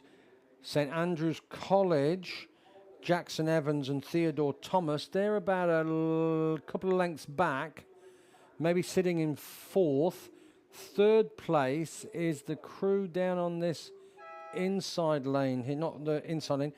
Is it Christchurch Boys High School? I think it's Reuben Fifield and Harvey Moyle. Actually, it might be lane 3, St. Thomas of Canterbury, Noah Lequelec and Flynn Grace. Yes, it is. It's St. Thomas of Canterbury. They're in lane 3. So they're lane 3 sitting in third with St. Andrew's College trying to chase them down. In second place, St. Bede's. St. Bede's, Jake and Quinn. They are trying to get back in touch with the Avon crew, but their experienced rowers, Charles Beale and Benjamin Ashman, and they've got the lead and they can control it from there. Outside of St. Andrews is Christchurch Boys High School 3, who are going along well as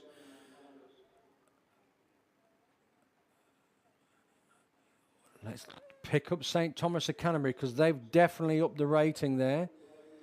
They've had a look across. They're trying to steal this third place off St. Andrew's College. St. Thomas of Canterbury. Noah and Flynn. And I think they've got into third. They have got into third. Avon are still leading. Avon in lane 7. Leading over St. Bede's in lane 6. Avon have got this, but Bede's have closed it up. St. Thomas of Canterbury have now got a good third. St. Andrews have dropped into fourth, but it's the top 5 that make the A final. So, going over the line, it is Avon, Charles and Benjamin. St. Bede's come next. That's Jake and Quinn. They're second. Third place, St. Thomas of Canterbury, Noah and Flynn. Fourth, St. Andrew's College, Jackson and Theodore. 5, coming 5th, over on the far side in lane number 9. That's Christchurch Boys High School 3, Benson and William. Well done. They're your top 5. That's heat number 2. Men's under 19, coxless pair oars. The other crews make their way down. There's the third St. Bede's crew going over the line now. Women's Club, coxless 4, heat 1. They're all going to the final. I've only got 3 boats in this. It's Avon, St. Margaret's College and Canterbury 1. So I've got Cara Brignall, Kate Smith, Isabel Williamson and Sienna Godfrey Chatterton. St. Margaret's College, Ella McLean, Sophia Cathro, Isabella Green and Josie Kennedy. Canterbury 1 is Meredith Lewis, Kate Stretton, Toby Reese and Libby Greaves. No relation to Jimmy. Only 3 crews in this, the Women's Club Coxless 4. They'll all be looking at the times for the North Island crews, who'll be running their weekend as well. Obviously, it's always a little bit challenging comparing times because of the water flow up there in Karapiro. But you can race what's in front of you. 3 crews coming down. St. Margaret's have dropped away, but they'll be using this as a good training row with those starts with the schools, South Island secondary schools coming up.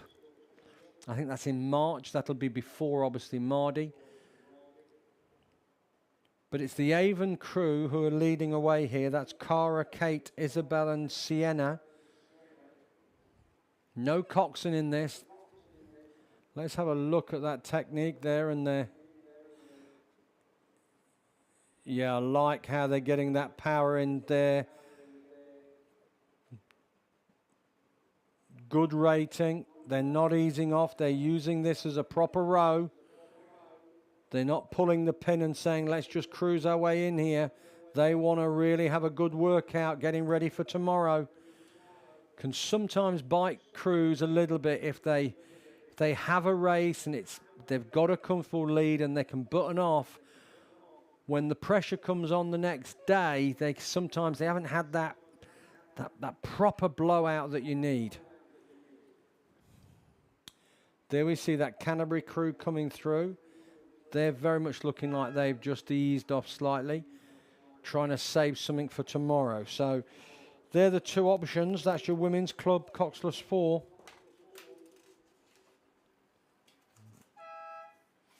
Over the line they go. Girls under 17, coxed 4, heat number 1. Let's see if we've got 2 heats here. Yeah, I think we've got 2 heats. Yep, 2 heats coming through here. Just a big shout out to all the volunteers for the schools and the clubs as well. They'll be in their tents and making sure they're keeping everyone fed and watered. And particularly for those teachers who come down as well and look after the kids when they're on a rowing camp. It takes a lot of people to put these crews on the water. But we certainly all enjoy it, and it's great to see the kids working hard and getting a lot out of it. And all I can say is you'll see the benefits further down the line, whether it be going into higher education or getting into work. These kids will have a work ethic, I can assure you of that. Right, girls under 17, coxed 4, always competitive at this level. Nelson 2 in lane 3. St Andrews College 2 in lane 4. Rangiruru Girls School 1 in 5. Christchurch Girls High School 1 in 6. Wairo in 7.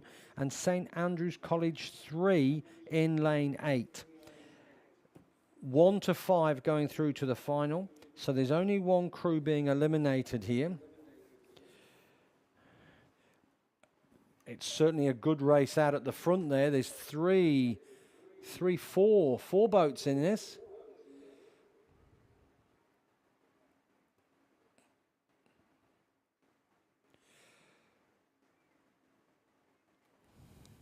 So it looks like the Rangi crew has dropped away, as has the Nelson crew. So we've got the St Andrews College 2 crew. They're sitting, I'm going to say second. That's well good, well done. Then we've got leading is Christchurch Girls High School. Then we have Wairo, and then we go back to the St Andrews College 3. So St Andrews College 2 and St Andrews College 3 at the moment are both going to make the A final for the girls under 17 Cox 4. And the St Andrews crew on the inside here, I think they have got their noses in front over the Christchurch Girls High School crew. So this is Charlotte, Chloe, Isabella, and Lucia with Olive Steele coxing. They have indeed. They've got their nose in front. They've gone in front of the Christchurch Girls High School crew, which is Laura, Summer, Talulia, Sienna, and Georgette Haller. Then in Wairo, that's Trinity, Georgette, Anna, and Eliza with Molly Hoban coxing. They're sitting in third. Rangi are back in fifth. They're still going to qualify.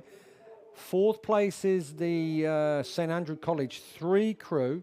Alana, Lauren, Sophia, and Emily with Emily Jaju coxing.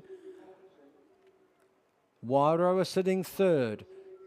Christchurch Girls High School are second. St Andrews College 2, lane number 4. They have got a good first place. They've got clear water. They've walked away.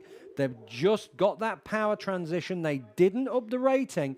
They just got more power through those blades. And they've walked away. They've got about a quarter of a boat length over that Christchurch Girls High School. And they will be pretty pleased with that. Well done to St Andrews College there. They're going to take first. Christchurch Girls High School going to take second place. Wairo 1 are going to take third. Oh, I tell you what, this Rangi crew have come back. Rangi crew have come back and they've just got by a canvas, their nose in front. They must have had an issue earlier on because they were well back, but they have come through to fourth. And there, St Andrews College 2 go over the line and Nelson, unfortunately, are going to miss out. So let's look at Heat 2, because I think this will be one to watch tomorrow. Be a good competitive race when you bring these two together.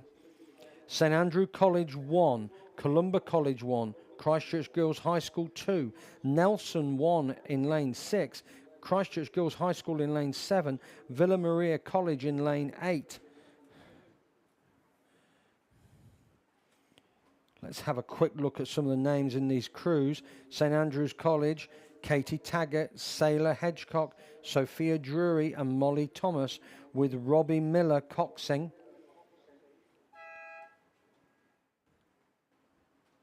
Columba College, that's Georgia Drummond, Isla Nicholson, Annika Lacer, Nova Whiston, Kate Baskerville is the coxswain there. I can't get through all the names because I'm going to now pick it up and let's see what's happening here. Oh yeah, it is that Columba College crew. They are in front of the St Andrews College crew by about a boat length. Looking outside there, that looks like Nelson. That's Nelson 1, Margot, Zoe, Francesca and Isla with Brianni Williams coxing. She's got plenty of experience. She'll be talking them back down there. She's got an pink cap on. She's driving them. They have gone away from the Christchurch Girls High School crew and Villa Maria. In the middle, that's this Christchurch Girls High School. They're sitting in fourth. St Andrews College, they're trying to come back. They're putting them under pressure, but they've got a lot to do in this last 250. As Columba College, Georgia, Isla, Anika and Nova with Kate Baskerville. No reference to the hounds, by the way. I wouldn't be so low as to do that. But there they come through. I do love those orange caps. Oh, fantastic. I love the colour orange. That's great. They're really moving. They've actually gone away from the St Andrews College crew slightly, who are still making a very good second place.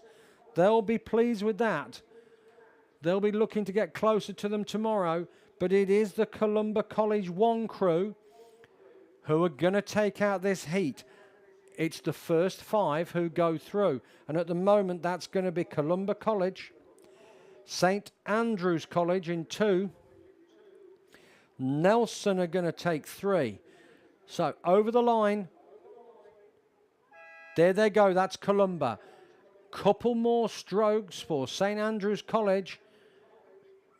There they go. They're over the line. Then we look out to the Nelson 1 crew, Margot, Zoe, Francesca and Isla with Brianni Williams. They're over the line in 3. Christchurch Girls High School, they come in 4th. And then back out to Christchurch Girls High School in 5th. So unfortunately, Villa Maria are going to miss out. I think it's Ian coming on at 4 o'clock for the through till the end of the day. He did have a detailed discussion with me about his yoga program and the benefits that he's seeing, and he's prepared to, obviously, if you do want to talk to him, don't hesitate to get hold of him, and he'll spend a long time telling you all about it. Boys under 17 single sculls. Always doff your cap to these single scullers. This is where you've got, it's not just the physical, it's the mental game. St Andrews College, Hendrik Todd Hunter. I'm assuming brother of the other Todd Hunter, who's a very fine rower and was representing the New Zealand AIDS group. Wanaka 2, we've got Alex Pedersen. Timaru 21, Harrison Searle. Oamaru 1 is Cooper Lynch. St Thomas of Canterbury, Hunter Taylor. Christchurch Boys High School, Will Cullingham.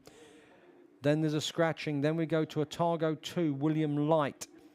Twizel 1 is Luca Mains Upson. And North End 1 is Alex McKeever.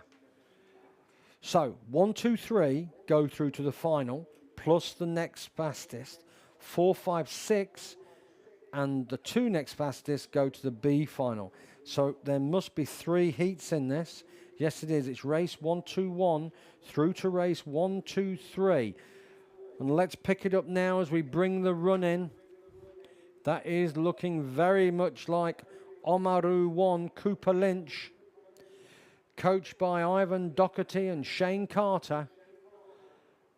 He's got the lead, but way out on the far side, Twizel, Luca Mains Upson. He's not given it up yet. This is his water, his playground. He's going to try and put him under pressure. Still in the red boys at the moment. 2:50 to go as Oamaru, Cooper Lynch. Sounds like a film director. He's in the yellows now. He's got a couple of boat lengths, so he should be able to hold on to this. 1, 2, and 3. Let's look at who's going to finish third. It's a race between Timaru, which is Harrison Searle, and a few. Oh, and the second Timaru rower. Where's he gone? Unless that could be a Targo. Hold on, apologies. Make sure. Lane number 3, that's Harrison Searle. And that must be a Targo. Sorry, lane 7, that's a Targo. William Light. So at the moment, it is Oamaru, Cooper Lynch, with his new movie due for release shortly. He's going to take it over the line. He's going to get through to the final. Boys under 17, well done, Cooper. Over on the far side, and he stretched away there from the Twizel rower, Luca Mains Upson. Maybe he's pulled back and just saved a bit for tomorrow. So, Luca gets second, well done. Third place goes to Timaru, Harrison Searle. Next fastest becomes important for the lane 7 rower, which is Christchurch Boys. Sorry, Otago, that'll be William Light. And then there's a plethora of rowers coming over. So that was the heat 1. He came second, just making my notes for tomorrow. First and third place was William Light. Next heat, Wakatipu, lane 1, that's McKellar Thornton. Lane 2, St Thomas of Canterbury, Declan Ducey. In 3, Nelson 1, Meko Hardnage. Lane 4, Wanaka, Edward Ives. Lane 5, St Andrews College, Henry Taylor. In 6, Christchurch Boys High School, Costco Kako Fagitis. Apologies, Cosmo, but I'll work on that. Lane 7 is Otago 1, Paddy Kennedy. In 8 is Ashburton's Caleb Armstrong. 9 is Timaru 30, George Talbot. And in lane 10 is Ned Newlands Carter. Great to see so many heats in this boys under 17 single scull. Just checking the sleeper lane down here. So Wakatipu, McKellar Thornton is in this race. And I think he's sitting in second place. Leading is the Timaru rower George Talbot. But there's not much in it, and it's difficult for me to pick. That's our 1 and 2. Wakatipu and Timaru. In third place, that looks very much like Ashburton's Caleb Armstrong. I'm going to put him in third. 4th place is the yellow of Oamaru. That's Ned Newlands-Carter. But in the middle, also getting involved is Otago. That's Paddy Kennedy, lane number 7. So it's all to play for as they hit the 1750.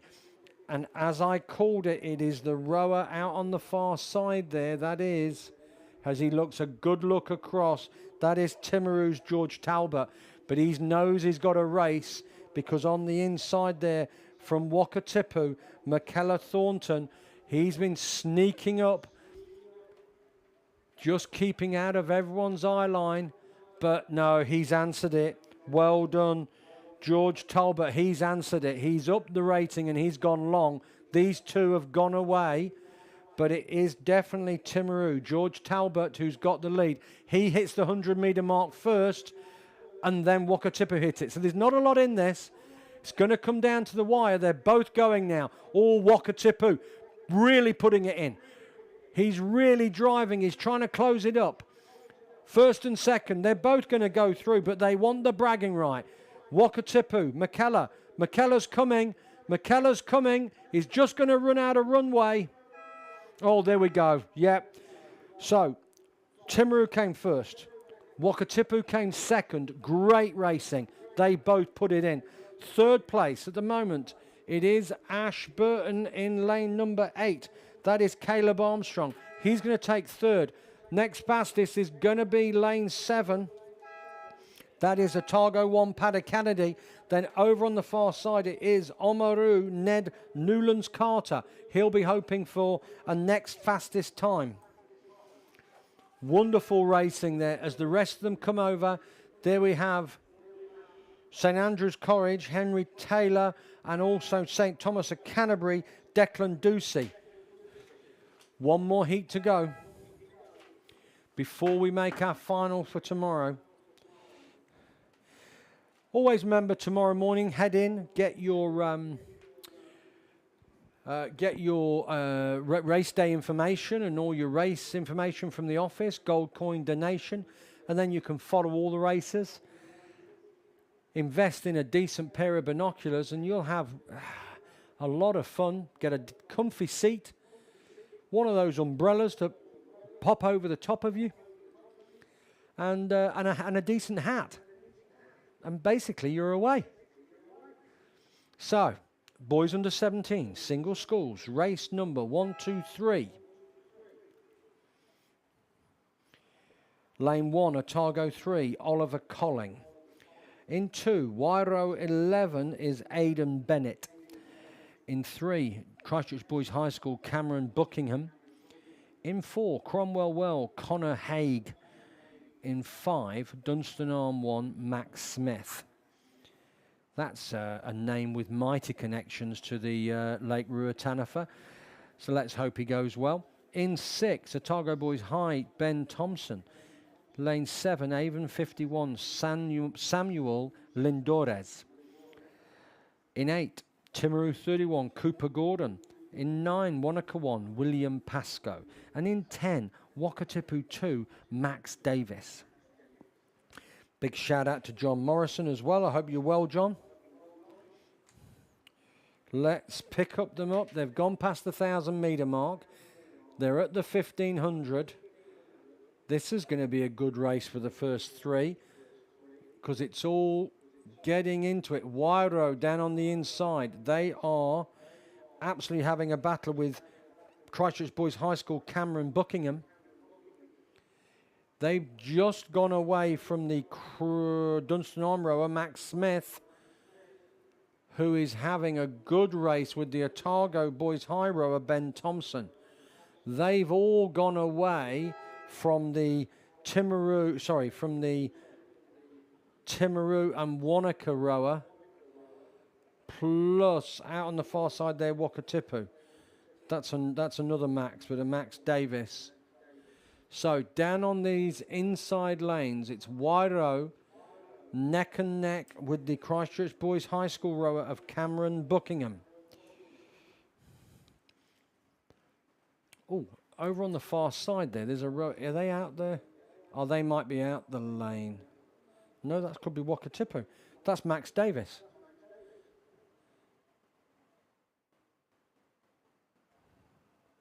Yeah, that's Max. Max from Wakatipu. He's leading this. Apologies, Max. Max has got this at the moment, and he's in the yellow buoys. I actually thought he was rowing down outside the lanes. Wairo are down on the inside in lane 2. That is Aidan Bennett. That's a battle for second and third with Christchurch Boys High School Cameron Buckingham. Out in front is Wakatipu, Max Davis. Looking really quite comfortable. He's got a faster rating there. He is charging through. He's not leaving anything. Wairo have now just opened up. He's opening those. She's putting those shoulders into it now. You can see that puddle just being left behind. And he's secured second place with Christchurch Boys High School. Cameron Buckingham in third at present. But over on the far side, it is lane 10 from Wakatipu 2, Max Davis. He's going to take it. Wairo coming second. Third place will go to Christchurch Boys High School, Cameron Buckingham. Well done, Wairo. Well done, Christchurch Boys High School, and well done, Wakatipu. In the middle, over the line comes Otago in lane 6 and Dunstan Arm in lane 5. They'll be hoping to make that, they'll definitely be in that B final. But you never know the time. They might just be sneaking in on the quickest time.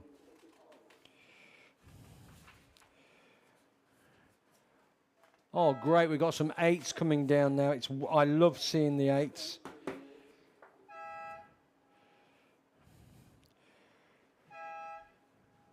All the rest of the crew's coming over now. So in this race, we've got the Nelson Composite. It looks like it's been scratched. Lane 2, we've got Rangiruru Girls' School. In 3, we've got St. Margaret's College. 4, we've got Wairo 2. 5, we've got St. Andrew's College. 6 is Christchurch Girls High School. 7 is St. Margaret's College. 8 is Columba College. 9 is Wairo 1. And in lane 10, Marion College 1.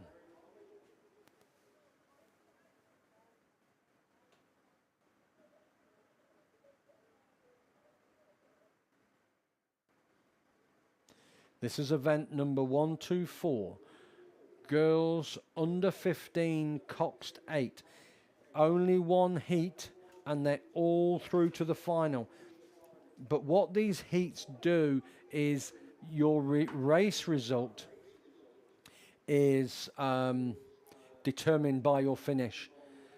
Now I can see a Twizel rower down there, and I know I got her name wrong earlier, so I'm hoping she's going to wave out to me. Is it Kira? There she is. I'm sure she's walking away. She's not waving at me yet. No, she might look up. Yes, I got a wave. I got a wave. Thank you. Thank you, Kira. Kira Thine. Kira Thine. I think I've got it right. Kira Thine. No! Cull it! Cull! Pull the pin. Pull the pin. Right, girls under 15. Back to the race. Here they are charging down. This is fantastic to see. Oh, we've got a belting race developing here. We can see down on the inside, it's Rangiruru Girls' School. They have got their noses in front of the St. Margaret's College crew just outside them. I'm looking across the field though. Oh, Wairo have gone away from Columba and Marion College. They're looking strong. Well done, Wairo. Let's look back in the middle. There's the second St. Margaret's College crew, along with Christchurch Girls High School. And there's the Columba College crew. Is that? Yeah, that's Columba College. They're the orange caps. Christchurch Girls High School going along nicely. They're trying to run down the St. Margaret's College 1 crew. Down on the inside, though, it is Rangiruru Girls' School. They've got this as they make their way to the 1750. 250 to go. They're in the prime position. They're all going to progress to the final. Oh, there's a boat heading out into the wrong lane there. Hopefully they straighten up. Yeah, they're straightening up. Here we go. So it is Rangi, Adi, Miller, Alice, Lily, Bo, Olivia and Phoebe, with Zoe and Grace O'Connor coxing. They've got this at the moment. St. Margaret's College, though, they've stuck with them. They're not letting them get away. They've got about a quarter of a boat length clear water, but they've stayed with them all the way down. Wyro over on the far side. Maisie, Poppy, Maggie, Liv, Daisy, Ruby, Emma, Charlie, and Harley Sutherland coxing. They are neck and neck for second, third. Rangi are going to take the win. Rangi are going to take the win here, and they'll get a middle lane. But St. Margaret's College, they're just holding on to second place. So Rangi are going to take it. St. Margaret's College are going to take second. Over on the far side there, Wyro, they're going to come in third. There's your 1, 2, 3. Fourth, Christchurch Girls High School. And then there's a battle between St. Margaret's College second crew and the Columba College. So that's the girls under 15.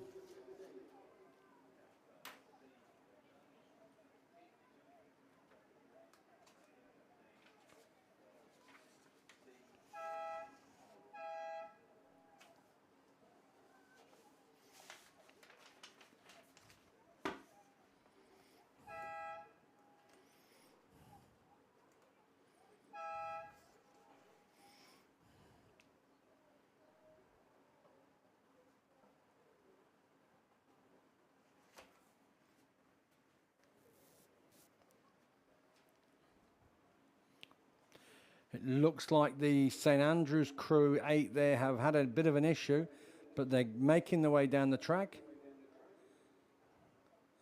I can't see a gear breakage, but they were a long way back, so they must have had an issue. On the track now is the race number 126, Women's Intermediate Double Sculls. We've got Union 3, Waihopai, North End 1, Oamaru 1, Otago Girls 2, Wairo 1, Invercargill 1, Wakatipu 1, and Cure Boating Club 3.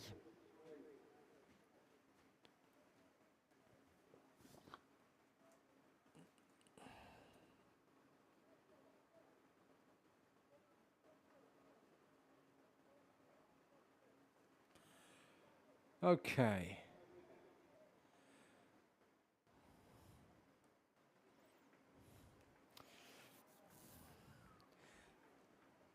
Lane 1, lane 2 actually, lane 2. That must be North End.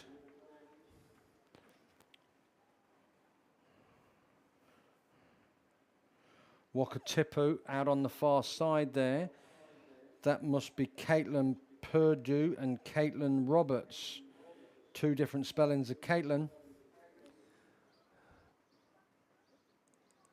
There in the yellow boat, that's Wakatipu. I can't see Cure out there. They must have dropped away or not entered. Down on, it's Waihopai, I'm pretty sure.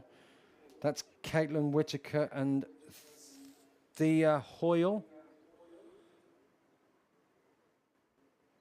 Invercargill are in the mix in this. That's Kate Johnston and Caitlin Tataya.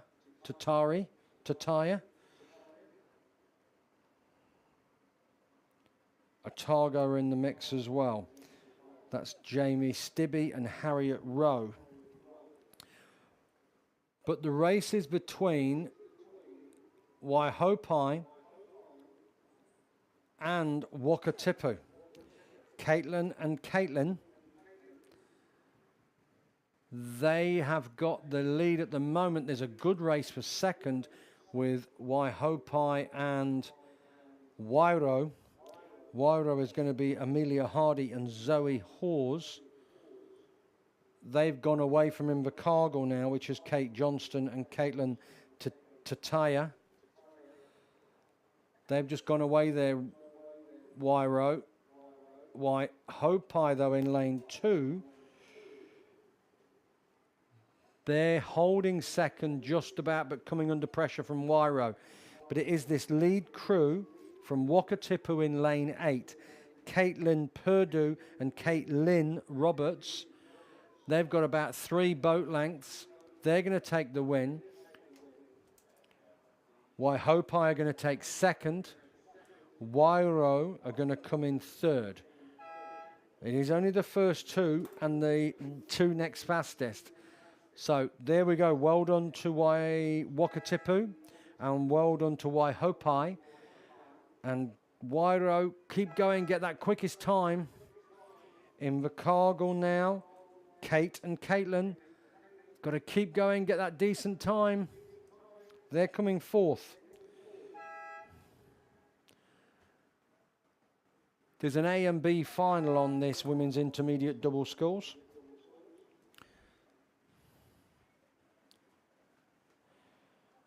So the next heat is heat 2, and this will probably be my last race for the day, and then I'll be handing over to Ian, who's done a fantastic job organising everyone for this weekend and organising the roster. So a big shout out to Ian for doing that and accommodating people's races and when they can get down and when they've got to get away. It always takes a little bit of communication, and luckily he's very good with flags and smoke signals. It's only you. It's only me, he tells me.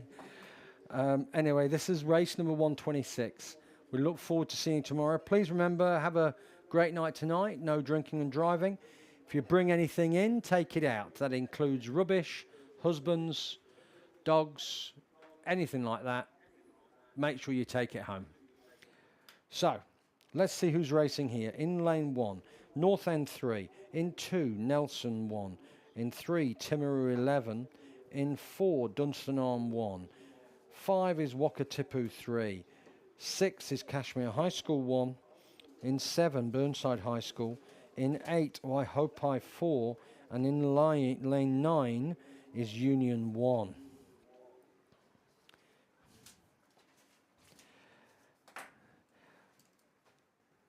I should also put a shout out to Sadie Mason, who I've been calling Manson, so I apologise, it's Mason. So a big shout out there to another Twizel rower, Sadie. Right, what's happening? Ian's got his binoculars ready. He's done his stretchers. It's the ever-present Dunstanarm. They are really looking good. And that's Charlotte Crosby and Charlotte Mackenzie. It appears that a number of rowing teams and selectors work on the basis of people having the same or similar names or being siblings. Down on the inside, North End, Brianna and Annie are going well. Outside of them is the Timaru crew of Olivia Moffat and Jasmine Payne.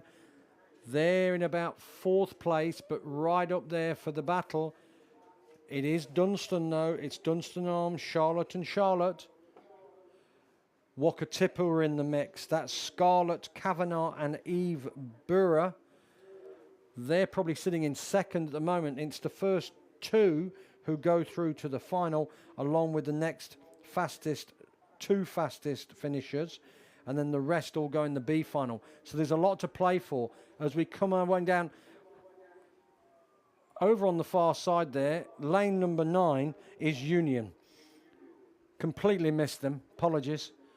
So it's Union who've actually got the lead with Dunstanarm 2nd. So that's our 1 and 2. Now the 2 next fastest finishers are going to be North End and Wakatipu. So coming over the line, sneaking out in front, Union 1, well done. Then are going to come Dunstanarm, Charlotte and Charlotte. So that's our 1 and 2. Third, they've put a good finish on there, North End 3, down on the inside lane. That's Brianna and Annie. Well done. They've got third. And fourth place is going to go to Wakatipu. And then we have Timaru coming over the line. So I'll see you later. Or see you tomorrow, I should say. I'm going to pass you over now to young Ian, who'll bring you through to the end of the day. Bye now.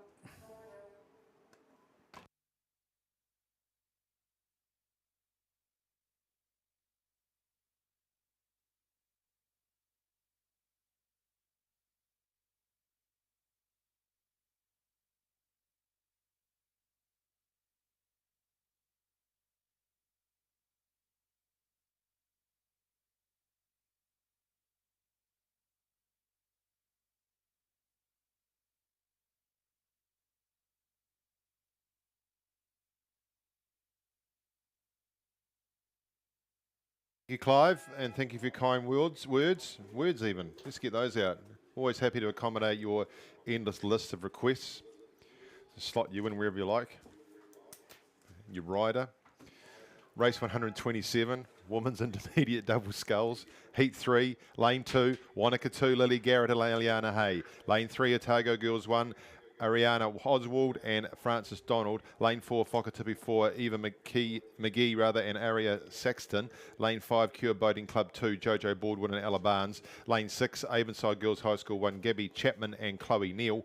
In lane 7, it's Otago 1, Maya Still and Olivia Duffy. In lane 8, Waihopai 3, Holly Geary and Stacey Thompson. And in lane 9 out there is Dunstanarm 2, Alia Cunningham and Summer Phillips. Cure Boating Club right out in the middle there. Jojo and Ella in lane 5 have this under control. Come back to Otago Girls 1 in lane number 3. So this is heat 3 of the women's intermediate double sculls. 1 and 2 go through to the A final plus the next fastest. So 1 and 2 looking pretty comfortable out here. It's going to be the battle out on the outside there. Lane 9, Dunstanarm number 2. Back down into lane 2 is Wanaka number 2. Then right in the middle, Avonside Girls just there in lane 6, just sitting in behind Otago 1. So plenty for them to row for yet. The 10 next fastest out of this intermediate double sculls will go through to the B final. This is the second to last of them, heat 3. Heat 4 is underway and into the last 1,000. I'll give you that field very shortly. Just see this good exhibition here from Jojo and Ella. Cure Boating Club number 2 coming down with 100 metres to go. They hit the red buoys well under control as we continue to have fantastic sculling conditions out here on Lake Ruataniwha for day 1 here of the Meridian New South Island Rowing Championships 2025. Under 100 metres to go now too for Otago Girls, Ariana and Frances there in lane 3. So these two will go through to the A final and it'll be a bit of a battle for the rest of them to see how they go. Looks like third is with Dunstan at number 3 on the outside, back in the middle to Otago, and down here in lane number 2 to Wanaka 2. So over the line there goes Cure. Congratulations through to tomorrow's final. They'll be joined by Otago Girls. So we got back to Wanaka, didn't we? Then we go across the outside to Waihopai, back inside to Avonside Girls, and then just a bit further back will be Otago. No, that will be Wanaka. No, wait, it's Whakatipu. Whakatipu, and that's in Heat 3. Heat 2 finished before Heat 3, so now we go to Heat 4. In lane 2, Waihopai 2, Sophie Kundell and Charlotte Klein. In lane 3, North End 2, Maya Wilson and Olivia Adam. In lane 4, Q Boating Club 1, Perry Stevenson, Macy Barnes. In lane 5, Union 2, Charlie Tate, Michaela Hurst. Lane 6 is Timaru 12, Angel Makwana and Eve Gordon. In lane number 7, Cashmere High School number 3, Abby Graham, Rose Swinburne. Lane 8, Wanaka 1, Chantel Thurston and Pieter Craig. And lane 9 in that fourth heat, which is now with 7:50 to go, or just under that, is Whakatipu 2, Ella Day, Lucia Summerfield. And it's Cure Boating Club again there, the Purple Haze there in lane number 4. Waihopai 2 down there in lane 2, not out of it. Remember 1 and 2 will go through. We got right on the outside to the Wanaka crew. Wanaka 1, Chantel Thurston and Pieter Craig. Just inside of them would be the crew from Cashmere 3, that is Abby Graham, and then we just go a bit further back there to Union 2, Charlie Tate and Michaela Hurst. So 1 and 2 through, plus the next fastest, those are the ones that's showing. So back to Waihopai 2 down in lane 2, back down to North End number 2, just a bit further across, and up from them would be Timaru 12. Then we go on the outside to the Whakatipu number 2 crew.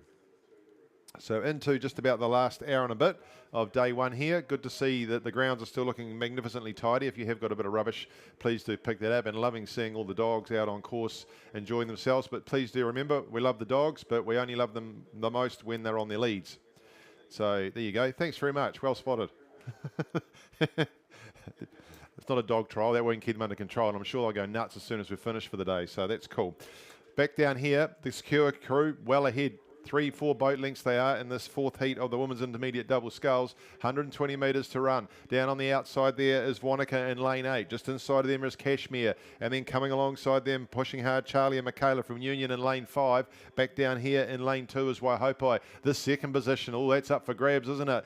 Cure Boating Club have got first place under control out here. I'm looking at Wanaka, I'm looking at Kashmir, I'm looking at Union. Union looking like they've got more of a run on their boat. Their hand speed's a little bit quicker. So Wanaka are going to have to push again. And then Kashmir trying to thread their way through the two of them. Waihopai just a little bit further out of it as we head towards the end of the Heat 4 and Women's Intermediate Double Sculls. Down comes Cure Boating Club, and that push as they got through the red boys from Wanaka again. They've done the job and just staved off where Union were coming at them, and Kashmir trying to get back into it now, but they might, they've just missed a stroke there. They might have left it a little bit late. But Wanaka are going to come down and take that second spot through to tomorrow's final in the women's intermediate double sculls. Third will be Union, hoping to get the next fastest spot. Fourth will be Kashmir, down to Waihopai here in lane number 2. Then we go across the outside to Whakatupu number 2, back inside to Timaru 12 out of Craighead, and then North End number 2 in lane 3.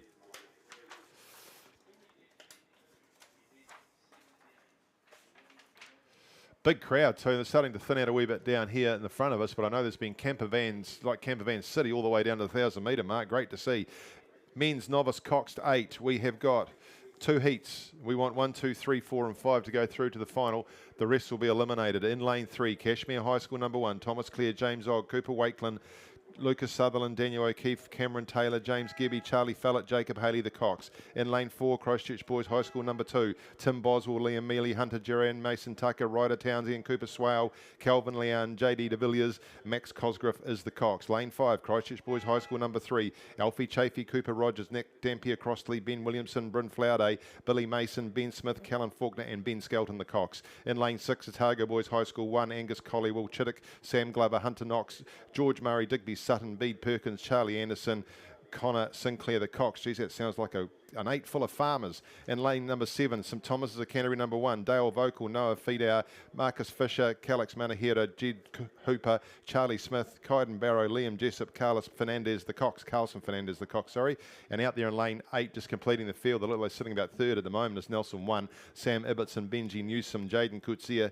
Ashton Willis, Tom Shaper, Harrison Newsom, Matthew Hay, Luca Marfell, Douglas Miller is the Cox as they head on through. Looks about 500 metres to go. It's coming out of Kashmir down there in lane number 1. The maroon and gold sitting there in lane 3, actually it is. Then we go across to Otago Boys High School, currently second. Very little between St Thomas of Canterbury and Nelson right alongside each other. So one's going to miss out here. And if we go back through the field, that's looking a little bit at this stage like Christchurch Boys High School number 3. Their number 2 crew 2 boat lengths ahead of them as they head up past the 500 to go, heading towards their supporters. That second heat is on the water and underway. We'll give you the field for that very shortly. We'll just wait and see what happens with this one as they go past a floating umpire. Really got to take our hats off to the umpires today. Zonal umpiring, which means they have stayed still and sat out there on the water and poached themselves in the heat, handing over at the 500 metre mark of each of their 500 metre zones with the radios through to the next lot of umpires, and that's been implemented here today just to keep the wake down without the boats travelling alongside them, and the rowers couldn't ask for better conditions given that and how flat it has been and continues to be so, and looks like that's the way we'll start tomorrow too. Heat 1 of the men's novice coxed 8 continues to make its way through, 300 to go as it heads past the supporters' tents, and Kashmir 3/4 of a boat length there ahead of Otago Boys High. They've got 2 boat lengths back to St Thomas's of Canterbury, and Nelson 1 just out there in the blue hull. Then we come back to Christchurch Boys High School number 2 down there in lane 4, and those will be the 5 that go through to tomorrow's final, looking like Christchurch Boys High School number 3 eliminated, but enjoying the experience out there in the heat. Remember, if you have lost some equipment, whether they be Crocs or running shoes or drink bottles and some clothing, head into the Secretary's office and pick it up, please. So Cashmere, they've got this under control at this stage. Coming back at them is Otago boys. So Jacob Haley, the Cox Cashmere, would have had a little bit of look over his left-hand shoulder. You can see that they're well ahead of Otago boys, looking to get a good time so they can get themselves in the middle of the course tomorrow. St Thomas is coming back at Nelson, trying to pick them up. They've just gone ahead of them now. St Thomas's have gone ahead of Nelson. So they're into third. Nelson trying to come back at them. Douglas Miller, the Cox and Nelson, will be giving them what for. See if they can get themselves moving a little bit quicker. 50 metres to run here for Cashmere. Great job. Nice and clean, all swinging together. Head still. No one's looking out of the boat. As soon as you look out the boat, you lose your connection. And then we have Otago boys finishing second there, and we'll go across, and it looks like it will be awesome. Very close between Nelson and St Thomas's. A couple of the Nelson boys looking at a couple of the St Thomas's boys, eyeballing each other.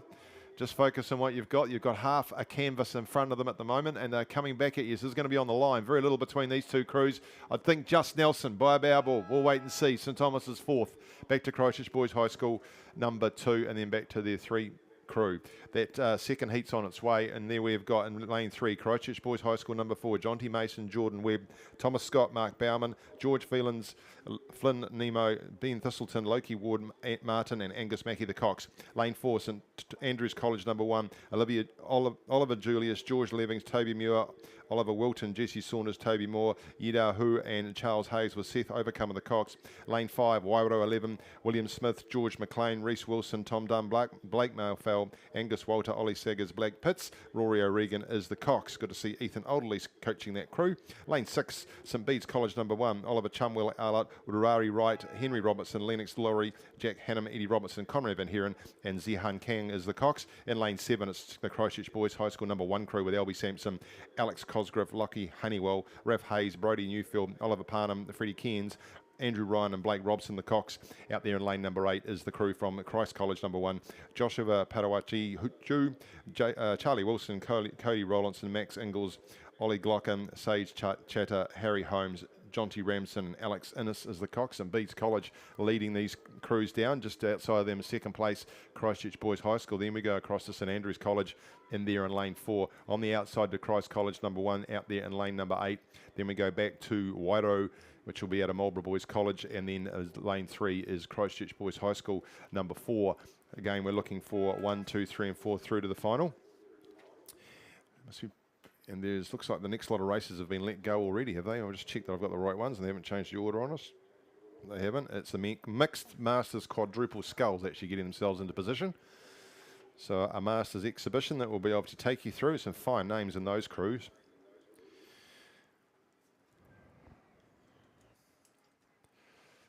Clear water for St Bede's College as they come down in lane 6, heading through to tomorrow's final. Clear water between them and Christchurch Boys High School, who again have got clear water back to Christ College. Just watching St Andrews in lane 4, trying to close the gap on Christ College. Either side of St Andrews, you have Christchurch Boys High School number 4 and Wairau. So that's the battle for us out here. We know that 5 will go through, 1 will miss out, and it looks like that's the battle between Wairau 11 and Christchurch Boys High School number 4.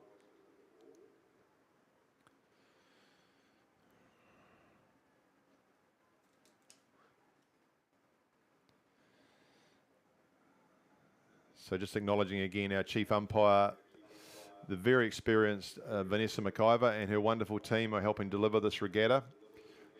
It's a huge logistical exercise. You'll know it yourself within your own schools and clubs, and then the overall delivery of the regatta, it takes an enormous amount of volunteers, and it's a wonderful thing to see delivered.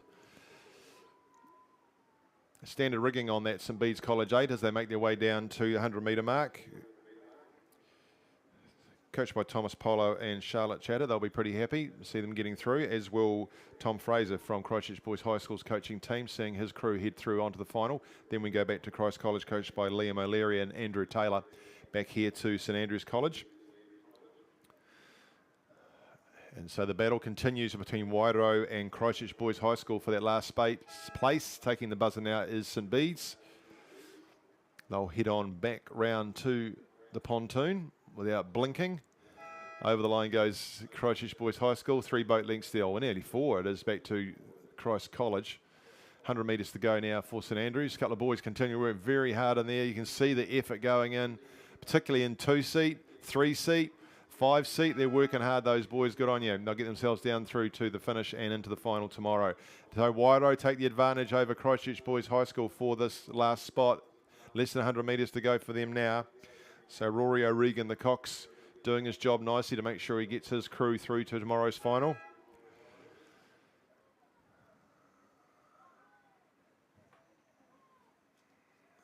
Slightly smaller crew than some of the others, but rowing together nicely, put a huge effort on, just a half a stroke there, but they'll get through. They'll get clear water over Christchurch Boys High as they come down to take the buzzer. We turn our attention to the 1,000-metre mark, and if you haven't been down there to see the start of one of these Masters races, it's worth a look. Going for a wander. Canterbury number 1. These are the Mixed Masters coxless sculls. Canterbury 1 have got Amadine Frazell and Valentine Frazell with Richard Moyer and Jane Higgins. Lane number 2, Union 2, Tanya McDonald, Liz Jarmy, Scott Ingalls and Stuart Wade. Lane number 3, Nelson 1, Yavanka Clarice, Colin Brown, Kerry Williams, Tony Crosby. And in lane 4, Dunstan Arm number 1, Rebecca Kingham, Heather Breen, Phil Newsom, Quinton Annan. In lane 5, Union 4, Deb Heimers Ross, Andreas Giacogorius, Dominic Marnie and Kirsty Marnie.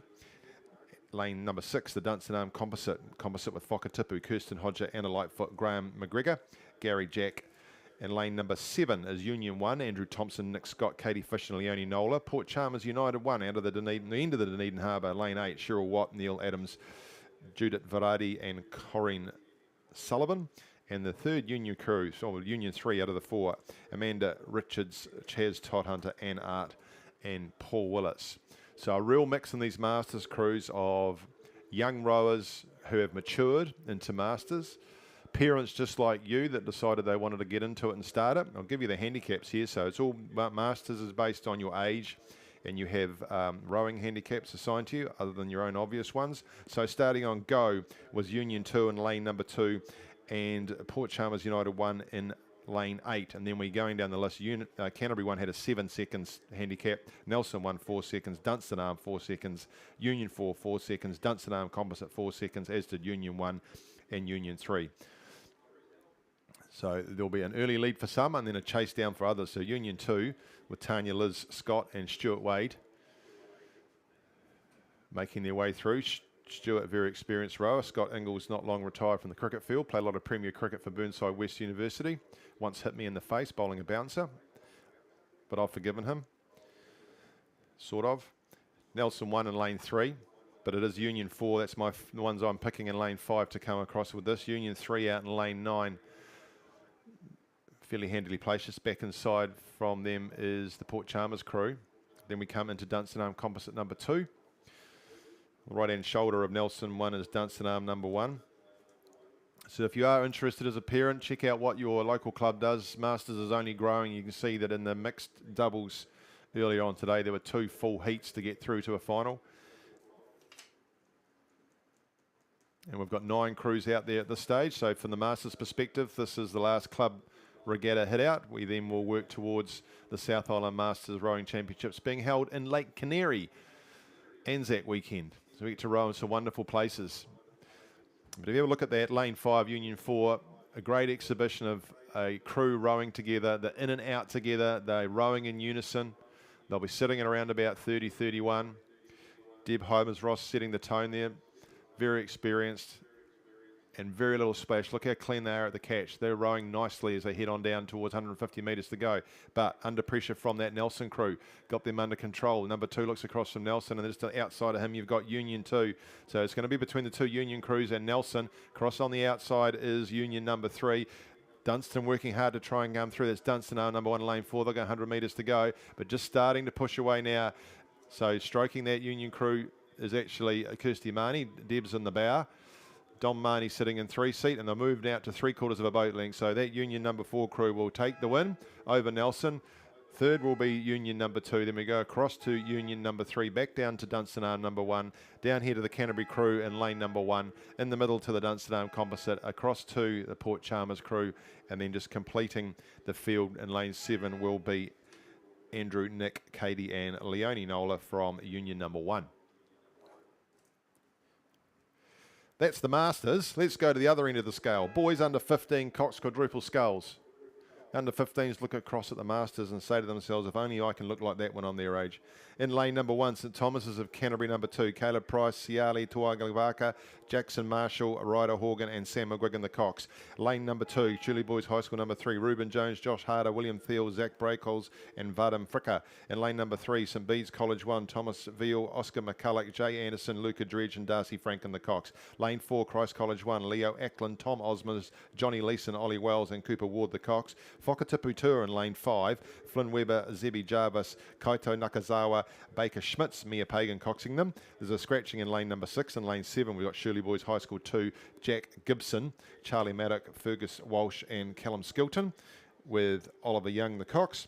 And then Nelson Winner in lane 8, Ollie Moriarty, Harry Playford, Raphael Ardelis Hiller, Matteo Ardelis Hiller, Finlay Tripp the Cox, and out there in lane number 9, Avon 51, which of course is our crew from Selwyn, Crusoe Craighead Marshall, Kazik Pilzer, Dylan Eberhard and Hugo Johnson. Mason Jessup is the Cox. This is heat 1 of what will be 2 boys under 15 Cox quadruple sculls, so predominantly novice I would imagine. Heat 1 has got 1, 2, 3, 4 and 5 to head through to the final. The rest will be eliminated. And if you look down the middle of the course, as so often you can, you'll see that yellow hull of the Whakatipu crew leading them down. St Bede's College number 1, second. We go right across to Nelson 1, just poking the nose in at third, under pressure though from Christ College number 1. Then we go back to Shirley Boys High School, just getting ready to row past their supporters, all lined up on the bank with about 300 metres to go. They are in lane 2, handily placed. Shirley Boys High School number 2, just probably a little bit further back from them. Then we go outside to the Selwyn crew. They've got the second heat is on the water as well. So while we wait for this first heat to make its way through, I'll give you the fields for the boys under 15 Cox quadruple sculls second heat, just going past the 500 metre mark.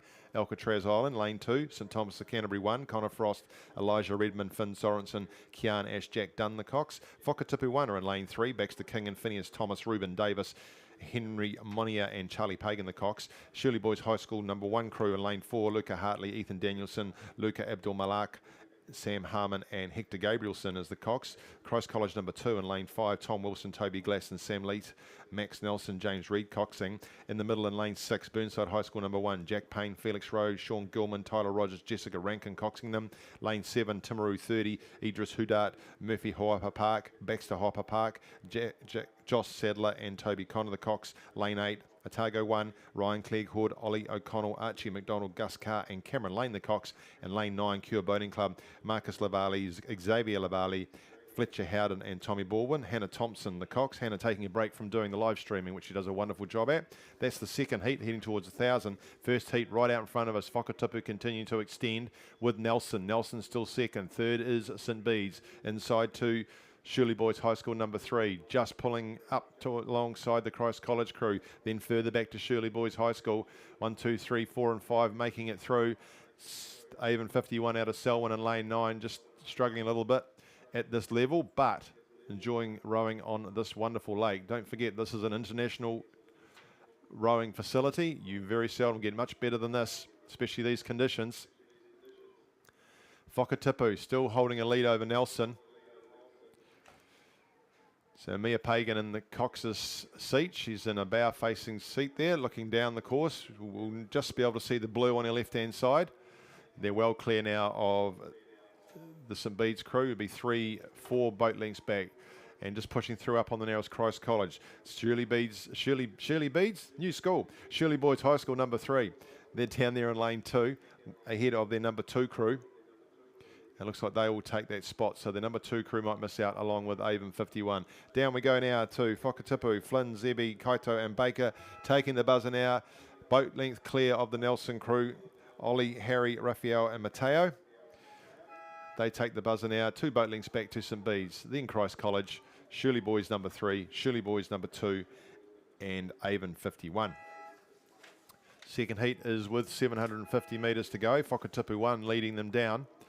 Just though, it is Otago 30. Looks like they've got a nice run on their boat as they head towards 500 metres to go. That is the Timaru crew.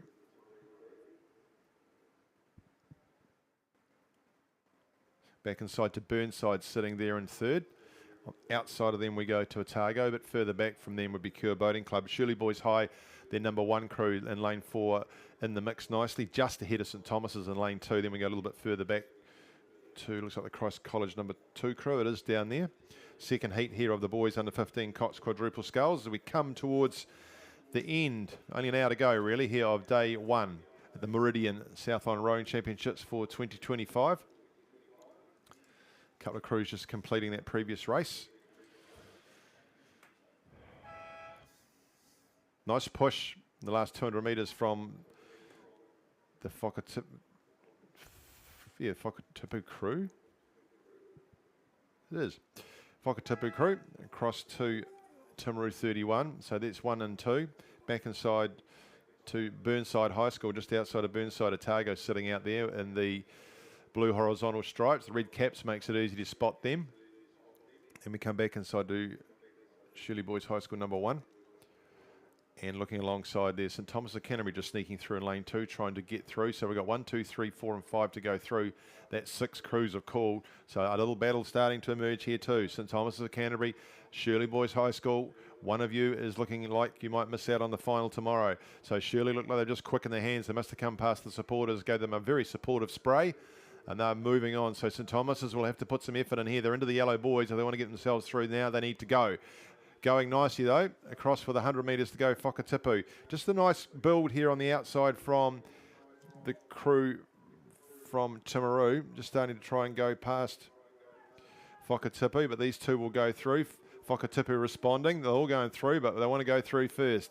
So they come back at them again, just winding up a wee bit there. Is Whakatipu, been given the message by Charlie, sitting the Cox's seat, and they'll get over by half a canvas over Timaru. 3 boat lengths back to Burnside, across to Otago. Then we come back to Shirley Boys High School number 1 and just continue to move out, and that last 300 metres getting themselves through to the final. Well done, Shirley Boys.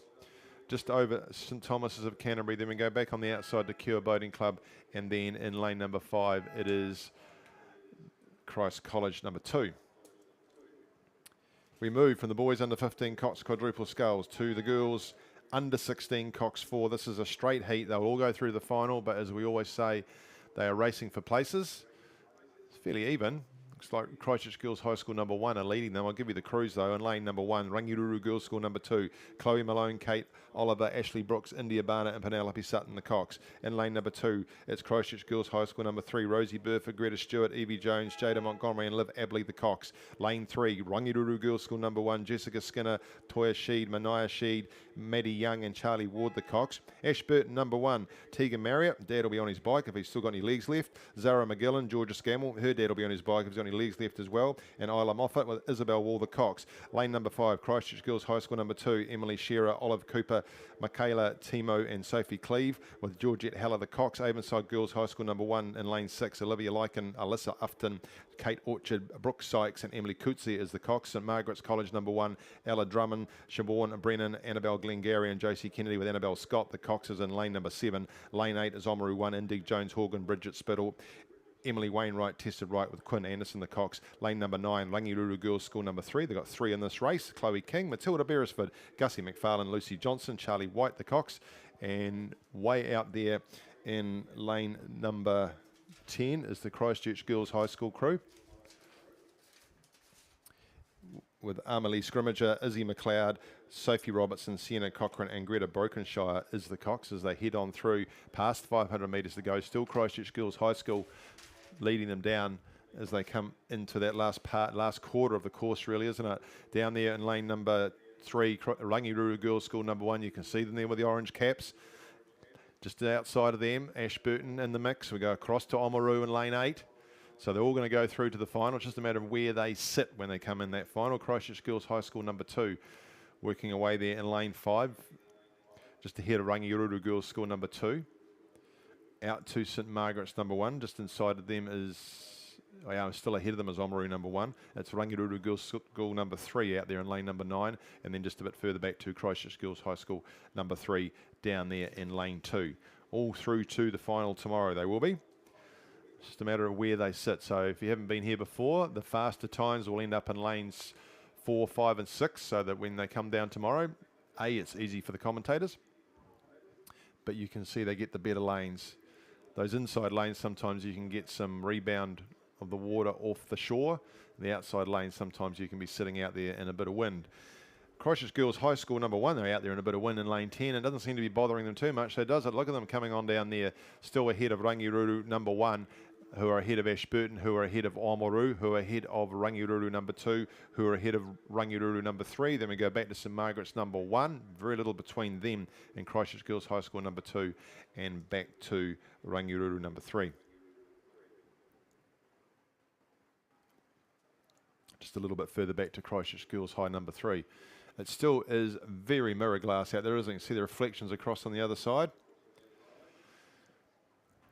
Make sure you've kept your water up. I'm sure that there'll be some serious hydration going on later on. A couple of functions around some of the tents. Great to see the colour in some of these tents. There's a few sunflowers looking a bit sorry down the Oamaru tent earlier on. They could do with a bit of water. Just noticed that. It's a wee bit of advice there from the gardening perspective. Great to see the flags flying. Flying though, down there in lane 10, Christchurch Girls High School number 1. The Rangiruru's trying to line themselves up here in lane number 3. They want the middle lanes for tomorrow. Ashburton College outside them in lane number 4, running 3rd. 4th on the outside is Oamaru, just maybe ahead of Rangiruru number 2. Then there's a gap back to Christchurch Girls High School number 2.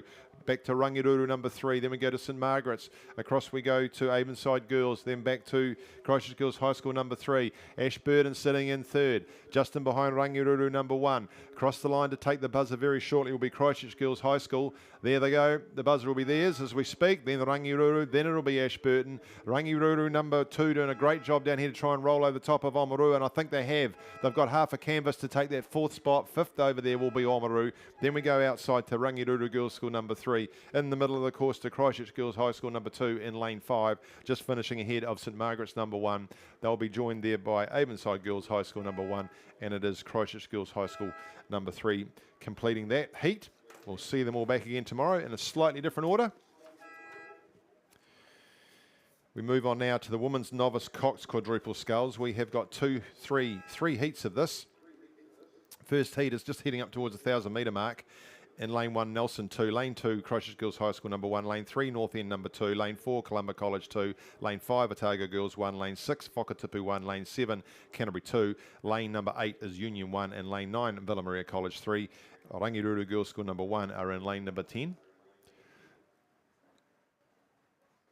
It's coming out of lane 5 at this stage. It's Otago Girls 1, that's Ali Ryan, Isla Marshall, Kira Nicholson, Lara Cadman and Ruby Merriman, the Cox. Looks like they've got the lead. Just on the inside of them, Columba College 2. That's India Scott, Ava Wilson, Zara Wills, Elodie Brown and Cameron Smith coxing. Just on the right-hand side of them, looks like Whakatipu a bit further back. Then we come to Canterbury 2. Caitlin Thwaites, Neen Jones, Charlotte Harrison, Jacqueline Mars and Ivy Omar is the Cox. Outside of them would be Union 1, Emily Gilmore, Ava Wawatai, Aika Sato and Billy Rochford, with Tanisha Chinnery as the Cox. Back into lane 2, Christchurch Girls High School number 1, Lily Oliver, Zara Shepherd, Maggie Radford, Chloe Pollock and Lily Shackleton doing the driving down there in the Cox's seat. Then we go right across to Rangiruru Girls School number 1 in lane 10, Isabel Carnahan, Jasmine Collins, Meg Duffy, Tilly Harris, Alia Cox. But right next to them though, Villa Maria College 3, Addison Cumming, Charlotte Moriarty, Amaya Napora, Jade Ingalls and Ruby Shepherd-Smith, the Cox, and Nelson 2 down there in lane number 1. That's Banu Benaya, Mia Coleman, Babs Travas, May Salmon and Georgie Astridge. There's obviously something here with the way this is printed out, because it's got coaches Kylie Johnson, Hamish Tomlinson and a regular entry.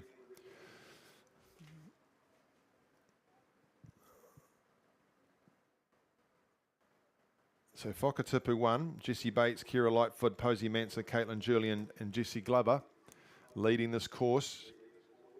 It's Otago Girls that are on the inside of them.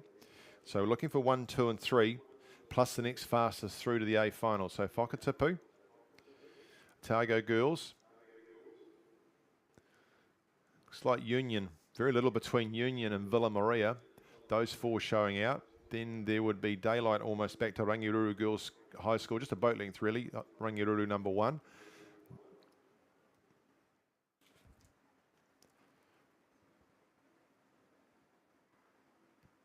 see Otago Girls out there in lane 5 in the black and white checkers. Then we come right down into Christchurch Girls High School number 1 in lane 2.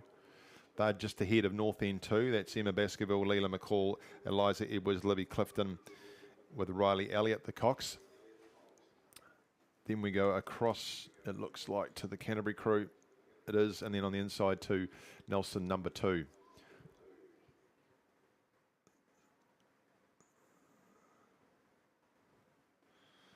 So Whakatipu, Union have worked really hard since the 1K, pushing themselves nicely into second right alongside that Otago girls crew.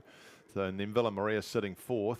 Rangiruru number 1 is sitting in the 5th spot, just in that outside lane 10. Then it is back down to Christchurch Girls High School in lane number 2. Let them carry on. We've got heat number 2 making its way down now. Women's Novice coxed quadruple sculls. Lane 1, Canterbury 1, Lily Davidson, Georgia Williams, Lauren Hint, Natalie Walsh, Zoe Sullivan, the Cox. Lane 2, Avon 51, Zoe Livingston, Kaylin White, Mila Kokovic, Heyman, Isla Maserva, Indy Crow Eaton. In lane number 3, Union 3, Katie Fish, Jemima Nola, Sia Sonny, Charlotte Simon, Peter Gamble as the Cox. In lane number 4, Whakatipu 3, Andy Clark, Ariana Salek, Amy Andrews, Xanthi Spence and Amelie D as the Cox. Lane 5 is North End number 1, Olivia Williams, Anna Erskine, Amelia Bolstead, Kenzie McLaughlin and Katie Watt as the Cox. Lane 6 is Wairo number 1. We'll come back to them. Just see this first heat finishing. 120 metres or so to go for the Whakatipu crew, well under control. Jessie Glover sitting there in the bow seat coxing position. Being pushed down the course by her crew, 100 metres to go now. She's got this under control. Union doing a great job out there in lane number 8. Holding on to just second maybe between them and Otago Girls. Then it's Villa Maria, so 1, 2 and 3. We can see the 3, Villa Maria. We were looking for the next fastest or another push just in the last 50 metres to see if they can go. They've wound up Villa Maria. They need to chase down this Otago Girls crew, but it is across Whakatipu. They've gone through, and Otago Girls putting pressure on Union now. Union still holding on to second. Otago Girls coming at them. Villa Maria working as hard as they can. They're going to finish 4th, but they'll be looking for a next fastest if they can. Union will hold on though. They take second by a seat. Back to Otago Girls. Then half a boat length back to Villa Maria. Then we go 3 boat lengths back to Rangiruru number 1. Back down here to the Canterbury Christchurch Girls High School crew. Then it will be North End. Look like they're going to finish over the top of Canterbury. And then we go to Columba College and Nelson. Got as far as the crews in the second heat of lane 6. Remember, we got in lane 1, Canterbury 1, lane 2, Avon 51, lane 3, Union 3, lane 4, Whakatipu 3, lane 5, North End 1, and lane 6 is the Wairo 1 crew of Libby Pitts, Hannah Sluter, Isla Muir, Victoria Gaines and Sarah Ponder West. In lane 7, Villa Maria College 1, Sarah Nicholson, Aya Clark, Selena Climo, Sophia Taylor and Alyssa Clark. In lane number 8 is Christchurch Girls High School number 2, Madison Chandler, Cora Greer, Charlotte May, Brian will be watching, Maya Holwell and Georgia Dean the Cox. In lane number 9, Nelson number 1, Ronya Meyer, Emily Baker, Anouk Ranaya, Bella Turner and Kayla Trotter the Cox. And in lane number 10, Timaru 11, Heidi Harper, Greta Murray, Ella Metcalf, Mackenzie Raymond, Tessa Wethgarth is the Cox. That is the second heat. Again, 1, 2 and 3 will go straight through to the A final. Villa Maria College in lane 7 leading them down. Second is Timaru 11 sitting on the outside. Then we come across to Whakatipu. Just in behind the Union crew. Very little between Union, Whakatipu and North End down there in lane 3, 4 and 5. Then we go across to Wairo number 1. To Nelson number 1. And then back to Avon 51. Just Canterbury ahead. Actually, Canterbury just sneaking through in lane 1. We sneakies down there, aren't they, down in lane number 1? Hiding in behind the tents and the trees. They're not out of it down there, Canterbury. They'll be sitting there in 3rd, actually. That's a nice little line there between the Canterbury crew, Villa Maria and Timaru. Just holding the lead over the rest of the crews as they come into view. There they are there. They've pulled out from behind the pylon. They've been hiding. So then we have a gap back to North End. Just over Whakatipu. Just over Union. Those are the crews in contention, 1, 2 and 3 through, plus the next fastest. I don't have the times for you. You'll be able to find that on Rowit. This is heat 2 of the women's novice coxed quadruple sculls. Third heat has just been let go. They're just heading towards the 500 metre mark.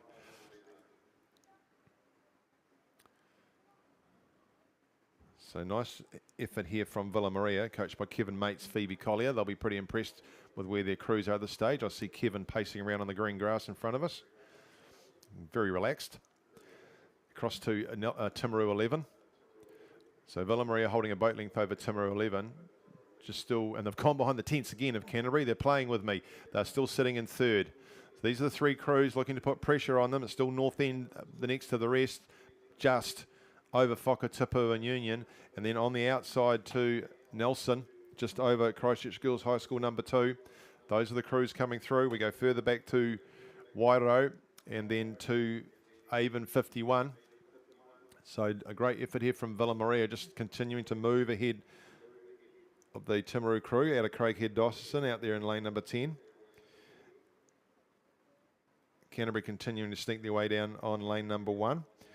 Zoe Sullivan, the Cox, guiding their path. These are the three, so well clear these three crews from the rest of them. They'll go through to the final tomorrow of the women's novice Cox quadruple sculls.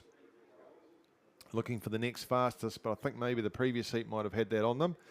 Of course, there is a 4th, 5th and 6th plus the 2 next fastest to go through the B final, and nothing to be sneezed at getting into a B final at the South Island Club Championships. So Villa Maria, Sarah Nicholson, Aja Clark, Selena Climo, Sophia Taylor and Alyssa Clark.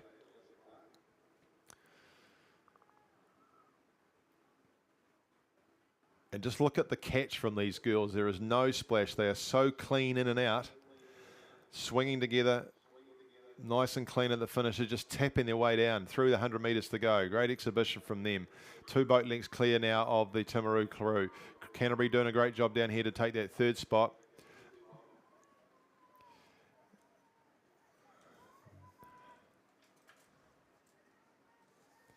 Heat 3 makes its way up to the 1K mark. Well done, Villa. Extended. Very impressive. They'll be hard to beat tomorrow based on that performance. 3 boat lengths now down to Timaru. Boat length back down to Canterbury. Then we see the crew from North End. Then it'll be Whakatipu. Union trying to put pressure on that Whakatipu crew. Cross on the outside to Nelson. Back inside to Christchurch Girls High School number 2. Then we go to the middle of the course. We'll see Wairau. And then down, just trying to push past Wairau, which would be a good result for Avon 51. Working hard down there in lane 2. New to the competition this year, Selwyn, as they make their way just through those boys. That is the 2nd heat. We've got our finalists there. We'll get to the 3rd heat and see what's going to happen there, because on lane 1 we've got St Andrews College 1, Scarlett Bailey, Talia Christie, Anna Lewis, Lucy Fraser, Lily Prophet the Cox. Lane 2, Burnside High School number 1, Mercy Song, Courtney Capon, Lucy Gibson and Harriet Gorman with Amy Muncas to the Cox. Lane number 3, Union 2, Eden Piety, Lysa Samar, Laura McCauley, Christy Lee Jackson, Elliot Tate the Cox. Villa Maria College number 2 in lane 4, Neve Butcher, Leela Murphy, Sari Burke, Isabella Amaris and Ruby Kennedy the Cox. Whakatipu Tour in lane 5, Isla Coldstone, Liberty Hyde, Cinnamon Williams, Mimi Blundell and Bella Naughton as the Cox. Columba College number 1 in lane 6, Isla Hales, Liv McLean, Jessica Drummond, Stella Ingalls and Jade Brogue the Cox. Lane 7, Oromaru 1, Molly Kirkman, Bailey Pearson, Scarlett Gordy, Emily Tarton and Isla Capely as the Cox. Invercargill 1, lane 8, that's Millie Hackett, Lily Clark, Shakayla Brown, Tanziana Masadea Churayanan, my apologies, and Rachel Rees the Cox. And lane number 9, Ashburton 1, Eve Marshall, Gretchen Ross, Summer Tilson, Harper Tutavaki and Luke Moffat the Cox. Avonside Girls number 1 are in lane 10, Emily Ash, Shannon Bradford, Ruby Clark, Maya Jones and Annika Johnston. This is heat 3 heading our way. Whakatipu number 2 in lane 5. Right across on the outside we go to the crew from Invercargill. They're holding 2nd at this stage in lane 8. So Whakatipu over Invercargill.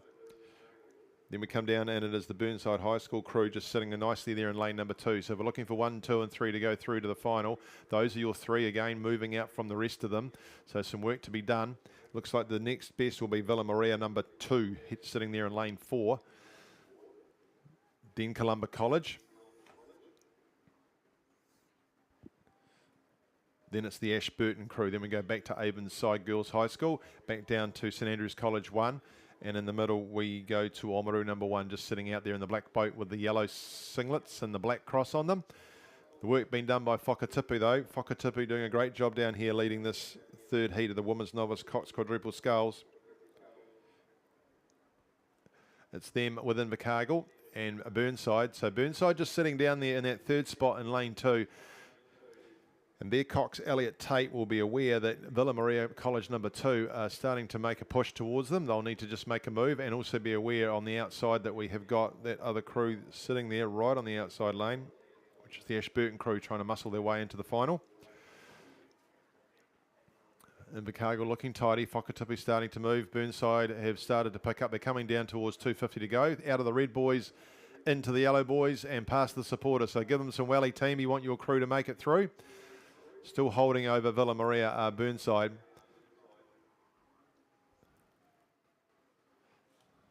Maximum effort going in here from Whakatipu number 2. Isla Liberty, Cinnamon and Mimi, with Bella doing the coxing. She can just look to her left and see they've got a comfortable lead over Invercargill. With 100 metres to go, they head on down. Invercargill with 100 metres to go now, and then they've got 3 boat lengths back to Burnside, who then got about 2 boat lengths themselves, back to Villa Maria, to Ashburton, back to Columba, across on the outside to Avonside Girls, down here into lane 1 is St Andrews College. Then we go to the Union crew, very little between them and Oamaru. Down they go, Whakatipu into the final. Joining them will be Invercargill, and a nice fast finish down here from Burnside will be joining them as well. Looking for the next fastest for the rest, Villa Maria number 2 trying to make their play for that, then Ashburton and then Columba as they head through looking for a spot in the B final as well. They'll let the men's intermediate single sculls go. They're hooning their way down the course. Heat 1, lane 1, St Andrews College 1, Samuel Edwards. Lane 2, Wairo 13, Brody Blick. Lane 3, Nelson 2, Blair Lind. Lane 4, Otago 12, Alexandra Hattrell. Odran McNicholas from Otago number 3 is in lane 5. Lane 6 is Harry Pearce from Union 3. In lane number 7 is Burnside High School, Thomas Carey. In lane number 8, Dunstan Arm 2, Brennan Keane. Lane 9 is Cure Boating Club 3, Liam Barrett. And in lane 10, Matthew Stewart is from Cashmere High School, and he's sitting nicely out there. But they're being led by Alexandra Hattrell with Otago 12.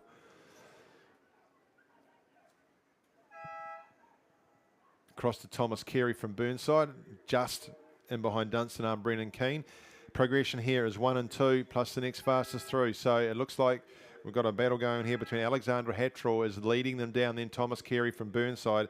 He's right up against Dunstan Arms, Brennan Keane for that second spot right through. That's where the battle is. So Brennan's holding it over Thomas at this stage. Then we go back several boat lengths to Odran McNicholas from Otago number 3. Across on the outside to Liam from Cure Boating Club. He's sitting there in 5th.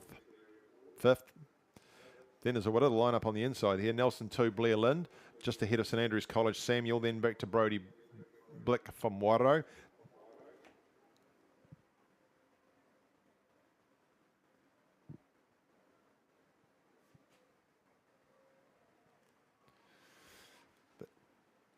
Alexander doing a good job out here in lane 4 from Otago, looking nice and strong as he comes down here in the men's intermediate single sculls and just extending with the red boys. So Thomas is working hard for Burnside. Simon will be cheering him on down there, biting all of his fingernails, hoping to get him up over Brennan Keane. Brennan's holding a nice lead over Thomas though. 1 and 2 will go through, plus the next fastest. So even third here in this heat could be good enough, depending on what the times are. 100 metres to go from Brennan from Dunstan, and Thomas will need to wind up. Down here to the line though comes Alexandra Hattrell from Otago 12, coached by Gareth Vaughan. Through to the final he goes.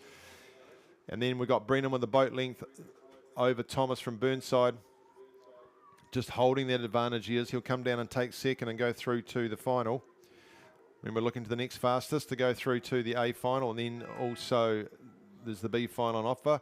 Thomas goes through in third. Then we go right back into, we'd be good 5 boat lengths back to lane number 6, which is Harry Pearce from Union 3. Then across on the outside to Liam Barrett from Cure Boating Club. Back down here to Nelson Blair Lim with a magnificent floppy hat. St Andrews College, Samuel Edwards would be next in lane 1, just over Wairo. Those two will have a bit of a ding-dong coming down to the end because it goes on the fastest. Across to Matthew Stewart from Cashmere High School, and then with the red hat in the middle, Odrum McNicholas in heat 1 of the men's intermediate single sculls. The second heat is heading up with 300 to go. Looks like we might have a scratching in there. It's being led by Liam Collins out of Canterbury. He's in lane 6, and lane 1 is Otago 2, Toby Hebden. Lane 2 is Dunstan Arm, number 1, Jed Tisdale. Lane 3, Pure Boating Club 1, Hamish McIntosh. Lane 4 is Wairo 12, Blake Marfell. The scratching is in lane 5. Lane 6, as I mentioned, is Liam. He's got a handy lead. Second at this stage is Otago 2, just over Dunstan Arm, number 3, Jed. But we go outside to lane 7 is Wanaka, number 1. That's William Pascoe. Lane 8 is Otago Boys High School, number 2, Jack McCaskill. And Cashmere High School, he's out there in lane number 9, Jack McDonald. But Bryn Smith from Twizel sitting out there in lane 10. Completes the field, but it is all with Canterbury. Liam Collins holding this over Jed Tisdale from Dunstan Arm, just over Hamish McIntosh from Cure Boating Club. So some work to do for Hamish if he wants to hit on through, straight through to the final. He's got 250 metres to do it, so I'm just going to watch these two and see who goes up first. I think that actually Jed started to go. He's got the 250, he wants to make sure of it. He's into the Orange Boys. Neither of them look like they're going to catch Liam from Canterbury, although I don't know. There might be enough time. He's moving nicely now, Jed. He's got that sculling skiff working very nicely. 120 metres to go now for Liam. He's had a look too, and he's just winding himself up too. This is the second heat of the men intermediate single sculls. And just doing enough now is Jed to hold that lead over Hamish McIntosh from Cure Boating Club. Still working hard out there in lane 10 is Bryn Smith from Twizel. Then we go, we'll cut the boat lengths back to William Pascoe from Wanaka. Outside of him from Otago Boys High School, number 2 is Jack McCaskill. Just battling away with Jack McDonald from Cashmere. Well done to Liam Collins from Canterbury taking the buzzer, and just extending down here to finish second will be Jed Tisdale over Hamish McIntosh from Cure Boating Club.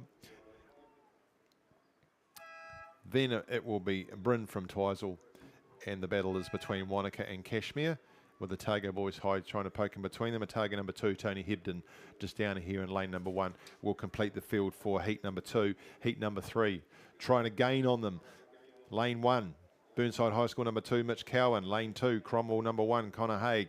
Lane number 3 is Nelson 1, Thomas Good. Lane number 4, Union 2, Daniel Cara. Lane 5, Otago 11, Brendan Isles. Lane number 6, Cashmere High School 2, Cooper Laird. Lane number 7, Oamaru 2, Mana Fisalau. And lane number 8 is Avon 1, Luke Todd. Lane number 9, Whakatipu number 2. It is Cameron Hall, and lane 10, Cromwell 2 is Stian Lungvik. It's Avon third at this stage from Nelson, who are leading. Then it is across to, it looks like Brendan Isles from Otago.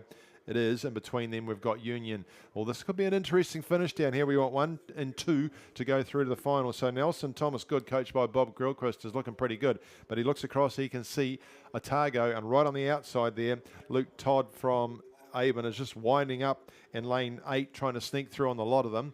The work to be done is from Daniel Cara from Union. Then there is 4 boat lengths back to Cromwell number 1.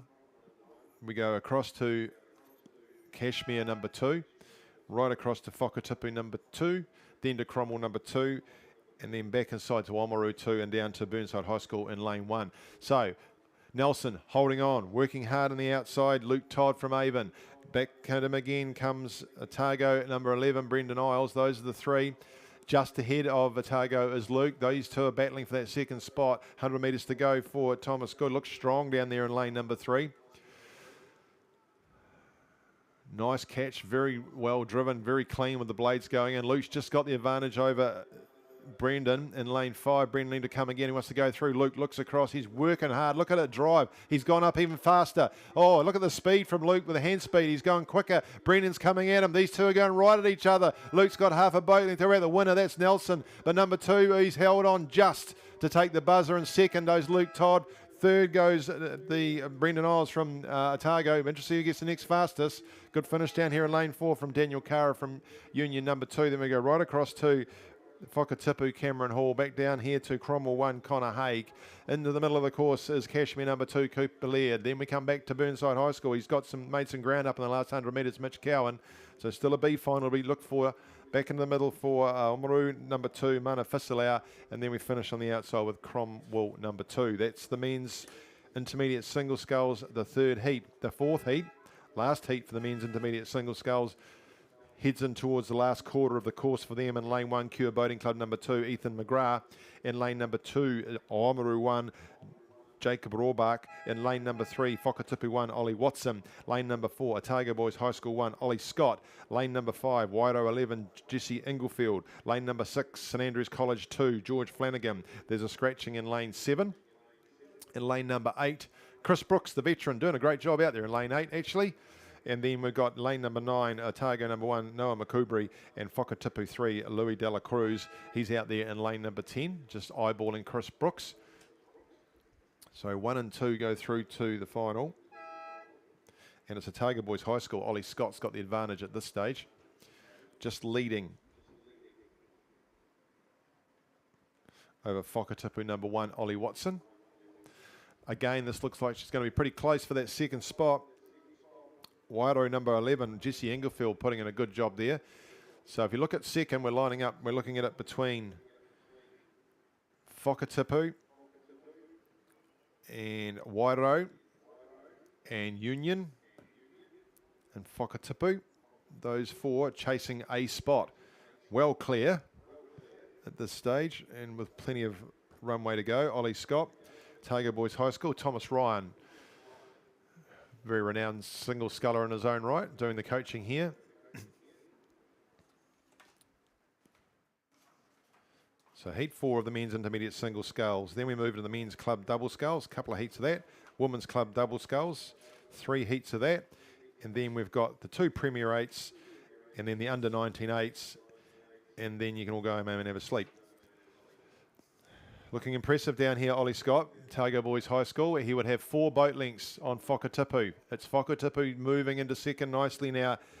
Ollie Watson, looks like he's made the most of it in the last 400 metres. A line-up, though, between Cure, Wairo, Union, and across to Whakatipu number 3 for the minor money. 100 metres to go now for Ollie. And just easing nicely is Whakatipu. Starting to wind up down there in lane number 1, Ethan McGrath. He's trying to put some pressure on Ollie. Ollie will have to respond. Wairo holding on to 4th, then Union in 5th, 6-2, Whakatipu 2. He's going at him as here in Cure, but I think that Ollie's got the advantage. Wairo starting to wind at him as well, but he's got a clear water over Wairo, has Ollie from Whakatipu. Still holding on to these, and that Laszlo red skiff that Marley won. Just starting to gain on them is Wairo, but second will go to Whakatipu. Oh, on the line, I'm going to, oh, he's just done enough. On the line will be, 3rd will be Cure, 4th will be Wairo. Then we go Union, just breezing across the line. Then Whakatipu number 2, we come down to Oamaru, across the top to Otago number 1, Noah Makubri, and then in the middle of the course, it looks like it'll be St Andrews College number 2 to complete that field. As the men's club double makes its way into the second half of the course.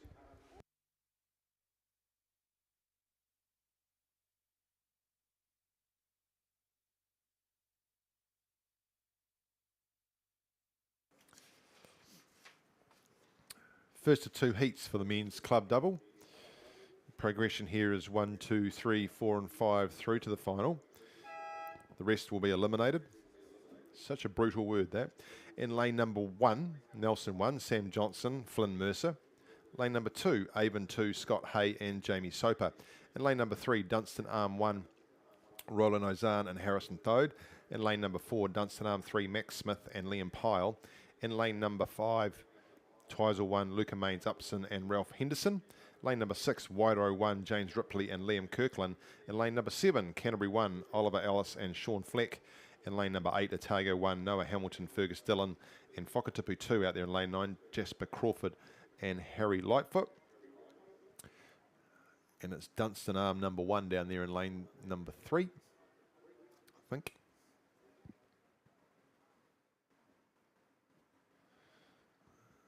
Looks like we might not have the Avon crew there as well. It might be in the late scratching, so it is definitely Dunstan Arm number 1 with about 3 boat lengths over Canterbury. Outside to Whakatipu, Jasper and Harry, one of them sporting a red bucket hat. They're holding third. We come back to Dunstan Arm number 3. Then we go across to, where's the Twizel crew? Twizel not there either.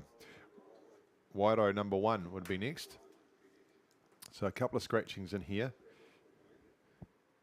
And just out there a bit further back in lane 8 is Otago number 1. So 1, 2, 3, 4 and 5 are going through to the final. So that's going to be Dunstan Arm number 1. Nelson 1 doing a good job down there in lane 1. Coming right alongside that Canterbury crew there in lane 7. Then we go out to Whakatipu number 2. So there's 1, 2, 3 and 4. Who's going to go next? So Wairo 1 have got a job to do up against Dunstan Arm number 3 to get that 5th spot. That's where the battle is. Nelson moving nicely down here in lane number 1, Sam and Flynn. But looking very comfortable, Roland and Harrison, coached by Simon Smith. Within 200 metres to go. Moving nicely too. In fact, you look at the rating of this crew from Dunstan, they're probably going to go up a little bit quicker and prove me wrong, but they just had a rating lower compared to Nelson and possibly Canterbury. Canterbury just winding up now, so you can see them and they've started to go. And just on the outside too, Whakatipu in lane 9, they've really started to wind up as well. Coming back too is Dunstan Arm number 3 in lane 4, ahead of Wairo. So they're trying to hold Wairo off Dunstan Arm.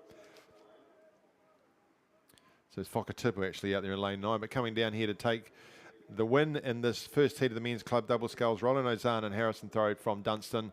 They go down and take the buzzer nicely now. Moving nicely and continuing to gain is in lane 1, Nelson 1, Sam Johnson, Flynn Mercer. They're going to finish over the top of the Canterbury crew, Oliver Ellis and Sean Fleck. They'll take third with Nelson second. Whakatipu number 2, Jasper and Harry are going to hold on for the 4th spot. Dunstan number 3 will take 5th. That's Max and Liam down here in lane number 4. Then we go to Wairo. Then we go right back to Otago number 1. So Wairo just missing out, unfortunately, as do the crew from Otago. So we've got our first finalists in the men's club double sculls. Let's see who's going to join them. Just keep an eye and see if we can pick up some scratchings down here. But in lane number 2, St Bede's College 1, Carter Connolly, Jake O'Sullivan. In lane number 3, Cure Boating Club 1, Didier Marks and Ashton Corkery. Lane number 4, Wairo 11, Blake Campbell, Louis Girling. Lane 5, Nelson 2, Ryan Flintoff, Ted Callahan. Lane 6, Otago Boys High School 2, Nicholas Tom, Andre Adams. Lane number 7, Avon 1, the ex-Shirley Boys, Jackson Drake and Jake Luty. Lane number 8, Whakatipu 1, Charlie Manser and Max Davis. And in lane number 9 is Canterbury number 2. Just see what we can find out there.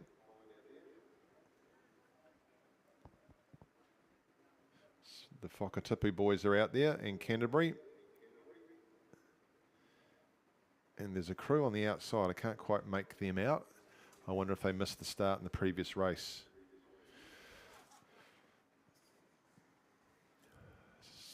Again, we're looking for 1, 2, 3, 4 and 5 to go through to the final. So it is Whakatipu over Canterbury.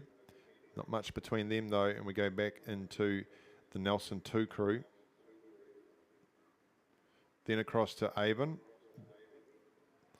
And then we go back on the inside to St Bede's College. So that is the Twizel double eye out there in lane 10. So one can only assume that they have got some mechanical damage or they missed the start in their previous race.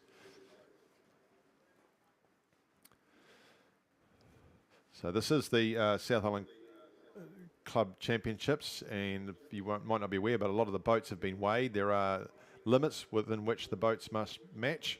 If your boats are underweight, you can be disqualified. And also by this stage of the season, the officials are quite tough on the crews getting to the line in time. And if you're late to the start, you will be told so quite clearly down the end that you have been so. Whakatipu doing this nicely. Nelson second, Canterbury third. Jackson and Jake out there in lane number 7, just in case you're wondering, Antonia. They're just going along nicely. Down there in lane number 2 is St Bede's College. So it looks like we're missing Cure Boating Club. Can't see them out there. And it also looks like we might be missing Otago Boys High School number 2. So these are effectively your 5 that will go through to the final tomorrow. Women's Club double sculls, heat number 1 is underway. But right now in front of us is race 143 for the day. The Heat 2 of the men's club double sculls, and being impressively led in lane 8 by Charlie Manser and Max Davis from Whakatipu. Whakatipu number 1. Bit of a wind out there in lane number 9 from Canterbury 2, Sam Clark, Novice, coached by Josh Schmidt. As they look across and see the Nelson number 2 crew, Ryan Flintoff, Ted Callahan.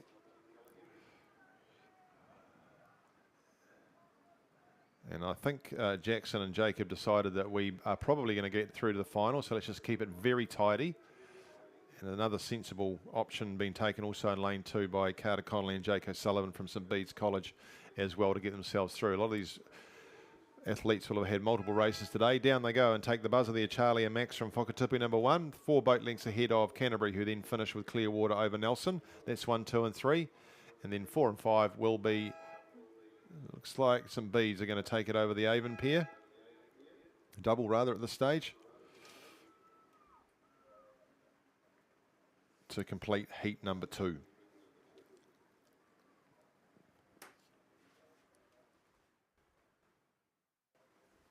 The 8s starting to make their way up to the start, so looking forward to the Premier 8s. We build towards those and the under 19 8s as well. Women's club double though, into the last half of the course they come.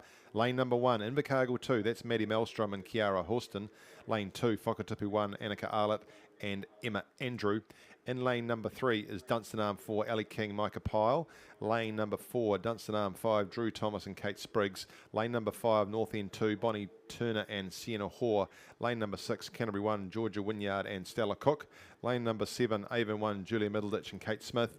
And lane number 8 is Timaru 11, Abby Hurst, Annabelle Talbot. Lane number 9 is Otago Girls 1, Kate Merriman and Liesl Tolson. It's Canterbury 1 in the middle of the course there. That's Georgia and Stella.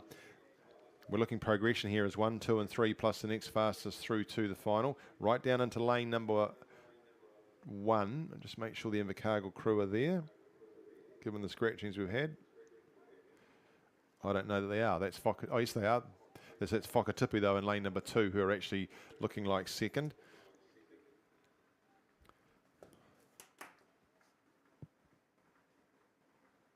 Dunstan Arm number 5, Drew Thomas and Kate Spriggs holding into things there. They look like they might be third.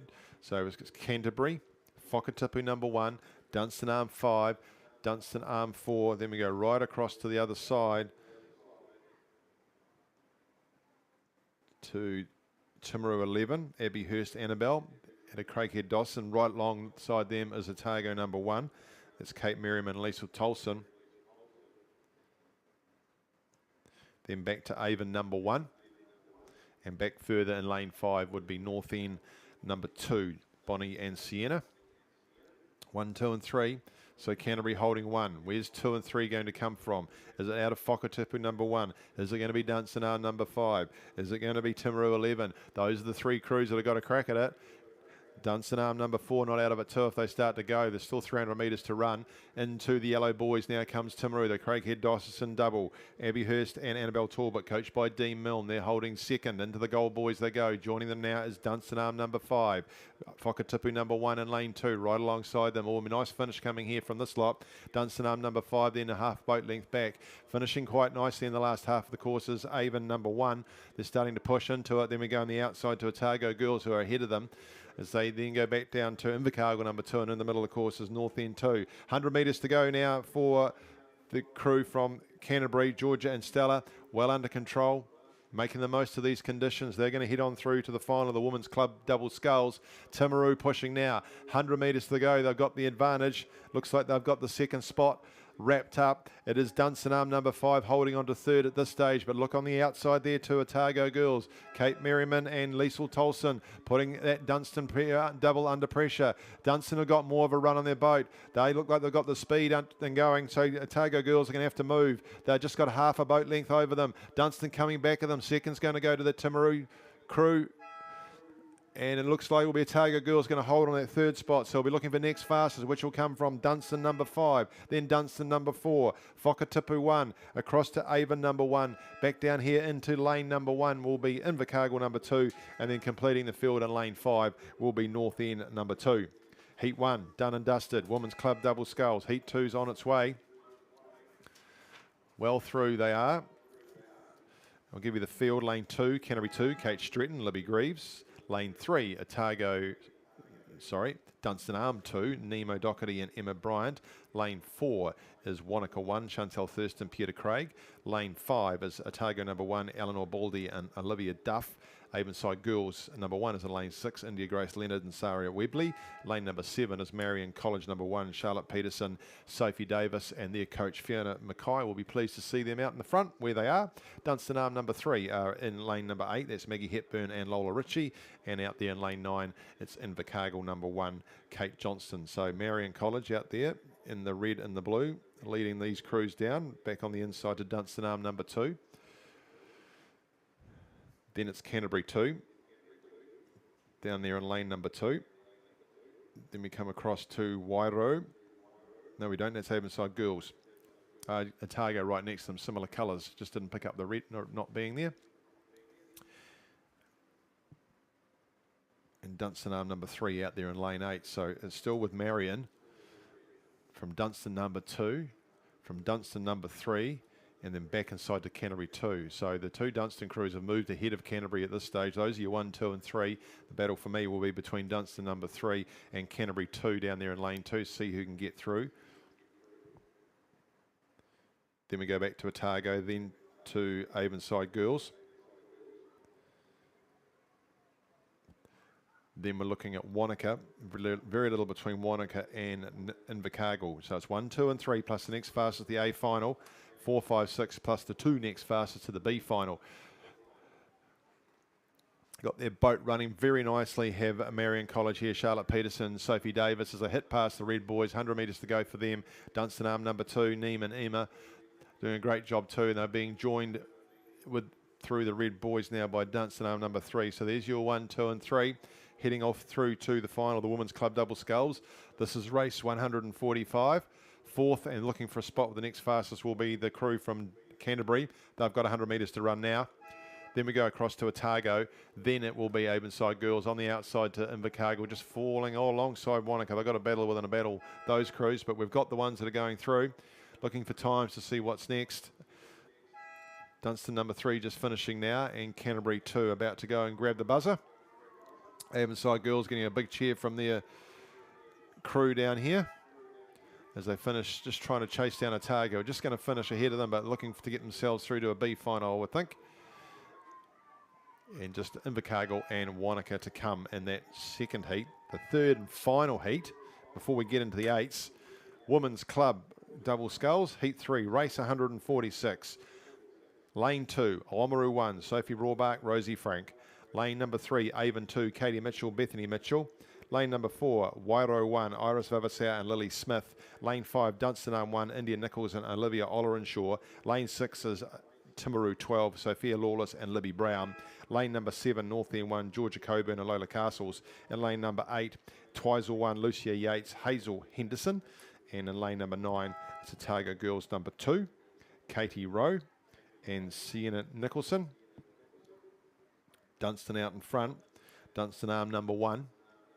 North End 1 just alongside them, two lanes outside. And then we come back inside to Wairau number 1. Those are the 3. Under pressure though from Avon 2 down there in lane number 3.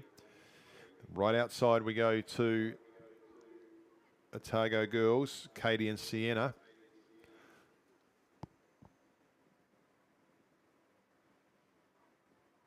Then we go to Timaru, then we come across to Oamaru, then it's back inside to the locals. Twizel just battling a wee bit out there in lane 8 today. Again, Heat 3, race 146, Women's Club Double Sculls. We're looking for 1, 2, 3 to go through, plus the next fastest. So running nicely on time. This race was due to go at 5:10, so they've got underway early. And the men's Premier Coxed 8 going across into their starting positions now. Just the 3 crews there, 3 Avon crews, so we'll have plenty of time to give you those as they make their way down. I know they were waiting this morning before they named those crews. There's been a bit of sickness going through some of the rowing crews, waiting until they get everybody right so they can put them in. Looking pretty well out there is India and Olivia from Dunstan Arm. Look at them in lane number 5. They've got 3 boat lengths over Wairau. I've just pushed up nicely into second position, holding that over North End number 1. Those are your 3. So the pressure here will come from the Avon crew in lane 3. Katie and Bethany, 2 Mitchells, got a bit of work to do there, but it's possible. Then we go across to Otago Girls, back inside to Timaru out of Craighead Dosserson. Oamaru number 1 in lane 2, starting to make a bit of a push as they come towards the end of the field. Then we go across to Twizel. 100 metres to go now for Dunstan, looking very comfortable, just taking the rating down, letting the boat do the work. Wairo now holding on to second over North End. They come up to the red boys. She has a quick look, does the lady in the bow. North End now with 100 metres to go, so those are the 3. And then we're looking for the next fastest, so that'll be Avon looking to get there. Otago Girls back to Timaru, and then Oamaru, and on the outside in lane 8 will be Twizel. So Dunstan go through. Wairo now coming down to take the buzzer, and another couple of strokes. There they go. It's all theirs. Then North End. And Avon just coming down. Nice finish in lane 3. They'll take 4th and looking for timings to get them through. 5th will go to Otago Girls. 6th looking like it's going to be Timaru, though Oamaru are flying down here in lane 2, looking to get themselves a bit closer to the faster times. Timaru going to hold on from Oamaru and Twizel to complete the field.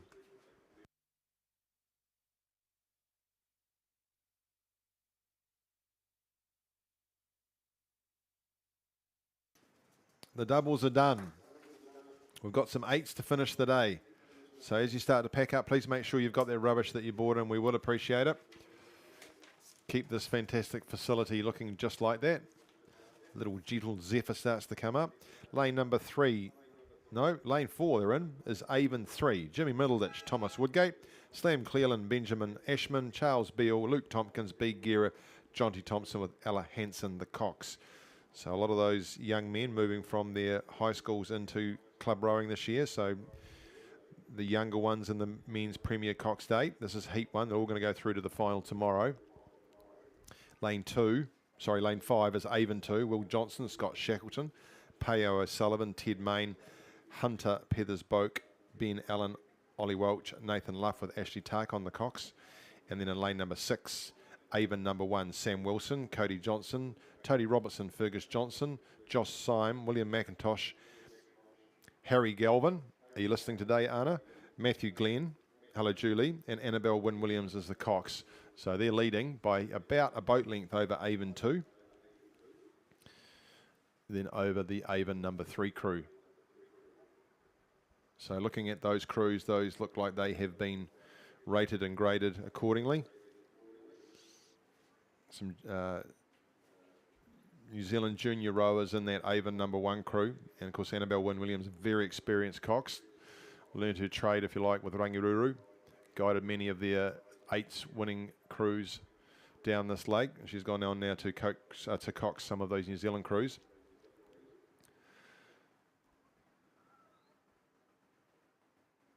So plenty of competition within the Avon 8s.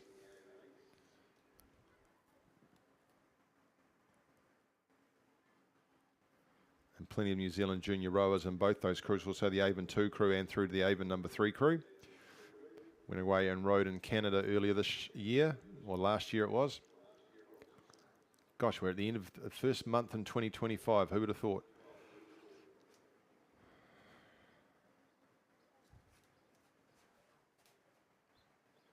Oh, actually today's February. I didn't realise that. I thought we're still in January. Happy February, everybody. That's the thing we do these days. Happy February, happy Friday, 1st of February. Avon number 1, the Premier 8s. They've got Clearwater over the 2nd crew. Then 3 boat links back to the 3rd crew. They'll be rowing hard, but tomorrow will be interesting to see what sort of pace they can do. They'll be looking to go well under the 6s. We'll see what we get today, but looking very tidy as they head on down. Annabelle Wynne-Williams is keeping them honest.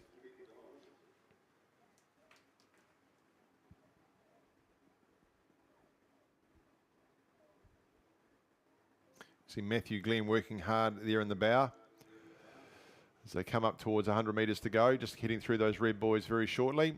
There they go. So they're back to a full boat length over their number 2 crew.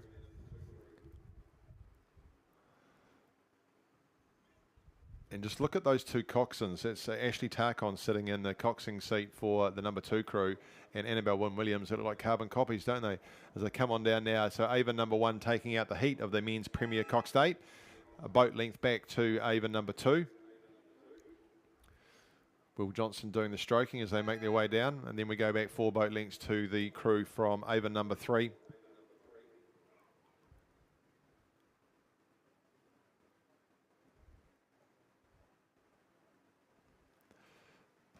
That will complete the heat all through to the final tomorrow for the men's Premier Cox Day.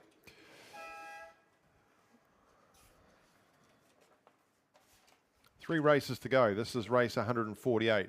Just waiting for them to get underway, which will be the women's Premier Cox Day. Actually due to go at 5:18.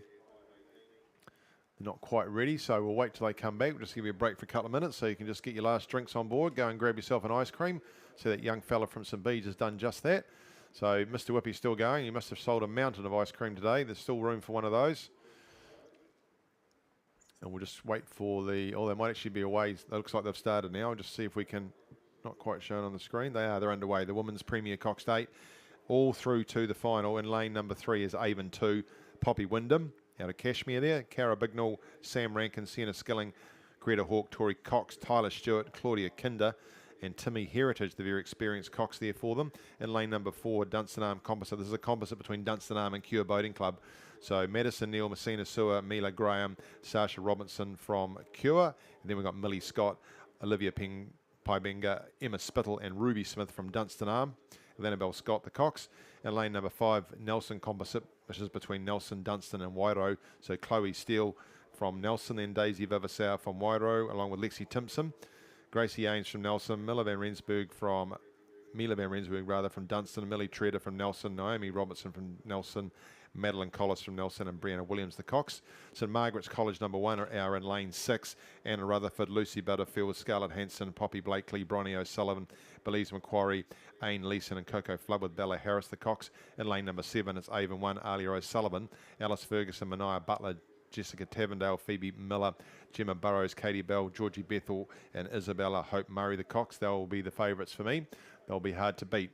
Strong rowers in that crew. In lane number 8, Rangiruru Girls School number 1, Izzy Jones, Samantha Parker, Harriet Abbott, Charlotte Gorman, Sophia Harris, Brooke Harper, and Tulula Nelson, with Amelia Jones and Grace O'Connor is the Cox. It is Avon 1 leading just from the St Margaret's crew, but very, very even between the rest of them. St Margaret's, Nelson Composite, Dunstanarm Composite, and Avon number 2.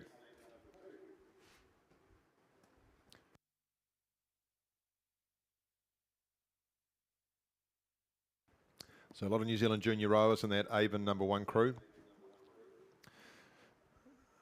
So we'll be interested to see how they finish up. This is the Women's Premier Cox Day. It is a heat. They'll go through to the final tomorrow. And then the final 2 races to come for us today will be the men's under-19 Cox Date. 2 heats of that, which is fantastic to see. And the women's under-19 Cox Date, just the 1 heat there. So great images there on the live stream for those of you at home watching. A big shout out to Hannah and Gren and their teams that man that station down there all day. Like everybody here, they're all volunteers. And I'm sure those of you that stayed at home today have had a great afternoon in front of the tally watching the rowing. Still with Avon. Over St Margaret's, I think. Yes, it is. Dunstanarm Composite number 1 in lane number 4. They head up to the 1,000 metre mark. And if you haven't been down to the 1,000 metre mark today, make a point of it tomorrow. It's really quite cool to see them coming through there, listening to some of the calls. You can really hear the work that the coxswains put in as they come through there. So it looks like they've moved out now to clear water, have Avon number 1 over the rest of the crews. Dragging St Margaret's with them. Across to Avon number 2, working really hard up against Dunstanarm Composite number 1, who are just ahead of them. Back to Nelson Composite. St Margaret's College still holding second, but only just. I'm looking at that Avon number 2 crew and Dunstanarm Composite moving up alongside St Margaret's. There's some work to be done for them. And then out there in lane number 8, Rangiruru Girls School number 1, just making their way through this heat. Looking forward to the final tomorrow. And they're underway in the men's under-19 Cox Date, heat number 1.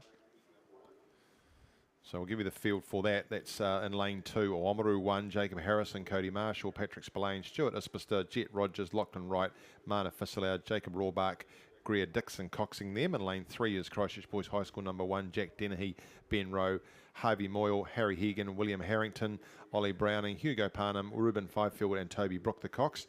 Christ College number 3 are in lane 4, Joe Ferguson, Freddie Parfitt, Alex Lascelles, Fletcher Harris, Henry Handyside, George Hayden, Matthew Vance, Harry Blakely, Johnny Simpson the Cox. Christ College number 2 crew right alongside them, Louis Foggart, Lucas Corcoran, Oscar Malone, George Metcalf, Logan Connolly, Ollie Cooper King, Harvey Gubb, Jack James and Gabriel Bevan as the Cox, and then right alongside their number 1 crew in lane 6, Christ College number 1, Finian Chan Allen, James Haddon, Geordie Pavey, Henry Jones, George Wilson, Max Erie, George Young, Mark Reedy and Jonty Gray the Cox. Some big boys in that crew. Lane number 7 is St Thomas of Canterbury number 1, Noah Quallick, Ben Morrison, Carter Baxter, Luca Diamani, Darby Renata, Flynn Grace, James Lotter, Andre Simpson, Jack Dunn the Cox. They performed well 2 weeks ago at Canterbury Champs, and lane 8 in that boys. The men's under 19 Cox 8, Heat 1 is St Andrews College 1, Isaac Keane, Logan Scott, Hamish Longstaff, Isaac Setter, Fletcher Cairns, George Lewis, George Barclay, Cameron Sharp, Hunter Mason coxing them. Nice effort here, a bit of an exhibition going on at the moment, although it is a heat from Avon number 1. Well clear of the rest of the field. Good effort here from Dunstan Arm Composite number 1. Trying to hold off the crew from St Margaret's. See the candy stripes of St Margaret's, their familiar green, white and red boats. So Dunstan and St Margaret's just pulling ahead of that second Avon crew. Then we go on the outside to Rangiruru number 1 and then back inside to the Nelson Composite. So racing through for their positions tomorrow, this Avon number 1 crew. So tandem rig right in the middle there. You can see the 1, 2, 3, 4 and 5 seats both on bow side. So just the way that they've structured that boat, they feel that gives them the most power. And there is plenty of power in there too as they head on down to the line. Avon number 1 will take out the heat of the Women's Premier Cox Day.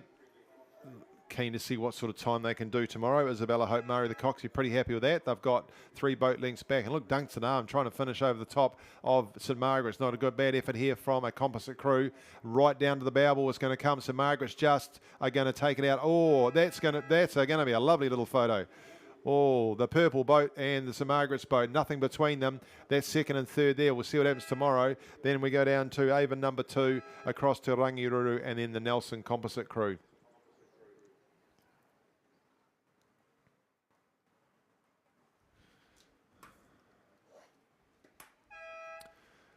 That first heat of the men's under 19 Cox State has made its way through to the 1,000 metre mark and beyond. Oamaru number 1 off to a good start. Christchurch Boys High School would be second, but Christ College number 1, strong crew out there, racing right alongside St Thomas's of Canterbury. So 1, 2, 3, 4 and 5 out of this heat will go through to the final. We've got 2 full heats, which is great to see. 2 of them are going to miss out, unfortunately. So a bit of work to do maybe for St Andrews College. They're out there in lane 8, and maybe Christ College number 3. The rest of it, it's St Thomas's leading Christ College just over Oamaru.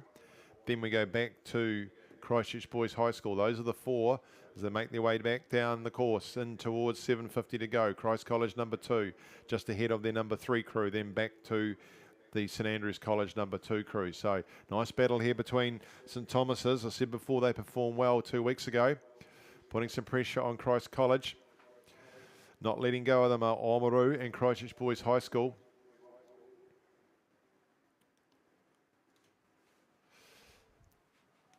This bodes well for a good little ding-dong in the South Island Secondary School Championships. Will be held here at Lake Ruatana for the second weekend of March, which March is now next month.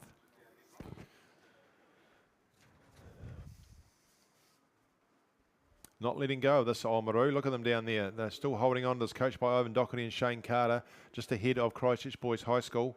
Tim Osmers and Josh Dolan doing the coaching there for that crew. Both those crews just fighting against each other, but it is a bit of a lead out the front there for Christ College number 1 crew and the St Thomas's crew. Paddy Dowling doing the coaching there, so Christ College is holding an advantage over St Thomas's. It might be a heat, but they'll be going at it, these two crews. Some big boys in that Christ College crew. Through the red boys they come, down towards the 250 metres to go. It's with Christ College over St Thomas's, back to Oamaru. Then we go to Christchurch Boys High School. Christ College number 2, back to Christ College number 3. And just at the back of the field there is St Andrews College number 2. 150 metres to go. The yellow Empacker of Christ College makes its way down. They're tandem rig on the bow side too, sitting there with number, looks like 5 and 6 seat on the bow side. Over the standard rigging there of St Thomas's, 100 metres to go there. 4 and 5 it is for Christ College. Looking very comfortable as they head on down now. Jonty Gray doing the cox. I wonder if you're here today, Hamish. Johnny did a lot of coxing for the Christ College crew as they come down out to 5 seats now as they go over the line. Almost 6 seats. So an impressive win for them in their heat over St Thomas's. Third will be Oamaru over Christchurch Boys High School. 2 boat links back to Christ College number 2, then Christ College number 3, and back to St Andrews. That's the first heat. Well done. Heat number 2 through 500 metres already. Otago Boys High School number 1, Leo Burgess, Henry Chiddick, Ben Glover, Zach Hall, Toby Ollerenshaw, Jude Smiley, Kobe Soul, and Jackson Templeton with Connor Sinclair at the cox. Lane number 3, and they've got a handy lead already. St Bede's College 1, Cooper Titterton Leakey, Christopher Guinea, Jamie Warren Thompson, Alex Cowan, Alex Walters, Bruno Dooley, Hugo Van Heeren, Quinn O'Sullivan with Matthew Casey the cox. Lane 4, Christ College number 5, Max Durkin, Seb Gray, Toby Adams, Sam Cochran, Shea DeLuca, James Johnson, Daniel Wilson, Joshua Brown, and Ali Coles is the cox. Christchurch Boys High School number 2 are out there in lane number 5. Benson Winters, Villamel Finau, Ricky Turvitt, Will Cunningham, Jamie Carmo, William Mackay, Charlie Greenslade, Cameron Buckingham, and Blake Robson the cox. Their number 3 crew in lane 6 for Christchurch Boys High School, Cooper Blanken, Cosmo Fakafadatis, George Gainsford, Matthew Barnes, Freddie Sampson, Alex Wynn, Romy Johnson, and James Chappell with Luke Saunders the cox. St Andrews College number 1 are in lane 7 with John Reedy, Jack McStay, Henry Taylor, Caelan Graham, Oliver Barker, William Curry, Jackson Evans, Theodore Thomas, and James Steele the cox. Lane number 8, Christ College 4, Charlie Syme, Alex Richards, Arthur Brown, Connor McKenzie, Thomas Richmond, Charlie Lucetti, and George Campbell with Edward Killick and Sam Pilbrow as the cox. It is still with St Bede's. Otago Boys High School, it don't look like they've made their start. Just check. No, I don't know that I can see Otago Boys High School. At least I can see them, but I can't see Christ College. At least I can. St Bede's over Otago Boys. Then it's Christchurch Boys High School number 2. Out to St Andrews number 1. See those diagonal white stripes of the St Andrews flag going nicely into the water of Lake Ruataniwha. 750 metres to go though. It is with St Bede's over Christchurch Boys High. Not much between them and Otago Boys down there in lane number 2. Across we go to St Andrews. Then we come back to Christchurch Boys High School number 3 and a battle in the minor money back there with lane 8 with Christ College number 4. Remember, it is 1, 2, 3, 4 and 5 going through to the final. 2 of them will be eliminated. And we're getting to the end of it. You can see some of the umpires' boats just going for a drive down the lake. They'll be loving that. They've been sat still all day. Extending they are in lane 3, St Bede's. There'll be a good 3 boat links now. 3 boat links over on the outside St Andrews College. Back inside to Christchurch Boys High School number 2. Then we go down to Otago Boys High School number 1. Oh, it's going to be a great race tomorrow. This boys, the men's under 19 coxed 8. Be one of the last races tomorrow as we finish out. And you guarantee in there will be St Bede's. It looks like joining them will be St Andrews, coached by Mitch White and Liam Parker. Christchurch Boys High School, they've got 1 crew through. Will they get another one? It's looking like it for their number 2 crew. Then we go back to Christ College number 5. And it's going to be between the Christ College number 4 and 5 crew as to who goes through into the final. So there's a race within a race within a race. But no race here for St Bede's. Working hard. That'll be their riding instructions. get themselves through to the final. See what happens tomorrow. Through into the yellow boys. Now comes Christchurch Boys High School number 2, as does St Andrews College, as does Otago Boys High School. Which one of the Christ College crews is going to join them next? Will it be the 4 or 5 crew? Looks to me like it's not much between them, is it? Oh, 4 and 5. Just about put a line between them. Less than 100 metres to go now. Very impressive here from St Bede's. They come down now to take the hooter. This is the men's under 19 coxed 8. The second heat. They'll be through to tomorrow's final. And they take the buzzer now. Nice, very commanding for them. They go back 4 or 5 boat lengths. St Andrews is taking an advantage. Almost 3/4 of a boat length now over Christchurch Boys High School number 2. Back to Otago Boys High School. Those you 1, 2, 3, 4, and just pushing away now in the last 100 metres has been Christ College number 5. Slightly bigger boat by the look of it. They'll take themselves through to the final just over the Christ College number 4 crew. Then we will come back to Christchurch Boys High School number 3. That's race 150 done for the day. The final race for today, day 1 of the Meridian South Island Rowing Championships for 2025, is the women's under 19 coxed 8. Through 1,000 metres they come. There's a scratching in lane 3. That was to be Rangiruru. In lane 4, Columba College number 1, Hannah Bloxham, Caitlin All, Katie Nelson, Alice Porter, Georgia Drummond, Emma Sayer, Fenella Millen, Kiara Patterson, Kate Baskerville, the Cox. In lane number 5, St Andrews College number 1. They look like they've got a slight advantage of the stage over Cashmere. That is St Andrews College number 1, Katie Taggart, Lucia Apps, Charlotte Galvin, Isabella Cody, Jasmine Christie, Sailor Hitchcock, Sophia Drury, Molly Thomas, and George Rankin, the Cox. Lane 6 there, Cashmere High School number 1, Regan Kelly, Lucy O'Connor, Marley Lloyd, Zoe Clark, Ellery Clare, Millie Brooks, Charlotte Clatworthy, with Thea Murdy and Eliza Omar as the Cox. In lane number 7, St Margaret's College 1, Mackenzie Large, Hannah Jones, Scout Fiskey, Charlotte Brown, Tilly Rooks, Isabella Green, and Isabel Brook, with Jessica Brown She and Sarah Farrell, the Cox. Cashmere now coming back into it though. Cashmere over St Andrews College. They will all go through to the final tomorrow. 4 crews.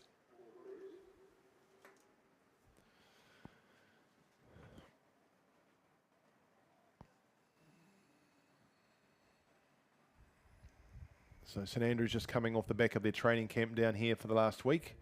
I think we had the Avon Development Squad down here as well. And it looks like they've got themselves out to a boat length now over Cashmere.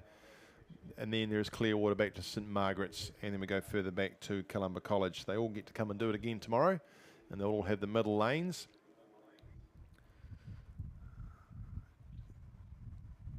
Very gentle breeze starts to make its way into the course.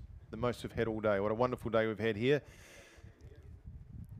Lots of people packing up. Please just have a look around you as you pack your things up. Make sure you've got all the rubbish, and on your way out, thank one of the volunteers. You'll see a few of them around the blue shirts. They've done a fantastic job here today, right through from the boat park, the numbers hut, the marshalling out on the course, all of the catering off course.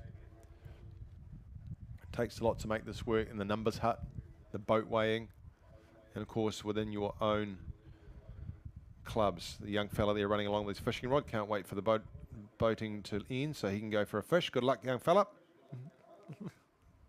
Yeah, that's you. Good luck fishing. Back on the course we go. St Andrews College just over Cashmere.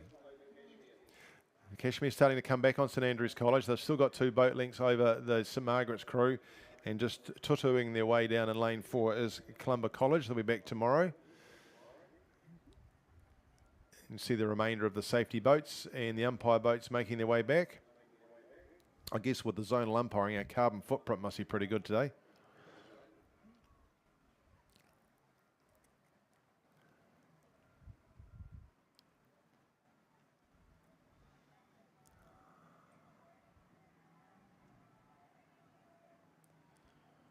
Still St Andrews just holding that lead.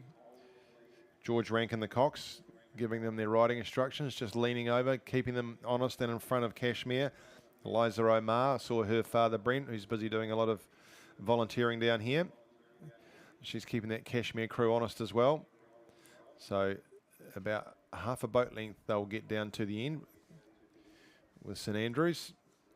Standard rig boat, as is the Cashmere one. We go back to St Margaret's, and we'll have a real ding-dong tomorrow. Up to the buzzer goes St Andrews, taking out the heat of the women's under 19 coxed 8 in this final race here. Second will go to Cashmere.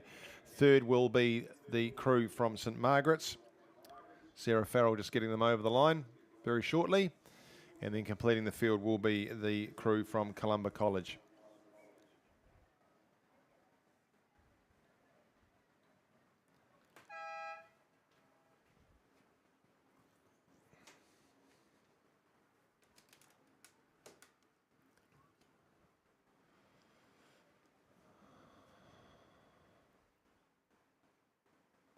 Just the 50 metres to go. Down the line they come. They have a bit of a look around. They can see they're nearly there, and this will complete the heat. And day one, over the line there goes Columba College, about to take the buzzer now as the umpires come in.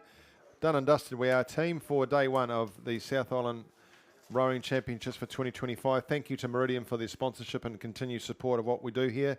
We look forward to doing it all again tomorrow. We'll see you here bright and early. Have a lovely evening. Support the local facilities and the establishments in town. And we'll see you all tomorrow.